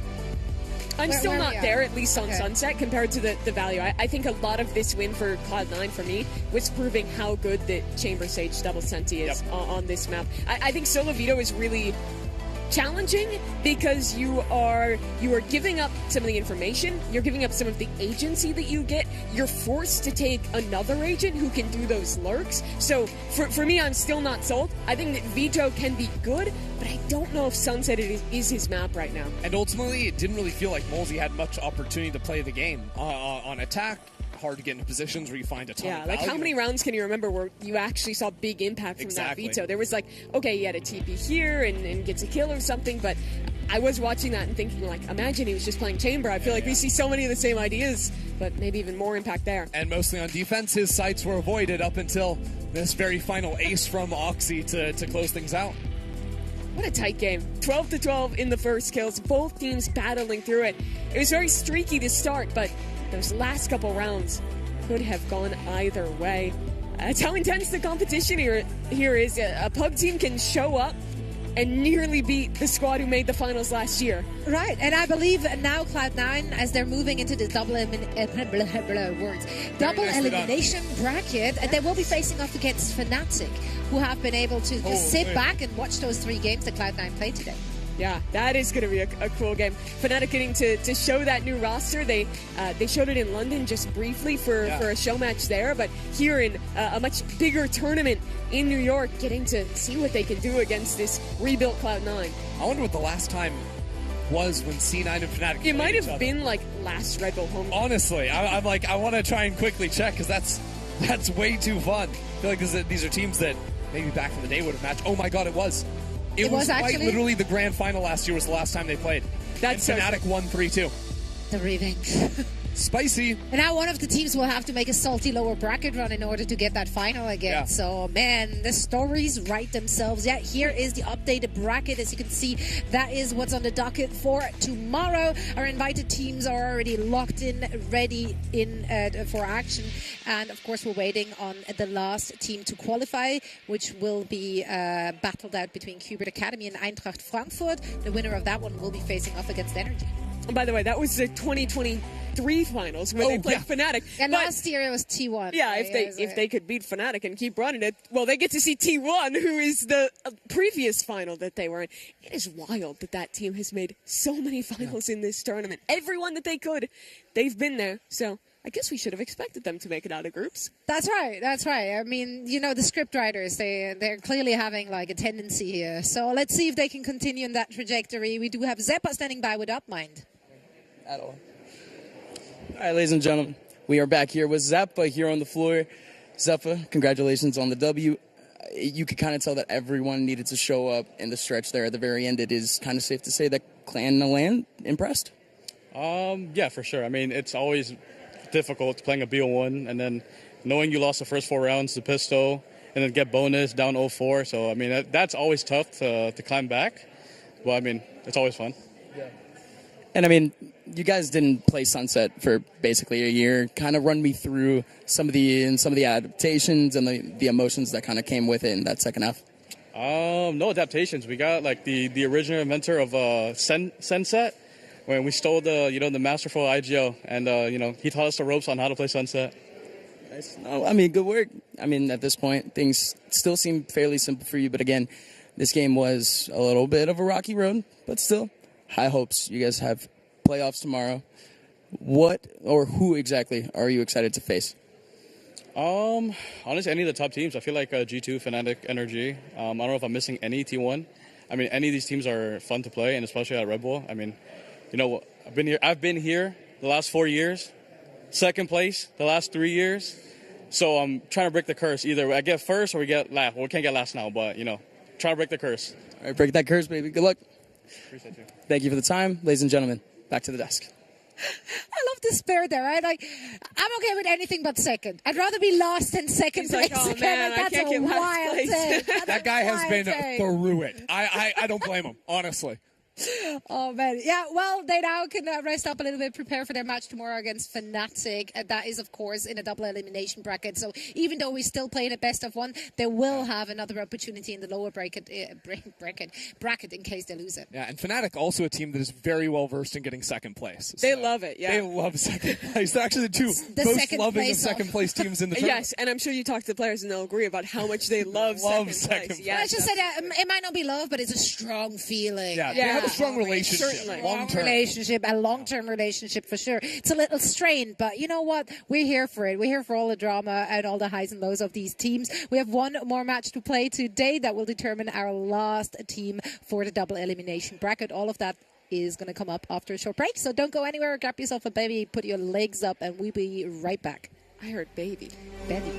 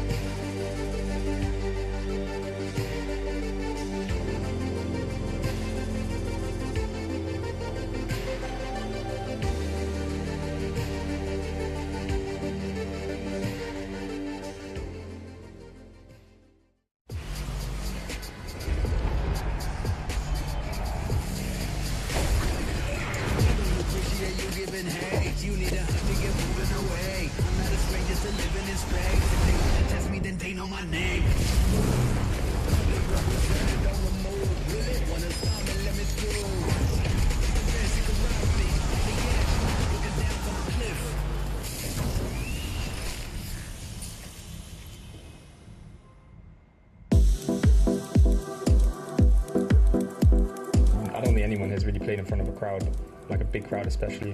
I can definitely see it like building pressure on us, because I mean, it will hit you when you're on the stage. Just being here, it feels kind of surreal, you know. Playing in front of a crowd would definitely be like something to like adapt to. Not the same as home, just playing in your room or whatever. I've never played on a LAN this big, but I think you just need to like be yourself, and like before the game you can be a little bit nervous, but once you're playing it, I think it just fades away. A few of us have played on LANs, but like the most amount of people in the crowds have been like in the hundreds, you know, it's nothing like this. I would say it's a very good experience for us to play on a T1 tournament. We can show a good performance against good teams. I would say it's a very good experience. Yeah, I love the crowds. Even when they're against me, I feed off the energy one way or another. Once you play in front of a crowd, I feel like their energy kind of decides whether or not you'll feel the pressure of that game. So like if they're cheering very hard for the other team, it might feel kind of demotivating on your end, and people might not be ready for that if it's their first time. The advice I'd give to a player coming in to play at a LAN or play at a crowd for the first time is just play your own game. Don't think too much about the stakes. Don't think too much about the situation you're in. All it is at the end of the day is just playing the game and playing to the best of your ability and being able to stay focused purely on the game. Welcome back, everyone. This is Red Bull Homegrounds 2025 World Finals, the 6th rendition of Red Bull Homeground. And yeah, the players just talked about like the experience to be here, playing in front of a crowd soon as well. So that is a big game changer. And that's why this game is so important, right? It's an elimination match. You lose here and you don't get to see that crowd. You stay up here on the 7th floor. Yep. You don't get the opportunity to play on that big You're stage. Back I know, from the audience room. Every team who comes here, be it the biggest name or the smallest one, they all want to play on that biggest stage. They all want to play against the best competition. But this is just one more difficult step to make it there. Yeah, it's almost like two completely different experiences, right, for the players themselves, right? Because you have the big stage games coming up a little bit later. But these days, right, down here, there's so many teams. They're all like mingling with each other as well, outside their rooms. So you get to see all these people that if you're playing in Tier 2 and maybe you haven't been to the big tournaments, you've watched them so many times. Now you get to play up against them for a chance to go to that big stage finally. It's awesome. And if you haven't come to a LAN like this before, when you play the online challenger matches, most of the formats are you play a match a week. So you prep, you play a BO3, you have all this time to come up with a comp. Here it's BO1, BO1, BO1, new team, new team, new team. And there's so many teams that no coach could come in and thoroughly prep for everyone, because half these teams don't have any VODs out there. So you have to be on your game. You have to be ready to play on the fly. It is a totally different experience. Yeah, this is a very difficult tournament for so many of the teams, right? Even the experienced ones, given that we are playing on a new patch. So everything out the window, anything is possible really. It's of course a chance for the older teams to reinvent themselves, to try out things, but then also again, as you said, it's impossible to prep for these matches. You kind of just have to you're just go with the flow. Exactly. You also have new players joining your roster as well, even on these experienced teams. So it has been a grind, although luckily for the teams that are now playing, they've played a couple of games already today. They're comfortable with the situation. Now it's more of a test of endurance after going this entire day, getting back up there for one more that'll determine whether or not they get to play tomorrow. Yeah, and if we're looking at the two teams there that will be playing for this last spot, it's Eintracht Frankfurt, the team that came through the German qualifier, but they have to go up against Qbert Academy, a team that we're very familiar with. They had to play a best of 3 today against Flo Tim Cheese from Chile, and they were down initially 0-1. Yeah, that's the game we watched on stream. They got stomped in map 1, but off screen they managed to bring it all the way back to win this BO3. If you're just tuning in now and you have watched challenges before, this is a different looking Qbert. 2 of their players, of course, got promoted to the main Sentinels roster, so they've had to dig deep and pick up some guys who were playing with 100 Thieves last year in Kess and Xander to fill those slots. Yeah, and taking some good parts of 100 Thieves there to see what they can get done. I do think it's important, though, that this team locks in, right? They had that second chance earlier today. The only team that was playing a best of 3, right? So dropping the first game, they get to come back. It's all good. They get to come in and win. They no longer have that luxury. They can't sit back at all now, even for a team that's just been put together. Right, and I mean, we got to see them playing in action already just a week ago at the Sen City Classic, where they had their first showing with Kess and Sander in the mix. But the individuals from the roster, like Knights, for example, really, really stood out. Nismo as well has had a really good performance already last week. Yeah, I have always been a Nismo stan. He's like a guy that has been just like in tier 2 at the highest level for so long, has never had that chance to step up since way back in the day when NA Challengers was just the Premier League. And again, another year where he's not going to have that chance, but could do it here. Maybe next year, or maybe now he could beat a tier 1 team. There's mid-season changes always possible. Chance to bring out a lore that I haven't managed to in 3 years. This guy he's like the most adult Valorant player. Oh, this he is has so like good. a whole Yeah. family. He owns a restaurant. Wait, who's that? Nismo. He owns a restaurant. Yes. Like he's a businessman and he owns a restaurant that he runs, and playing tier 2 video gaming is like his side thing that he does, and he's been on top tier 2 teams for like 5 years. I think he's like 30. He's older I was about to Valorant. say, you said that like it's old. I'm nearly 40. For Like, I Valorant, had it no is. idea. Fair. So he's a family man, or did I? Yeah, I believe okay, I believe he has kids too. Yeah. So he's like he's a full-on got a adult. real He's life. Also, This is so sad. pulling out and fragging on like 20-year-old kids. Honestly, what a hobby. It's I sick. love that for him. Yeah. Personally, big fan. What are we looking up Ooh, over there? And I'm trying to find out how old he is. 31. 31. Yeah, 90. Elderly. Like that's wow. I wasn't trying to go there. I was going to say experienced. Very experienced. So wise, you know. You're older than him, and you're calling him elderly. You're 31. Come on, man. Listen, I'm 37. I feel like I'm like 25 max. Yeah. Okay. The crazy thing about this lore, though, is like back from when you remember it, when we were running it in 22, he was not 30 then. He was like my age. Why don't you own a restaurant? Yeah, what have you done with your life? What am I doing? What am I doing? Well, I love that though, and then being able to compete on a high level, like. I mean, tier 2, yeah, it's not tier 1, but that's still a high level. Like, you still have to put in the work and the grind. When he was playing back then, that, like you were mentioning, that's when Challengers was the premier circuit. He played with Ghost Gaming, that was names that you still know today that are playing tier 1. He was beating them back then. John that was QT. a team that was defining the meta. John QT, Kaplan. Coach of Sentinels. All those guys are now playing in Americas, and he's still waiting for that chance in tier 2. Right. We'll be seeing them in action in just a little bit, but first we're going to send it back down to UpMind, who has an interview for us. Hey, welcome back, ladies and gentlemen. We do have the coach, Danny, from Clan, now LAN, here joining us. Yes, you guys are eliminated, but just give me some overall thoughts here on Red Bull Homeground, the World Finals, and New York City in general. I mean, so far everything is super good. You know, we're happy to be here and grateful. Everything was it's very well organized by Red Bull. So yeah, happy to be here, and we're having a really great time with the team. No matter that we lost, I think we showed a good fighting. Yeah, I mean, you guys really only came together 3 months ago at this point, for specifically Red Bull Homeground. How is it to you as a coach knowing that you were able to lead these players to a great experience here in New York, facing VCT talent and developing? Yeah, I mean, like we formed this team just to keep ourselves in shape in the off-season tournament, and it's really nice that everyone got the experience to play on, on the LAN here and face like the tier 1 opponents. Also, like Penny is my old teammate, so always happy to see him. So, and he was looking really good, so happy for him also. And just one last question: we heard you, not exactly the stream, but us here in production. We heard you off in the background say the only difference between us and Cloud9 is that they're getting paid for now. That still rings true? I mean, as a coach, you need to always bring confidence in your players, and in the end of the game, it's like a game, and everyone is equal, and the format allows for surprises when it's best of one.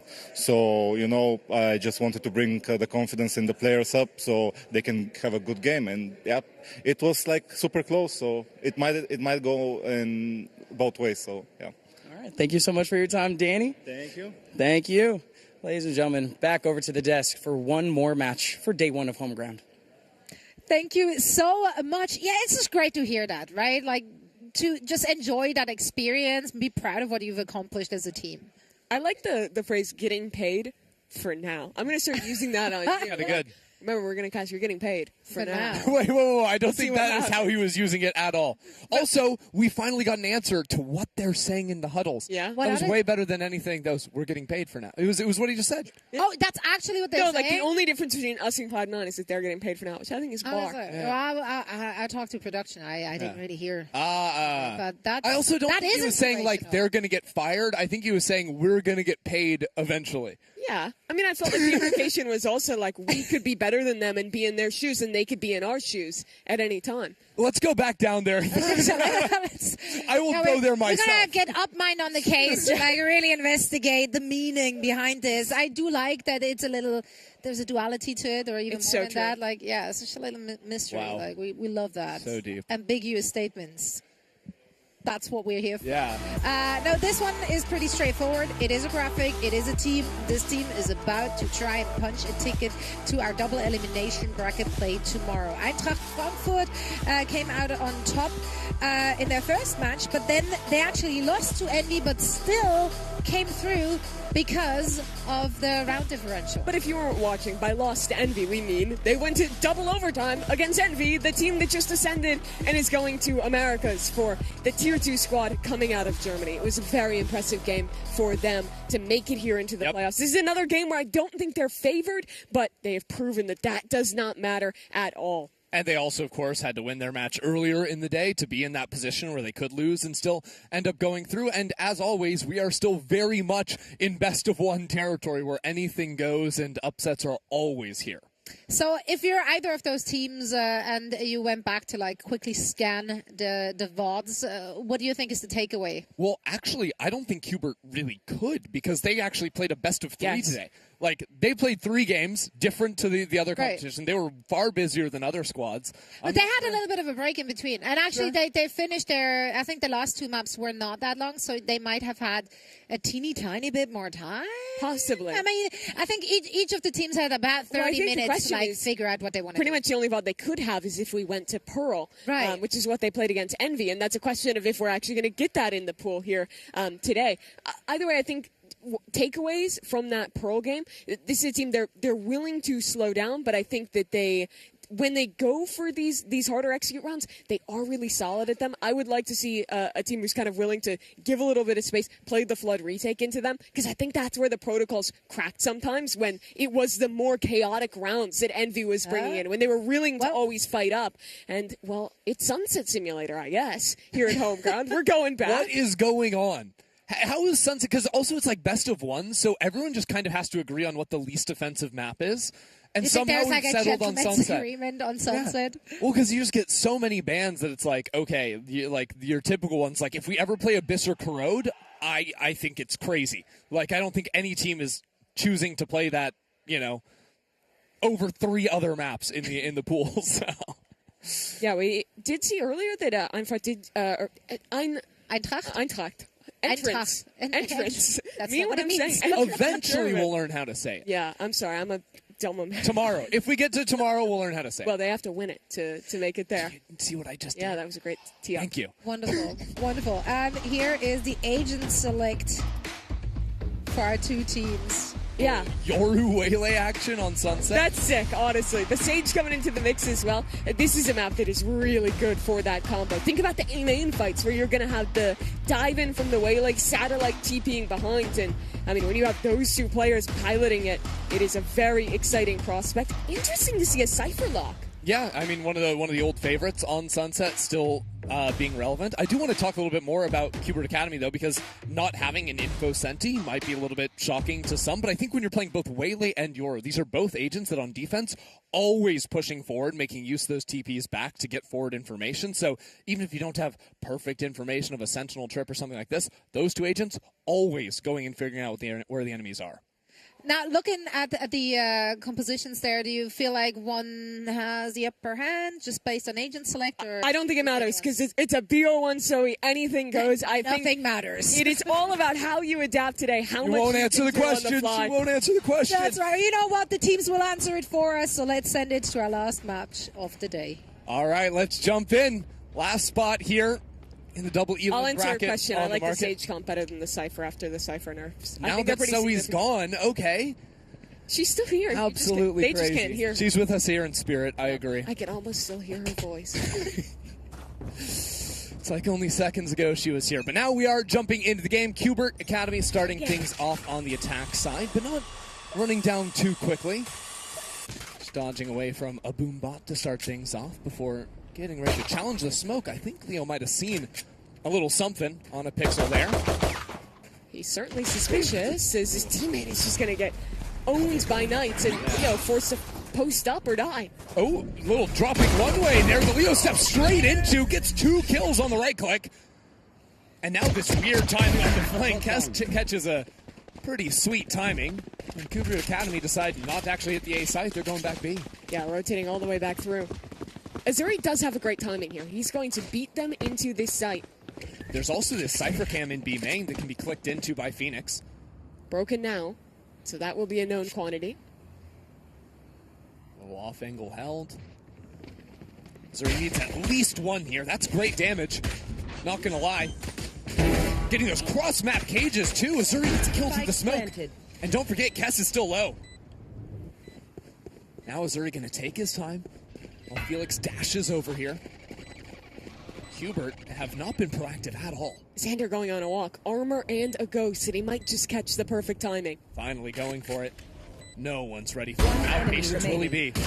1 kill for him, and Kess, even down low, gets the kill with the classic. Qbert take the pistol. Nice pivots out of Qbert there. That initial fight in main goes so well for them as that waylay. Think about how much pressure is being applied from that agent. Knights is running all the way through elbow, dashing out on sight, and then you have poor Leo, who is just stuck in that corner. Somehow gets 2 with the right clicks in there regardless, but the second the kill comes through, waylays all the way back. Now we're pivoting into B.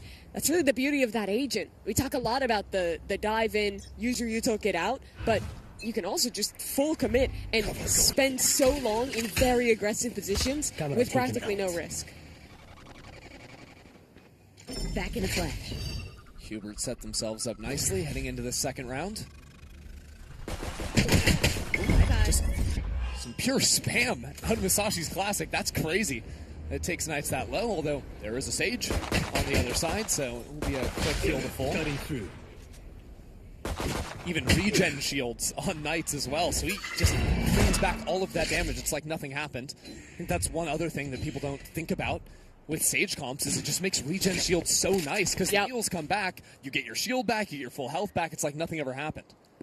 Yeah, you never want to pick Sage for her heal, but it's sometimes so nice to have, especially on rounds like this. Regen shields, just a slight little buff if you want to go for those. Leo in the same spot. Yeah. Do we do the fake one way? We don't even have it. The right clicks don't even matter. Oh my god. Wait, his sheriff is crazy. Or not even a sheriff's classic is crazy. He doesn't even need a sheriff, Christy. He might be the best in that position. It's a 4-on-2. Planted. Thankfully, there's a Sage wall for Qbert, so that will buy them a little bit of safety. But here's the thing. It's light armor for Qbert. John now picked up the Outlaw, courtesy that player dropped in mid. Look how alone they are. Xander on the site. A TP to get out. But the coverage of the wall makes it easier for Xander to play. Still, though, because there's no flank watch, it means Nismo is away from his teammate. Now the Zuri just tearing Xander's head off. Oh my word, Nismo gets 2, but it will be Frankfurt taking the round. Okay, we got to give it to Leo. He might be the best to ever do it when it comes to getting classic 2Ks on the one-way box in A main. Let's watch that one more time. It's so well reserved. A lot of players are going to panic there. That's like half the point of the waylay. She's double dashing in, you panic, you get swung. And that the second player being left clicks instead of right clicks is what nails that, by the way. It's double headshot. A right click there, and he's killed before he gets his second shot off. But the faster fire there on the left is good. To critique Qbert, though, that never should happen. The point of the waylay dashing is that someone is right behind to swing. How dare you ever say anything bad about Qbert? How dare you, Mimi? Okay, I won't do it again. He's just a little He's cute. so little red guy. He doesn't deserve it. You're right. The team, though, say whatever you want. Yeah, well, I was talking about the team. Okay. Megs is already taking control in A main. That was just a Bucky to work with. Just dashing at the start of the round. Leo's back. This time, though, playing a little bit more forward on the Phantom. Takes his shots before falling away and calling in both of his duelists to support. Oh my, still challenging. Ultimate is ready. I like that. He's playing so confident right now. John takes another tight A. Trying to swing into the Sage slow is brave. Yeah, although luckily with Knights falling on the left-hand side, makes things a little bit easier for Zuri to lock these players down to get 3 on the round, unlock a showstopper for round 4, and take this one cleanly. 3 rounds? 3 very similar looks towards A, at least at the beginning of the rounds, that have just been defined by fights from Leo. Looking ahead to the next one now. Like you mentioned, that Raze Rocket going to be online. That is a bigger threat. If you want to take space in A main, there's always a risk of a rocket coming through. Listen up. Missouri's in a good position there. Instead, maybe going to set up a trap play on B with the rocket. No. Those are always good, but teammates here might just hold on to it for a bit. I was wondering if Hubert were going to maybe show a similar opening towards A and change things up, but instead, no, not really. This time, just 4 players in B main, making themselves very well known. My ultimate is ready. That's the res garnered for Nismo. Sure. We'll take that. Now remember, it's 7 pips now, so we'll oftentimes see teams trying to funnel that ultimate up. This could just be a pivot from Hubert to play rounds where they're breaking more util on the B side. This round, though, they have the double ultis to escalate into the site. The info of the Omen ult, but that's a nerf. Does not catch. No, it does not. Now the pullback eats up the showstopper. No value for Eintracht, and now Leo on the other side of things being run down at. First kill goes his way. Problems potentially for Hubert because while they have a player on the site, the spike is running the complete opposite direction. That's all because Xander has worked his way up. The operator, though, from John is successful in mid. Nismo gets across thanks to the help from Xander. And instantly, the Resurrect comes online, so Hubert Academy back with the numbers advantage. Xander still with so much space taken over on the A side. That high angle jumped onto as well. And now Azuri and Musashi have to come in, choosing to separate once again. High-low setup with Xander TP to top the box. This round might come down to the fight on the flank. Knights holding the flank. It's an Odin for Musashi. Knights has hit the first shot, and he connects. So Azuri, worried about elbow, about main, about absolutely everywhere. Nice movement out of him. But Xander swinging up high is going to cement the round Hubert's way. Good pivots there out of Hubert. Xander did a lot of work walking up A while his teammates are applying a ton of pressure on that B site. Manages to get them that late round pivot. Xander player, I'm really excited to see what the next step for him is, because despite that 100 Thieves roster not finding the success they would have wanted, I've been really impressed with him since his run in Tier 2 the year before to getting that opportunity to play with 100 Thieves, and I think really showing up and playing quite well even when the team wasn't at their best. His future obviously a little uncertain right now. Will he continue with Hubert? But it's good to see him playing here. Knight stepping up in front of smoke. In fact, he gets one there. It's a little crazy. Didn't really have much team behind him. Just Xander kind of holding the fort. Because Hubert, they've been working mid this whole time.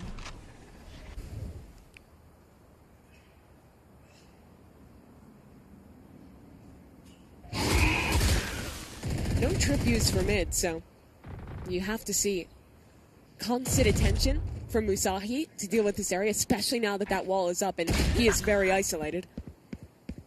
And here we go. Hubert actually choosing not to push in behind the clone. And it's a little bit uncomfortable now. Because you look at A main, Leo stepped back forward onto the line, a position he's been so strong in previously. Drops down to one way with 45 seconds left in the clock. Big flank out of Felix too, and he's going quickly as well. So if Leo can just hold for maybe 10 seconds on site, all of a sudden, that Cypher's gonna be a huge problem. Leo can't get it done though. Now Felix creeping behind. 30 seconds. Certainly has this kill on the left side. What is going on? He's not looking the right way. And now he gets turned around on Xander, finds him. Spike planted. This round just disappears. The chance for Eintracht gone in a blink of an eye. That is a truly heartbreaking round. Hubert did a great job of working the map, putting that pressure on mid, forcing Eintracht to rotate around, try and find something. And the crux of it had to be that Cypher, who walked all the way up through. He had so much map control for them and couldn't make it happen. That shot was crisp there at the start. But as you say, that flank could have been the turnaround. But it wasn't this time. Instead, it's going to be Reinhardt with a very poor buy, trying to fight A with 3. Once again, Leo right on this side, a little up and over from Knights before popping back. The rest of Kubert filter in as a unit. There's something about that position and these players. Third time someone's gotten a 2K there. Yeah, let's go back in the VOD and see what's happening. I think I know what Kubert's going to be working on this week. Yeah. How do we take A through this left side path? Felix 1v3, just a Sheriff, and he's going to take a walk, try and get some exits on the flank. I think looking ahead to the next few rounds here. Have some initiator ultimates ready to be traded, but Kubert seemed to just be speed running the Waylay ult. They're second already in 6 rounds. The issue right now for Reinhardt is that this double duelist comp on defense, what you want to be doing is fighting forward together, trying to get map control. But Kubert have done a really good job of absorbing any of that aggression, and instead of being the ones to instigate with their own Waylay, they're waiting for that noise, that cue, and then they're the ones double dashing in and finding that repunish. So as much as you want to be fighting with this comp, I would almost like to see Reinhardt show us some slower rounds, play a little bit further back, maybe look instead to do mid-round trap plays instead of like start of round gambits where they're fighting into say A main, where they've been losing a lot of players. Yeah, I mean the deeper holds on A have worked in the earlier rounds. Certainly, although the issue too is like post Cypher nerf, it's so hard to leave him as a solo anchor. I think he's a lot weaker, and you're normally more probably going to want to play him like for info and retake with the cages, versus like being able to solo giga anchor a site with your trips. Yeah, and look, the stock standard way to play is like how Eintracht are playing now: get the pressure, 2-3 players in A main, play behind the one with your Omen, stack over towards the Cypher utility, but. This time it's just deep Cypher trip back on site. Valuing holding on to backside control. You can see John already stepped out in front of it. But now the pressure's starting to mount with quick teleport out from the other side. Cass trying to fall off the information with this Hunter's Fury. And those shots connect beautifully. So already a numbers advantage. Now smoke dropping. Sashi needs a little something here with the spam. The first shot goes his way. Now looking counter ultimates thrown to stop the forward aggression. Heading into Boba. Eintracht hold their ground for a moment. This fight in main goes beautifully for Leo on the flank. And that should be the turnaround. Always looking for these flanks. Our Eintracht. Last player standing. And now pinching in from both sides, following out on the teleport. Leo should be able to take this one down. It's actually Azuri. But Eintracht is back on the board regardless. Great flank to come through from Leo there to shore up the pinch and win the round on a B retake. And those are the kind of rounds I want to see, right? Them willing to not be the ones to take the onus immediately and instead give a little bit of space, wait for Kubert to use the majority of their utility, and then be the ones to fight back in instead. The util pattern they used with that Paranoia on one side as Flash came in from the Euro as well was very good to completely isolate the backside players from Kubert. I must have missed when Xander went up 10-3. He's been cooking. Slipped a little under the radar, but leading the scoreboard for the time being for Kubert. Kubert looked to go back to basics here, fighting over A main early on. Was shut down in the first few rounds, but having no issue trying to get up in front of the utility this time, though. Caught by the spam and the nade on the way out. And Knights is knocked down to 1 health from that as well. We'll get a bit of a heal from the Sage. Looking like a real good heal. Yeah.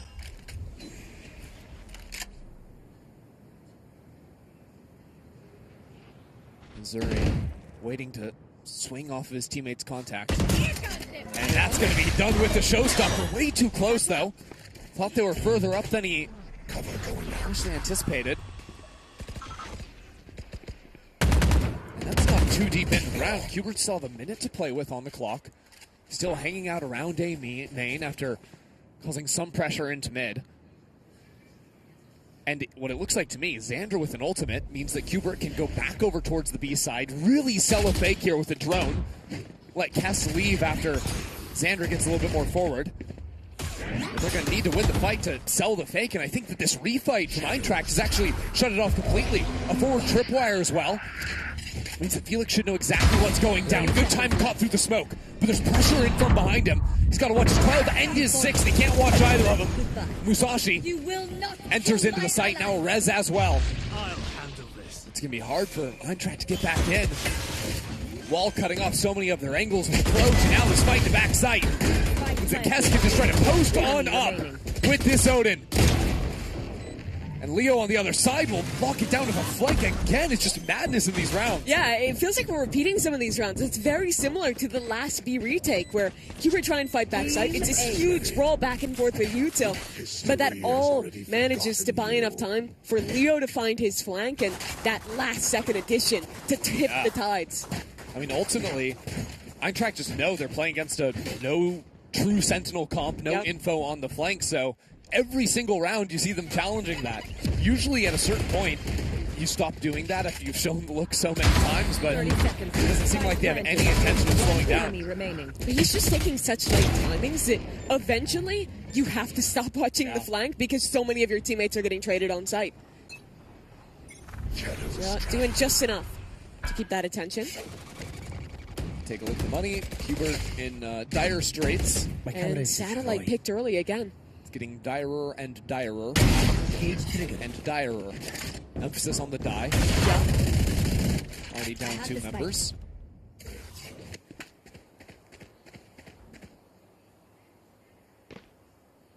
Maybe this Odin a bit of a problem in Musashi's hands. That gun has proven to be a problem as of late in this game. No. Surely. No. It's very cool, actually. It is very cool. Look at Knights. He has slipped the net here. He's timing past them. Spike down. They might actually turn and look, thinking someone could be made now. Well, at least there is the trip in. Yeah, helps sell it a bit. Less incentivized. I'm not frankly sure it matters. Oh. If he had turned around and gotten that hold on Knights. It might matter, Christy. It's a 1-on-2. That spike is fairly easy to grab and pull back as well. Double dash 2 to get this plant down. How does he go from here? Check this out. Eintracht separate.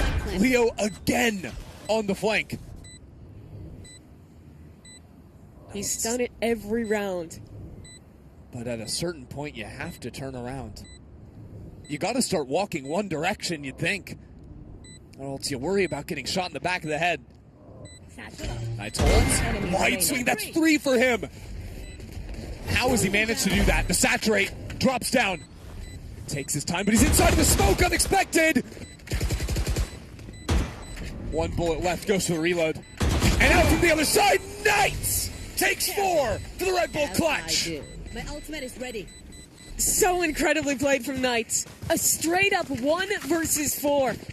By no world should it have been possible. But he bides his time, walks all the way through. Is disciplined enough to get 2. Even a little movement tech to have the pullback ready to grab the spike, dash to get timing on the plant before perfectly isolating those 2 players coming from different directions and winning the round for Hubert. And if you want to talk about a momentum killer, that is that round right there. That should have been 3 in a row for Eintracht. Now they're the ones down onto pistols. Just a hero rifle for Musashi. Do have 3 players stacked here. Paranoia at the ready. What can they do off the back? The paint shells should do some damage and a dash to the other side just to distract. And Satellite can keep moving forward. Now a wall down. Tries to isolate some of these players. Does so very effectively. Good round out of Hubert to only drop to 1 so far. And that Sheriff won't find anything in Felix's hands either. It's crazy how much 1 round does. This was Eintracht taking full control of this game. It won 2 in a row. Should have won that 1v4. And now suddenly it's Hubert running away with the half instead. Really tough stuff. As you look back at the replay, they had the right stack. They had good positions. Just do not have the guns to be able to do anything. So now we look ahead and think if they want to change anything up. They've found a lot of success the last couple rounds actually fighting for A main again. But where Hubert has been finding these pivots has been off their mid lurks. It's more in the lurk this time. We're going to have full focus on taking the space in mid. Yeah, Leo was considering trying to jump out into mid, but as soon as he saw that Sova dart headed his way, chose against it. And Tractor really stacking 4 players onto B, but that light up out of Knights is brutal. Felix, though, finds 2 kills onto the site. Still trying to slide his way around site and avoid the incoming fire. Now back in Boba. The drop is heard. Leo takes the kill and brings things even. Why do I feel like I've seen this one before? The flank on the way, except this time Leo is the one back spawn. And it's Azuri on the flank. I have the spike. Do we really anticipate the replay? We absolutely do, and it absolutely pays off. Now can bust down this wall, anticipating the flank on the other side. Guess can make this mad dash back towards the A side for the chance for another clutch out of Qbert. Leo swung alone, and now Azuri has to make up for his error. Not let another clutch slip away. Kess will have to reload the Odin. That takes time, and that will give away his position. Or he could commit, kept just a few bullets left. I thought he'd be out by now. There is a Hunter's Fury available as well. If it gets too long, if Azuri spends too much time clearing out the shadows, Guess always has that in his back pocket. A dart available now, too. Taking his time for now. He doesn't have to act quickly. Now with the tap coming in, he goes to the swing, and 6 bullets is all he needs. Times it out perfectly with what it took to break that door. Before the switch. And Cass wins the second Red Bull clutch in a row for Qbert. Just madness out of Qbert again. The difference these rounds make. This game should be 7-4 the other way. Instead, it's Qbert almost doubling with a chance in this next round to run away with this game. And it's a best of one. No second chances. Keep them pushing. No opportunity to make up for these 2 clutches you've just lost. Qbert, 5 to beat. The last round of attack in regulation. And not wasting any time with it either. Choosing to go deep on the site. They've got that Hunter's Fury. Yes. Gets both of the last 2. But this quick flank from Missouri went all the way down mid. And now pressure mounts on the flank. Qbert has to turn around and deal with that. The rest of iTrack breaking it down the wall, but that flash is picture perfect. The res online as well, back into main. What looked like another chance for iTrack to get back into this game has been shut out in its entirety. Lights out. First half of Qbert. Really masterful team fighting from Qbert in that post flank. When they hear that flank coming through, having the Omen teleport across combined with the Yoru flash to double swing. After getting that kill, they have another double swing with the site player and the main player ready to go. And they shut down Einart completely. 8-4 up for Qbert Academy. And a huge opportunity to join their organization's main roster. In that main stage of this tournament, the double elimination round. And we'll get a quick little break before this second half to. Do you know the lore with that cat? Of what? Did you see that the cat stuffed animal that I they did had not see the in their cat practice stuffed room? animal. No. It was very strange. Like it looked like a Twitch emote, which is why I thought you might know what it is. Oh, you don't know the lore. I thought you were going to tell me. No. I was asking you if you could help me out. It's a cool cat. Cool. Yeah, I think that's also the insightful. emote. Is cool cat. That's why we pay you the big bucks. That's why they do. That's why they do. You know that.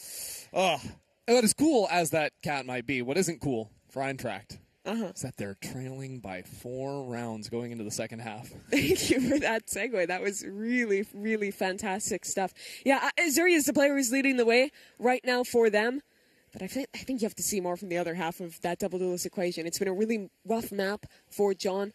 Both these comps, while they are a little different with the Waylay versus the Rays, you're going to be playing similarly. You're going to want to be fighting for A main. You're going to have a lot of good looks to like split faster mid with Ray satchels, things like that. So I think a lot of this comeback comes to those two, being online, being confident, and just having coordination in these faster plays. Yeah, and starting from the pistol round as well has to come online from the squad too, because it is starting to look bad for this team that has no other options, has no other second chance. If you want to get to the double elim, you got to make it to tomorrow. I remember, this is the team that knocked Envy out of the tournament, that won out their group. That was the team that I think most would have said is the favorite to make it out alongside Cloud9.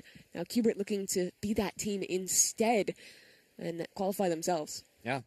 You know, Kubert, they couldn't go to Ascension, right? So Envy got to steal all the glory them, but they've already made it deeper than Envy here at Red Bull Home Ground with another win here as well. Can join the ranks of some Tier 1 teams in very different fashion to Envy earlier this year. Yeah, a little bit of a different vibe as we get ready to go into the second half here. There's the cat. Holy. Do you know that cat? Have you seen this cat? And our one brain cell strikes again. It's time to get into the second half here. Last game we're playing today and the last game in New York City for one of these two squads. It would be tough for any of them to come all the way out here. Have to go home. Obviously a bit of a longer trip for the squad that qualified through the German regional versus the Canadian.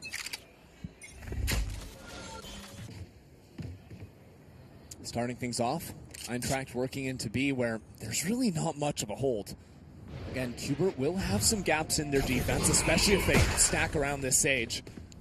Got the benefit of some info utility on a Sentinel, but really it's just some play for an orb in B main. It's play for pick into mid. Now with Knights out of things, Eintracht can take their time. They've still got 70 seconds. Has to repost in mid. It's a dink from the other side and is forced to concede the space. Xander, though, a bit more successful. He evens out this round, holds on to market. Eintracht really want to challenge top mid. Have had a lot of success so far. Now Satellite may be caught stepping forward, and there's Azuri. Now another player on the other side. Kess gets two. And where Eintracht had so much control over the map, now it starts to fall away. Sure, Felix is stepping into A. Gives some protection for Musashi to bring the spike over as well. And now Felix has a chance to go all the way for the backstab. Still a trip to get information from flank. If that's broken, there's a camera to make sure there's anyone else behind it. Wait, the camera was broken. Did that get seen? You hear it now, at least. Not sure what Felix saw. A chance to step out of the smoke. One kill. But Cass has three on the other side. Musashi needs this pistol. He has to be hero for his squad. His shots go straight. Still another opportunity. A second lease on life.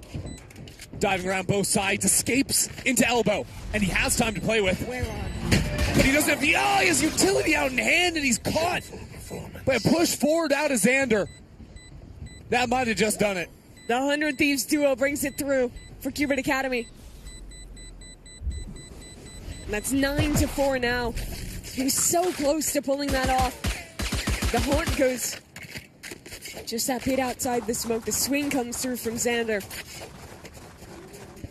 And they cannot make it happen. It is cool to see that duo doing it together on the top of the scoreboard. This is a player that I don't think a lot of people were super excited for. He kind of came out of nowhere when he was called up to IGL for 100 Thieves in the mid-season. And then wasn't a part of the roster when they made their rebuild happen, looking ahead to 2026. It begins. So a chance to continue to try and prove himself, to figure out what his next step is really going to be.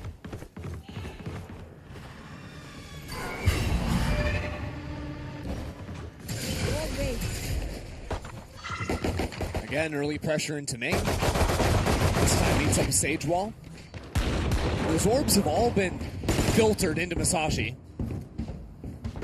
So chances are to maybe have a round 3 ult online, round 4 for sure. They're just going around the world to pick up every single orb they can.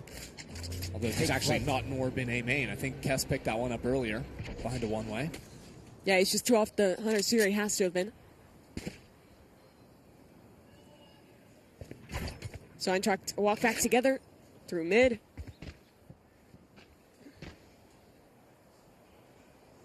Yeah, take your time, guys.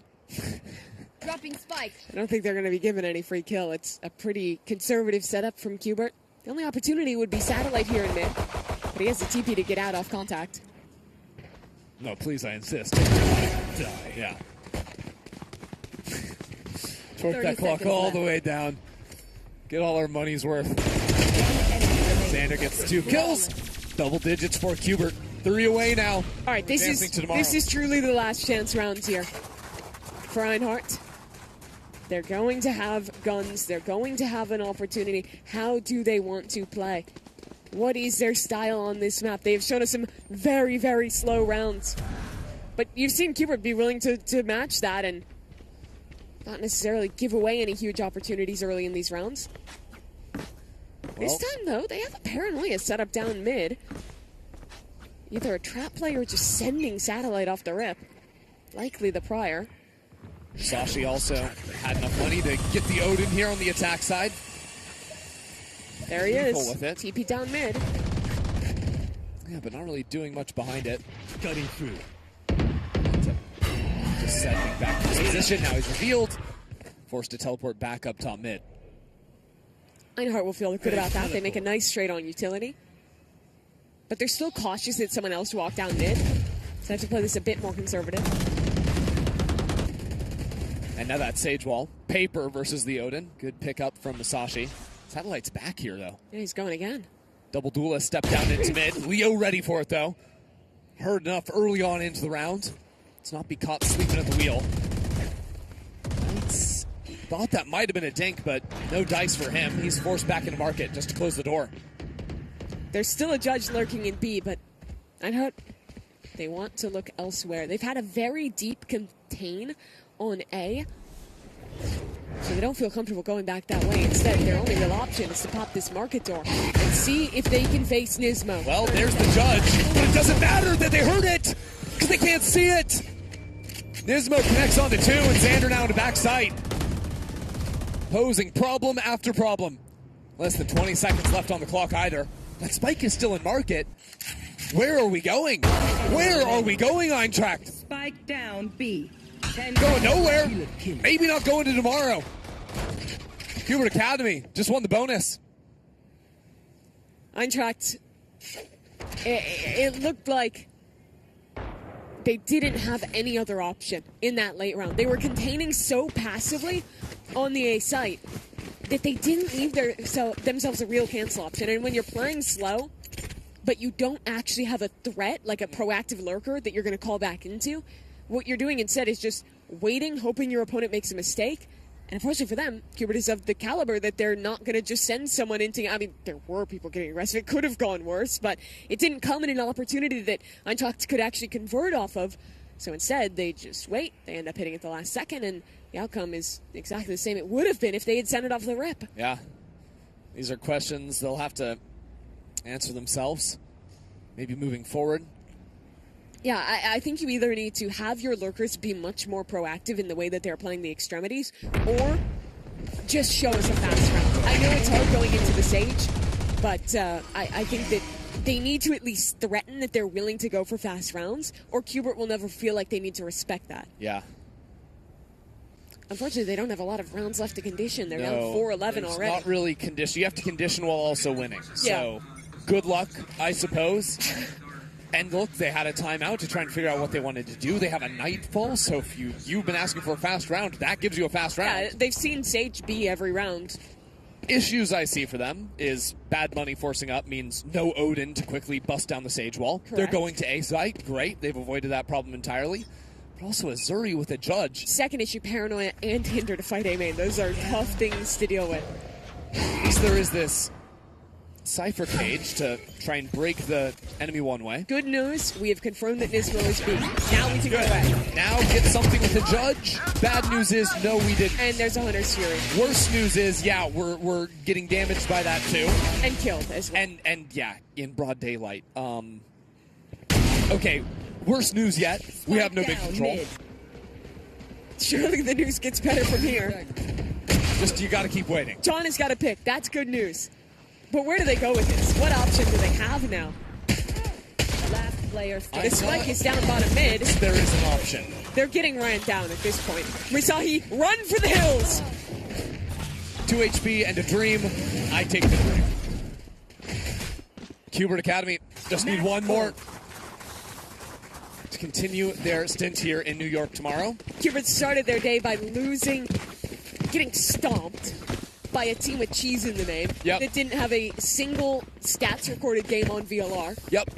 And by the way, good for them. They get to play a best of 3, so they get to redeem themselves. But they in other worlds, there's a third team in that group, and they don't actually get through. Yeah, I mean, if they beat that third team, then it goes down to round differential. Anyways, they made it here, and now they're the ones doing the stomping. They are sending it fast towards A, and this time, a different outcome. Knights is dead to start. Oh, the Cass has stepped back into the 4. Leo still there, and things aren't as simple as they appear. Good shot from Felix, cuts the rotator in mid.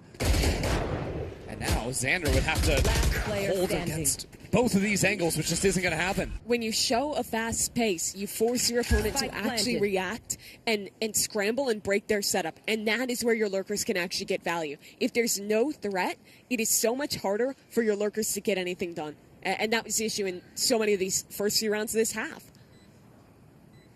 The issue that comes, though, with playing these fast execs every single time is you don't get to play for information early on, so sometimes you're going to guess wrong. You're going to be trying to rush into the Sage with friends behind her. And that sucks when you're down 4-12. Exactly. And you have to win 8 rounds in a row. The answer may have come a little bit too late, but we'll see. We'll see. Now 7 in a row. The thing is, once you start playing with these fast rounds, you can go back to your slower rounds and maybe find a little more success there now that you've shown the variance, now that you've threatened that. If you can show like a fake towards A, they're more likely to send someone running off B. We'll see how they continue to adjust in this half. Trailing by 7. Have to force an OT here. Now Musashi has money for the Odin, so he's going to be very happy on that front. We're one off the Showstopper as well, so once we start getting some ultimates into play, they can continue to just run quick looks behind those.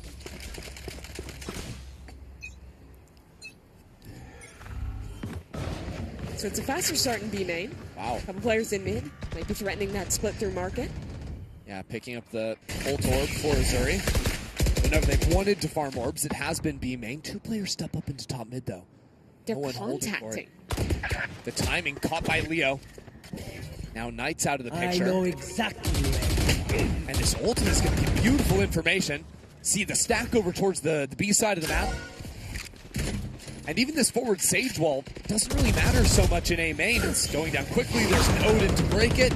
They know Nismo is playing on the other side of it. And they have solutions for that. Showstopper if Azuri wants to use it. Oh no, I think Eintracht think that Omen ult was going over to A to reinforce the hold on site, but it was into B main, of all things.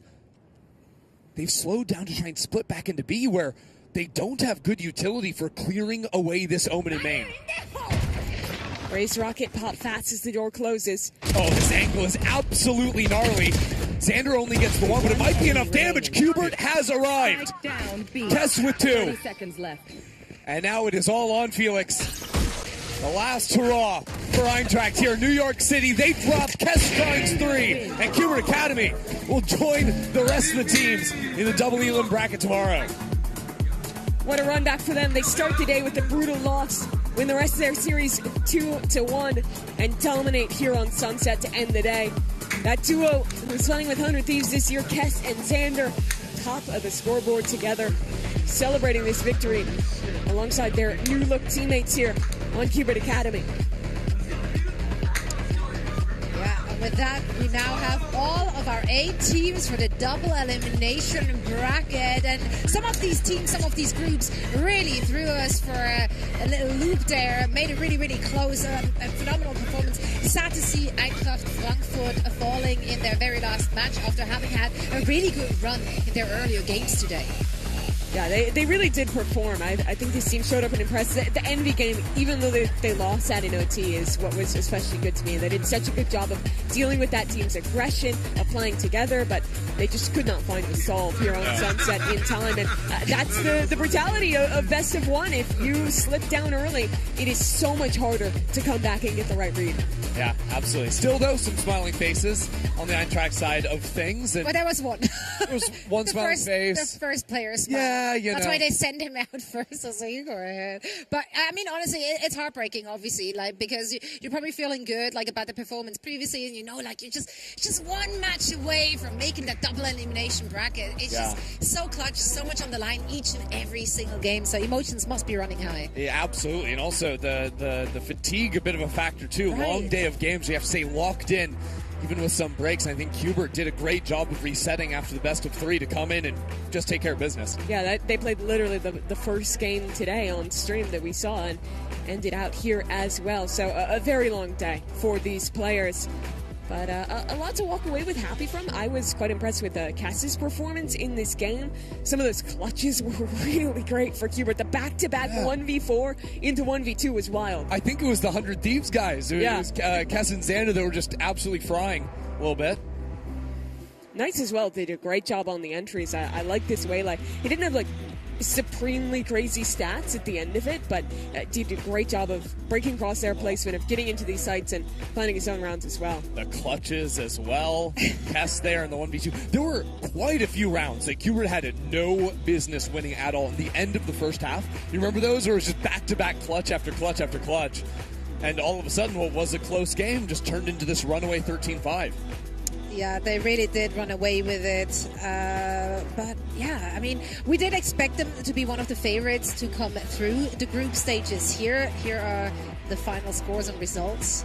But I think for me, I would have thought Envy over this team. Oh, 100%. Like, when it comes down to it, Hubert, they went to the Sen City Classic. They got some wins there. They were competitive with the Tier 1 teams. But I think people are still doubtful, especially with kind of subbing 2 players in, with their best players arguably getting snatched up to go to the main Sen roster. But they're proving that the guys that didn't get chosen, that core is still so strong that you can sub 2 new players in and make it work almost immediately. Talk about the new guys, Kess and Xander, 23-9, 21-9 apiece. Absolutely monster showing from those 2. Yeah, let's take one last look at our standings after a full day of action with everything on the line in this best-of-1 format during the group stage. We do have our final 2 teams which are going through to the double elimination bracket that you see on your screens right now. All of this is going to be played out in a best of 1 for the first 2 rounds in the upper bracket. Then lower bracket, it's the first 3 rounds which are still a best of 1, which makes it so exciting. I mean, look at the matchups we're having. Yeah, a crazy day for Hubert to go from playing a team called Cheese, with cheese in the name. They lost to Cheese, and now they play the champs. Yeah, that's a good way to summarize it. T1 Sen's going to be sick as well. 2 teams that have done well at past Red Bull home grounds. T1, of course, the reigning champ of this tournament, and winning Bangkok earlier this year is going to be sick to see. I'm just really excited for all those games. Yeah, we saw some of the teams in action last week, but now we get an opportunity to see other teams with their new rosters, new additions, like Tier 2 players coming up. How will they mesh? What are they going to bring to the table? Like, what compositions are we going to see? So it's going to be a very exciting look ahead very soon. For now, we're heading over to our interview. UpMind has Satellite standing by. All right. Thank you so much, ladies and gentlemen. We are live with one more interview. This time it's Satellite from Hubert. Satellite, how you doing, bro? I'm doing good, bro. How's New York? It's been good. We haven't really done much since we got here pretty close to the tournament, and we had media day, and yeah, but we got some pizza at Joe's Pizza. That's about it. Oh, nice. Congratulations. Welcome to the Big Apple. You're going to be spending a couple more days settling in tomorrow. VTT teams coming tomorrow. You've been through plenty of young teams before, but is there anything really different that you see in this roster going into next year? I would say that everyone's just super talented. I mean, we scrim all the Tier 1 teams every day, and it's nothing different for us. It's just there's way more energy when we're playing in a match, and I'd say that for this team, everyone is just super talented. Everyone's able to do their own thing individually, but it's just about doing it as a team. And I mean, you had 2 new players come in these last few weeks, Kess and Xander coming in, and they topped the server in this last map. I mean, do you really see them as being settled in and comfortable yet, or is there still some strides? It's a little hard with no practice, but definitely like throughout the Sensei tournament, and then now it's definitely getting a lot better. Like we have some stuff, like we know how each other play, and it's definitely getting better over time. Gotcha. And I mean, going into tomorrow, coming away from today, are you just satisfied in general with today's performance from the team and from yourself? Yeah, I'd say so. I think that we expected ourselves to win, and I think everyone did great. Yeah. At Satellite, you have plenty of new teams to face off in this next weekend, or at least tomorrow. Who are you most excited to play? Sentinels, because our 2 previous Hubert teammates, Caillou and Redux, are there. Well, always them. All right, you got it, bro. Satellite, good luck with the rest of your run. Thank you so much for the interview. And that is it for our run here on the floor. Back over to the desk. Thank you so much. Always great to hear the insight. Also, that was a quote of all time. It's a little hard without practice. Like, Yeah. put that on a shirt. Many things. It's true. This is true. Yeah, and it applies to everything in life, right? But yeah, they had a good run last week. They're seemingly having a good run this week. I would love to see the Sentinel rematch again as well. It's always fun to go up against former teammates, especially when they're the ones being promoted. So you want to humble them before they hit the big leagues. Oh, yeah. And this tournament is so sick to me because it's one of the few chances we get for tier 2 teams, not just from one region, but from all around the world, to have that chance to play against top-level competitors, the teams that are normally playing at the big VCT global events. And there's going to be a lot of matches like that tomorrow. There's going to be a lot of matches between some of those big-name teams that I just think are going to be so sick to watch. What I want to know is, in the world where we get the matchup, Sentinels versus Qbert. You have to start it with in a world. In a world. And Qbert wins.